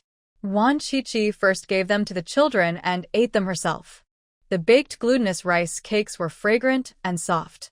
Apart from causing internal heat and indigestion, there were no other problems. After eating a baked glutinous rice cake, Wan Qiqi was still not satisfied and wanted to bake a few more to eat, but she also wanted to save her stomach for snowflake meatballs and steamed chicken with rice cakes. These 2 dishes were famous dishes from her original hometown. She had eaten them in her previous life, and they tasted really good. The meat and chicken now are more authentic, and the dishes made will taste better. Wan Qiqi couldn't help swallowing her saliva and ran to the kitchen to see. Wan Xiaoxue was chopping the meat filling, and the snowflake meatballs were actually it is a meatball wrapped with a layer of glutinous rice. After steaming, the glutinous rice is crystal clear, and the meatballs are fresh and delicious. It is not only beautiful, but also delicious. This dish will be served at banquets. Snowflake meatballs. Wan Shuangjiang is making millet cakes. There is millet from last year at home. She just ground it into powder. The millet powder has a very coarse taste. There is a local saying that goes like this: you don't know the flat land without walking on the mountains, and you don't know the coarseness without eating millet cakes. It means that millet tastes particularly coarse. Therefore, local people will mix glutinous rice flour into it to neutralize the coarseness of millet powder and make millet cakes to eat. Millet, I don't know what its scientific name is. Are you hungry? Wan Shuangjiang turned around and asked with a smile. Fortunately, I just ate a glutinous rice cake. Wan Qiqi touched her stomach. She was not hungry, but her teeth were a little itchy, and she wanted to chew something. "Second sister, there are sweet potato scrapers in the cabinet in my room," Wan Xiaoxue said with a smile. Wan Qiqi's eyes lit up, and she ran to look through the cabinets. She soon found a bag of scraping slices, about 1 pound, which Wan Xiaoxue had dried. She took a slice and ran to the fire to roast it. The scraping slices were especially sweet after being roasted soft, and they didn't hurt her teeth. Wan Chi-Chi didn't eat them alone. She gave half to her niece and ate the other half herself. After eating the scraping slices, she still felt itchy and sat in a chair in a daze thinking about Lu Yi. She had a dream again last night. She tore Lu Ye's clothes to pieces and did a lot of things that were not suitable for children. She suspected that she had been restrained for too long in the mental hospital in her previous life and had abstained from desire for 10 years. It was her hard work that she didn't get sick. Now she finally met a handsome and pleasing man, and it was normal for her to be dissatisfied. She had to speed up. After solving the problem in Ranjiawan, she would go to the city to find Lu Yi to marry. Wan Chi-Chi yawned and remembered something. Why hasn't the military document been sent yet? She has been back for several days, and the efficiency of the post office is too slow. She thought about it, got up, and walked out. Let's go out and play. Wan Chi-Chi went to grab the two children. The little ones must play happily. It's definitely not good to stay at home all day. Wan Yen shook her head. She went to find a backpack and put it on her back skillfully. She also found a sickle and said like a little adult, "Second aunt, I'm going to the mountain to pick pig grass and pick up a bundle of firewood." She and her sister ate so much, so they had to work harder, otherwise the family would be ruined by them. "Sister, I'm going too," Wan Pan said in a baby voice. She was her sister's little follower, following her from morning to night. Wan Chi-Chi blinked, feeling inexplicably ashamed. Even the children were so diligent, and she, as an aunt, seemed to lack diligence. But it was impossible for her to change. If she had to endure hardships all her life, it would be absolutely impossible for her to work. "Second aunt will teach you a trick today, come on." Wan Chi-Chi took the two children out and soon met some children playing. She took out a handful of fruit candies from her pocket. The children were so greedy that they couldn't help swallowing their saliva and stared at the candies in her hand. There is no firewood at home, and the pigs have nothing to eat. As soon as Wan Chi-Chi finished speaking, a clever child took the initiative to say, "Sister Chi-Chi, I'll go get firewood and grass for you. Be good." Wan Chi-Chi smiled in praise and stuffed 3 fruit candies into the boy's hands. "I'll do it right away." The boy ran away happily. 3 candies. Sister Chi-Chi was so generous. The other children followed suit and said actively that they would also collect firewood and pig grass. Wan Chi-Chi also gave each of them 3 candies and warned them, "Don't cut corners, otherwise there will be no candies next time." "No, don't worry, Sister Chi-Chi," the children said in unison and ran away like a gust of wind. 3 candies in exchange for a bundle of firewood and a basket of pig grass was such a good deal. They were not fools. They knew how to have a full meal every day. Wan Chi-Chi lowered her head and said to the dumbfounded Wan Yen, "You'll be responsible for checking the quality of firewood and pig grass to see if they have cut corners." Got it. Wan Yen nodded. She hesitated for a few seconds and mustered up the courage to say, "Second aunt, 3 candies are too many. 1 is enough." She felt that second aunt was losing money, and it was not cost-effective. Wan Chi-Chi smiled and touched her head. "Wait until second aunt goes to the city. You can set the rules in the future. Now second aunt will only give 3 candies. After all, she is an adult, so she won't argue with a child about 1 or 2 candies." Wan Yen's eyes lit up and she nodded vigorously. Wan Chi-Chi didn't preach to her. No matter how much she said, it would be better to show her. The little girl was very smart and would definitely learn it. The roadside was full of wild roses with fat stems. Wan Chi-Chi broke off a tender stem, peeled off the skin, revealing the tender and juicy meat. It was a snack for rural children. Wan Chi-Chi also loved to eat it when she was a child. She took a bite and it was a little sweet and tasted good. The tip of the wild rose stem is called prickly moss. Wan Chi-Chi chewed the prickly moss and walked slowly towards the entrance of the village. There were many villagers working in the farmland beside the road. When they saw Wan Chi-Chi, they took the initiative to greet her and were very polite. He Jianjun's parents were also there. They looked angry, but they were uneasy in their hearts. They went to the commune to make a phone call yesterday, but they couldn't find their son. They wasted a few dimes, and were heartbroken. They were even more worried that their son was really expelled from the army. They were in a state of anxiety and planned to go to Tanzhou City to find their son and ask him face to face. Captain 1, there is a letter. A green figure appeared at the entrance of the village. It was the postman who delivered letters once a week. The captain walked out of the field, ran over barefoot, took the letter, and saw the words of Tanzhou Military Region on the envelope.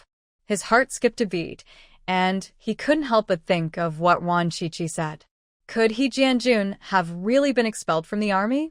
He excitedly opened the envelope, revealing a red-headed document. The captain was so excited that he quickly took out the document. Captain, whose letter is it? It looks like a red-headed document. Is there any new policy from above? Captain read it quickly. The villagers asked in unison, urging the captain to read the letter quickly. He Jianjun's parents all skipped a beat in their hearts and had a bad premonition. Holding a glimmer of hope, they asked the captain, "Is it from the army?" "Yes." The captain looked at them sympathetically. He Jianjun's parents felt very sad, and their eyes went dark. The document sent by the army said that He Jianjun had poor performance in the army and was expelled. The captain saved some face for He Jianjun's parents and did not tell them about He Jianjun's robbing someone, nor did he say that He Jianjun would go to jail. Impossible. Jianjun's girlfriend is the leader's granddaughter. How could he be expelled? There must be a mistake. His mother was a little confused. She didn't want to believe it. He Jianjun was the hope of the whole family. She was still counting on her youngest son to go to the city and enjoy a good life. Wan Qiqi stood at the edge of the field, chewing a dogtail grass stem in his mouth, watching with a smile, and shouted, "Second uncle, why didn't you say that He Jianjun had the credit for robbing someone and would be tried by a military court and sentenced to at least 3 years in prison?" The captain's face changed, and he smiled embarrassedly. "I'm old, and my eyes are not very useful. I didn't see it. Uncle, you're taking a folk remedy." Third uncle used this folk remedy to give birth to a big fat son at the age of 70. "You are only 50, a good age to have a baby. Remember to take supplements." Wan Qiqi was in a good mood. Seeing He Jianjun's parents pale and sweating, she felt even better. The men working in the fields were distracted.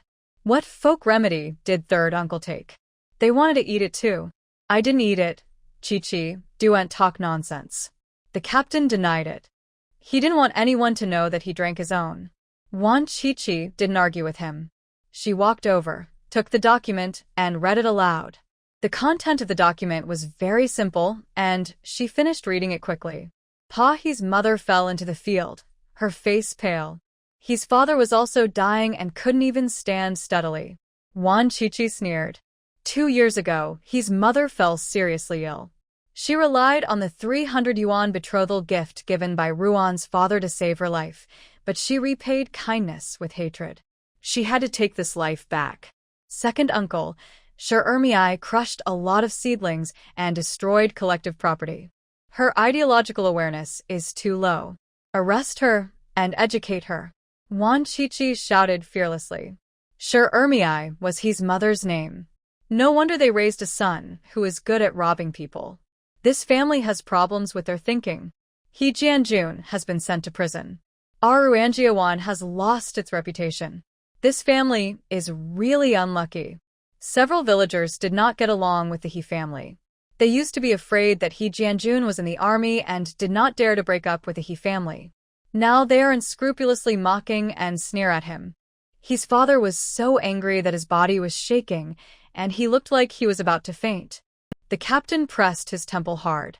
He had a headache. When would this crazy woman Wan Qiqi go to the city? If he didn't get out, he would be a short-lived ghost. He asked someone to carry his mother back home. His father followed behind in a daze. He Jianjun's elder brother and sister-in-law were also in a daze. They still couldn't believe that their youngest son, younger brother, was fired. But the documents sent by the army were written in black and white and stamped with the official seal. They had no choice but to believe it. Jianjun, you are confused. When they were about to reach the door of the house, his father suddenly screamed and fainted. 2 people from the He family died at once. He Jianjun's elder brother and sister-in-law were busy all over. He Jianjun's sister, who had married, also came back. The whole family was in a gloomy mood, with sad faces, as if someone had died. But they didn't know that this was just the beginning of the disaster, and the good days were still to come. The news of He Jianjun's dismissal soon spread throughout Ruanjiawan. The villagers' reaction was mostly gloating. Who made He Jianjun's parents so proud? They deserved it. Ruan Qiqi went home. Ruan Yan was counting firewood and pig grass at the door.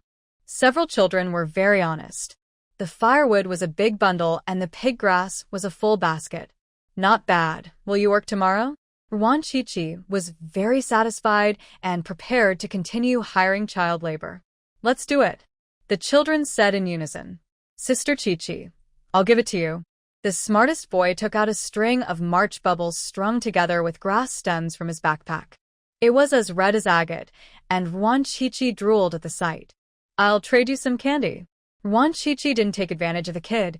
She traded him a piece of candy. The boy was so happy. The other kids were so jealous. They were all planning to pick more March bubbles tomorrow and trade them for candy with Sister Qiqi. It's time to eat. Ruan Shuangjiang came out to call people. Here she comes. Ruan Qiqi rushed into the yard happily, snowflake meatballs and steamed chicken with millet cakes. She's here. There were a lot of dishes on the table. The largest one was steamed chicken with millet cakes, and there was another plate of snowflake meatballs, both of which were not spicy. Ruan Shuangjiang also fried some spicy dried fish, and a plate of green vegetables. Steamed chicken with millet cakes. Ruan Qiqi went to wash her hands, couldn't wait to pick up a snowflake meatball, took a bite. The gravy splashed in her mouth. It was so delicious. Delicious. The meatballs were a little hot. Ruan Qiqi was busy blowing air while chewing. Ruan Shuangjiang smiled gently, picking up dishes for her, Ruan Xiaoxue and her two daughters. Big sister, you eat too. Ruan Xiaoxue picked up the chicken head for her. Ruan Shuangjiang loved eating chicken heads the most. When she was a child, she would eat chicken heads every time her family killed chickens. She said that this was the most delicious. Okay. Ruan Shuangjiang smiled and picked up the chicken head to chew on. Ruan Qiqi finished eating 2 snowflake meatballs and picked up a millet cake into the bowl. The cake was soaked with chicken oil and gravy and had the unique fragrance of millet. It tasted better than chicken. Seeing that Ruan Shuangjiang only ate the chicken head, she frowned and picked up a chicken leg and handed it to her. You eat it. I don't like chicken legs. I just like chicken heads. Ruan Shuangjiang wanted to take it back. Chicken heads are just bones. How delicious can they be? There's such a big pot of chicken. It's enough to eat. Ruan Qiqi doesn't like this kind of self-sacrificing virtue. What mom loves to eat fish heads the most, mom loves to eat chicken heads the most. This is all poisonous chicken soup to brainwash women. Why is there no propaganda that dad loves to eat fish heads the most? Brainwashed by this poisonous chicken soup since childhood, women have been CPU'd into Ruan Shuangjiang. She can't control other women, but she has to control the women in her family. Women have to bear all the hardships and tiredness, and they don't get any benefits. Why? Ruan Shuangjiang was still hesitating, and Ruan Qiqi said impatiently, there will be no shortage of meat at home in the future, so you don't need to save those few bites of meat. Eat it quickly. Hey. Ruan Shuangjiang's eyes were a little red, and he nodded slightly and ate the chicken legs. Ruan Xiaoxue blamed herself very much. She was too selfish. She didn't think that her eldest sister didn't like to eat chicken heads, but was afraid that they wouldn't have enough to eat, so she only ate chicken heads. If it weren't for her second sister's cleverness, she might never know it in her life. Big sister, you eat this too. Ruan Xiaoxue took the other chicken leg. Big sister suffered the most, so she should eat it. Ruan Shuangjiang couldn't refuse, so she had to eat 2 chicken legs with tears in her eyes. After living for 24 years, this was the first time she ate chicken legs. They were so delicious. Ruan Qiqi ate 3 millet cakes, 5 snowflake meatballs, and a bowl of rice soaked in chicken soup. She was very full. Big sister, when I leave, can you make these 2 dishes again? Ruan Qiqi wanted to bring them to Lu Yi. Okay. Ruan Shuangjiang agreed, with a smile. She ate well and slept well these 2 days, and she didn't have to be scolded or beaten. Her spirits were much better, and she vaguely had some of the style of a girl. Wan Qiqi took out cloth from the backpack, as well as 2 pairs of leather shoes and a few packs of snacks, and gave them all to Wan Shuangjiang. The fabric is for you to make clothes, and the shoes are in your and Xiaoxue's sizes. Here are a few old clothes that my girlfriend's relatives don't want. You can paint the uppers of them. Wan Qiqi took out a few more old clothes from Shi Jinghong's house. They were all good materials and had never been patched. Wan Shuangjiang touched the material and said happily, "It's a pity to paint the uppers of such good clothes. If you modify them, Xiaoxue and I can wear them." Wan Qiqi had no objection, because she didn't wear them anyway. It was getting dark, and Wan Qiqi went out. She went to Bailey Village to get the gold bars, and she had a talk to Bai Sanyuan about something. When she arrived at Bailey Village, it was completely dark, and the moon tonight was covered by dark clouds. It was almost pitch dark in the village. Wan Qiqi went to the old camphor tree at the entrance of the village to chat for a while and learn something new. Li Haoliang's family was beaten up. Li Haoliang's mother was almost beaten to death. Now she is lying in bed and can't get up. Who beat them up? Third uncle called people. Old Five was the most ruthless. Old Five is very vicious and has killed several people. When talking about the fifth uncle, the old camphor tree's tone was not very good. Every time the fifth uncle passed by the tree, it could feel the evil spirit on this man, which made it very uncomfortable. Wan Qiqi was happy. Her trick of diverting troubles was really powerful. With the fifth uncle, this poisonous snake, Li Haoliang's family will have a hard time. She said goodbye to the old camphor tree and walked towards the mortuary in the village. The mortuary is a morgue. When someone dies in the village, it has to stay for 3 days. There is a special house in the village for storing corpses.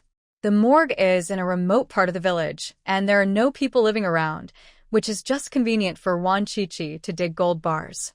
The old camphor tree only gave an approximate location. Wan Qiqi dug 3 places, and none of them were right, so she changed the place to dig. When they hit a hard object, Wan Qiqi was overjoyed. She carefully dug the soil beside it, revealing a rusty iron box. The lock was also rusted, and it was easy to open. But there was no expected golden light. Wan Qiqi took a flashlight to look at it. It turned out to be an old-fashioned radio transmitter. It was rusted and useless. This means that this radio transmitter has been buried underground for at least 10 years. Is there a spy in Bailey Village? Wan Qiqi planned to ask the old camphor tree later. She continued to look for gold bars in the mortuary and finally dug up a pottery jar with 10 gold bars and 100 yuan data coins. After filling the holes she dug, Wan Qiqi left the mortuary and walked towards Bai Sanyuan's house. Bai Sanyuan's family originally lived in a 3-story blue brick tile house. When they ate the big pot meal, they contributed it to the team as a canteen, and later they never returned it to him. Their family now lives in 3 small houses, which were the Bai family's former firewood room. The Bai family had not yet gone to bed. Dim lights were coming through the windows. Wan Qiqi knocked on the door a few times. Who? A young man walked to the door and asked, "Sister Wan Xiaoxue, something's up." The door opened, and a girl who looked a bit like Wan Xiaoxue came out and asked anxiously, "Did Xiaoxue get into trouble?" "No, I have something important to tell your father." Wan Qiqi glanced at her a few times. The more she looked, the more certain she was that Father Wan was 100% the son of the landlord Bai. Wan Xiaoxue was the most like Father Wan among the 3 sisters, and Bai Huanxi and Wan Xiaoxue looked somewhat alike, so they must be related by blood. Gomain. The young man is of medium height, with handsome features. He doesn't look like his sister, but probably looks more like his mother. I heard that Bai Sunyuan's wife was a beauty in the village back then. He's my brother, Bai Fengshou. Bai Huanxi introduced. Wan Qiqi's mouth twitched.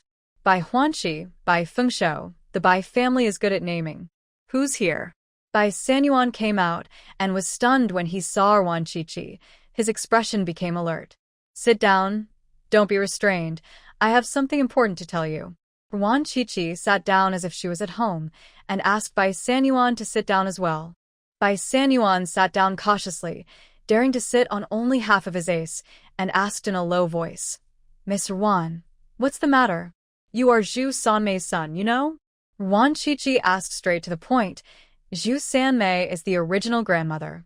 Bai Sanyuan's face changed slightly, and he became more and more uneasy, not knowing Wan Qiqi's purpose. Bai Fengshou looked calm, but Bai Huanqi was stunned. Obviously, his brother also knew about it. "Don't be nervous. I'm here to make a deal with you.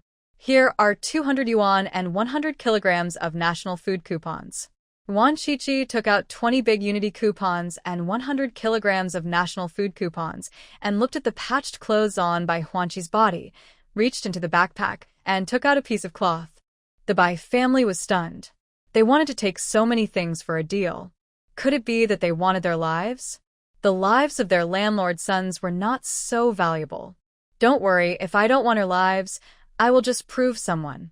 Wan Guiming knows him, right? You just need to report that Wan Guiming is the son of the landlord Bai, and these things are yours." Wan Qiqi moved all the money, food coupons, and cloth in front of Bai Sanyuan. "Miss Wan, you are wrong. My mother is Xia Taoji. I don't understand what you are saying. You can take these things back." Bai Sanyuan refused and moved the things in front of Wan Qiqi again. "Your father used 6 acres of fields to mortgage Zhu Sanmei to give birth to a son. The son born is you. After that, Zhu Sanmei and your father had an affair and fooled around for several years and gave birth to Wan Guiming. Your father knows about this son. You and Wan Guiming have no feelings for each other, so why keep a secret for him?" Wan Qiqi moved the things over again, admiring Bai Sanyuan's struggle. The Bai family is now penniless, and they definitely need this money. "Who told you that?" Bai Fengshou asked. "Don't worry, at present, only I and Zhu Sanmei and her husband know about it. Wan Guiming doesn't know his life experience." Wan Qiqi looked at him and immediately changed her mind. She would not make a deal with Bai Sanyuan. This man was too indecisive and boring. Or his son Bai Fengshou is more interesting, and will definitely agree. Fengshou. Bai Sanyuan looked at his son, with a little more pleading in his eyes. "Dad, no one recognizes you." Bai Fengshou frowned, feeling very disappointed with his father. Cough, cough. A low, hoarse cough came from the room, and it sounded like an old lady. "Grandma needs money to replenish her body. Dad, I'm sorry." Bai Fengshou made up his mind. Even if Wan Guiming was his biological uncle, he had no feelings for him. He was brought up by his grandmother Xia Taoji, and now he just wanted to earn this money to buy nutritional supplements for his grandmother. "Is your grandma sick?" Wan Qiqi asked with concern. The old camphor tree said that the landlord Bai's cousin was a very good person. Although Bai Sanyuan was not her biological son, she treated him as her own and was very good to her grandchildren. Malnutrition leads to poor resistance. Bai Fengshou looked angry and sad. He was strong, but he couldn't earn enough money to buy nutritional supplements for his grandmother. It wasn't that he didn't want to work hard, but that no one was willing to hire him to work. With the label of a landlord's son, he lived a life worse than a dog. So, why could Wan Guiming live so comfortably? Bai Fengshou didn't deny that he had bad intentions. They were all sons born by their grandfather, so why was it only his family that suffered? "Add another can of malted milk." Wan Qiqi took out another can of malted milk from the backpack, which Lu Hongba took from the ward. "Deal. What do you want me to do?" Bai Fengshou agreed readily. He had always wanted to buy malted milk for his grandmother, but he couldn't afford it. "Tomorrow you go to the commune's tail-cutting meeting and report it, saying that Wan Guiming is your real uncle and also a landlord's son." Wan Qiqi whistled secretly. Her cheap cousin was courageous. No wonder he was able to become big and strong and a rich man in his previous life. Wan Guiming will definitely not admit it. Bai Fengshou felt that she was thinking too simply. If she could just say something to make someone look like a landlord's son, he would have taken revenge on those who bullied his family in this way. Wan Qiqi smiled smugly. Words are of course not enough. Wan Guiming has a crescent birthmark on his ace. exactly the same as your grandfather's.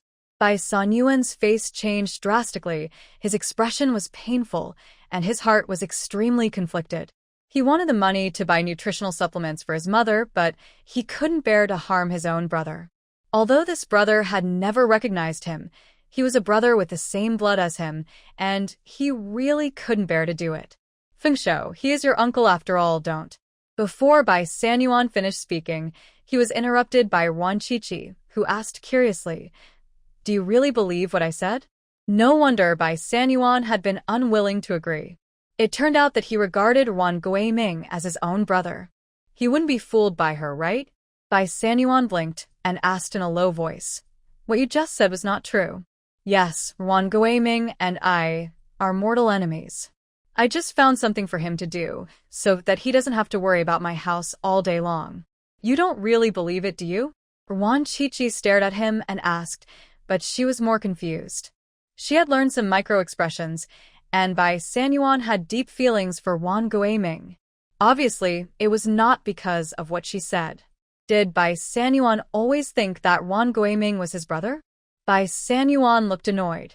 Wan Qiqi was talking nonsense, and it was just a blind cat catching a dead mouse, causing him to let the cat out of the bag and harm Wan Guiming. Bai Fengsho saw a clue and asked Miss Wan, "Do you know something?" "I only know that Wan Guiming is a member of their Wan family and has nothing to do with your Bai family. He is the darling of old man Wan. He didn't care about my father, didn't raise him or teach him. After my father died, he bullied us sisters and wanted to my house for Wan Guiming. They have a deep father-son relationship." Wan Qiqi didn't tell her father's background, nor did she want to recognize the Bai family. Bai Fengsho looked thoughtful, and the look in his eyes when he looked at Wan Qiqi was more meaningful. Bai Sanyuan's brain was not as flexible as his son's, and he didn't react, and asked, "Wan Guiming has a birthmark on his ace. It can't be fake." His father also had a crescent birthmark on his ace, but he didn't have it, but his son did, so this crescent birthmark must be unique to the Bai family, but not every member of the Bai family has it. How can it not be fake? The birthmark on Wan Guiming's ace was made by me. Wan Qiqi was too lazy to talk to Bai Sanyuan, his brain was not sharp, and it was a waste of her time. She looked at Bai Fengsho and asked directly, "Can you do it tomorrow?" "Yes, don't worry." Bai Fengsho answered very affirmatively. "Goodbye." Wan Qiqi stood up and said goodbye. "I'll take you." Bai Fengsho followed behind. It was dark outside, and almost everyone in the village was asleep. "You go back, and I'll wait for your good news tomorrow." Wan Qiqi asked him to go back. "I'll take you back. It's not safe for a girl to walk alone at night." Bai Fengsho looks gentle and refined, but he is very opinionated and domineering in what he says and does. The two walked on the country road. Neither of them spoke, and there was only the sound of their footsteps. "You are my cousin, right?" Bai Fengsho suddenly asked, as he had guessed it just now. Wan Qiqi neither denied nor admitted it, and asked, "Why does your father treat Wan Guiming as a brother?" "Zhu Sanmei and my grandfather told me that my grandfather wanted to take him home to raise, but Zhu Sanmei did not agree. My grandfather missed his son very much, and secretly gave him a lot of money and food. When he was dying, he asked my father to take care of Wan Guiming." Bai Fengsho's expression was sarcastic, and there was a hint of cruelty. Zhu Sanmei and his wife used the money and food defrauded by their own son, but they didn't spend a penny on his uncle. Instead, they abused his uncle. They were really vicious. Fortunately, Wan Qiqi, the cousin, fought hard and kept the house. If Wan Guiming is really your uncle, how could a person like old man Wan treat him as his heart and soul? Your grandfather and your father have been fooled by him. Wan Qiqi felt that Bai Sanyuan and his son were both stupid and were fooled around by old man Wan. Fortunately, Bai Fengsho fought hard. "You broke off the engagement with He Jianjun?" Bai Fengsho was silent for a long time and then asked again. He heard what Huanqi said. Huanqi scolded He Jianjun for being an ungrateful person, and also said that Wan Qiqi went to the army to find He Jianjun. "I'm retired, and I've found a good partner again, who is an officer. After things here are settled, I will go to the city to work." Wan Chichi heard his concern and knew that he must have guessed the truth, but the two of them tacitly did not recognize each other. Congratulations, don't worry about your hometown, I will visit often. Although Bai Fengshou was surprised, he was not too surprised. Wan Chichi was not an ordinary girl at first glance, and what she did was naturally not ordinary. Thank you. You're welcome. The two did not speak again after that. They walked to Wanjiabei, sent Wan Chichi to the door of her house, and Bai Fengshou was about to go back. Take the flashlight, you don't have to return it. Wan Chichi stuffed the flashlight to him. She had a good impression of this cheap cousin, who was a sensible person. Thank you. Bai Fengshou was not polite. He looked at her deeply and turned away. Wan Chichi did not go home. She went to He Jianjun's house because she had something important to do. She originally planned to leave some English letters for the He family and then go to the commune to report that the He family was an overseas spy, but after digging up the radio, she changed her mind. With this radio, the He family's identity as spies was confirmed. In the previous life, no one in the He family had ever been soft on the original body. Those rumors were spread by the He family. They were one of the direct murderers who forced the original body to death and must die. Wan Chichi went to the backyard of the He family. The whole family was asleep. She dug a hole in the firewood room of the He family, buried the radio transmitter in it, covered it with soil, and stepped on it tightly before leaving. It was already very late at night. Wan Chichi yawned loudly, tears in her eyes. Forget it.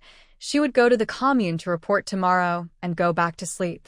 Wan Chichi slept all night without dreams and woke up naturally, awakened by the smell. She sniffed hard. It was rice tofu. Wan Chichi's eyes lit up. She jumped up, put on her clothes, tied her hair, and ran out. Sure enough, Wan Shuangjiang was making rice tofu, and she must have gotten up before dawn. Chichi, get up, I just made rice tofu, do you want to have a bowl? Wan Shuangjiang asked with a smile. Chichi and Xiaoxue both love rice tofu. She got up specially to make it. Yes, put more chili. Wan Chichi scooped hot water to wash up, and soon she was ready. Wan Shuangjiang served a bowl of hot rice tofu and held it in front of her. Rice tofu delicious. Wan Chichi scooped a spoonful. It was tender, smooth, fresh, and spicy. Wan Shuangjiang's cooking skills were really good. She could open a shop. She ate 3 bowls of rice tofu. She was sweating, and her body was very warm. Do you want more? Wan Shuangjiang asked. I'm full. Burp. Wan Chichi burped several times. She was so full that she planned to walk to the commune to digest the food. 2 hours later, Wan Chichi arrived at the commune.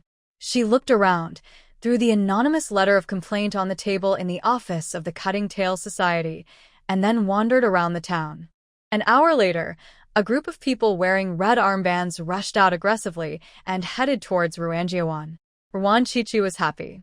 The efficiency of the Tail Cutting Society was really fast, comparable to the marriage of Lu Ye's father. She touched her belly. After walking for 2 hours and 20 or 30 miles, the 3 bowls of rice tofu had all disintegrated.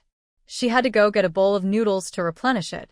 She turned around and walked back. There was only one restaurant in the town, which she had just passed. The restaurant was opposite the supply and marketing cooperative. Wan Chichi walked to the door of the restaurant and saw Bai Fengshou and his sister walking out of the supply and marketing cooperative, both of them carrying backpacks. Bai Huanqi saw her. Her eyes lit up, opened her mouth, but still closed it. There were people coming and going in the town, and she was afraid of being seen and implicated Wan Chichi. Bai Fengshou nodded slightly. Wan Chichi walked towards them and asked openly, Are you here to buy things? I went to the purchasing station to sell some medicinal materials and came here to buy peach cakes.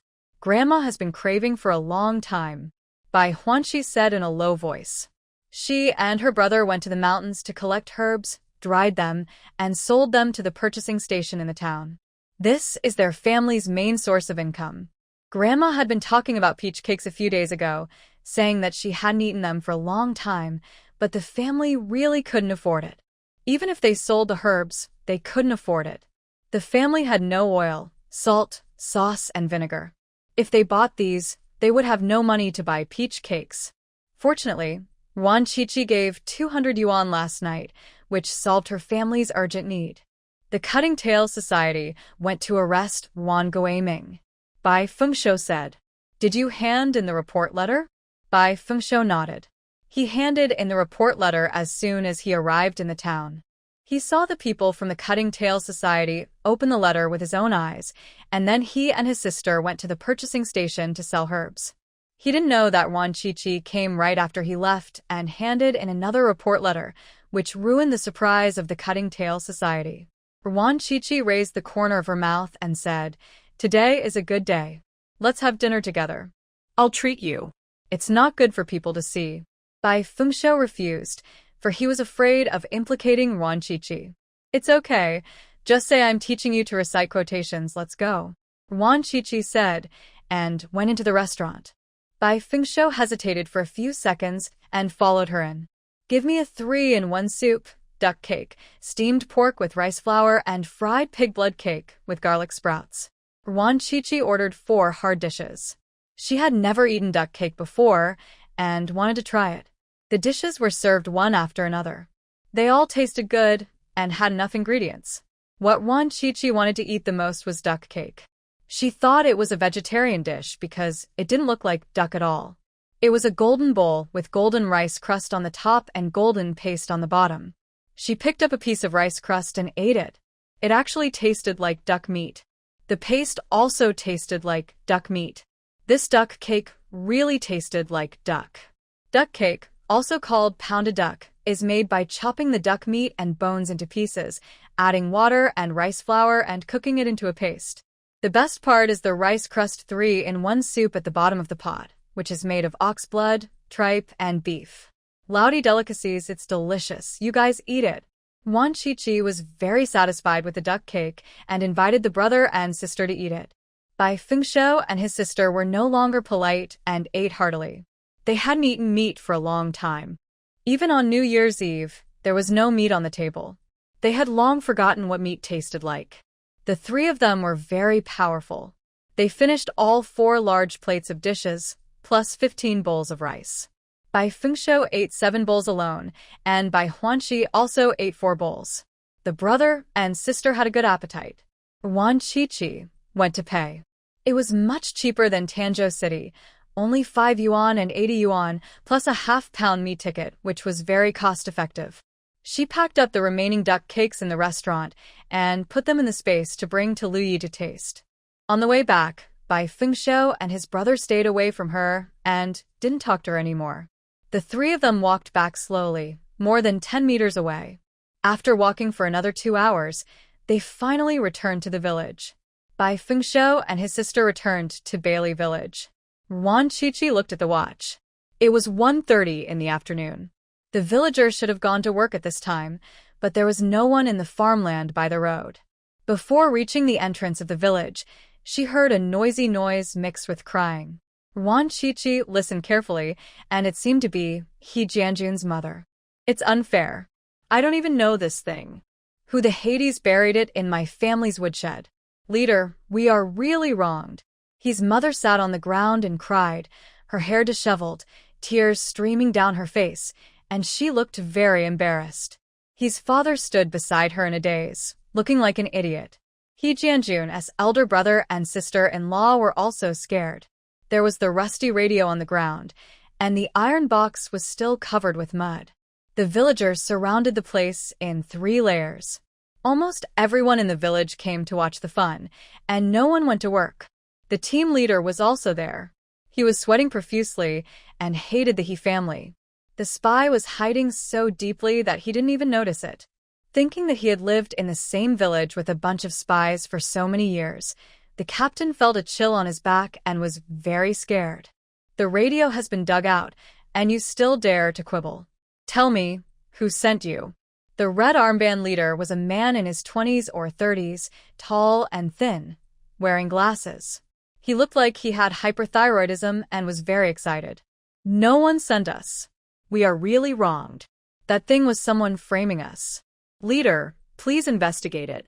His mother cried more sadly than if the man had died. No matter how stupid she was, She knew that as long as the espionage charge was confirmed, she would surely die. She didn't want to die. Leader, their son stole the credit of others in the army and was expelled from the army. He will also be brought to a military court. Yuan Qiqi squeezed in and shouted. The He family's faces changed drastically, and they looked at her with resentment. This, which wants to force them to death. The man with hyperthyroidism became more excited. His eyes turned red. He stared at the He family and said angrily, "We actually let you sneak into the army. Tell me, how much information did you steal? Tell the truth." The He family refused to admit it and just said that they were wronged. Deal with the enemy like ice. Never show mercy. Yuan Qiqi raised her arms and shouted. The hyperthyroid man and his group looked at her with very fiery eyes. This female comrade is quite good. She can be their colleague. That's right. Beat them hard. A loud female voice rang out in the crowd. It was Yuan Xiaoxue. Emotions are contagious. The sisters' high spirits infected many people. Several villagers also started shouting slogans. Gradually, more and more people shouted, and finally it became unison, all shouting to beat the He family. The He family members were pale and desperate. A large group of people pounced on them, surrounded the He family members, and beat them. The He family members were beaten and wailed for mercy, but these people beat them even harder. Half an hour later, the He family members were lying on the ground with bruises all over their bodies, and He's father also pleaded guilty. I picked it up in the mountains. I thought it was something valuable, so I took it home and hid it. I really didn't know it was a radio transmitter. His father made up a story. He was still fantasizing that the tail-cutting society would let his family go. But he didn't know that the tail-cutting society had no results in the past 2 months. Just when they were worried, they received 2 letters of complaint. Both of them were big cases. How could they let go? They must get to the bottom of it. The He family was, and the man with hyperthyroidism asked the team leader, "Wang Guiming is from your team, right? Call him over, and his parents too." The team leader was stunned. He had just calmed down a little, but then all the anger rose to his throat again. It must be bad for the tail-cutting society to find someone. Wang Guiming, this unlucky guy, must not get into trouble. At this moment, the team leader had not anticipated the seriousness of the matter.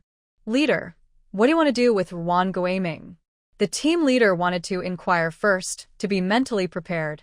Ever since the crazy woman Yuan Qiqi came back, his heart has been either up or down, and he hasn't been at peace for a single day.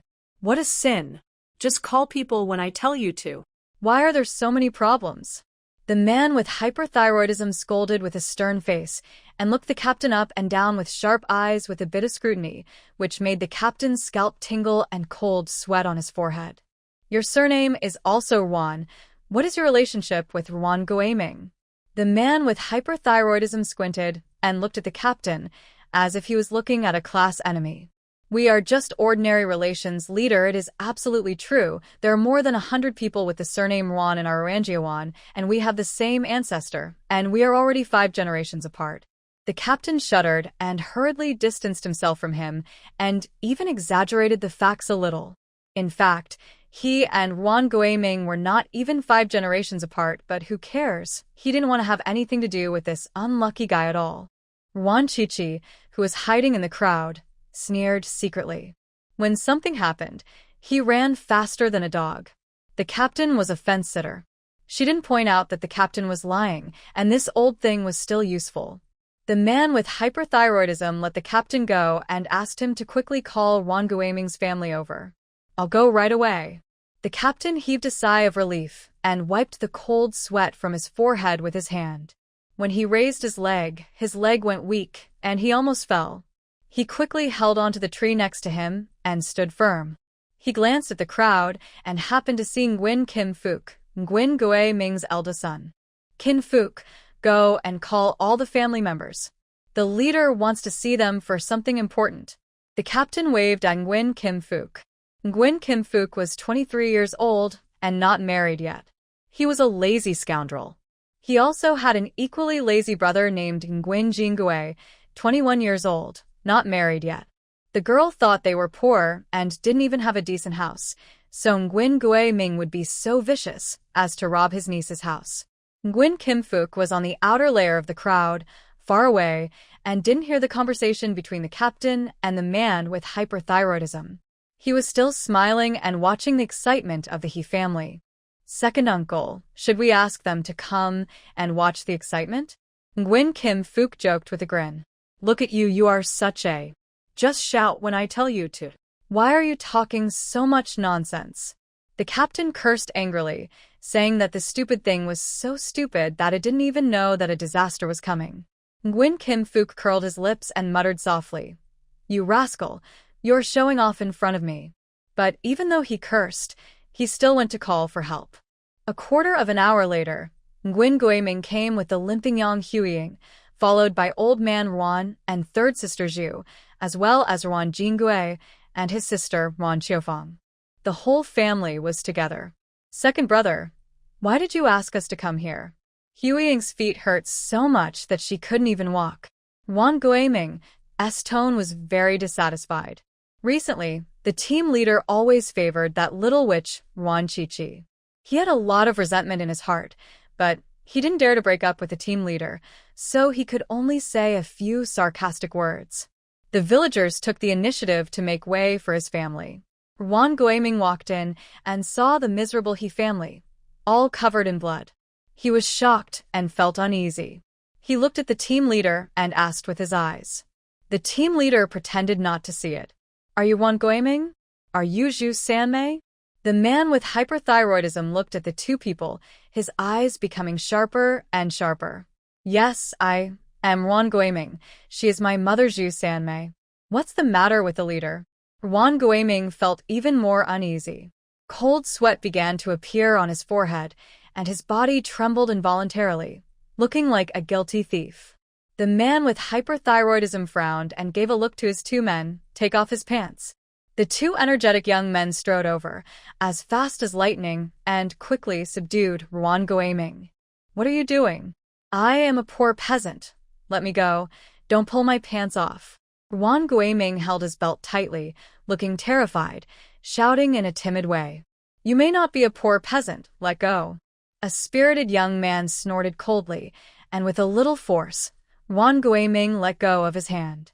His belt was also torn open, and his pants were quickly pulled down to the bottom, revealing his underpants full of patches. They are hooligans, second brother. They are being hooligans to me. Why don't you care? Ruan Gui Ming was ashamed and afraid. He had a very bad premonition that as long as his pants were torn off, something bad would definitely happen. The team leader pretended to be deaf and dumb and turned his head away. Now, he just wanted to stay away from this unlucky family. Ruan Gui Ming held on to his pants in a desperate struggle, but he didn't struggle for too long. Soon they were torn open, revealing his big buttocks. On the left side was a pale blue crescent moon. The hyperthyroid man walked closer, bent down, and looked at the crescent moon carefully. Sure enough, it was exactly the same as described in the report letter. Ruan Gui Ming was the illegitimate son of the white landlord. He had escaped for so many years. We received a report letter that Ruan Gui Ming was the child of Zhu Sanmei and the white landlord. He has the same birthmark on his ace as the white landlord. The evidence is conclusive. Ruan Gui Ming is the landlord's son lurking among the masses. He is a fish that has slipped through the net. Fortunately, the conscious masses reported it and we caught him. The man with hyperthyroidism raised his chin, posed as if giving a speech, and loudly announced the fact that Ruan Gui Ming was a landlord's son. Hiss! The villagers all gasped. This was even more shocking than the radio that was dug out of He Jianjun's house. Zhu Sanmei had actually had an affair with the Bai landlord and gave birth to Ruan Gui Ming, a landlord's son. This was too shocking. Old man Ruan had been raising the Bai landlord's son for more than 40 years. Ruan Gui Ming stood there in a daze. He had forgotten to pull up his pants. His bare feet were freezing in the cold wind, but he didn't feel cold. His mind was blank, and only the words landlord's son echoed in his ears. How could he be the Bai landlord's son?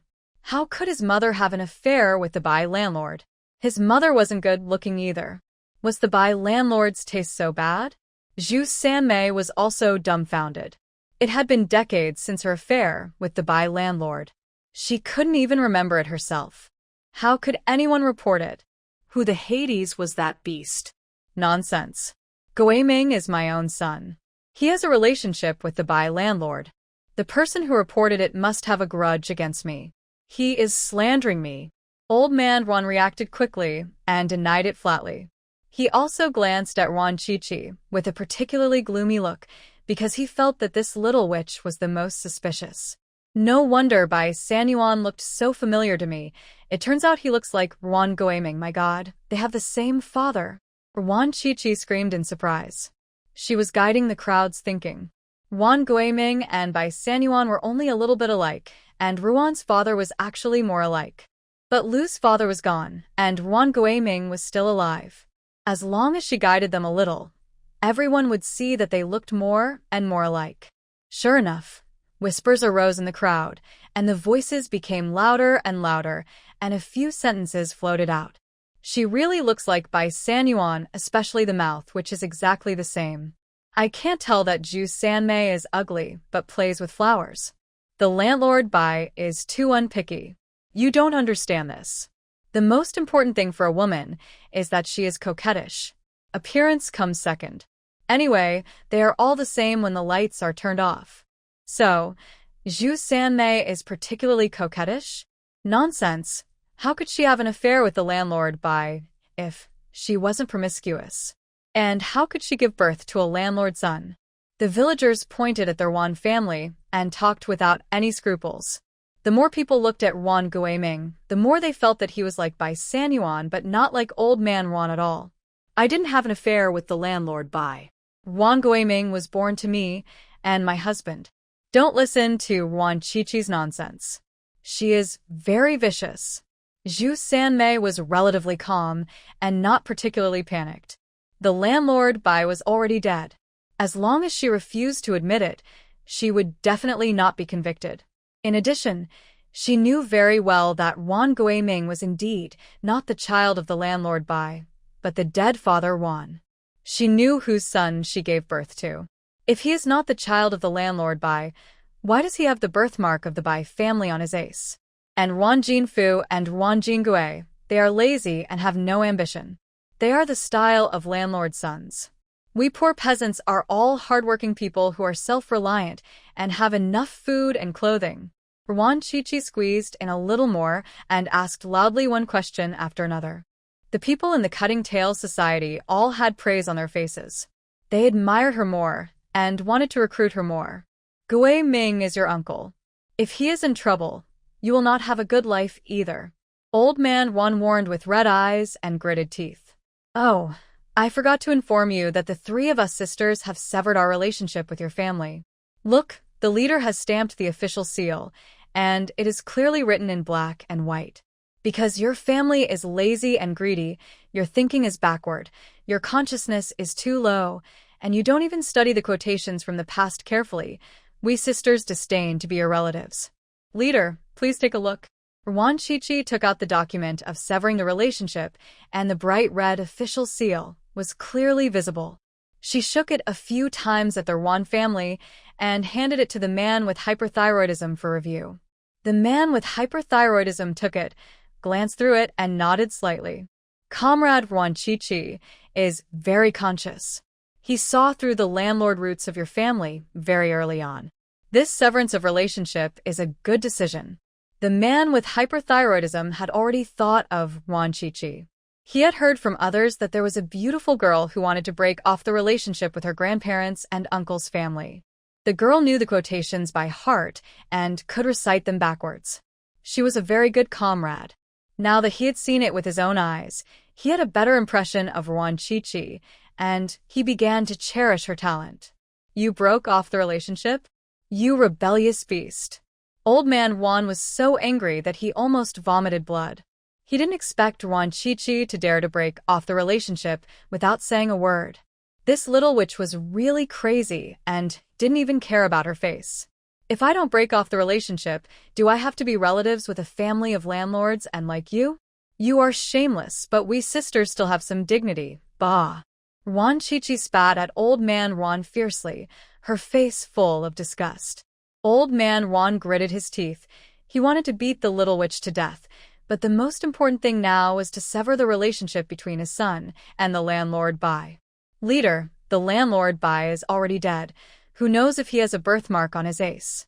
Someone must have thrown dirty water on my son. Gui Ming is my biological child. Absolutely true. Old Man Ron winked at his wife.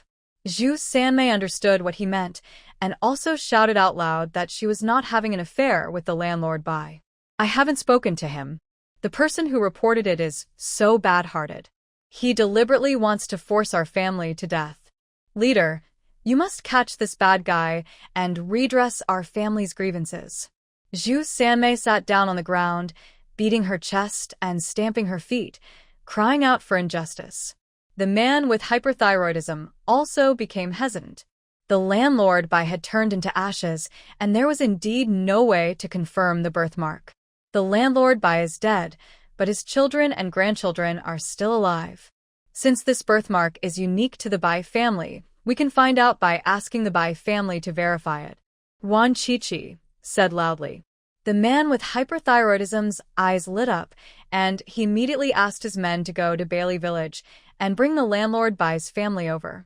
Old Man Wan stared at Wan Chichi, his eyes more vicious than a poisonous snake. Wan Chichi rolled his eyes at him, made a poo sound, and cursed loudly. Plague old man. Puff Old Man Wan couldn't hold it in anymore and spit out a mouthful of blood.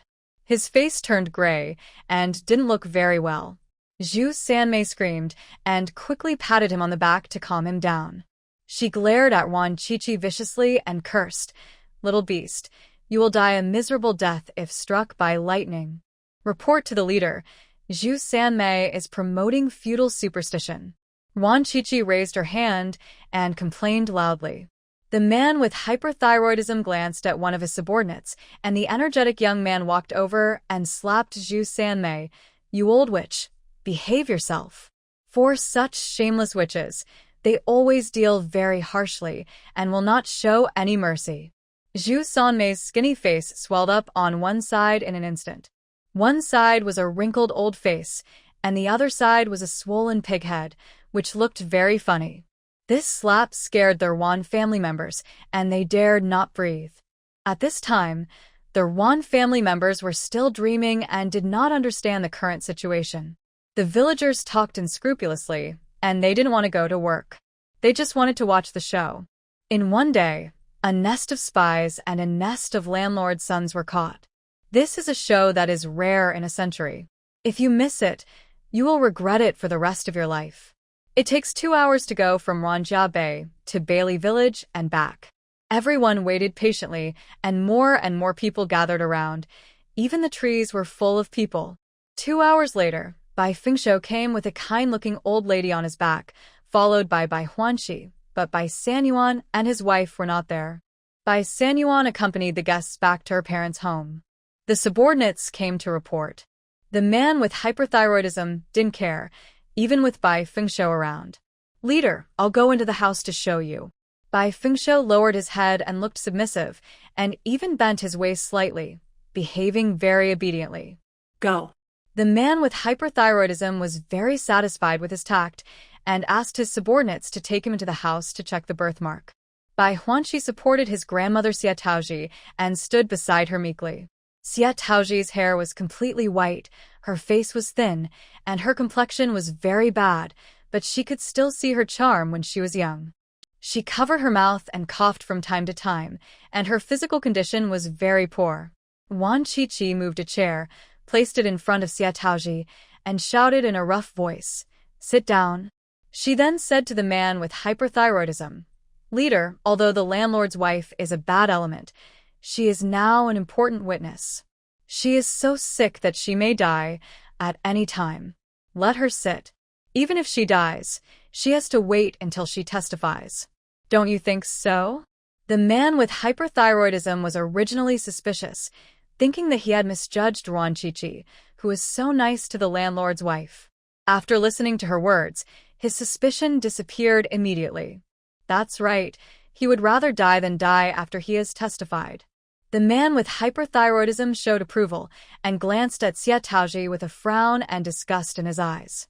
Bai Huanxi and her grandma behaved submissively and dared not say a word. She helped her grandmother to sit down and was very grateful to Wan Qiqi. She knew that Wan Qiqi said that on purpose, otherwise the Cutting Tail Society would definitely be suspicious. After Xia Taoji sat down, she breathed a sigh of relief and felt better. She couldn't stand standing. Report: Bai Fengshou has a birthmark on his ace, exactly the same as Wan Guiming's. The subordinates came out with Bai Fengshou and reported loudly. Everyone's face changed, and the way they looked at Wan Guiming also changed. He is really a landlord's son. He is indeed a landlord's son. No wonder he is lazy and wants to rob my house. He is more cruel than Zhou Baopi. Comrades, beat Wan Guiming. Wan Qiqi brought a small stool from somewhere, stood on it, and shouted loudly. After shouting, she rushed over bravely, grabbed Wan Guiming by the collar and punched and kicked him. Wan Xiaoxue and Wan Shuangjiang also rushed over to help. The three sisters hated this family so much that they were particularly cruel. You landlord's son dare to resist? I will destroy you on behalf of the poor peasants. Wan Qiqi was hit by Wan Guiming, and her anger rose. She rushed over like crazy, pressed Wan Guiming to the ground and rode on him and beat him left and right. The group of hyperthyroid men were dumbfounded. This girl is too active. I didn't know that she was the one who was in the tail-cutting society. With the beginning of the three sisters of Wan Qiqi, other villagers who had conflicts with Wan Guiming and his wife also rushed up to seek revenge, and they were all ruthless, beating the whole family black and blue. However, they were still polite to Wan Qiufang. This woman was a smiling tiger, and she was popular in the village. Besides, she was a girl, so the villagers all let her go. Wan Qiufang is 20 years old this year, and she is not married yet. She looks pretty. She often has a smile on her face and speaks softly. The old people in the village like her very much, but because Wan Qiufang's family is too poor and she has two lazy brothers, she has always had trouble finding a partner. In her previous life, Wan Qiufang and Yang Weijie conspired to kill Wan Xiaoxue and occupied the house. This woman was sweet-mouthed but poisonous at heart, a venomous snake that hid very deeply. Wan Xiaoxue and Wan Shuangjiang did not discover her true face. Mount Tai is pressing down on my head. Wan Qiqi screamed, jumped 3 feet high, and then fell freely, pressing heavily on Wan Guiming's stomach. He rolled his eyes and fainted. She kicked the man aside and excitedly rushed towards Wan Qiufang, who was hiding in the corner. I'm going to beat you to death, you little landlord's rascal. Your grandfather is a white landlord, your grandmother is your father is a landlord's rascal, you are a landlord's rascal, and your whole family is a bad element.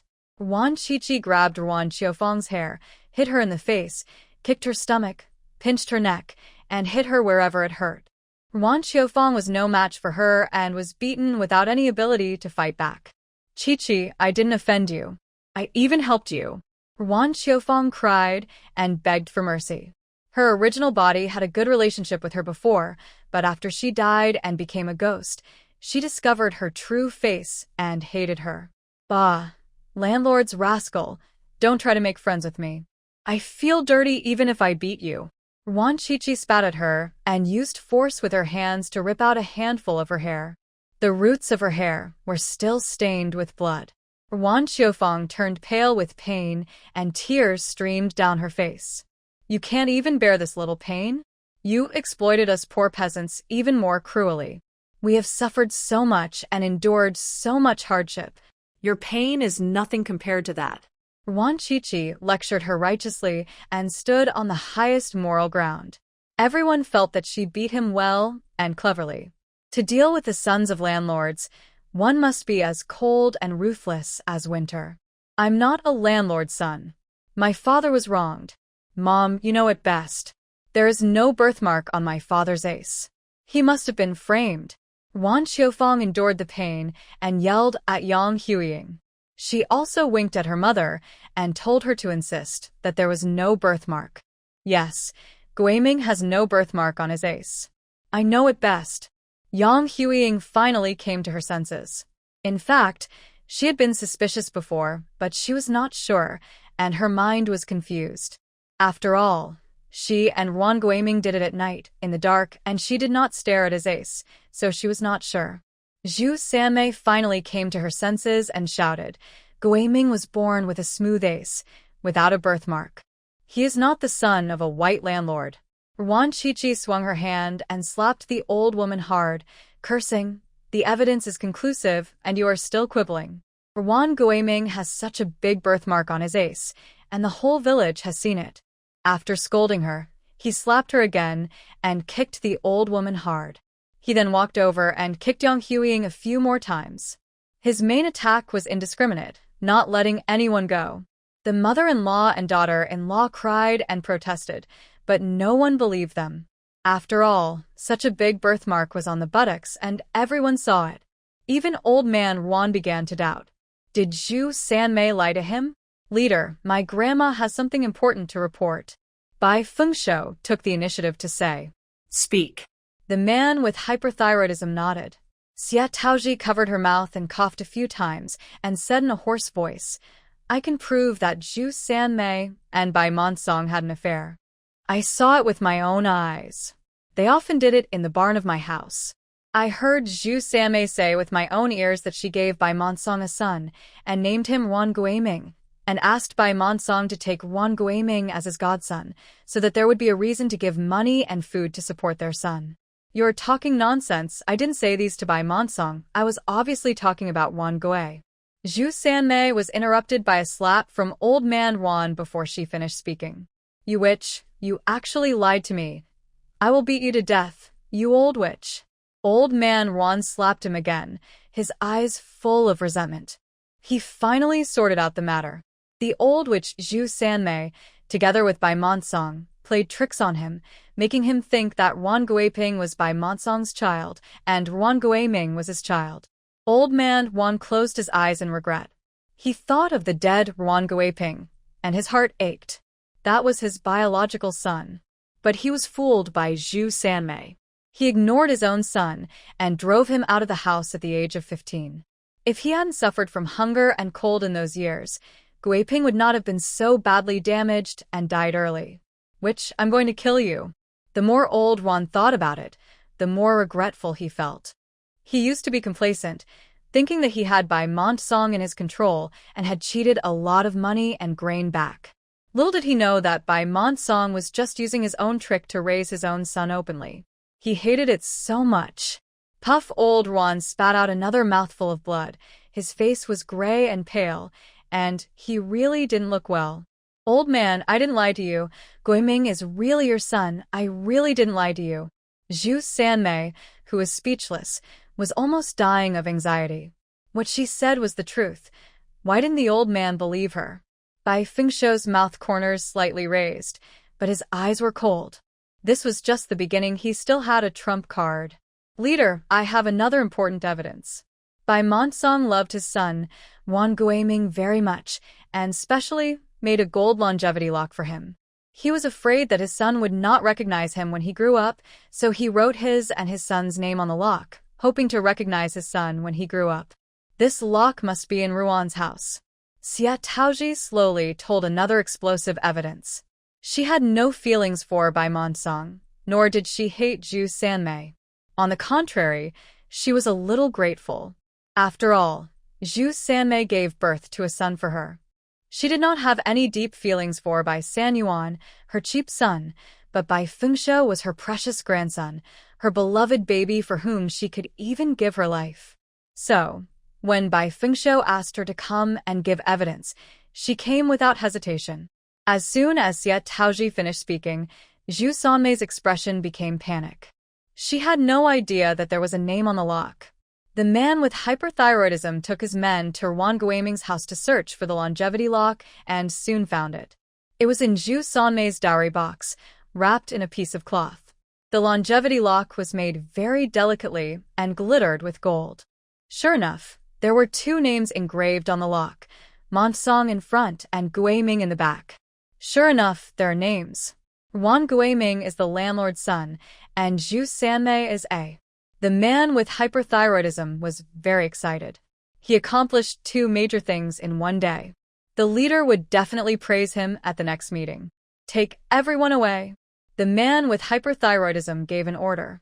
The He family and Ruan Guaming's family were all taken away, except old man Ruan. After all, he was also a victim, and he was so green on the head. The man with hyperthyroidism walked up to Ruan Chichi and said politely, "Comrade, do you want to join us?" He really cherished the talent. It had been many years since he had seen such an emotional female comrade. Talents were hard to come by, and he couldn't bear to miss them. The captain, who was standing next to him and smiling very flatteringly, was stunned for a moment and couldn't help picking his ears. Did he hear it wrong? The Guawei Society is a good unit. Working there has a high status and good benefits.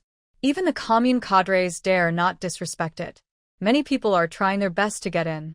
The captain also wanted to arrange his youngest son to go in, but he was not capable enough and had to go to the army in the end. He looked at Ruan Chichi with great jealousy and had other ideas in his mind. Could it be that he could get into the Guawei Society just by going crazy? If he had known earlier, he would have let his youngest son go crazy. Although the army is good, he wants his youngest son to be at his doorstep more. Moreover, he has a son who works in the Guawei Society. People in the surrounding area dare not disrespect him. How decent! Ruan Chichi was very proud. She was indeed a genius that everyone loves. Thank you for your kindness, leader, but I will leave Ruanja Bay in a while and go to Tanzhou City to join the army. Ruan Chichi refused. She had no interest in the tail-cutting society. The hyperthyroid man looked surprised and his tone became more polite. He asked, "Is your partner an officer?" "Yes, the deputy battalion commander of the Tanzhou military region. He is getting married this month. I hope the leaders will come and have a drink at the wedding," Ruan Chichi said with a smile. "I must come to ask for a drink. What a coincidence. My brother is also in the Tanzhou military region. He just joined the army last year. His thinking is not mature enough. He needs more advice from the leaders." The hyperthyroid man was a little arrogant at first, but after knowing that Ruan Chichi's partner was an officer, he became much more polite. After learning that he was the deputy battalion commander, his back slumped a little, and he became a little respectful. No matter what year it is, the one holding the gun is the boss, so he would send his younger brother to the army. One of them is in the tail-cutting society and the other is in the army. With 2 flowers blooming and making progress together, one of them will have a great future. What a coincidence. What's the leader's brother's name? Ruan Chichi understood what he meant and hoped that Lu Yi could take care of her brother. She did not refuse. She promised verbally anyway. Whether to take care of him or not would be decided after they met. "My brother's name is Ma Chunlai and my name is Ma Chunqing. Comrade Ruan can just stay at home after joining the army. The military and the people are one family. Comrade Ruan is committed to defending his country, and we must help guard the rear." Ma Chunqing showed great sincerity. With him as the director of the commune's cutting-off committee to protect them, no one dared to make plans against Ruan Shuangjiang and Ruan Xiaoxua. "Thank you, Director Ma. You are really a good cadre of the people," Ruan Chichi praised generously. Ma Chunqing laughed happily. He just loved to hear these words. The two chatted very speculatively. The team leader next to them couldn't even get a word in, and he didn't dare to leave, for fear that Ma Chunqing would ask him something. Seeing Director Ma, who usually looked down on others, chatting with Ruan Chichi like a family member, how friendly, the team leader felt jealous and cursed inwardly. "You look down on people. Why don't you get mad at Director Ma? Captain Ruan, you have to study hard and raise your consciousness. There are so many bad elements hidden in the village, and you are completely unaware of it. If it weren't for the reports from enthusiastic people, your Ruanjiawan would have become a nest of spies and landlords." After chatting with Ruan Chichi, Ma Chunqing quickly restrained his smile, frowned, and criticized the team leader very harshly. "It's my fault. I will definitely study the quotations well in the future. Leaders are welcome to come to our Ruanjiawan for inspection at any time," the captain said timidly. His forehead was covered with cold sweat. He didn't dare to wipe it. His face turned pale with fear. Ma Chunqing said a few more official words, which scared the captain so much that his head almost went into his crotch. Comrade Ruan, see you later. After criticizing the captain, Ma Chunqing smiled at Ruan Chichi very kindly, and his tone became gentle. See you later. Ruan Chichi waved his hand. Ma Chunqing left, and the He family and Ruan Guaming's family also left. The villagers who came to watch the fun did not disperse, but were still chatting with interest. Today's melon was too big, and they couldn't digest it for a while. Bai Fengshou glanced at Ruan Chichi and left with his grandmother on his back. Bai Huanxi followed behind.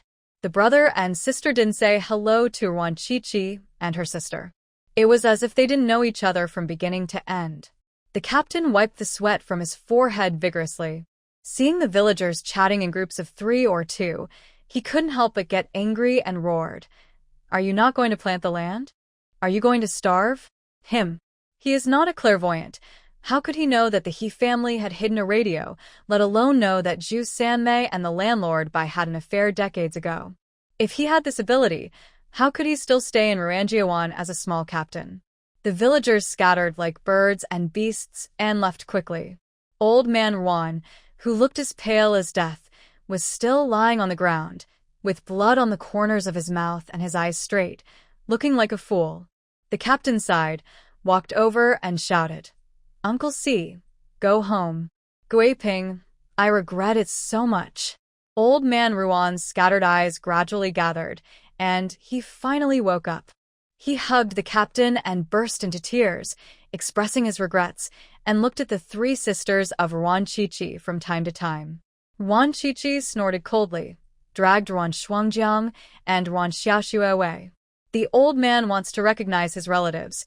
Don't be soft-hearted. On the way home, Ruan Chichi reminded them. Second sister, is Ruan Guaming really the son of the landlord Bai?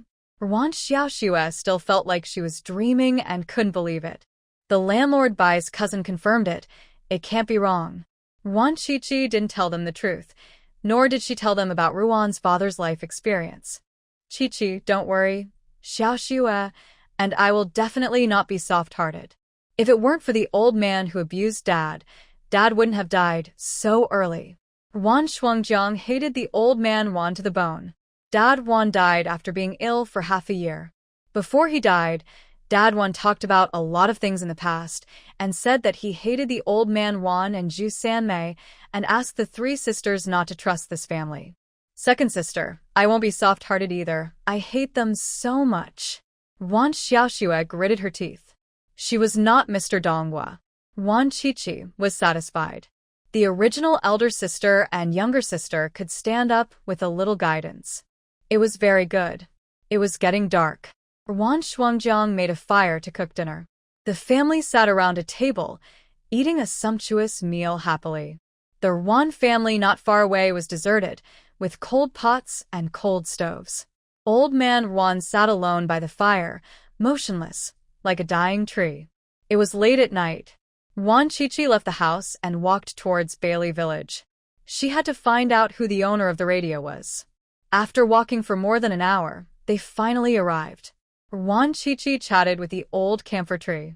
The old camphor tree didn't recognize the radio, but after listening to her description of its general appearance and the fact that it was buried in the morgue, it finally remembered. It must be Li Lao's. He buried a black thing in a morgue, which is similar to the one you said. Li Lao is the 5th cousin who is a bandit. Ruan Chichi's eyes lit up. This old man is not only a bandit but also a spy. This is a big deal. The old camphor tree also said an important news. Li Lao has 2 good friends from other villages. They often came to him in the middle of the night in the past few years, but they have not been in touch in recent years. Ruan Chichi's first reaction was that these 2 people were Li Lao's accomplices, and maybe they were also spies. No, such a great achievement. She had to keep it for her man. Tomorrow she would go to the commune to call and ask Lu Yi to come and catch the spies. After chatting with the old camphor tree, Ruan Chichi walked back to Ruanjiawan. It was already very late at night. She chatted with the old peach tree for another half an hour by the pond. She knew a lot of secrets of Ruanjiawan, and then went back to sleep contentedly. She slept until dawn, but the sun didn't shine on her ace because it was drizzling. Wan Qiqi frowned. The road to the commune was all muddy. After the rain, it was all muddy. She hated walking on muddy roads the most. We have broken off our relationship. Don't try to make friends. Wan Xiaoshua's cold voice came from outside, as well as the hoarse voice of Old Man Ruan. This old man dared to come to the door. Get out if we recognize you. How can we be worthy of my father? Ruan Shuangjiang's face was as cold as ice, and she changed her gentle appearance in the past. She was the eldest daughter and had a deep relationship with Ruan's father. She would never forgive this old thing who killed her father. Go to my father underground to ask for forgiveness. Don't come to us. Wan Xiaoshui added, her eyes full of hatred. Old man Wan was like an eggplant hit by frost. His whole body had lost all vitality, and he looked 10 years older. He walked away with his head drooping, his back hunched, and an old and frail figure. His back looked pitiful, but Wan Shuangjiang and Wan Xiaoshua were hard-hearted. Their father was even more pitiful back then, and this plague old man didn't deserve any sympathy at all. Wan Qiqi listened in the room for a while and was very satisfied. There aren't many glutinous rice cakes left. I'll go to the commune to get glutinous rice later. Xiaoshua, go get a few strong laborers to make glutinous rice cakes. Wan Qiqi washed up, went to get breakfast, and told her about making glutinous rice cakes. Wan Xiaoshua agreed with a smile. In the morning there was still rice tofu. There was still some left from yesterday's making. Wan Qiqi ate 3 more bowls and went out with the backpack on her back. She was very lucky today. On the way, she met Song Hongli again and drove over with a thump. Sister Qiqi, get in the car. Song Hongli greeted them warmly from a distance. I'm here. Wan Qiqi jumped up swiftly, took out 2 sugar-coated cakes wrapped in tung leaves from the backpack, and handed them over. Wan Shuangjiang steamed them and asked her to take them with her for the journey. Song Hongli didn't bother to be polite with her. He took it and started to eat it. He went to the commune to get distiller's grains, and he did it every few days. The two chatted enthusiastically along the way, and when he learned that Wan Qiqi was going to make glutinous rice cakes, Song Hongli volunteered and said that he would help with his cousin Song Junjia. After arriving at the commune, the two went their separate ways. Wan Qiqi went to make a phone call and waited for more than 10 minutes this time. Qiqi, when can I come to your place to get acquainted? I miss you so much. Luya's tone on the phone was very aggrieved. Before he knew Wan Qiqi, he had just lived like this alone, but since he met Qiqi, he was not used to being alone, and he dreamed of her every night. After being diagnosed by the veterans, he was diagnosed with lovesickness, and it was a particularly serious kind. You can come today.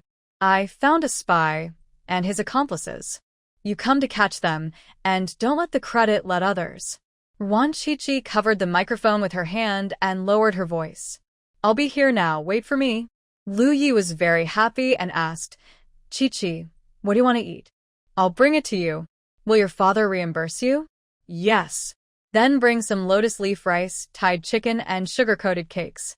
Wan Qiqi ordered the dishes without hesitation. She had almost finished eating in her space. Okay, wait for me.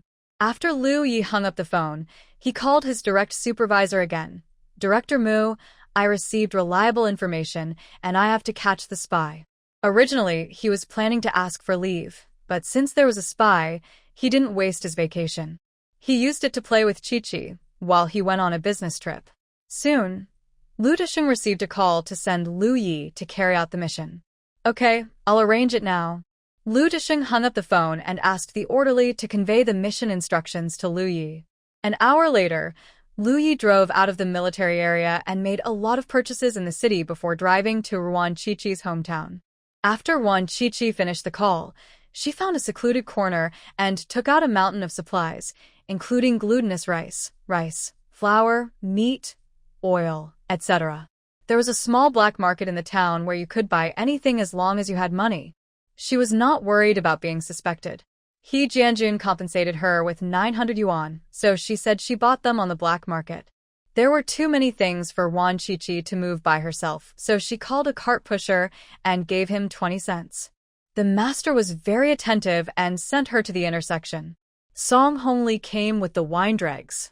He was a little surprised to see so many things, but he didn't ask anything and helped to carry the things onto the car. After arriving at Ruanjiawan, Song Hongli enthusiastically sent her to the entrance of the village and helped her carry them to the door of her house. Thank you, Brother Song. Wan Qiqi cut a pound of meat and handed it over. Song Hongli picked up the meat and was happy. This girl from the Wan family is really nice. Sister, my boyfriend is coming over today. He likes to drink chicken soup. Wan Qiqi took out a slaughtered chicken from the backpack, which she got from the space. Why is the chicken you bought slaughtered? Wan Shuangjiang was surprised. It was slaughtered cleanly. Even the hair was plucked. I paid for it. Wan Qiqi vaguely passed it over. Wan Shuangjiang didn't think much about it and took the chicken to stew chicken soup. Sister, I picked a lot of ground vegetables. It can eat 2 meals. Wan Xiaoxue was yelling in the yard. After the rain stopped in the morning, she and her friends went to the mountains to look for mushrooms. They didn't find many mushrooms, but they found a lot of ground skin. She picked half a basket. Ground skin vegetables, which grow on the ground after the rain. Wan Qiqi's eyes lit up. She hadn't eaten ground skin vegetables for a long time. This thing has extremely high requirements for the environment. In the future, the environment is seriously polluted and ground skin vegetables are becoming less and less, becoming a rare thing. Wan Xiaoxue changed her wet clothes and went to the river to wash the ground skin vegetables. This thing is delicious, but it is very troublesome to wash. You have to wash it dozens of times. After lunch, Wan Qiqi took a nap. When she woke up, it was 2 o'clock. The rich smell of chicken soup wafted from the kitchen. Wan Shuangjiang and Wan Xiaoxue were not at home. They went to work in the fields. Sisters Wan Nian and Wan Pan, the two of them, went out to play with their friends, and she was alone at home. Wan Qiqi stretched, got out of bed, tied her hair, washed her face with cold water, and went out to pick up her man. Calculating the time, Lu Yi should be here. Lu Yi is still 10 miles away from Ruanjiawan. He has been here to perform missions before, and he has special skills, so there is no place he can't find. The car drove into Ruanjiawan, and the people working in the farmland straightened up and stared at the jeep with wide eyes. Wow, it's the Army S car. Lu Yi had already passed the farmland, but he drove back, parked the car, and jumped out of the car. His handsome and heroic figure, as well as his military uniform, dazzled the villagers, and their eyes turned very respectful when they looked at him. How high an official must one be to be able to afford a car? Excuse me, is this where Wan Qiqi's home?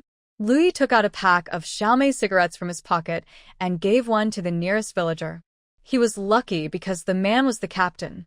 The captain stretched out his hands, took it respectfully, and was reluctant to smoke, so he clamped it on his ear.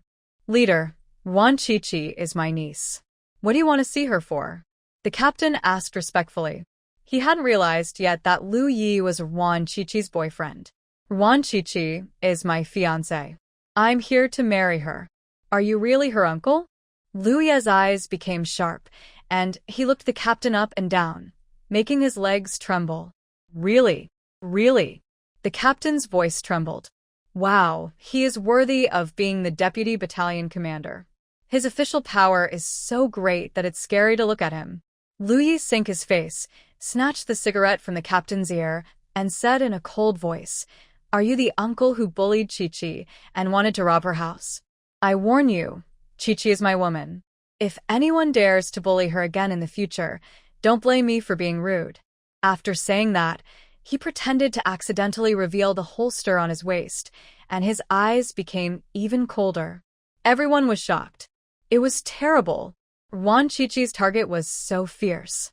Don't mess with him. The captain was so scared that he started to tremble. This deputy battalion commander was so fierce, even more fierce than Director Ma. How could this crazy woman Wan Qiqi find such a fierce target? Leader, you're wrong. I'm Wan Qiqi's cousin. The one who robbed her house is her uncle.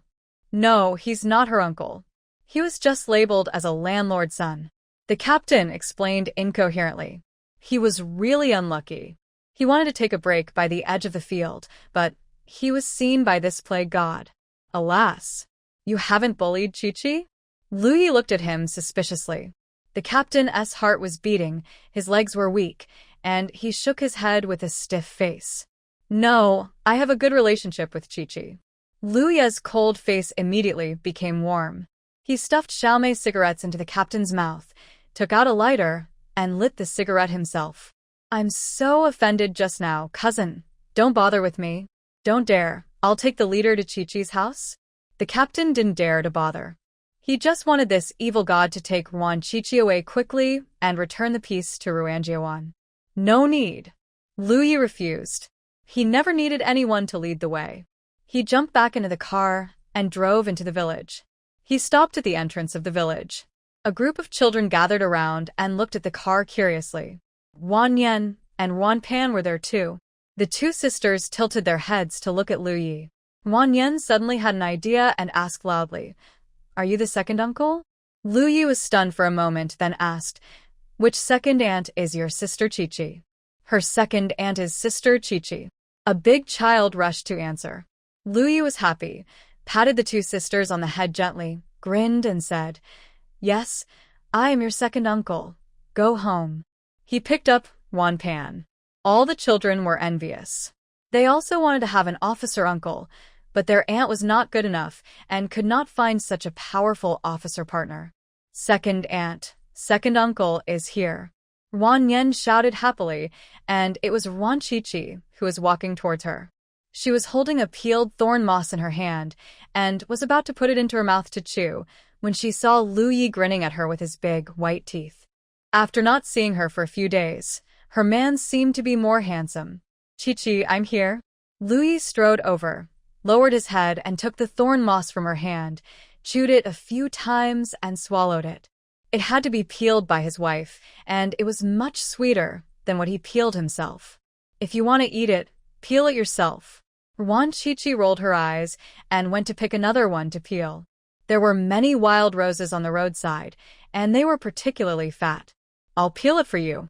Lu Yi also picked a root and peeled it skillfully to show his courtesy. Ruan Chi-Chi chewed one root, and it tasted good. It was true that ready-made ones were delicious. "Peel a few more." Ruan Chi-Chi gave him the thorn moss in her hand. It was more comfortable to eat ready-made ones. Lu Yi took it with a smile. He peeled one, and Ruan Chi-Chi ate one. The two walked together, a talented man and a beautiful woman, a perfect match, attracting the attention of the whole village. "Chi-Chi, is your boyfriend here?"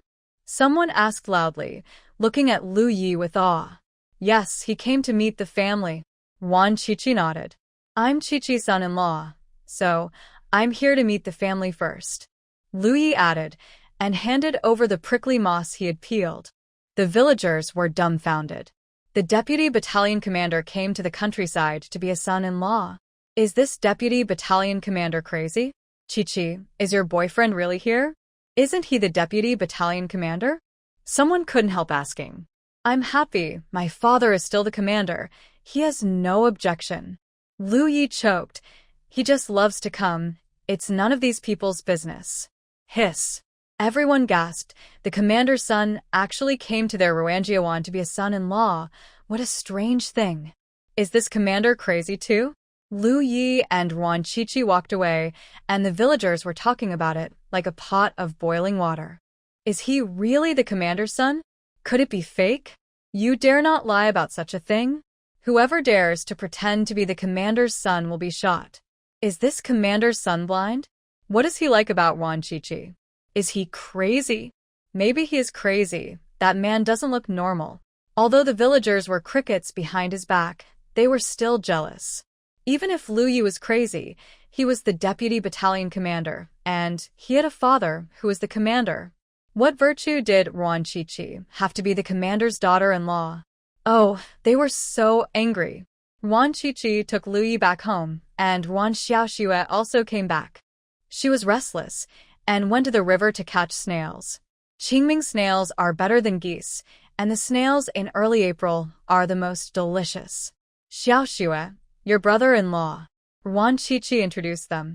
Hello, brother-in-law. Wan Xiaoxue called out quickly. Seeing Lu Ye's eyes full of admiration, she dreamed of becoming a soldier. Here. Lu Yi took out a red envelope from his pocket and stuffed it into her hand. He had specifically asked the veteran about this, and he had to give a red envelope when he first met someone. Thank you, brother-in-law. Wan Xiaoxue happily accepted it. The calls of brother-in-law became sweeter and sweeter, which made Lu Yi crazy. He generously gave red envelopes to Wan Nian and Wan Pan. Then, he received the call of second uncle again and again. Wan Shuangjiang had a very good impression of him. He was handsome, kind to the second sister, and willing to come to the house. The second sister was really blessed to meet such a good man. Brother-in-law, have a bowl of chicken soup. Qiqi said you like it, so I bought a chicken for you. Wan Shuangjiang poured out a bowl of golden chicken soup and handed it over, and pointed out that it was Wan Qiqi who bought the chicken. Lu Yi was running so fast that his ears were almost covered with sweat. His heart was sweeter than eating honey. He was not afraid of the heat and finished a bowl of soup in a few mouthfuls. The freshness touched his heart. I'll cook snails. Wan Xiaoxue put the snails she found into the pot and cooked them. After they were cooked, she poured them out and picked out the snail meat with a needle. After cleaning, she fried it with chili peppers. It was especially good with rice. It was still a little early for dinner, so Wan Qiqi accompanied Lu Yi to the mountains. The mountains were especially beautiful in spring, with peach and plum blossoms competing for beauty, pear blossoms like snow, and all kinds of wildflowers, colorful and especially beautiful. Lu Yi bent down, picked 2 astragalus flowers, pinned them on Wan Qiqi's braids, and then looked at them carefully and praised. It's really beautiful. Astragalus, which is more beautiful, the flowers or the person? Wan Qiqi asked deliberately. The flowers are beautiful, and the person is even more beautiful. Lu Yi was very sensible and gave a perfect answer. Wan Qiqi smiled and decided to reward him. She looked around and saw no one, so she stood on tiptoes, hooked her arms around his neck and kissed him. But before she could kiss him, she was lifted up. Lu Yi held her against the tree and kissed her fiercely. He was almost dying of greed. I don't know how long they kissed. The two separated panting, finally satisfied. My stepfather has approved the marriage report. We will go to get the certificate tomorrow. Lu Yi said proudly. The old man refused to sign, so he asked Mo Qiufeng to sign. After he got the certificate, he took it back to anger the old man. Okay, let's have a few more tables of wine and announce to the whole commune that you are my son-in-law. Wan Qiqi also wanted to get the certificate quickly. She had a bubble in her mouth and urgently needed to balance the yin and yang to reduce the fire. The two decided on the important things in life and continued to go up the mountain. There were many wild fruits on the mountain, but many of them were not ripe yet and could only be eaten in summer. Lu Yi picked a bunch of red fruits and said with a smile, "This is delicious when ripe. I ate this when I was hungry when I was a kid." Wan Qiqi glanced at it and didn't take it seriously, but after walking a few steps, she suddenly stopped and stared at the wild fruit in Lu Ye's hand seriously, and her expression gradually became serious. "Did you often eat this fruit when you were a kid?" Wan Qiqi asked. "I ate a lot. What's wrong?" Lu Yi noticed her abnormality and asked with a smile. "You didn't have any reaction after eating it?" Wan Qiqi frowned slightly. This fruit is called ma sangua, which looks a bit like mulberry. It is a traditional Chinese medicine. Some people also use it to make wine, but eating the fruit raw is poisonous and can even be fatal. Lu Yi ate so much, but he was fine. I felt a little dizzy and a little breathless at first, but I was fine later. Don't worry, it's not poisonous. I ate so much, and I was fine. Lu Yi assured with a smile. He had been looking for wild fruits in the mountains since he was a child. He was very familiar with wild fruits and knew whether they were poisonous or not. Wan Qiqi frowned even more. She was sure she remembered correctly that the mulberry fruit was indeed poisonous. In her previous life, information was well developed. Although she lived in a mental hospital, she knew a lot from her mobile phone. Once she read a report saying that 2 children accidentally ate mulberry fruit and almost died. The news also specially put a picture of mulberry fruit, which was exactly the same as the one in Lu Ye's hand. Wan Qiqi couldn't figure it out. Could it be that Lu Yi was a congenital holy body that was immune to all poisons? The two continued to walk up the mountain. Lu Yi caught 2 fat rabbits and a pheasant by the way. On the edge of the cliff at the top of the mountain, there grew a huge wild tea tree with tender leaves all over the branches. Wan Qiqi took Lu Yi to pick tea. The wild tea was particularly fragrant. She also found a tender bud, went into the space, and went back to plant it in the open space. Sister, can you give me some spiritual energy? I'll give you Ganoderma lucidum. The old tea tree's voice was very ancient. You could tell it was very old at first glance, older than the old camphor tree and old ginkgo tree in Tanzhou City. Okay. Wan Qiqi readily agreed and passed some spiritual energy to it. Now there is a lot more spiritual energy in her body. She can feel it, as if there is a spiritual energy pool in her body, which was shallow at the beginning, but now it is a little deeper. The old tea tree that absorbed the spiritual energy instantly became more energetic. It shook its branches, revealing several Ganoderma lucidum hidden in the roots. Wan Qiqi dug out the soil, put it in the backpack, and moved it into the space. Lu Yi glanced at her and didn't ask anything. He just felt 2 energy fluctuations and was not surprised. He had known that Qiqi was of the same kind. Sister, is this guy your man? There is a lot of poison in his body. He is so lucky that he didn't die with so many poisons. Hey. Your man is not a human. The old tea tree was also a chatterbox. He chatted with Wan Qiqi and told her about his discovery. He is not a human? Could it be a monster? Wan Qiqi instantly became interested, and his mind was opened. Could it be that Lu Yi really died at a very young age and was possessed by a monster? No, let me take a closer look. The old tea tree was confused. This boy looked like both a human and a dragon. Could he be a hybrid of a dragon and a human? That's right, that's it. Sister, your man is half human and half dragon. He is a hybrid. So, my man is a hybrid? Wan Qiqi blinked, a little unconvinced. Lu Yi was obviously born to Yuan Huilan and Lu Disheng. How could he be born to a human and a dragon? Sister, you don't understand. Your man has dragon blood in his body. That's amazing. He is very powerful, the old tea tree said in a very respectful tone. Even if Lu Yi was only half dragon, he was still the object of its envy and jealousy. What should I do with the poison in my man's body? Will he be in trouble?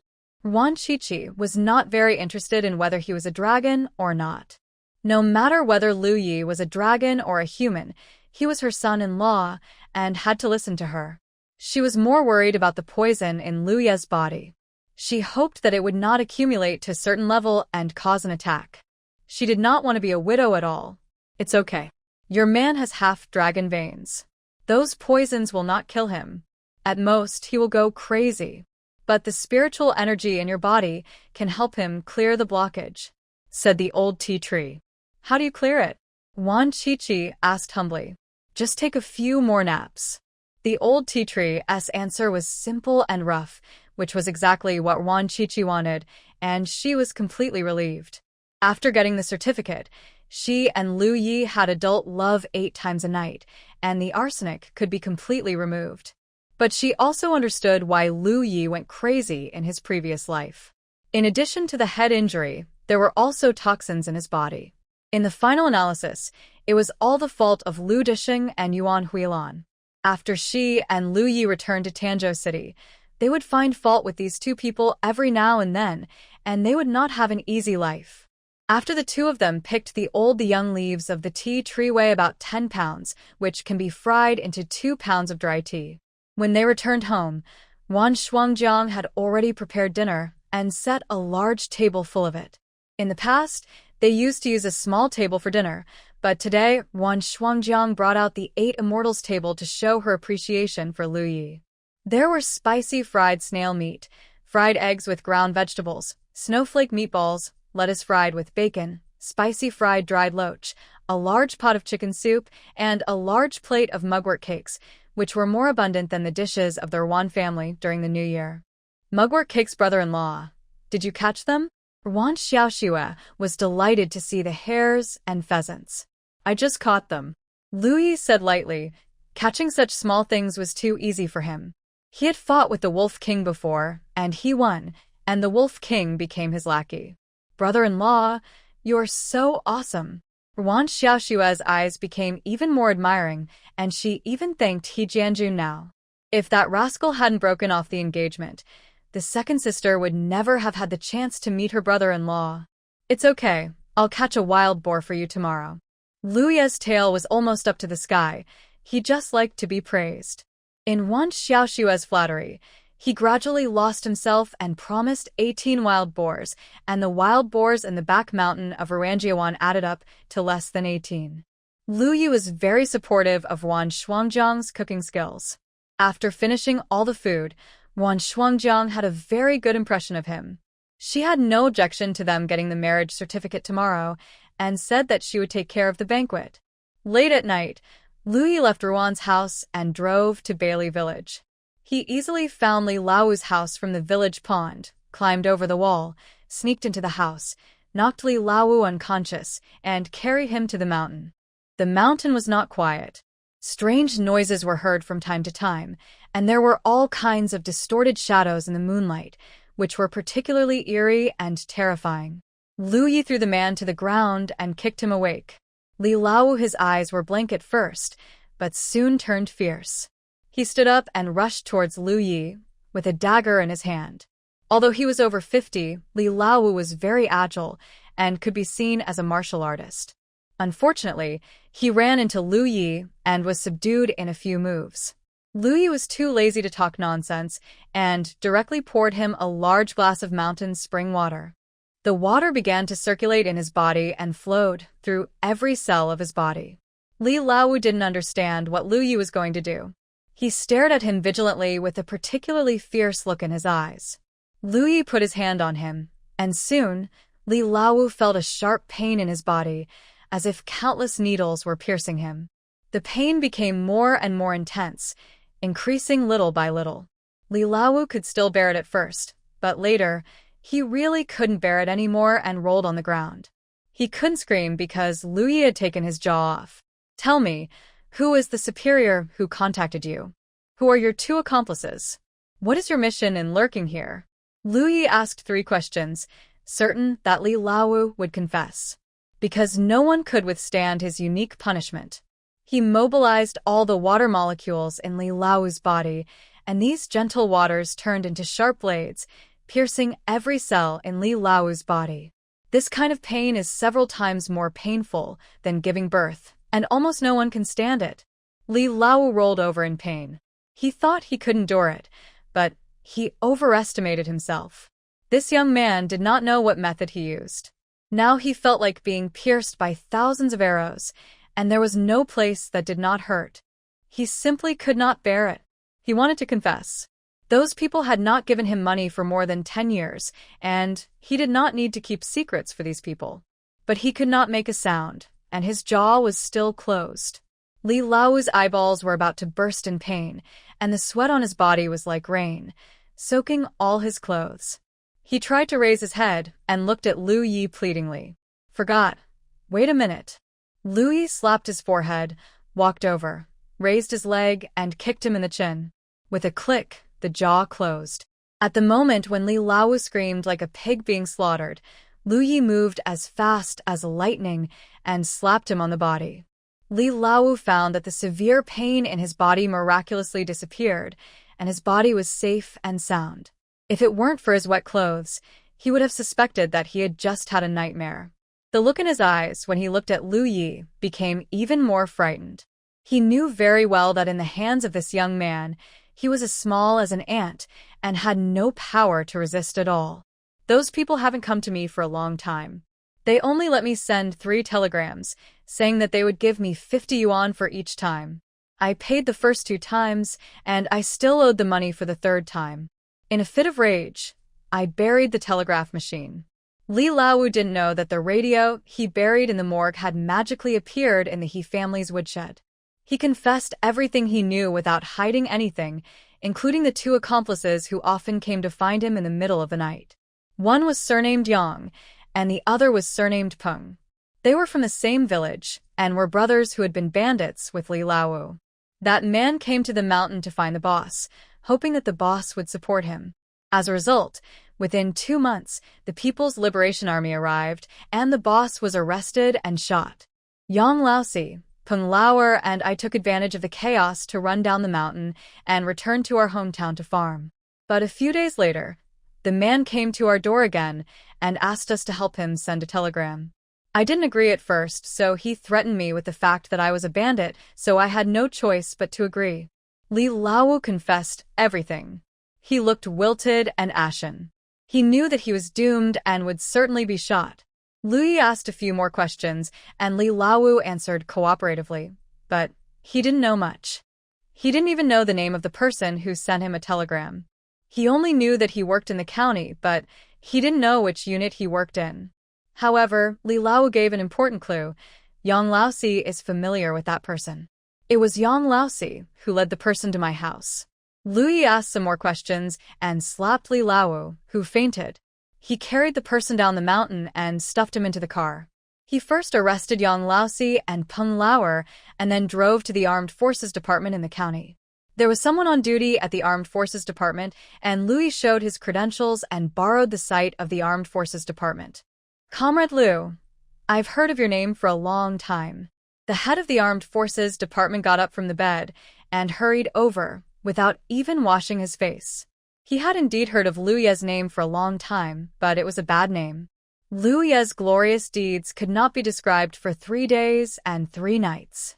The most famous thing was that he never failed in carrying out a mission.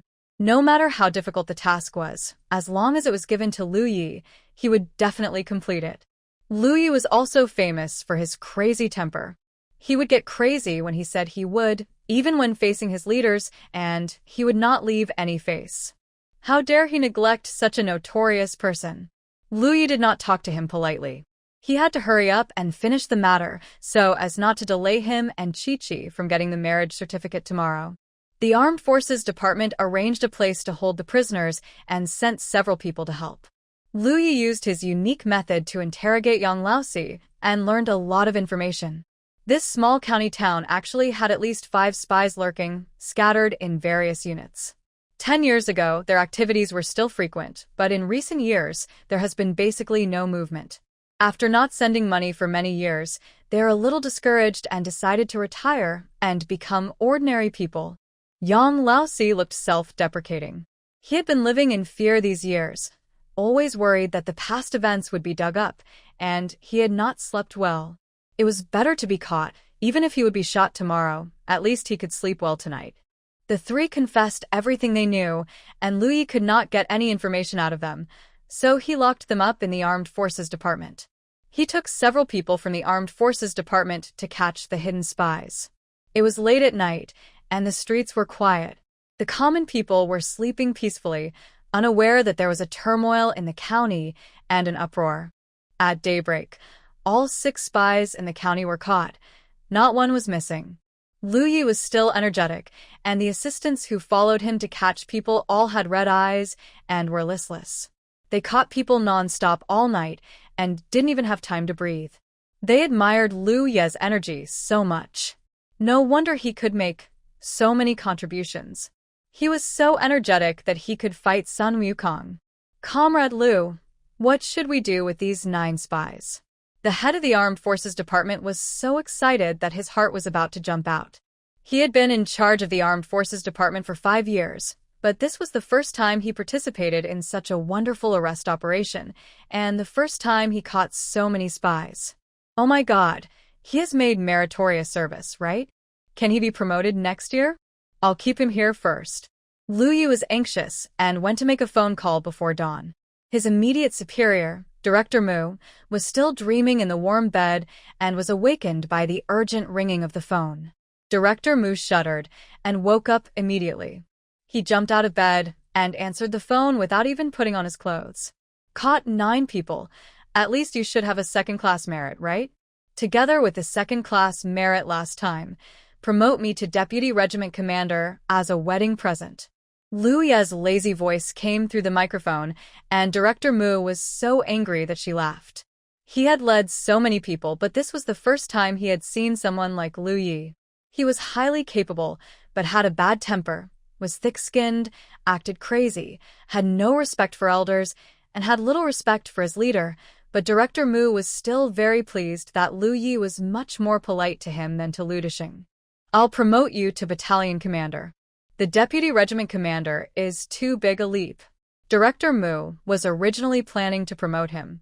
With Lu Ye's outstanding contributions, he would be more than qualified to be the regiment commander. But Lu Yi was too young and crazy. His temperament was not suitable for management, and Director Mu wanted to temper his temper again. No, I don't like to be in charge. I'll just be the Deputy Regiment Commander. If you don't give it to me, I'll go to the Northwest. They've called me several times over there, and they were very sincere. They said I started as a Deputy Regiment Commander in the past.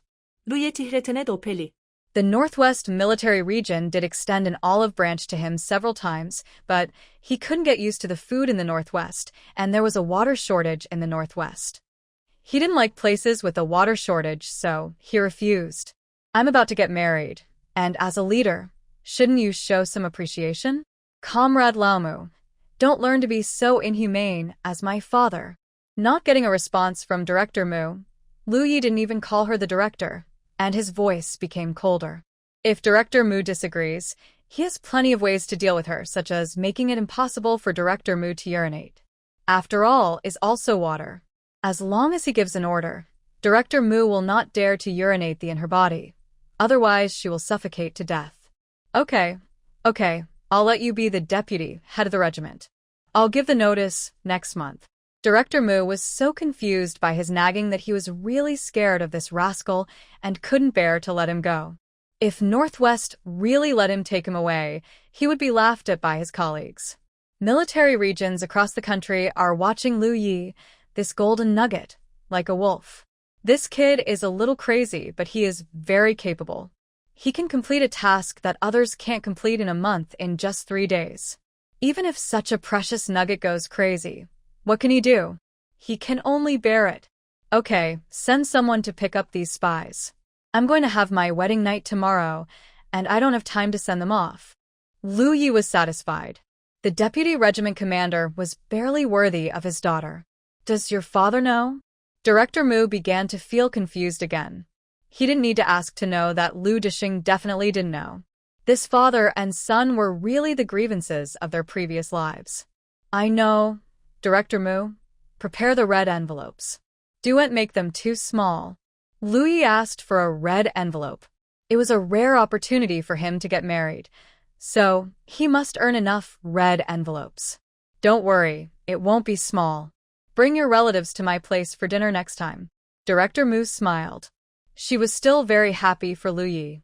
This kid finally found a like-minded partner and would not be lonely anymore.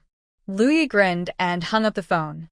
He found a place in the Armed Forces Department to take a nap for 3 hours. When it was dawn, the people sent by Director Mu arrived and took away Li Laowu and his group of 9 people. The death penalty was definitely waiting for them. After handing over with these people, Lu Yi drove back to Wanjia Bay. Wan Shuangjiang and Wan Xiaoxue were up and preparing breakfast, but Wan Qiqi was still sleeping. Brother-in-law is back, and the rice noodles are almost ready. Wan Shuangjiang didn't ask him what he did all night. She knew that her brother-in-law was doing something big, so there was no need to ask. Lu Yi took a cold shower and changed into a brand new military uniform. He brought it specially just to wear it when he got the certificate. There was a big bowl of steaming rice noodles on the table. Wan Shuangjiang cooked dry rice noodles, which were chewier than wet rice noodles. She fried 5 eggs and chopped sour beans into small pieces, fried them with chili powder, and poured them on the rice noodles. It looked good and tasted good. If it's not enough, put more in the pot. I cooked a lot. Wan Shuangjiang brought up another plate of mugwort cakes. The mugwort on the mountain was particularly tender during the Qingming festival, and the locals loved to make mugwort cakes. Thank you, sister. Lu Yi smiled and was very respectful to Wan Shuangjiang. After he finished a big bowl of rice noodles and 3 mugwort cakes, his whole body was warm. Wan Qiqi also got up, washed up, ate a bowl of rice noodles, and went to the commune with Lu Yi to get the certificate. Xiaoxue, has the person who makes glutinous rice cakes been called? When leaving, Wan Qiqi was still thinking about glutinous rice cakes. She had to bake glutinous rice cakes every day these days. 3 blisters appeared in her mouth, but she still couldn't control herself. Baked glutinous rice cakes stuffed with brown sugar or with moldy tofu are super delicious. If they are called, they will be here in a while. Junjie and his cousin will come too. Wan Xiaoxue smiled. She had called someone yesterday and asked them to come to her house at 9 in the morning to make glutinous rice cakes. Wan Qiqi was relieved and dragged Lu Yi away. Hurry up and get the certificate, and then we'll come back to make glutinous rice cakes. I tell you, freshly made glutinous rice cakes are especially delicious. You will definitely like them. As Wan Qiqi spoke, her mouth was full of saliva, and it was flooded. Lu Yi also swallowed a few times. He had never eaten glutinous rice cakes, but it sounded delicious. The 2 of them quickened their pace at the same time and stopped the car at the entrance of the village. On the way, they met many villagers who were going to work, and they all greeted them enthusiastically. Qiqi, where are you going? To get the certificate. There will be a wedding banquet at home in 3 days. Remember to come and eat. Wan Qiqi announced the good news generously. Everyone was dumbfounded and stunned. When they reacted, the 2 had already driven away. Is this deputy battalion commander really coming to the door? It's strange. This is the first time I see the deputy battalion commander come to my house. What does he want from Wan Qiqi? Because she is pretty. Wan Qiqi is the prettiest in our village. Wan Qiqi is really lucky to have lost sesame seeds and picked up watermelons. She is so blessed. The villagers were talking about it with envy and jealousy. Half a month ago, they were still pitying Wan Qiqi for being broken off from engagement and said that she couldn't even marry a widower whose cousin had died. Now they just wanted to pity themselves. Wan Qiqi would soon go to the city to be an official's wife and enjoy a good life, while they were still working like slaves in the countryside. Alas, when would these hard days end? Wan Qiqi, who was envied and jealous by them, had already arrived at the commune. She and Lu Yi found the department to register their marriage and took out their household registration booklet and letter of introduction. Nowadays, marriage certificates don't require photos, which is quite convenient. But you need to recite quotations. The world is yours as well as ours, but in the final analysis, it is yours. You young people are full of vigor and vitality and are in your prime, like the sun at 8 or 9 o'clock in the morning. Hope rests on you. The world belongs to you, and the future of China belongs to you. Wan Qiqi fluently recited a long passage from the quotations, and Lu Yi followed suit. Both of them recited it very well, without even pausing. The staff looked at them with admiration, and since Lu Yi was in military uniform, they did not dare to look down on him and spoke politely. Bang bang bang, the staff stamped the official seal neatly, handed them 2 marriage certificates, and said, "Congratulations on becoming revolutionary partners, and I hope you can supervise each other, make progress together, and make your own contributions to socialist construction." Thank you, leader. We will definitely study the quotations well and strive for progress. Wan Qiqi took the marriage certificate with both hands. Her expression and tone were very solemn, as if she was swearing an oath, expressing her determination to make progress. The 2 left the office with their freshly made marriage certificate and stood on the street. They looked at each other and smiled. Marriage certificate from the 1970s going back to Ruanjiawan? Lu Yi was a little conflicted. He wanted to eat glutinous rice cake, but he also wanted to be alone with Qiqi. Today was their wedding day. Do you want to eat glutinous rice cake or do you want to eat me? Wan Qiqi asked softly in his ear. The hot steam she exhaled made his face red and his ears all red. Lu Yi's heart was about to jump out, thumping louder than a drum. All he could hear was the words, "Eat me." He was nervous, excited, and a little shy. Where to eat? Lu Yi's voice was very soft, his eyes sparkling. He didn't want to eat glutinous rice cake now. He only wanted to eat his chi-chi, which must be better than glutinous rice cake. Guest house, idiot. Wan Chi-Chi glared. There was a guest house in the town. They asked the guest house to open the best single room. The room was very clean, the bedding was washed very clean, and it smelled of soap. As soon as the door was closed, the two couldn't wait to hug each other. Lu Yi kissed her anxiously, but Wan Chi-Chi covered his mouth. You have blisters, let's cool down first. There were 3 blisters in his mouth, and kissing would definitely hurt, so cooling down was the top priority. How to cool it down? Lu Yi was a green boy with no experience in this area. Just take a few more sleeps, hurry up, don't waste time. Wan Chi-Chi was already burning with anger. She had been holding it in for 10 years, and now she could finally vent it. Lu Yi grinned, turned from passive to active, and fell on the bed with her in his arms. Soon the room was filled with spring scenery, and it was raining in Wushan. 5 hours later, Wan Chi-Chi lay lazily and powerlessly on the bed. The 3 bubbles in her mouth disappeared. The taste of was indeed wonderful. The ancients were not deceiving her. It was just like fish playing in the water, beautiful. But it was too tiring. In 5 hours, she and Lu Yi had adult love 4 times, and her waist was almost broken. Lu Yi still had the energy, but she couldn't take it. From now on, she would no longer be an author of novels about cricket bosses. There really were bosses who had adult love 8 times a night, and the author was not bragging. Chi-Chi, do you want to do it again? Lu Yi, who had tasted the sweetness of it, asked persistently and gave a particularly suitable reason. We pay to stay in the guest house. It's a big loss if we don't sleep. We can't waste it. Wan Chi-Chi thought about it, and it made sense. This room cost $2, and it was a waste to sleep for only 5 hours. Come again. Wan Chi-Chi gritted her teeth and jumped up. Soon the 2 of them were in a good mood again, and Wushan rain began to play again. Another hour passed. Finally, the clouds cleared and the rain stopped. Wan Chi-Chi, who was smug, kicked him away mercilessly and said in a scumbag tone, "Sleep next time." Her waist would definitely break if she continued. Although the big meal was delicious, she couldn't eat enough at once. Gradually, the way to go was to eat. Lu Yi crawled over with a smile and hugged her in his arms, feeling very happy. The old soldier was right. A wife, children, and a warm bed are the life of a god. Lu Yi told her the good news of his promotion next month, and Wan Chi-Chi immediately had a good idea. Wait until the paperwork comes down. Let's go home for dinner, tell your father and stepmother the good news, and ask for 2 more red envelopes, 1 for your marriage and 1 for your promotion. Lin Manyun cares most about her 2 sons. She wishes her own sons could trample Lu Yi under their feet.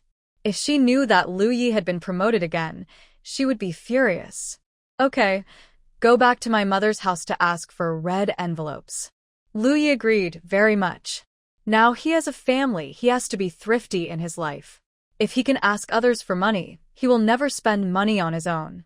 Anyway, the old man and his mother have high salaries. If he doesn't ask for money, it will be a bargain for others. That's right, we're being filial and spending money on your parents. Wan Chi-Chi nodded vigorously.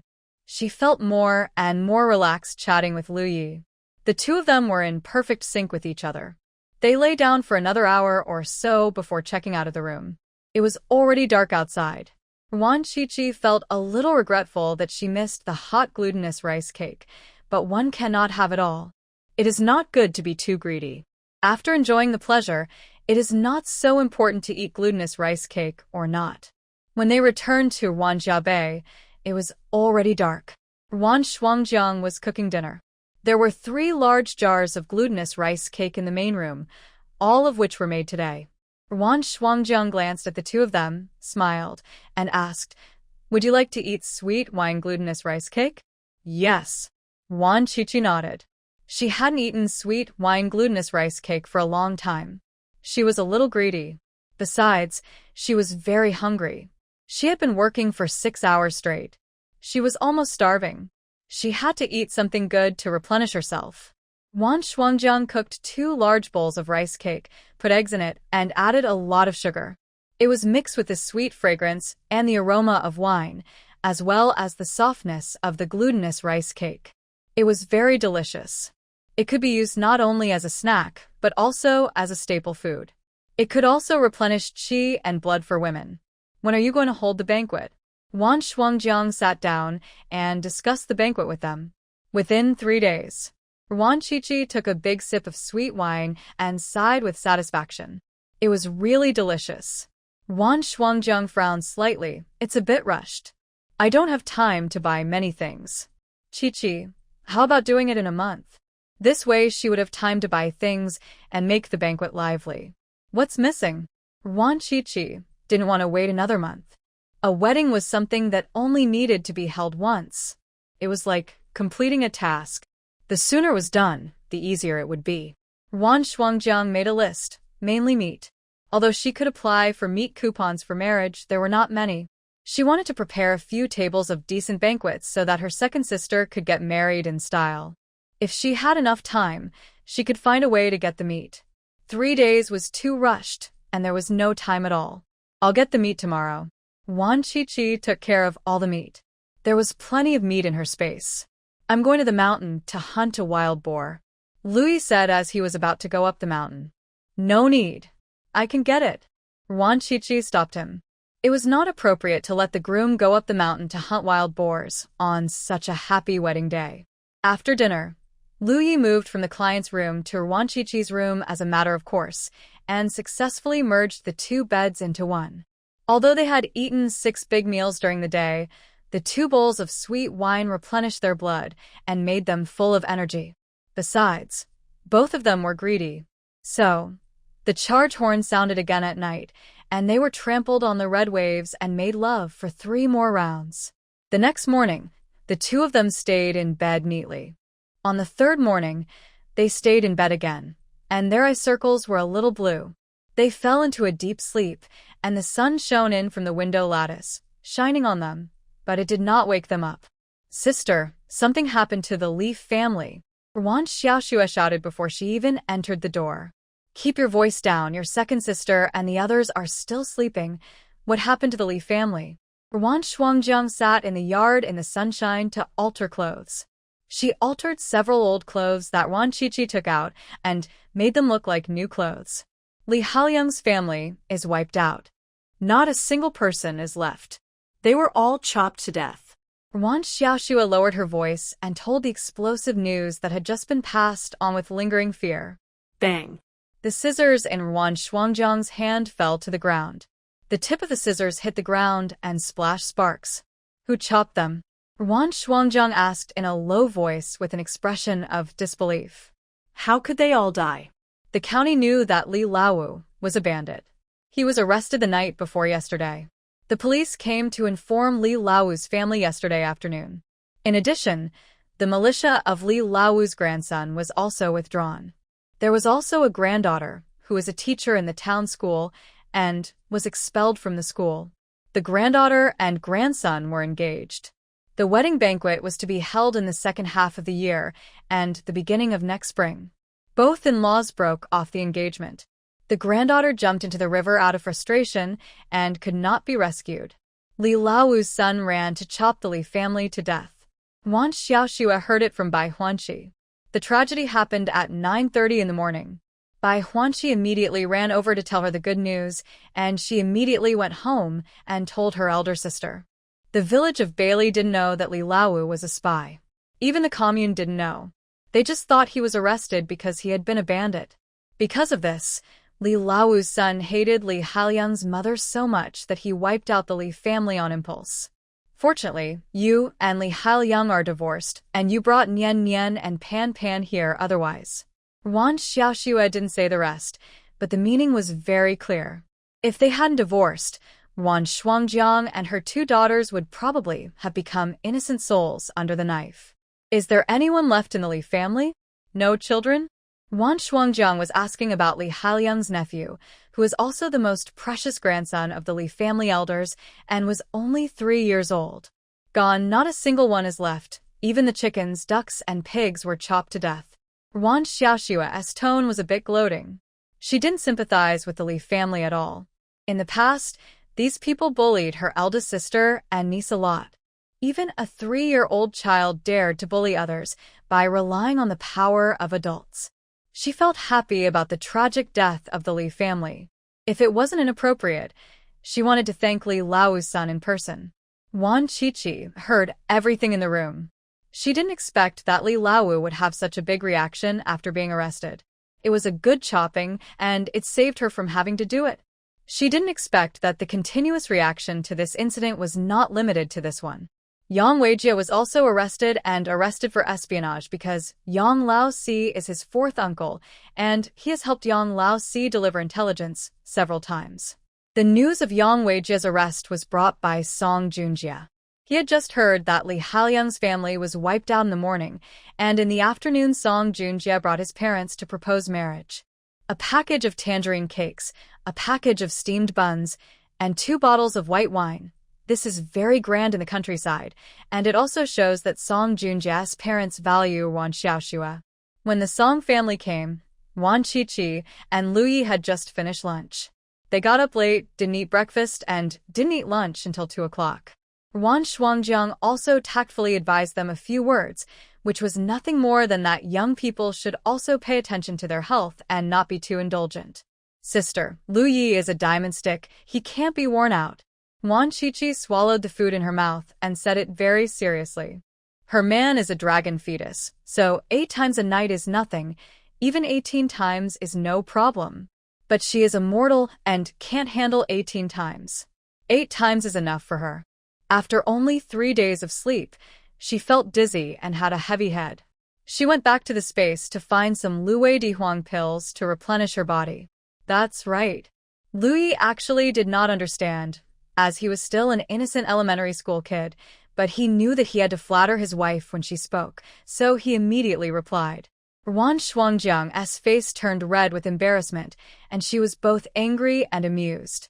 She tapped Wan Qiqi on the head and said angrily, "You say whatever you want, and you are not afraid of shame. I'm married. What is there to be ashamed of?" Wan Qiqi disagreed. She was married, and she could say anything. It was just like the women in Ruanjiawan, who had very precious bodies when they were girls and could not even show their elbows. But once they got married and had children, they could act like children in front of men, and no one thought it was wrong. For women, marriage seems to be a dividing line, with dignity and shyness on the left and vulgarity and openness on the right. It's the same person, but marriage divides them into 2 completely opposite halves. Okay, you're right. Wan Shuangjiang didn't mention it again. Her second sister was now very capable and had her own opinions, so she didn't need to say more. The Song family came to visit at this time. Song Junjie's parents looked like smart people, but they were not difficult to deal with.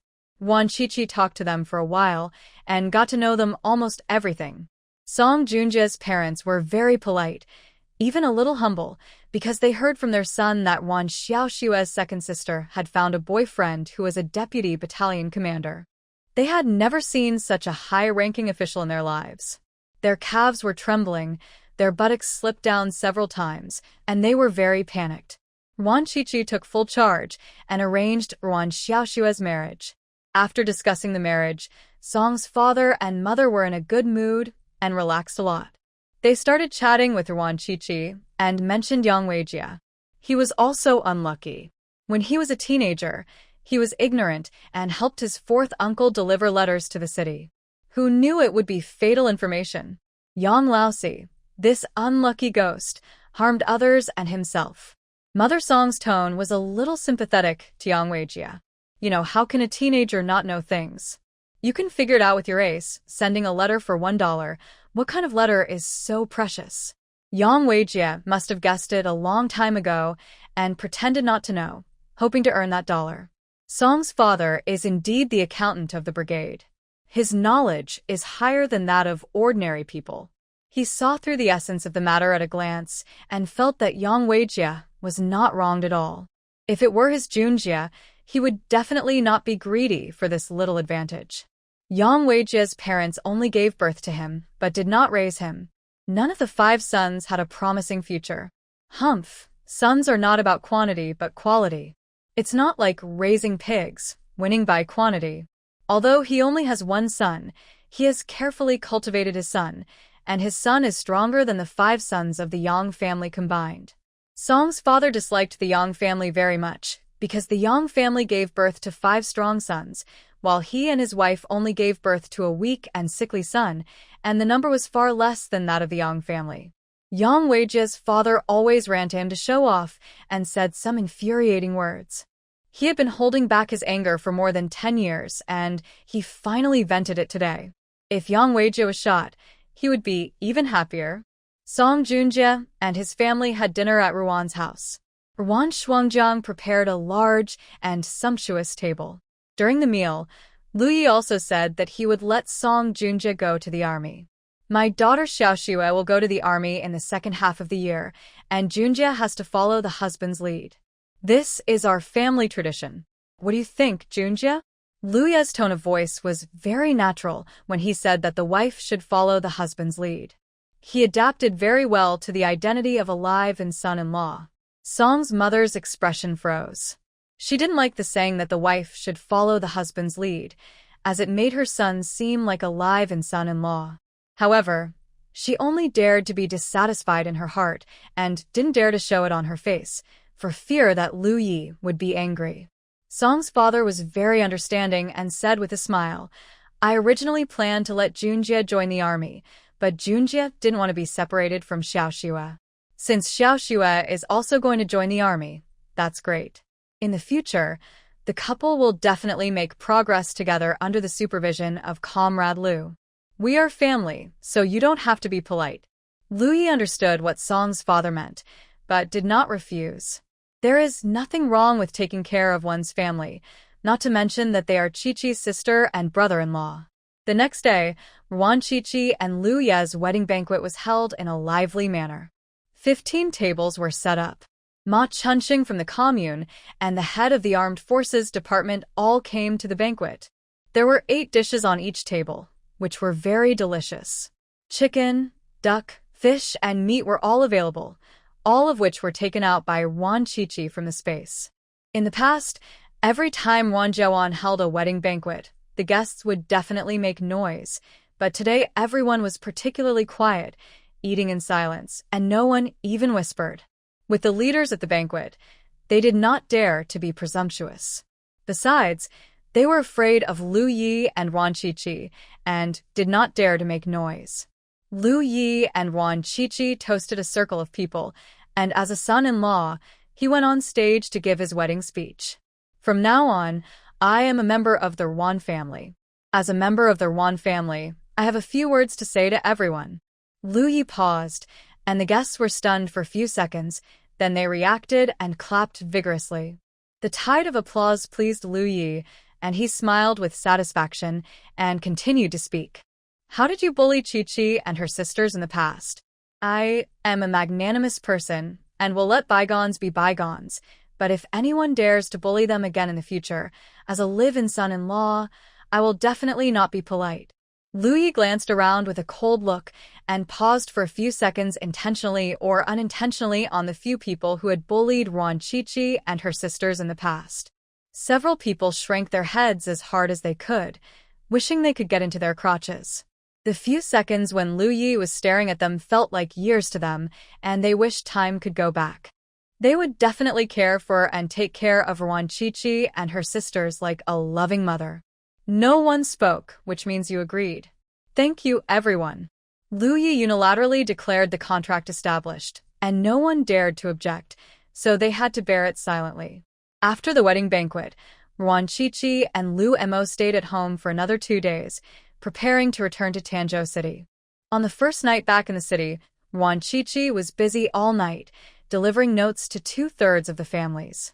She picked families with literacy at home and put the notes in the most conspicuous places so that anyone with eyes could see them. The next morning, Ruan Qiqi and Lu Yi were ready to set off. Ruan Shuangjiang prepared a lot of glutinous rice cakes, dried vegetables and pickles for them, as well as a large bottle of chili sauce, which was made by Ruan Shuangjiang herself and was particularly fragrant. After they ate the sumptuous breakfast prepared by Ruan Shuangjiang, they were about to leave. Wan Shuangjiang and Wan Xiaoxue reluctantly sent them to the entrance of the village, their eyes red. "Write to me if you want to eat anything, and I'll send it to you," Wan Shuangjiang instructed earnestly. "I know, go back. I'll come back when I'm free." Wan Qiqi was actually reluctant to let go of Wan Shuangjiang's good cooking skills. She would think of a way to get Wan Shuangjiang to work in Tanzhou City in the future, so as not to let her stomach suffer. "Wan Songsho, you rascal! You even dare to cuckold me. I'm going to kill you. Zhang Hongxia, you witch. I must have been blind to be friends with a witch like you. What did you say about me behind my back? I treated you as a friend, but you stabbed me in the back. I'm going to kill you." 2 earth-shaking curses floated over, and then several more floated over, all of which were particularly dirty, and they even got physical. It was 7:30 in the morning, and the villagers had basically had breakfast, and were ready to go to work. The 2 curses resounded through the sky, and the whole village heard them. The villagers who were preparing to go to work immediately became energetic, but also very entangled. Should they go to Wan Songsho's house to stop the fight? Or go to watch Zhang Hongxia's fun? The villagers wished they could split themselves in half to stop the fight, and half to watch the fun. But they didn't hesitate for too long, because several more noisy curses rang out, and they were all particularly dirty. "He Baogua, you son of a witch, I treat you as a brother, and you want to be my dad. Third brother, you are not a human being. You were the one who ate that egg, but my parents insisted that I ate it, and I got a bad beating. Now you are pretending to comfort me. I will kill you. Mom, open your eyes and take a look. It was me who stole your money, not me.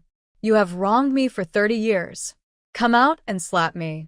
You Wan Zhangwo, you were the hooligan who peeked at my cousin going to the toilet. I hate you." The curses came one after another, and the village was more lively than a vegetable market. The villagers who found the note were either angry or indignant at having their injustices redressed. Their anger levels reached the peak. Ruanjiawan is located in the middle of Hunan and has a tradition of practicing martial arts. Almost all the men, women, and children in the village have practiced a few moves. They are very tough and will never talk nonsense if they can take action. They are brave in their bones.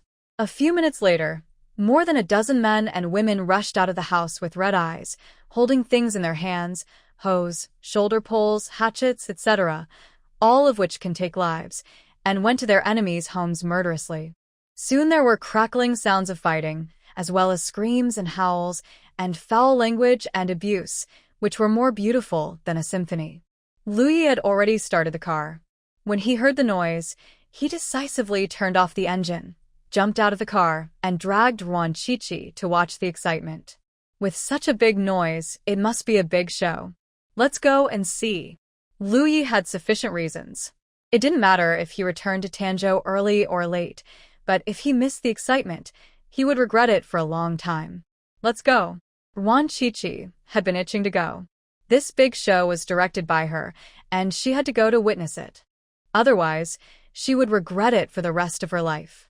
As soon as the 2 walked into the village, a kitchen knife whizzed over and almost hit Luyi in the face. He hugged Wan Qiqi and turned flexibly to avoid the kitchen knife.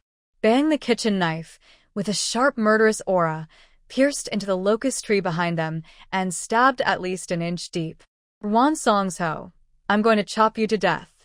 A heart-wrenching cry floated out, and there was a panicked voice of a man. "What's wrong with you so early in the morning?" "I didn't sleep with your cousin. I have my own cousin. My cousin is better looking than yours. Do I need to sleep with your ugly cousin?" The man who chopped people hesitated, as if what he said made sense. His concubine was indeed not as pretty as Wan Songsho's concubine. There was no need for Wan Songsho to leave his beautiful wife and sleep with his ugly concubine, right? Wan Songsho, who was running out of breath, was secretly proud of himself. The stupid pig head was frightened by his few words. He was going to sleep with his ugly concubine again tonight. Although she was a little ugly, she was coquettish and really exciting. "Su Taohua, he said you were so ugly that he couldn't eat you." A pleasant voice sounded. Su Taohua was the concubine of the man who chopped people. "Wan Songsho, what did you say last night? You said I was a fairy, prettier than your wife Muyu. Say, I'm ugly again. A sharp female voice sounded. It was Su Taohua. She hated it most when people said she was ugly. Okay, I'm going to hack you to death, you rascals. Clang, clang, clang. Clang, clang, clang. The drama started again. It got more and more intense, and knives were used. The villagers didn't dare to stop the fight and ran to watch the excitement of other families. Wan Qiqi, who had retired after his success, dragged Lu Yi to change the venue. The two women rolled together, pulling hair, scratching faces, pinching necks, kicking stomachs, spitting. They were Zhang Hongxia and the good sister who stabbed her in the back.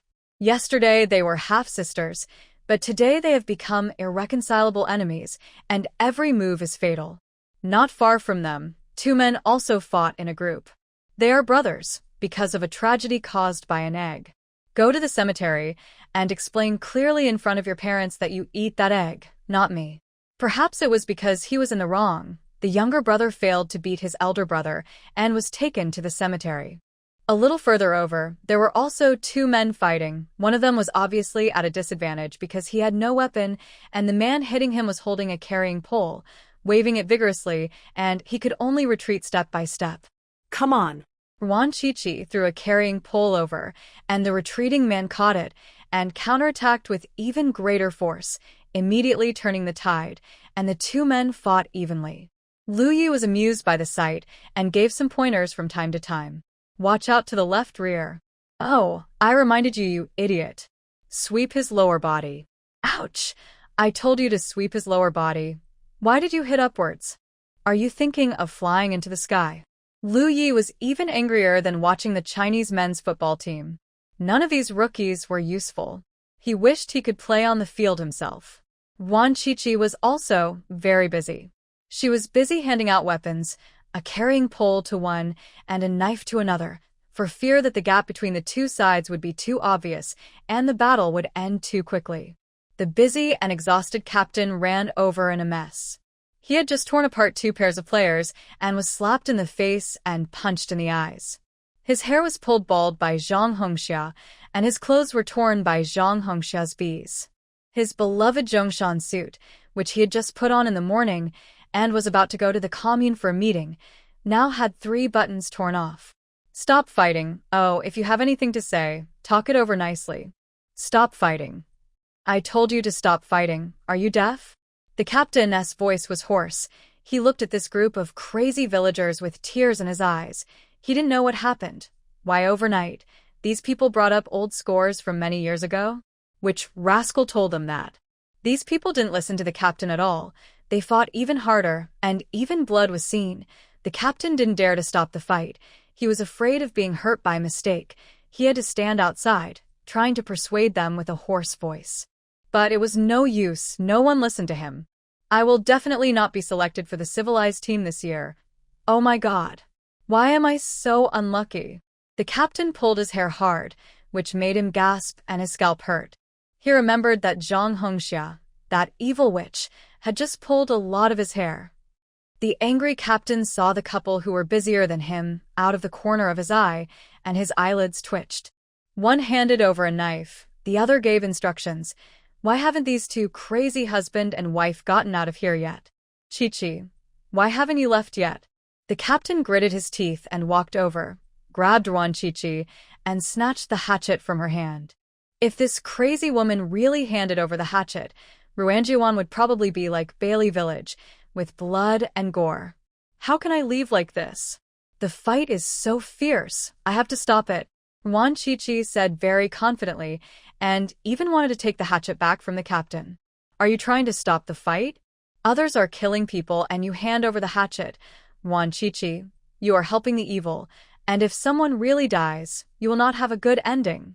The captain was so angry that his chest felt like it was on fire, and he wanted to slap this crazy woman in the face, but he didn't dare. There was also a crazy man next to him who had a wooden barn in his hand, and he didn't have the courage. You stupid pighead, I told you to go left. Why are you going right? Pigs are smarter than you. You deserve to be slept with by someone else. Luya's curses of disappointment drifted into the captain's ears. He bit his back teeth tightly and looked at Ruan Chichi resentfully. Are these two people here to harm him and Ruan Joan? Second uncle, don't meddle in other people's business here. Just take care of yourself first. Ruan Chichi kindly reminded. She also left a small note at the captain's house last night and put it in the pocket of the captain's cousin's clothes. It's about time he found it. I'm the leader of a team. If I don't care, who will? The captain glared at him unhappily, speaking in a particularly righteous manner, and rolled up his sleeves to separate them. Ruan Chichi sneered and stepped aside to continue watching the fun. Lu Sime, you who as always, you even dare to my man, I'll kill you. The sharp curses of the captain's cousin spread throughout the village in an instant, mixed with the screams and cries of Widow Lu. That son of a witch, Wan Guiliang, drinks every day just to sleep with a like you. Bah, I'm going to kill you first, and then castrate Wan Guiliang. The captain's wife is a fierce woman known throughout the area. She was famous throughout the commune when she was a girl. Because her father was a bodyguard when he was young and had great martial arts skills, the captain's wife and her brothers and sisters have all practiced martial arts and are quite good at it. The captain was very timid in front of the cousin because he couldn't beat them. He had never won a fight in more than 30 years of marriage. The turmoil disappeared immediately. Everyone stopped, temporarily forgetting their hatred, and looked at the captain with their eyes sharp. No wonder the captain has been foul-mouthed these days. It turns out that he drank. Could this be a secret recipe that can make one strong and vigorous? The captain is really not nice. He didn't tell others about such a good secret recipe, but drank it secretly. Bah! He deserves to be beaten by the cousin. I'm innocent. After the captain was stunned, he shouted in grief and anger, but no one believed him. Everyone looked at him with eyes of watching a good show. Soon, the captain's wife rushed over facing the rising sun, holding the disheveled widow Lu in her hand. The delicate widow Lu couldn't even take a single move under the captain's wife. Her pretty face swelled up like a pig's head, and her usual charm was completely gone. Ruan Guiliang, stop right there. The captain's wife roared out of nowhere, scaring the captain to run faster. Now, he just wanted to go far away, wander around, and stay away from this crazy woman. Second aunt. Give it to me. Ruan Chichi promptly handed over a cloth shoe, which she had picked up from the ground, and no one knew whose shoe had fallen. The captain's wife took the shoe, swung her arm, and accurately hit the captain on the back of his head.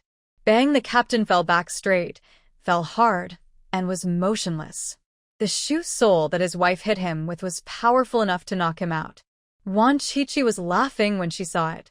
If nothing unexpected happened, the captain would have a hard time in the future, and Ruanjiawan would definitely be very lively in the future. With so much resentment, there would be fights every now and then. Let us go back to Tanzhou. Ruan Chichi dragged Lu Yi away. After watching the excitement, it was time to go back to Tanzhou to cause trouble. Let's go. Lu Yi was also satisfied. The captain was still pretending to be dead on the ground, with his eyes closed, his face pale, frightened, and unconscious. The captain's wife, who was originally very angry, was frightened by his dead appearance and a little panicked. Get up. Don't pretend to be dead for me. The captain's wife hit him a few times. Still not awake, she was really panicked, thinking that the captain had let her shoe hit him to death. Wan Guiliang, get up, I don't blame you. The captain's wife choked up. Although the captain was he was still very family-oriented. She didn't want to be a widow. He could have an affair, but he was already a 50-year-old man. How many more years could he have an affair? The captain, who was pretending to be dead, was secretly happy. He planned to pretend to be dead for a few more minutes, then wake up slowly, and then pretend to be sick for a year or two so that the vicious woman would feel guilty enough. The widow Lu would definitely not hold him accountable for the incident. Lu Yi and Ruan Chichi happened to pass by. They stopped and bent down, one on the head and the other on the feet. Ruan Chichi pulled out a dogtail grass and scratched the captain's soles, and Lu Yi also pulled out a dogtail grass and scratched the captain's nose. Achoo. Ha ha ha. Don't scratch. In less than 3 seconds, the captain couldn't pretend anymore and rolled on the ground, laughing into a ball, full of energy to kill a cow. The captain's wife's face changed, and there were tears in her eyes, but she couldn't hide her murderous intent. Wan Goeliang, I'm going to kill you. Ouch, listen to me. Stop hitting me, ouch. The captain was like a mouse under the claws of a cat under his cousin's hands, and he had no power to resist. Soon, he was beaten black and blue, and his face was swollen. Wan Qiqi and Lu Yi stopped to watch the show again, grinning and laughing, ignoring the captain's resentful eyes, and did not feel any guilt. Although the captain in the previous life did not directly kill the original body, he did not uphold justice, and it was right to teach him a little lesson. Wan Shuangjiang and Wan Xiaoxue rushed over to watch the excitement after hearing the news. They came too late. The big show was over, and only the excitement of the captain's house was left. Qiqi, why haven't you left yet? Wan Shuangjiang saw her second sister and second brother-in-law at first sight, grinning. It has been more than half an hour. Why haven't these two left Ruanjiwan? The fight was very fierce. Lu Yi and I were trying to stop it. We are leaving now. Wan Qiqi lied without blushing or beating his heart. Everyone else curled their lips. What a fight. These two were crazier than anyone else. They almost got someone killed. Fellow villagers, we are leaving, but we will be back. Wan Qiqi waved to everyone and said goodbye passionately. Have a safe trip. The villagers did not respond enthusiastically. They hoped that the two crazy men and women would get lost as far away as possible, and it would be best if they would never come back. Sister, Xiaoxue, if you have any problems in the future, go to the commune to find Director Ma. He will seek justice for you. Wan Qiqi deliberately mentioned Ma Chunxing in front of the whole village. Sure enough, everyone's eyes changed and their mentality changed. Ma Chunxing is the director of the Cutting Tail Society, and he also came to Wan Qiqi's wedding banquet last time. The three sisters of the Wan family are really going to be rich. They actually hugged the thigh of the commune director. In the future, they will be able to walk sideways in the whole commune. Wan Qiqi and Lu Yi finally left. On the way, they passed by a farm and saw Wan Guiming's family, who were reclaiming wasteland. In just a few days, this family has changed. They are dark and thin, and they have aged several years. With Ma Chunxing's special care, this family's future life will definitely be in dire straits, even harder than their original life in the previous life. It depends on whether they can survive. Even if they can survive, she will not let them have an easy time. This family must die. At 2 o'clock in the afternoon, they returned to Tanzhou City, had dinner at the restaurant, and then went back to the compound to ask for red envelopes. Louis had a house in the military compound. Originally, there was only one room. He didn't cook, so it was more than enough for one person to live in. After submitting his marriage report, he asked the General Affairs Office to take over the empty room next door, and he cleaned it up. One room was used as a bedroom, and the other as a dining room and living room. He also bought new furniture and decorated it beautifully, waiting for Wan Qiqi to move in. They went back to Lu Ye's residence first. He lived in the family building, in the same courtyard as Lu Disheng. However, Lu Disheng and Mo Qiufeng were of higher rank, so they lived in a Western-style house with a courtyard. Lu Yi lived in a 4-story family building. His room was on the 3rd floor, and the stairs to the innermost 2 rooms were on the left. There were stoves on the corridor, and a lot of clothes were hung out to dry. In the open space downstairs, several women were sitting and chatting, and they all had work in their hands. Some were picking vegetables, some were knitting sweaters, some were sewing shawls, some were mending clothes. Their hands never stopped, and their mouths were not idle, and they all chatted very enthusiastically. When they saw Lu Yi and Wan Qiqi coming from afar, they were stunned. They wanted to ask but didn't dare to. Lu Yi was famous for his bad temper throughout the military region. Deputy Battalion Commander Lu, is this beautiful girl your girlfriend? A brave military wife mustered up the courage to ask. My dear cousins, I'm giving you some wedding candy. Lu Yi is in a particularly good mood today, with a smile on his face. He also grabbed a handful of wedding candy and shared it with them. Oh, congratulations to Deputy Battalion Commander Lu. We didn't know about it. Otherwise, we would have gone to the wedding banquet no matter what. Deputy Battalion Commander Lu, You two are really a perfect match, made in heaven. I wish Deputy Battalion Commander Liu a baby soon." The auspicious words from several women came one after another, and Lu Yi was so happy that his face was as big as a flower. He grabbed a handful of wedding candies and distributed them to them. Wan Qiqi smiled slightly beside him and did not say anything. She looked like a quiet and introverted girl. Several military wives thought so, and they were worried that she would not be able to control Lu Yi in the future. When Deputy Battalion Commander Lu got crazy, even the commander could not resist.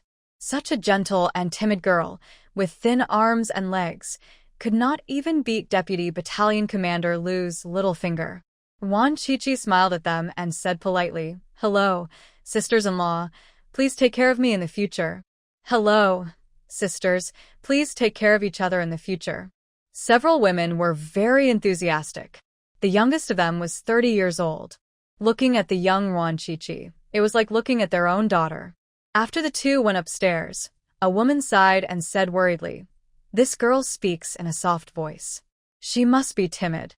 She will suffer in the future. Shh, keep your voice down. If Deputy Battalion Commander Lu hears you, you'll be in big trouble." The other women were startled and looked upstairs subconsciously, fearing that Lu Yi would hear them. The women were only worried for a few minutes. After all, they were not familiar with Wan Qiqi and had a lot of troubles in their own families. They didn't have the spare energy to meddle in other people's affairs, but they were very curious about Wan Qiqi. She is so fair and beautiful. She must be a city girl. Deputy Battalion Commander Liu is so good, it is impossible for him to find a rural girl. I don't know what her job is. She looks well educated. People with high education can easily find jobs and have high salaries. Unlike us, we have no education and can only sit at home and receive subsidies. Be content. At least you get subsidies every month, and your children's household registration has been changed from rural to non-rural. Unlike me, I don't know when they will officially join the army." A woman in her 30s smiled bitterly and sighed. The other women all looked annoyed and tried to comfort her. "Xu Hua, your company commander Prung is so capable. Maybe he will be promoted next year, and then you and your mother will be able to officially join the army. Thank you for your good wishes." The woman called Xu Hua smiled. Although she said so, she did not hold out much hope. Her husband had been a company commander for 6 years and was already 34 years old, but he had only 12 years of military service, which did not meet the conditions for joining the army. Now he had to either wait for promotion or wait another 3 years. She felt that the latter was more likely. After all, 3 years was the end, and the promotion was too slim. In the 1970s, there were 3 conditions for joining the army: deputy battalion level, over 35 years old, and 15 years of military service. Meeting the deputy battalion level was not affected by the latter two, but if the level did not reach the deputy battalion level, the latter 2 conditions had to be met at the same time to be able to join the army. Deputy Battalion Commander Lu's cousin is so lucky, he can join the army at such a young age. Everyone was full of emotion and envied Wan Qiqi very much. Wan Qiqi, who was envied by everyone, was being pressed down on the bed by Lu Yi, making love with him, under the euphemism of making up for the wedding night. Because Lu Yi said that this was their new house, and the one in Ruanjiawan didn't count. Wan Qiqi didn't bother to correct him. She was greedy and had to find so many excuses. But she was also greedy. After all, they were still in the period of newlyweds, and she was not tired of that kind of thing. Because they had to go to Lu Disheng's place in the evening, the two restrained themselves and only did it for 2 hours. Lu Yi went to boil hot water for Wan Qiqi to take a bath, and he took a cold shower himself. An hour later, the two of them brought a bag of mugwort cakes and millet cakes, 10 of each. To visit Lu Disheng was victorious.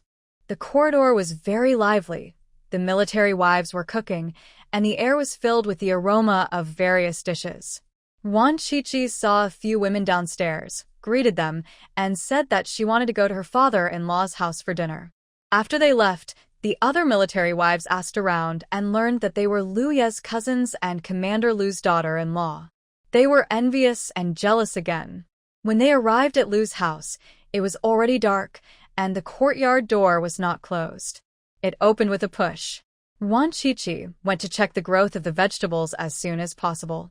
She shook her head when she saw that the seedlings were skinny and all of them were malnourished. Lu Disheng and Lin Manyan were just about to have dinner. There was a meat dish, a vegetable dish, and a soup on the table. As soon as they picked up the chopsticks, they heard Wan Qiqi's voice. "We re back." Lin Manyan's face changed greatly, and her heart ached slightly. Lu Disheng's temple also began to hurt reflexively. They had been living a very comfortable life these days.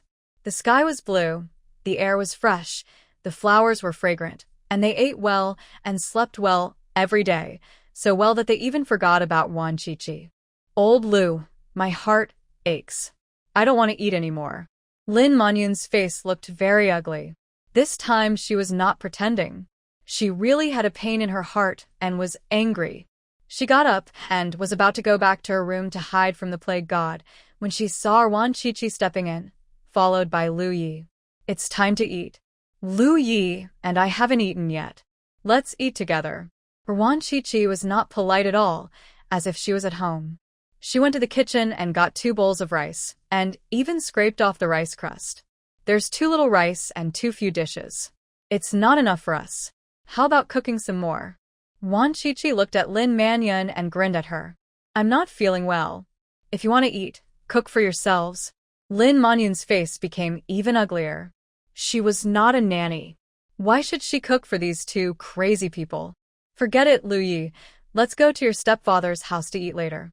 Just say that you didn't have enough to eat at your biological father's house. Bring these local specialties to your stepfather." Wan Qiqi had just put the gifts on the table, and now she took them down and put them at her feet. She would take them away after dinner. Lu Disheng's temples were throbbing. If these 2 rebellious sons really went to Mo Qiufeng's house to eat, he would lose face. He would definitely be ridiculed by that woman Yuan Huilan, saying that he couldn't even afford a meal. "Manyan, go cook more." Lu Disheng ordered with a fierce face, and his tone did not allow for refusal. Even if Lin Manyan was unhappy, she dared not disobey. She had to go to the kitchen to cook obediently. She did not dare to do less. She cooked a big pot of rice and 5 dishes, including bacon and fish. While cooking, she was so angry that her heart ached, and she wanted to spit in the dishes. "You don't want to spit, do you?" A faint voice came from behind. Lin Manyan was so scared that she almost dropped the spatula. She turned around and saw Wan Qiqi clinging to the door frame. She hated her so much that she wanted to kill this crazy girl with a spatula. "What nonsense are you talking about? How about you do it?" Lin Manyan suppressed her hatred and stuffed the spatula into her hand, hoping that Wan Qiqi would take it so that she could go back to her room to rest and pretend that she didn't see it. "I can't take over the hostess place. The kitchen is your territory, you do it." Wan Qiqi smiled good-naturedly and did not take the spatula. Lin Manyan snorted unhappily and continued to cook. Her cooking skills were pretty good. After all, she was the lovely wife who could coax Lu Disheng around.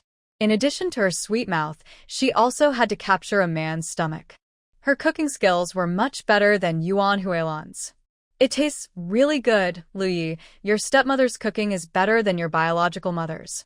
Wan Qiqi tasted the fried bacon with garlic sprouts and praised it rarely. Lin Manyan wanted to at first, but after hearing this, she couldn't help but feel proud, and her mood improved a lot. This crazy girl has vision. She is better than Yuan Huilan in more than just cooking. Lu Disheng's expression also eased a lot, and he felt that Wan Qiqi was still very sensible. "It's really delicious, but she doesn't cook it for me very often." Lu Yi replied, and the atmosphere, which had just eased, became tense again. The smile on Lin Manyan's face also disappeared, and she looked at Lu Disheng angrily. Lu Disheng gave her a soothing look, telling her not to bother with Lu Yi. "This is a specialty from my hometown, mugwort baba and millet baba. I brought them specially for you." "Thank you, Uncle Lu, for dealing impartially with the ungrateful and despicable He Jianjun." Wan Qiqi picked up the gift from the ground, put it on the table, and opened the bag, revealing 2 kinds of baba. Lu Disheng's eyes lit up. His favorite thing to eat was all kinds of baba, especially millet baba. He hasn't eaten it since he left his hometown. You are so polite, girl. Thank you. Lu Disheng had a better impression of Ruan Qiqi and even found an excuse for her past rebellious behavior. After all, she had just been broken off from engagement, and it was normal for a girl to be in a bad mood and to have a tantrum. Now the girl must have recovered and become sensible, which is pretty good. Manyun, go and fry some millet rice cakes. Lu Disheng ordered. Lin Manyun had no choice but to go to the kitchen again and fry a few millet rice cakes. Her hands were fried by the oil, and they were all red, which hurt her to death. Steamed millet rice cakes and fried millet rice cakes. When Lu Yi came out with a plate of millet rice cakes, he heard Ruan Qiqi say, Lu Yi, why don't you tell your dad the good news? He won't be happy if I tell him, so I'm too lazy to tell him. Lu Yi said lazily, without even raising his head, and just ate his meal. How do you know I won't be happy if you don't tell me? Since it's good news, I will definitely be happy. Lu Disheng's face darkened, and he was about to scold again. Lu Yi raised his head and looked at him sarcastically. Your cousin will definitely be unhappy to hear it, so don't say it. Lu Disheng gritted his teeth and was about to be unable to suppress his anger. This rebellious son always spoke in such a sarcastic way and never spoke properly. You can't say that. Your stepmother will definitely be happy for you. You can't judge your stepmother by your own mean heart. Ruan Qiqi advised. Lu Disheng's anger subsided a lot, and his impression of her was extremely good.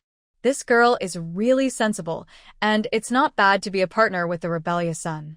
Lu Yi snorted and turned his head away to make a fuss. Ruan Qiqi smiled and said to Lu Disheng, he doesn't say it, but I say that Lu Yi has made great contributions this time. The leader decided to reward him and promoted him to deputy, head of the regiment. The document will be passed down next month.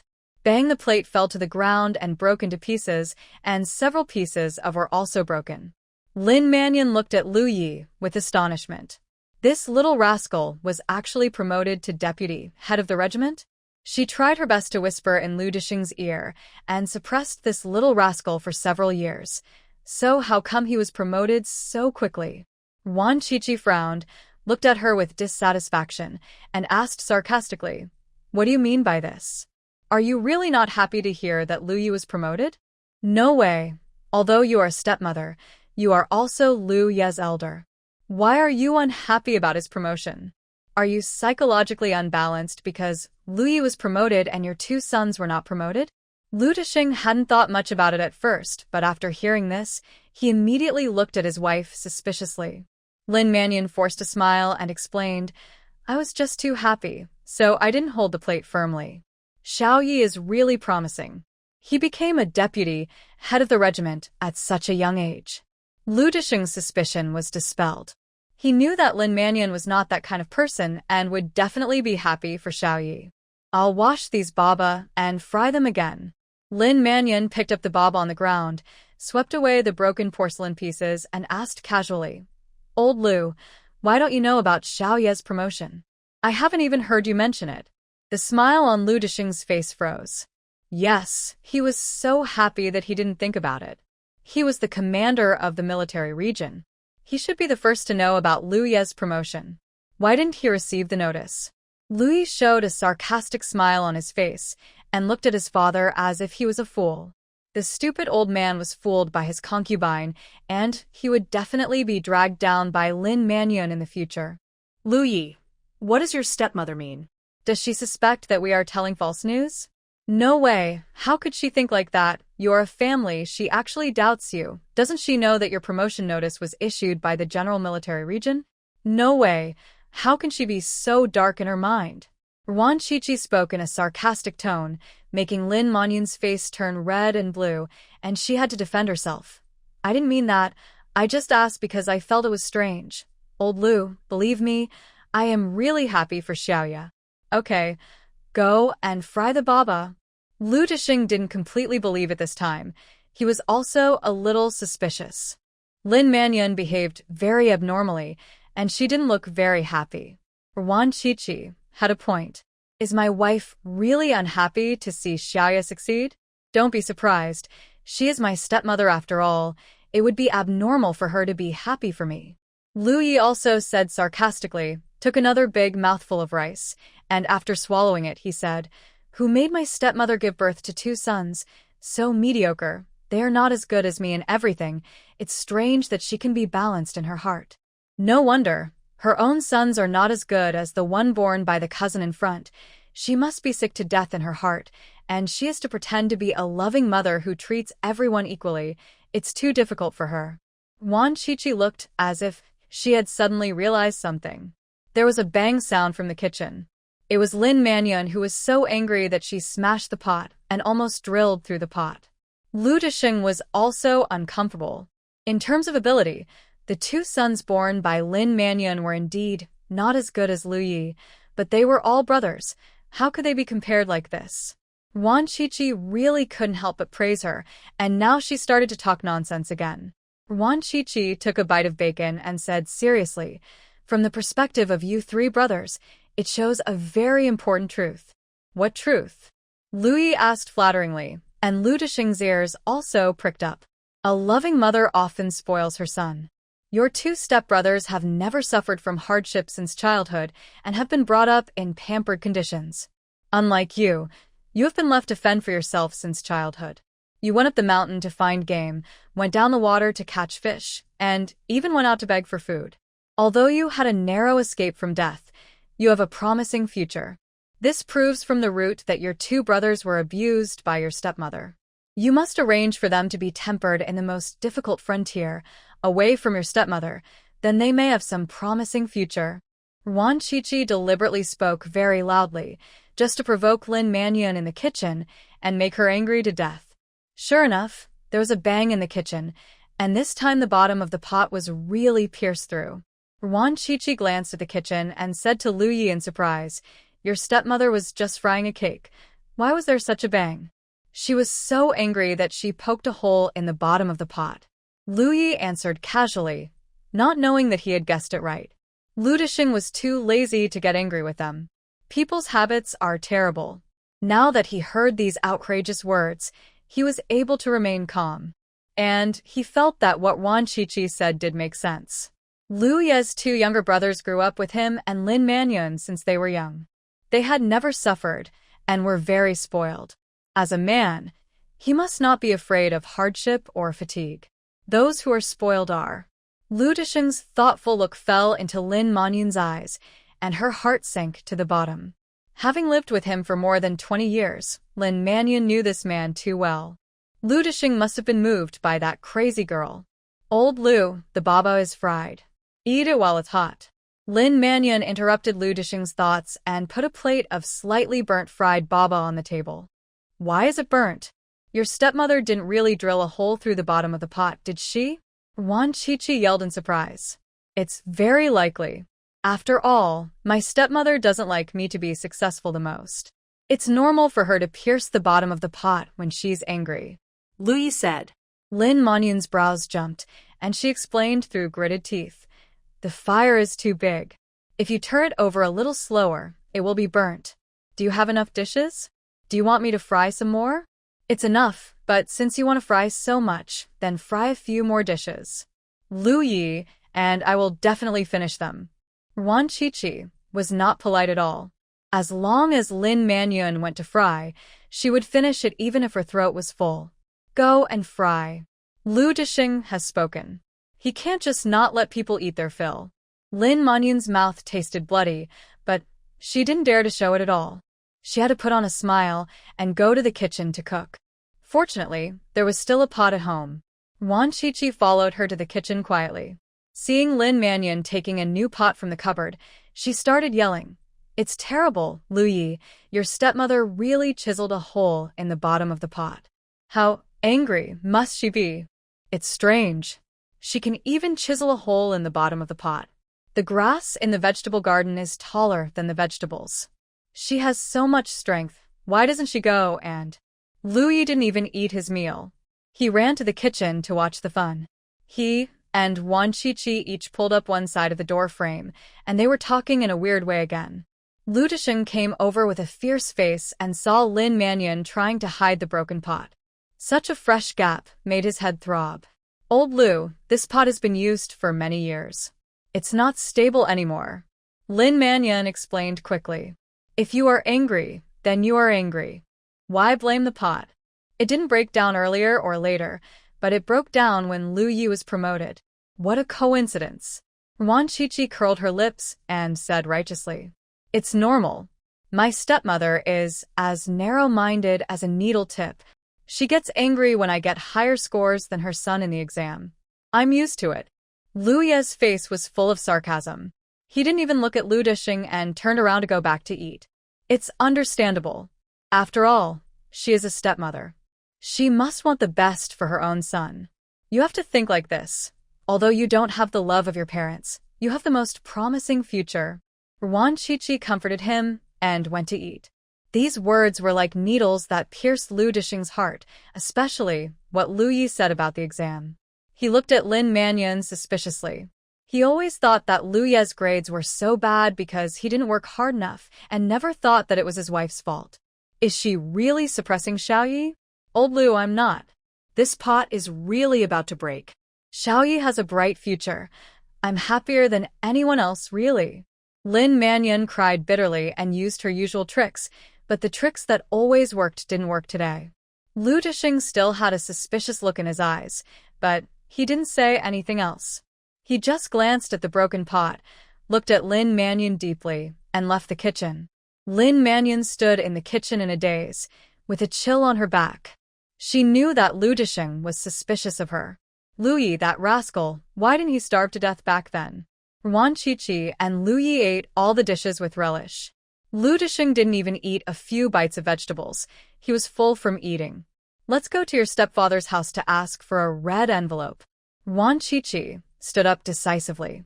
Time was precious, and there was no time to waste. What red envelope do you want? When it comes to Mo Qiufeng, Lu Dishing has a very sharp ear. He has been secretly competing with Mo Qiufeng, determined to defeat this old fox and prove that Yuan Huilan's choice was wrong. It's not that he still has feelings for Yuan Huilan, he just doesn't accept it. Because Yuan Huilan told him that Mo Qiufeng is hundreds of times better than him, and she was blind to marry him at the beginning. Fortunately, she turned back in time and married Mo Qiufeng. These words made Lu Dishing very angry.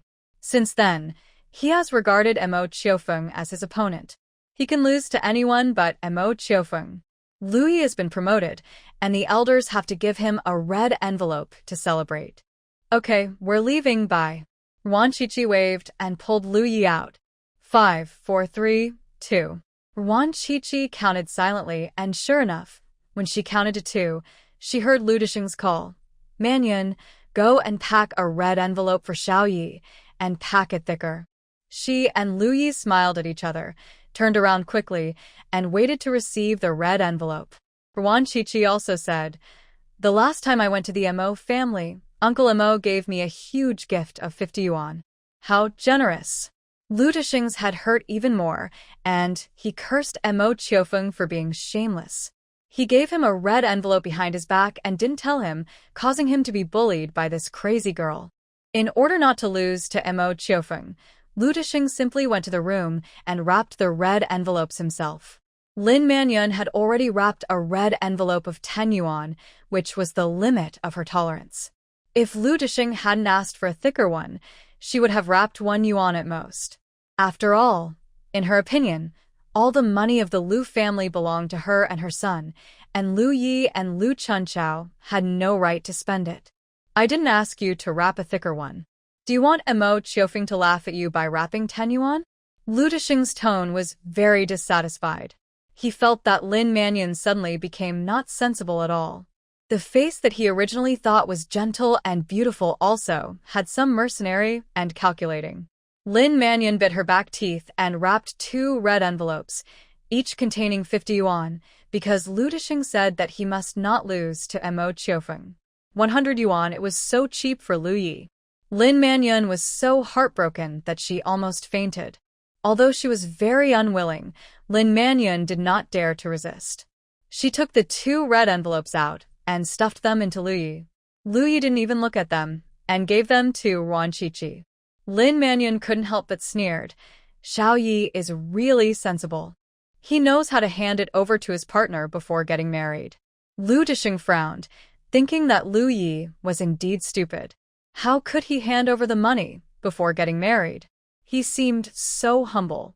He hadn't even come to the door yet, but he had been trained so well. He was so angry. I forgot to say just now that Lu Yi and I have already obtained the marriage certificate. Look, our marriage certificate. So, I solemnly invite you two to come to my humble home tomorrow night for a drink. Wan Qiqi took out 2 marriage certificates, shook them in front of Lin Mannion, and invited them to the wedding banquet. Lin Mannion's eyes darkened. She really wanted to kill this crazy girl. She did it on purpose. She didn't tell her when she came in. She gave her 2 red envelopes before saying that she had to give another red envelope when she went to the banquet tomorrow. 3 red envelopes. I felt so sorry for her. Why didn't you tell her you were married when you came in? Lin Mannion asked with gritted teeth, feeling extremely angry. This month she had planned to make 2 new sets of clothes, buy a new pair of leather shoes, and send some nutritional supplements to her 2 sons. After completing these tasks, she would earn at least 100 yuan, but now all of it has been taken away by these 2 witches. This month, even buying groceries is difficult, and she has to use her private money. Lin Mannion's heart hurts more than a knife. Lu Disheng's monthly salary is 450 yuan, and he gives her 250 yuan, leaving 200 yuan for himself to subsidize his subordinates with family difficulties. She couldn't spend all the 250 yuan. She could save about 100 yuan every month. With her own salary, she had saved a lot of money. She was going to leave this money to her 2 sons. She didn't plan to spend it on household expenses. But when the crazy girl Wan Qiqi came, she took 100 yuan from her. She has to give another red envelope tomorrow. With Lu Disheng's generosity, it will definitely not be less than 50. Lin Mannion felt a sharp pain in her heart and was almost out of breath. She didn't care about maintaining the persona of a gentle stepmother. Her face was very ugly. Wan Qiqi glanced at her and pretended not to understand and asked, "What's the difference between saying it inside and saying it now?" "Oh, Lu Yi, your stepmother is not going to be stingy with a red envelope, right? It's normal. When I asked her for $1 for the spring outing when I was a child, she was reluctant to give it to me. She even told my father that the teacher thought I was too naughty and didn't let me participate in the spring outing." Lu Yi sneered, and with this sarcasm, he talked about all the unfair treatment he had suffered in his childhood. After he finished speaking, he gave Lu Disheng a sarcastic look. Lu Disheng felt in his heart and looked at Lin Mannion suspiciously. He had no memory of the spring outing, but he remembered that Lin Mannion told him that Lu Yi was very naughty in school, his grades were terrible, and the teachers were very annoyed with him. Lu Yi was not allowed to participate in class activities. Did Lin Mannion lie to him again? No, Xiao Yi must have remembered it wrong. I never said such a thing. Lin Mannion didn't care about the money anymore and hurried to explain. She still had to rely on Lu Disheng to show off at work, and she couldn't be separated from him. I remember you said that. Lu Disheng's eyes became deeper. Seeing Lin Mannion's pale face, he felt uncomfortable, and there was more guilt in his eyes when he looked at Lu Yi. Lu Yi avoided his eyes awkwardly and snorted, looking unconcerned.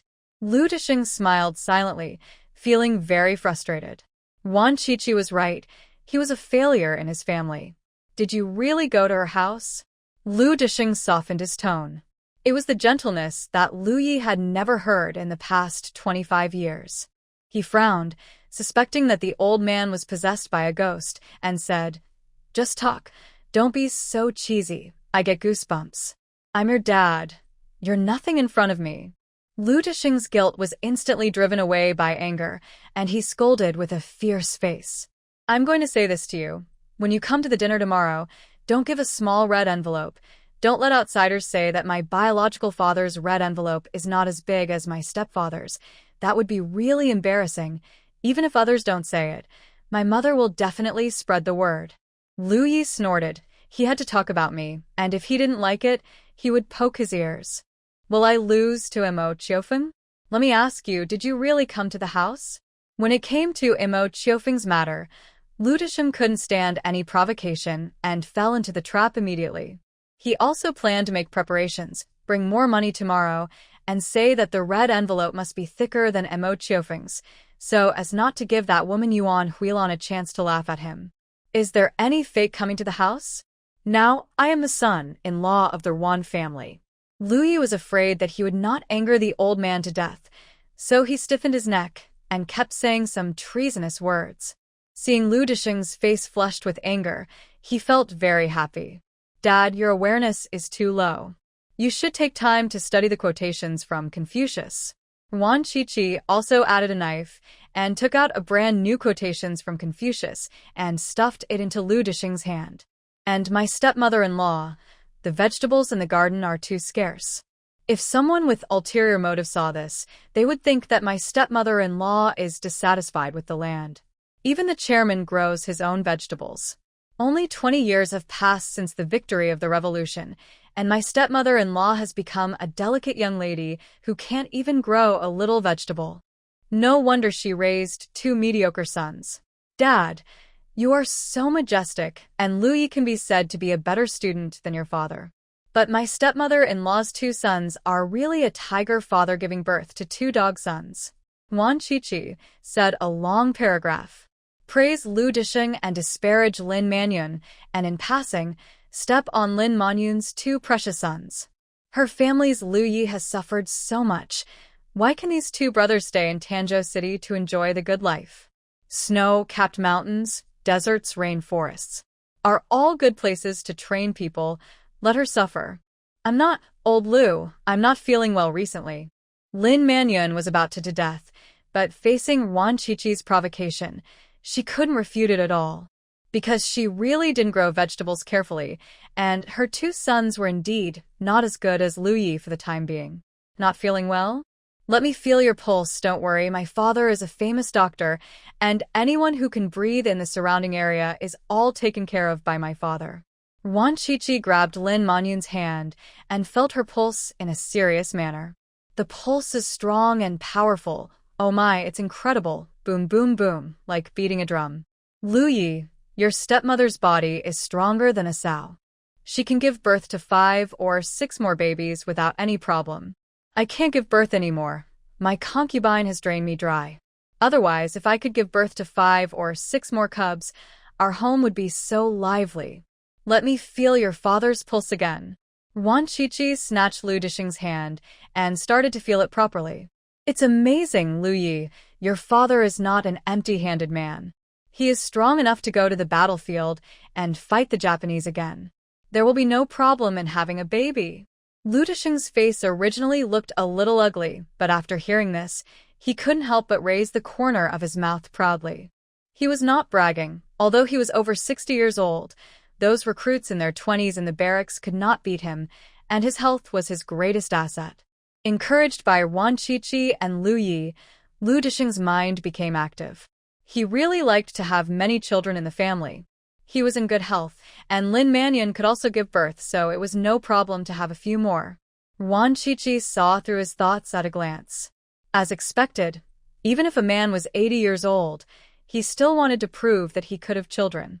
Dad, my stepmother-in-law is in good health. Don't use your poor health as an excuse in the future. You have to farm the land well and educate the children well, especially your son. A real man should be a real man. Those who are spoiled are just like women. It's a disgrace to our Lu family. Wan Qiqi had a sincere look on her face, and every word she said pierced Lu Disheng's heart. He had always attached great importance to reputation. Lin Manyun's 2 sons had made no achievements in the army and were just idling away every day. He had long been dissatisfied with them. Wan Qiqi was right. He had to make a decision early and send these 2 rascals to the border to suffer a little. Lin Manyun's heart sank to the bottom, but she didn't dare to persuade him now. She could only persuade Lu Disheng when he was in a good mood. The border was not a place for people to stay. How could her son go there to suffer? If he stayed in Tanzhou City and was taken care of by Lu Disheng, he would be promoted after a few years. Only rural soldiers with no background would go to the border to suffer in exchange for a career. Her son's father was the commander. His starting point was much higher than others. He didn't need to suffer at all. Lu Yi is gone. Go to your stepfather's house. Wan Qiqi invited Lu Yi to go to the Mo family.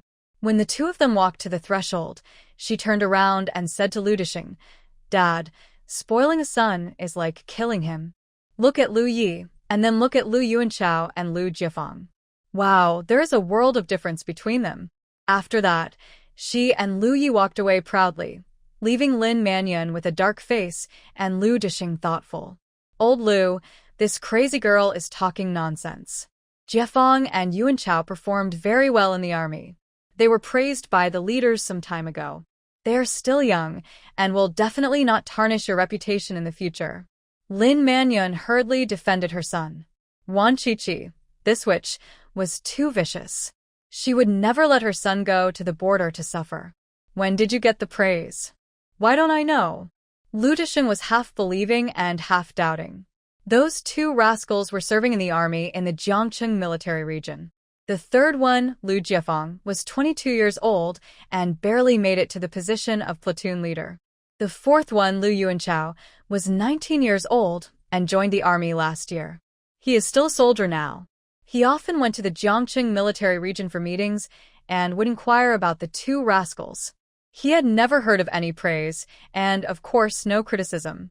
But Lu Disheng also knew that the reason for not criticizing them was because of his face. He had inquired privately and found out that the two rascals were very pampered and had bad relationships with others. They couldn't get along with their comrades. Just a while ago, I went to Jiangcheng to give them something and talk to their leader. He really praised them. I didn't lie to you. Lin Manyan smiled reluctantly, avoiding her gaze and not daring to look directly at Lu Disheng. Which leader? I know them all in Jiangcheng.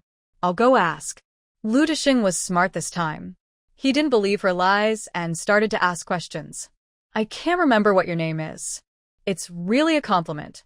I don't need to coax you about this kind of thing. Besides, Jiafeng and Yuanchao are your biological sons. You are so capable, your sons will not be bad either. Don't listen to the nonsense of that crazy girl Wan Qiqi. Lin Manyan changed the subject vaguely and flattered her. Lu Disheng snorted and said coldly, Wan Qiqi is really right this time. A tiger father gave birth to two dog sons. They are all spoiled by you. Don't send them anything in the future. There are canteens and allowances in the army. They will not starve to death. The food in the canteen is terrible. They all became thin due to hunger during the liberation and aid Korea. Don't you feel sorry for them? Lin Manyan blurted out. Lu Disheng's face turned cold and he said in a deep voice, no matter how terrible it tastes, it is not as terrible as grass roots and tree bark. Xiaoya ate grass roots and tree bark in the mountains when he was a child, and he didn't starve to death. How come your son can't endure hardship? Lin Manyan, you know best whether you are sincere or false to Xiaoya. How can I not be sincere, Lu Disheng? I have followed you for more than 20 years and served you and your son with all my heart. Even if I have no merit, I have worked hard, right? That crazy girl's few crazy words have made you alienated from me. You make me so disappointed. Lin Manyan was angry and scared, so she just made up her mind and started yelling. After she finished yelling, she covered her face and cried and went back to her room. After she arrived in the room, her tears stopped abruptly. She clenched her teeth, and her eyes were full of hatred. Wan Qiqi, this witch, easily provoked the relationship between her and Lao Lu. She underestimated this witch. She had to think of a way to keep Jiafeng and aid Korea in Jiangcheng, and she must not go to the border. Lu Disheng stood alone in the deserted living room, feeling powerless in his heart. Why did his family become like this? He sighed deeply, walked into the garden, and frowned when he saw the malnourished seedlings. No wonder Wan Qiqi said that the vegetables were grown to such a dead state. In the past, he was in a hurry to go home and rarely paid attention to the garden. Today was the first time he calmed down to look at the garden. Looking at these rows of half-dead seedlings, he was more dissatisfied with Lin Manyan. Jiafeng and aid Korea were all like their mother, very pampered. Lu Disheng didn't want to stay at home, so he went out for a walk with his hands behind his back. He met many old comrades along the way, and he greeted them one by one. Lixing, is your little wild girlfriend back? A gray-haired, energetic old man wearing glasses and a gentle temperament came towards him. He looked like a university teacher. Next to him was an equally gentle and intellectual old lady, but the old lady walked with a limp, was very thin, and looked very bad. Hello, old leader, do you know that girl? Facing the two old men, Lu Disheng stood straight, with a very respectful attitude. Manzai knows her. She asks us for Chi-Chi every day. Is that girl called Chi-Chi? The old lady's voice was very gentle and her smile was also very soft. She looked like a petite and frail old lady, but she gave people a feeling that her inner core was very strong. Yes, her name is Ruan Chi-Chi. She just came back today and went to Mo Qiufeng's house with Xiaoya. Lu Disheng was very surprised. He knew Lu Yuanfei. Although he was usually very well behaved, it was all just an illusion. This child was very difficult to deal with. It was really strange that Ruan Chi-Chi could make friends with Lu Yuanfei. Manzai thinks about this girl every day. You tell Chi-Chi to come to my house when you are free and talk to Manzai. The white-haired old man had a good impression of Ruan Chi-Chi. Although he had never seen her, she was considered a good friend by his Manzai. This girl was obviously a very affectionate and true-natured person. In this chaotic time, there are not many children who can maintain their true nature. Okay. Lu Disheng agreed. The two old people walked slowly. They were also taking a walk, but because the old lady had a leg disease, they walked very slowly. Lu Disheng continued to walk, and unknowingly, he walked to the door of the Mo family. The door was not closed tightly, leaving a large gap. Through the gap, he could see the scene in the living room. Ruan Chi-Chi and Lu Yi were sitting on the sofa, and Mo Qiufeng and Yuan Huilan were sitting on the sofa opposite them. Although they could not hear what they were saying clearly, the atmosphere seemed to be good, and obviously they did not quarrel. Lu Disheng felt unbalanced. Why? Why did this crazy girl Ruan Chi-Chi treat them differently? She had a seizure in his house. Why not Mo Qiufeng's house? Lu Disheng was indignant. After thinking about it, he decided to go in and take a look. As soon as he walked to the door, he heard Ruan Chi-Chi say, Lu Yi and I have prepared some home-cooked dishes tomorrow night, and invite Uncle Mo and Mom to have a wedding drink. I will definitely go. Congratulations to you. Mo Qiufeng was very happy. He was really happy for Lu Yi. After this child got together with Ruan Chi-Chi, his hostility has disappeared a lot, and he will definitely get better and better in the future. Yuan Huilan's face didn't look very good. She didn't say she would go, nor did she say she wouldn't go. She still opposed this marriage. Lu Disheng frowned when he heard it at the door, and his heart was even more unbalanced. Why didn't they quarrel? Why didn't these two rebellious sons be weird? And there were red envelopes. Why didn't they want them? Cough, cough. Lu Disheng became more and more angry as he thought about it. He couldn't help but push open the door and coughed hard a few times. When Yuan Huilan saw him, her face became even uglier. She rolled her eyes and questioned, What are you doing here? I'm looking for Lao Mo, not you. Don't be so self-indulgent. Lu Disheng snorted coldly. He and this woman could never get along peacefully. They would quarrel whenever they met. Huilan, go make tea. Mo Qiufeng quickly sent his wife away to avoid a fight. He couldn't understand how these two people, who were incompatible with each other, could have fallen in love with each other and given birth to Lu Yi. Yuan Huilan went to make tea with a stern face. Lu Disheng sat down by himself and deliberately asked, Xiao Yi, have you told your Uncle Mo about your promotion? Xiao Yi got promoted? Montag Qiufeng was surprised. He really didn't know about it. Yes, Xiao Yi has made meritorious service. The General Military Region promoted him directly. The document will be issued next month. Xiao Yi, why didn't you tell your Uncle Mo about such a good thing? Your Uncle Mo must be happy for you like me, and your mother must be as happy as your Aunt Lin, and will give you a big red envelope. Lu Disheng is a straightforward person. It is really difficult for him to be sarcastic. He speaks bluntly and directly. Fortunately, with Ruan Chi-Chi's training during this period, Lu Disheng has learned something. After a while of being sarcastic, He saw Yuan Huilan's stiff expression, and he was very proud. He also squinted at Mo Qiufeng with a very provocative look. Mo Qiufeng laughed in silence. He was just saying, Lu Disheng hasn't been to his house for 800 years. Why did he come to visit today? It turns out that she is here to ask for a red envelope. He glanced at Wan Qiqi and understood that this girl must have made a scene at Lu's house just now, and Lu Disheng lost a lot of blood. He was so anxious that he ran to him to find balance. Huilan, Xiaoya has been promoted. Let's give him the big red envelope to celebrate. Yuan Huilan stood beside her with a cup of tea, and Mo Qiufeng smiled at her and said, "Wasn't he suppressed by someone? How did he get promoted again?" Yuan Huilan put down the teacup and glared at Lu Disheng when she mentioned someone. The brainless old man was blown crazy by the pillow wind of Lin Manyun. It was obvious that her son could be promoted, but he was suppressed. A fool who is stupid enough to enter a museum. Lu Disheng's face darkened, and he clenched his teeth. This stupid woman is here again. The reason why he suppressed Xiaoya's promotion last time was because there were gossips below that he was partial to his own son and only promoted him. If he didn't make a statement, the gossip would get more and more intense, which would not only affect Lu Ye's career, but also him.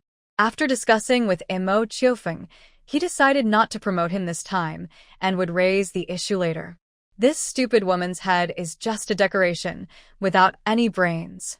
He was just bewitched and dazzled by this pretty face.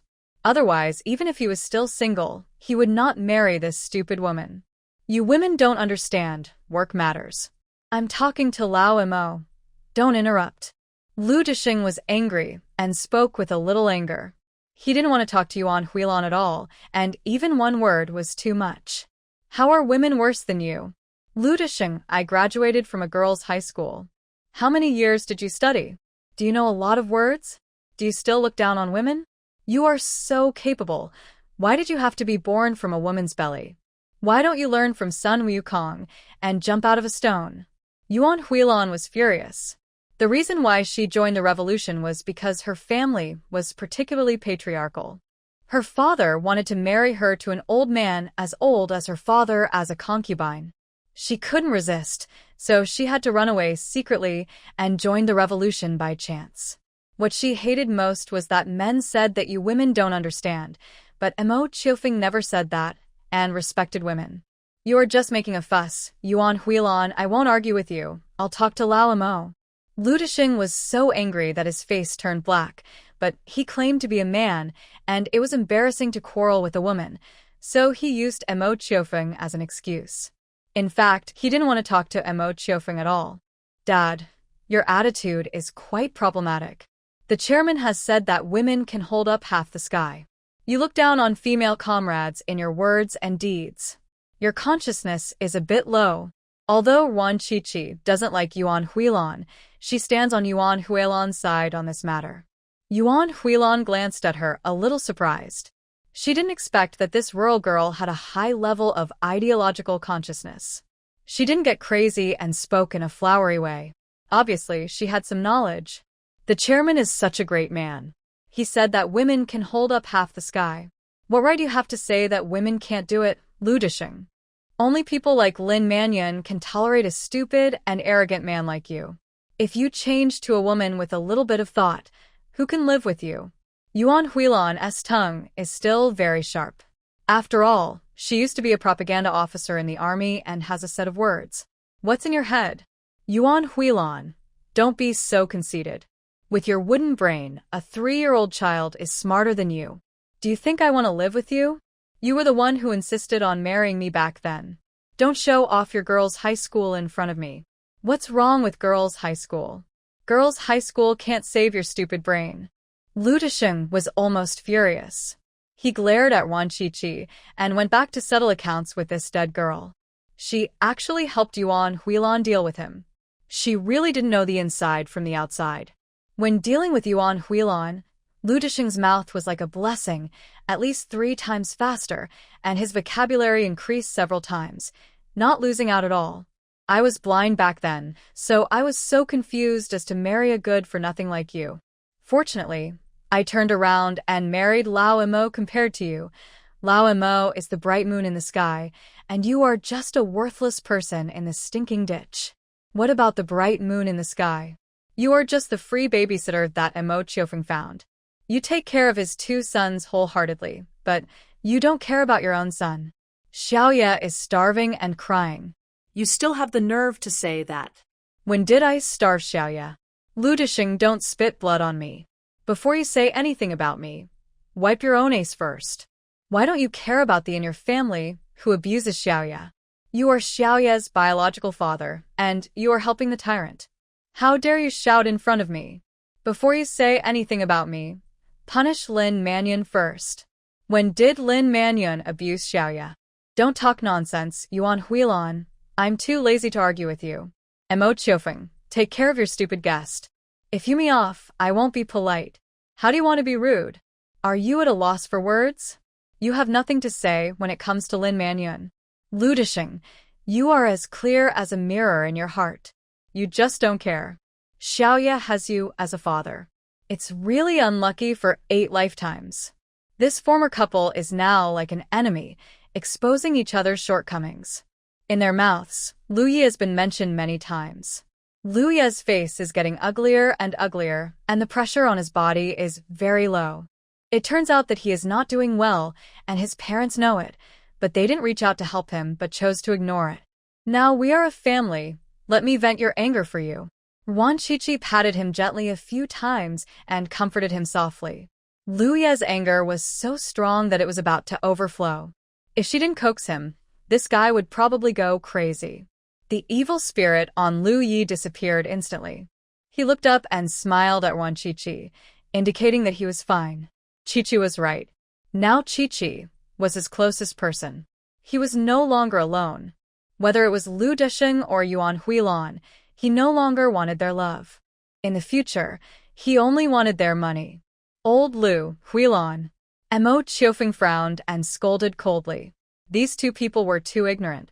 How could they say those words in front of the child? It was too hurtful for the child. No wonder Lu Ye's emotions became more and more unstable. It was too difficult for the child to have such a pair of parents.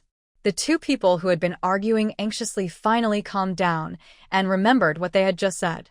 Both of them looked very annoyed and then glared at each other, thinking that it was all the other's fault. My son Lu Yi is so unlucky to have parents like you.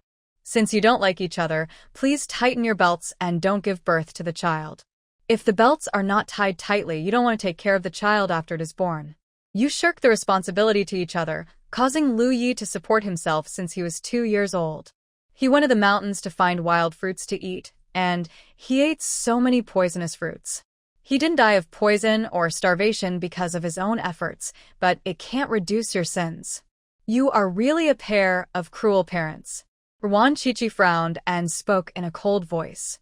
She really felt sorry for Lu Yi.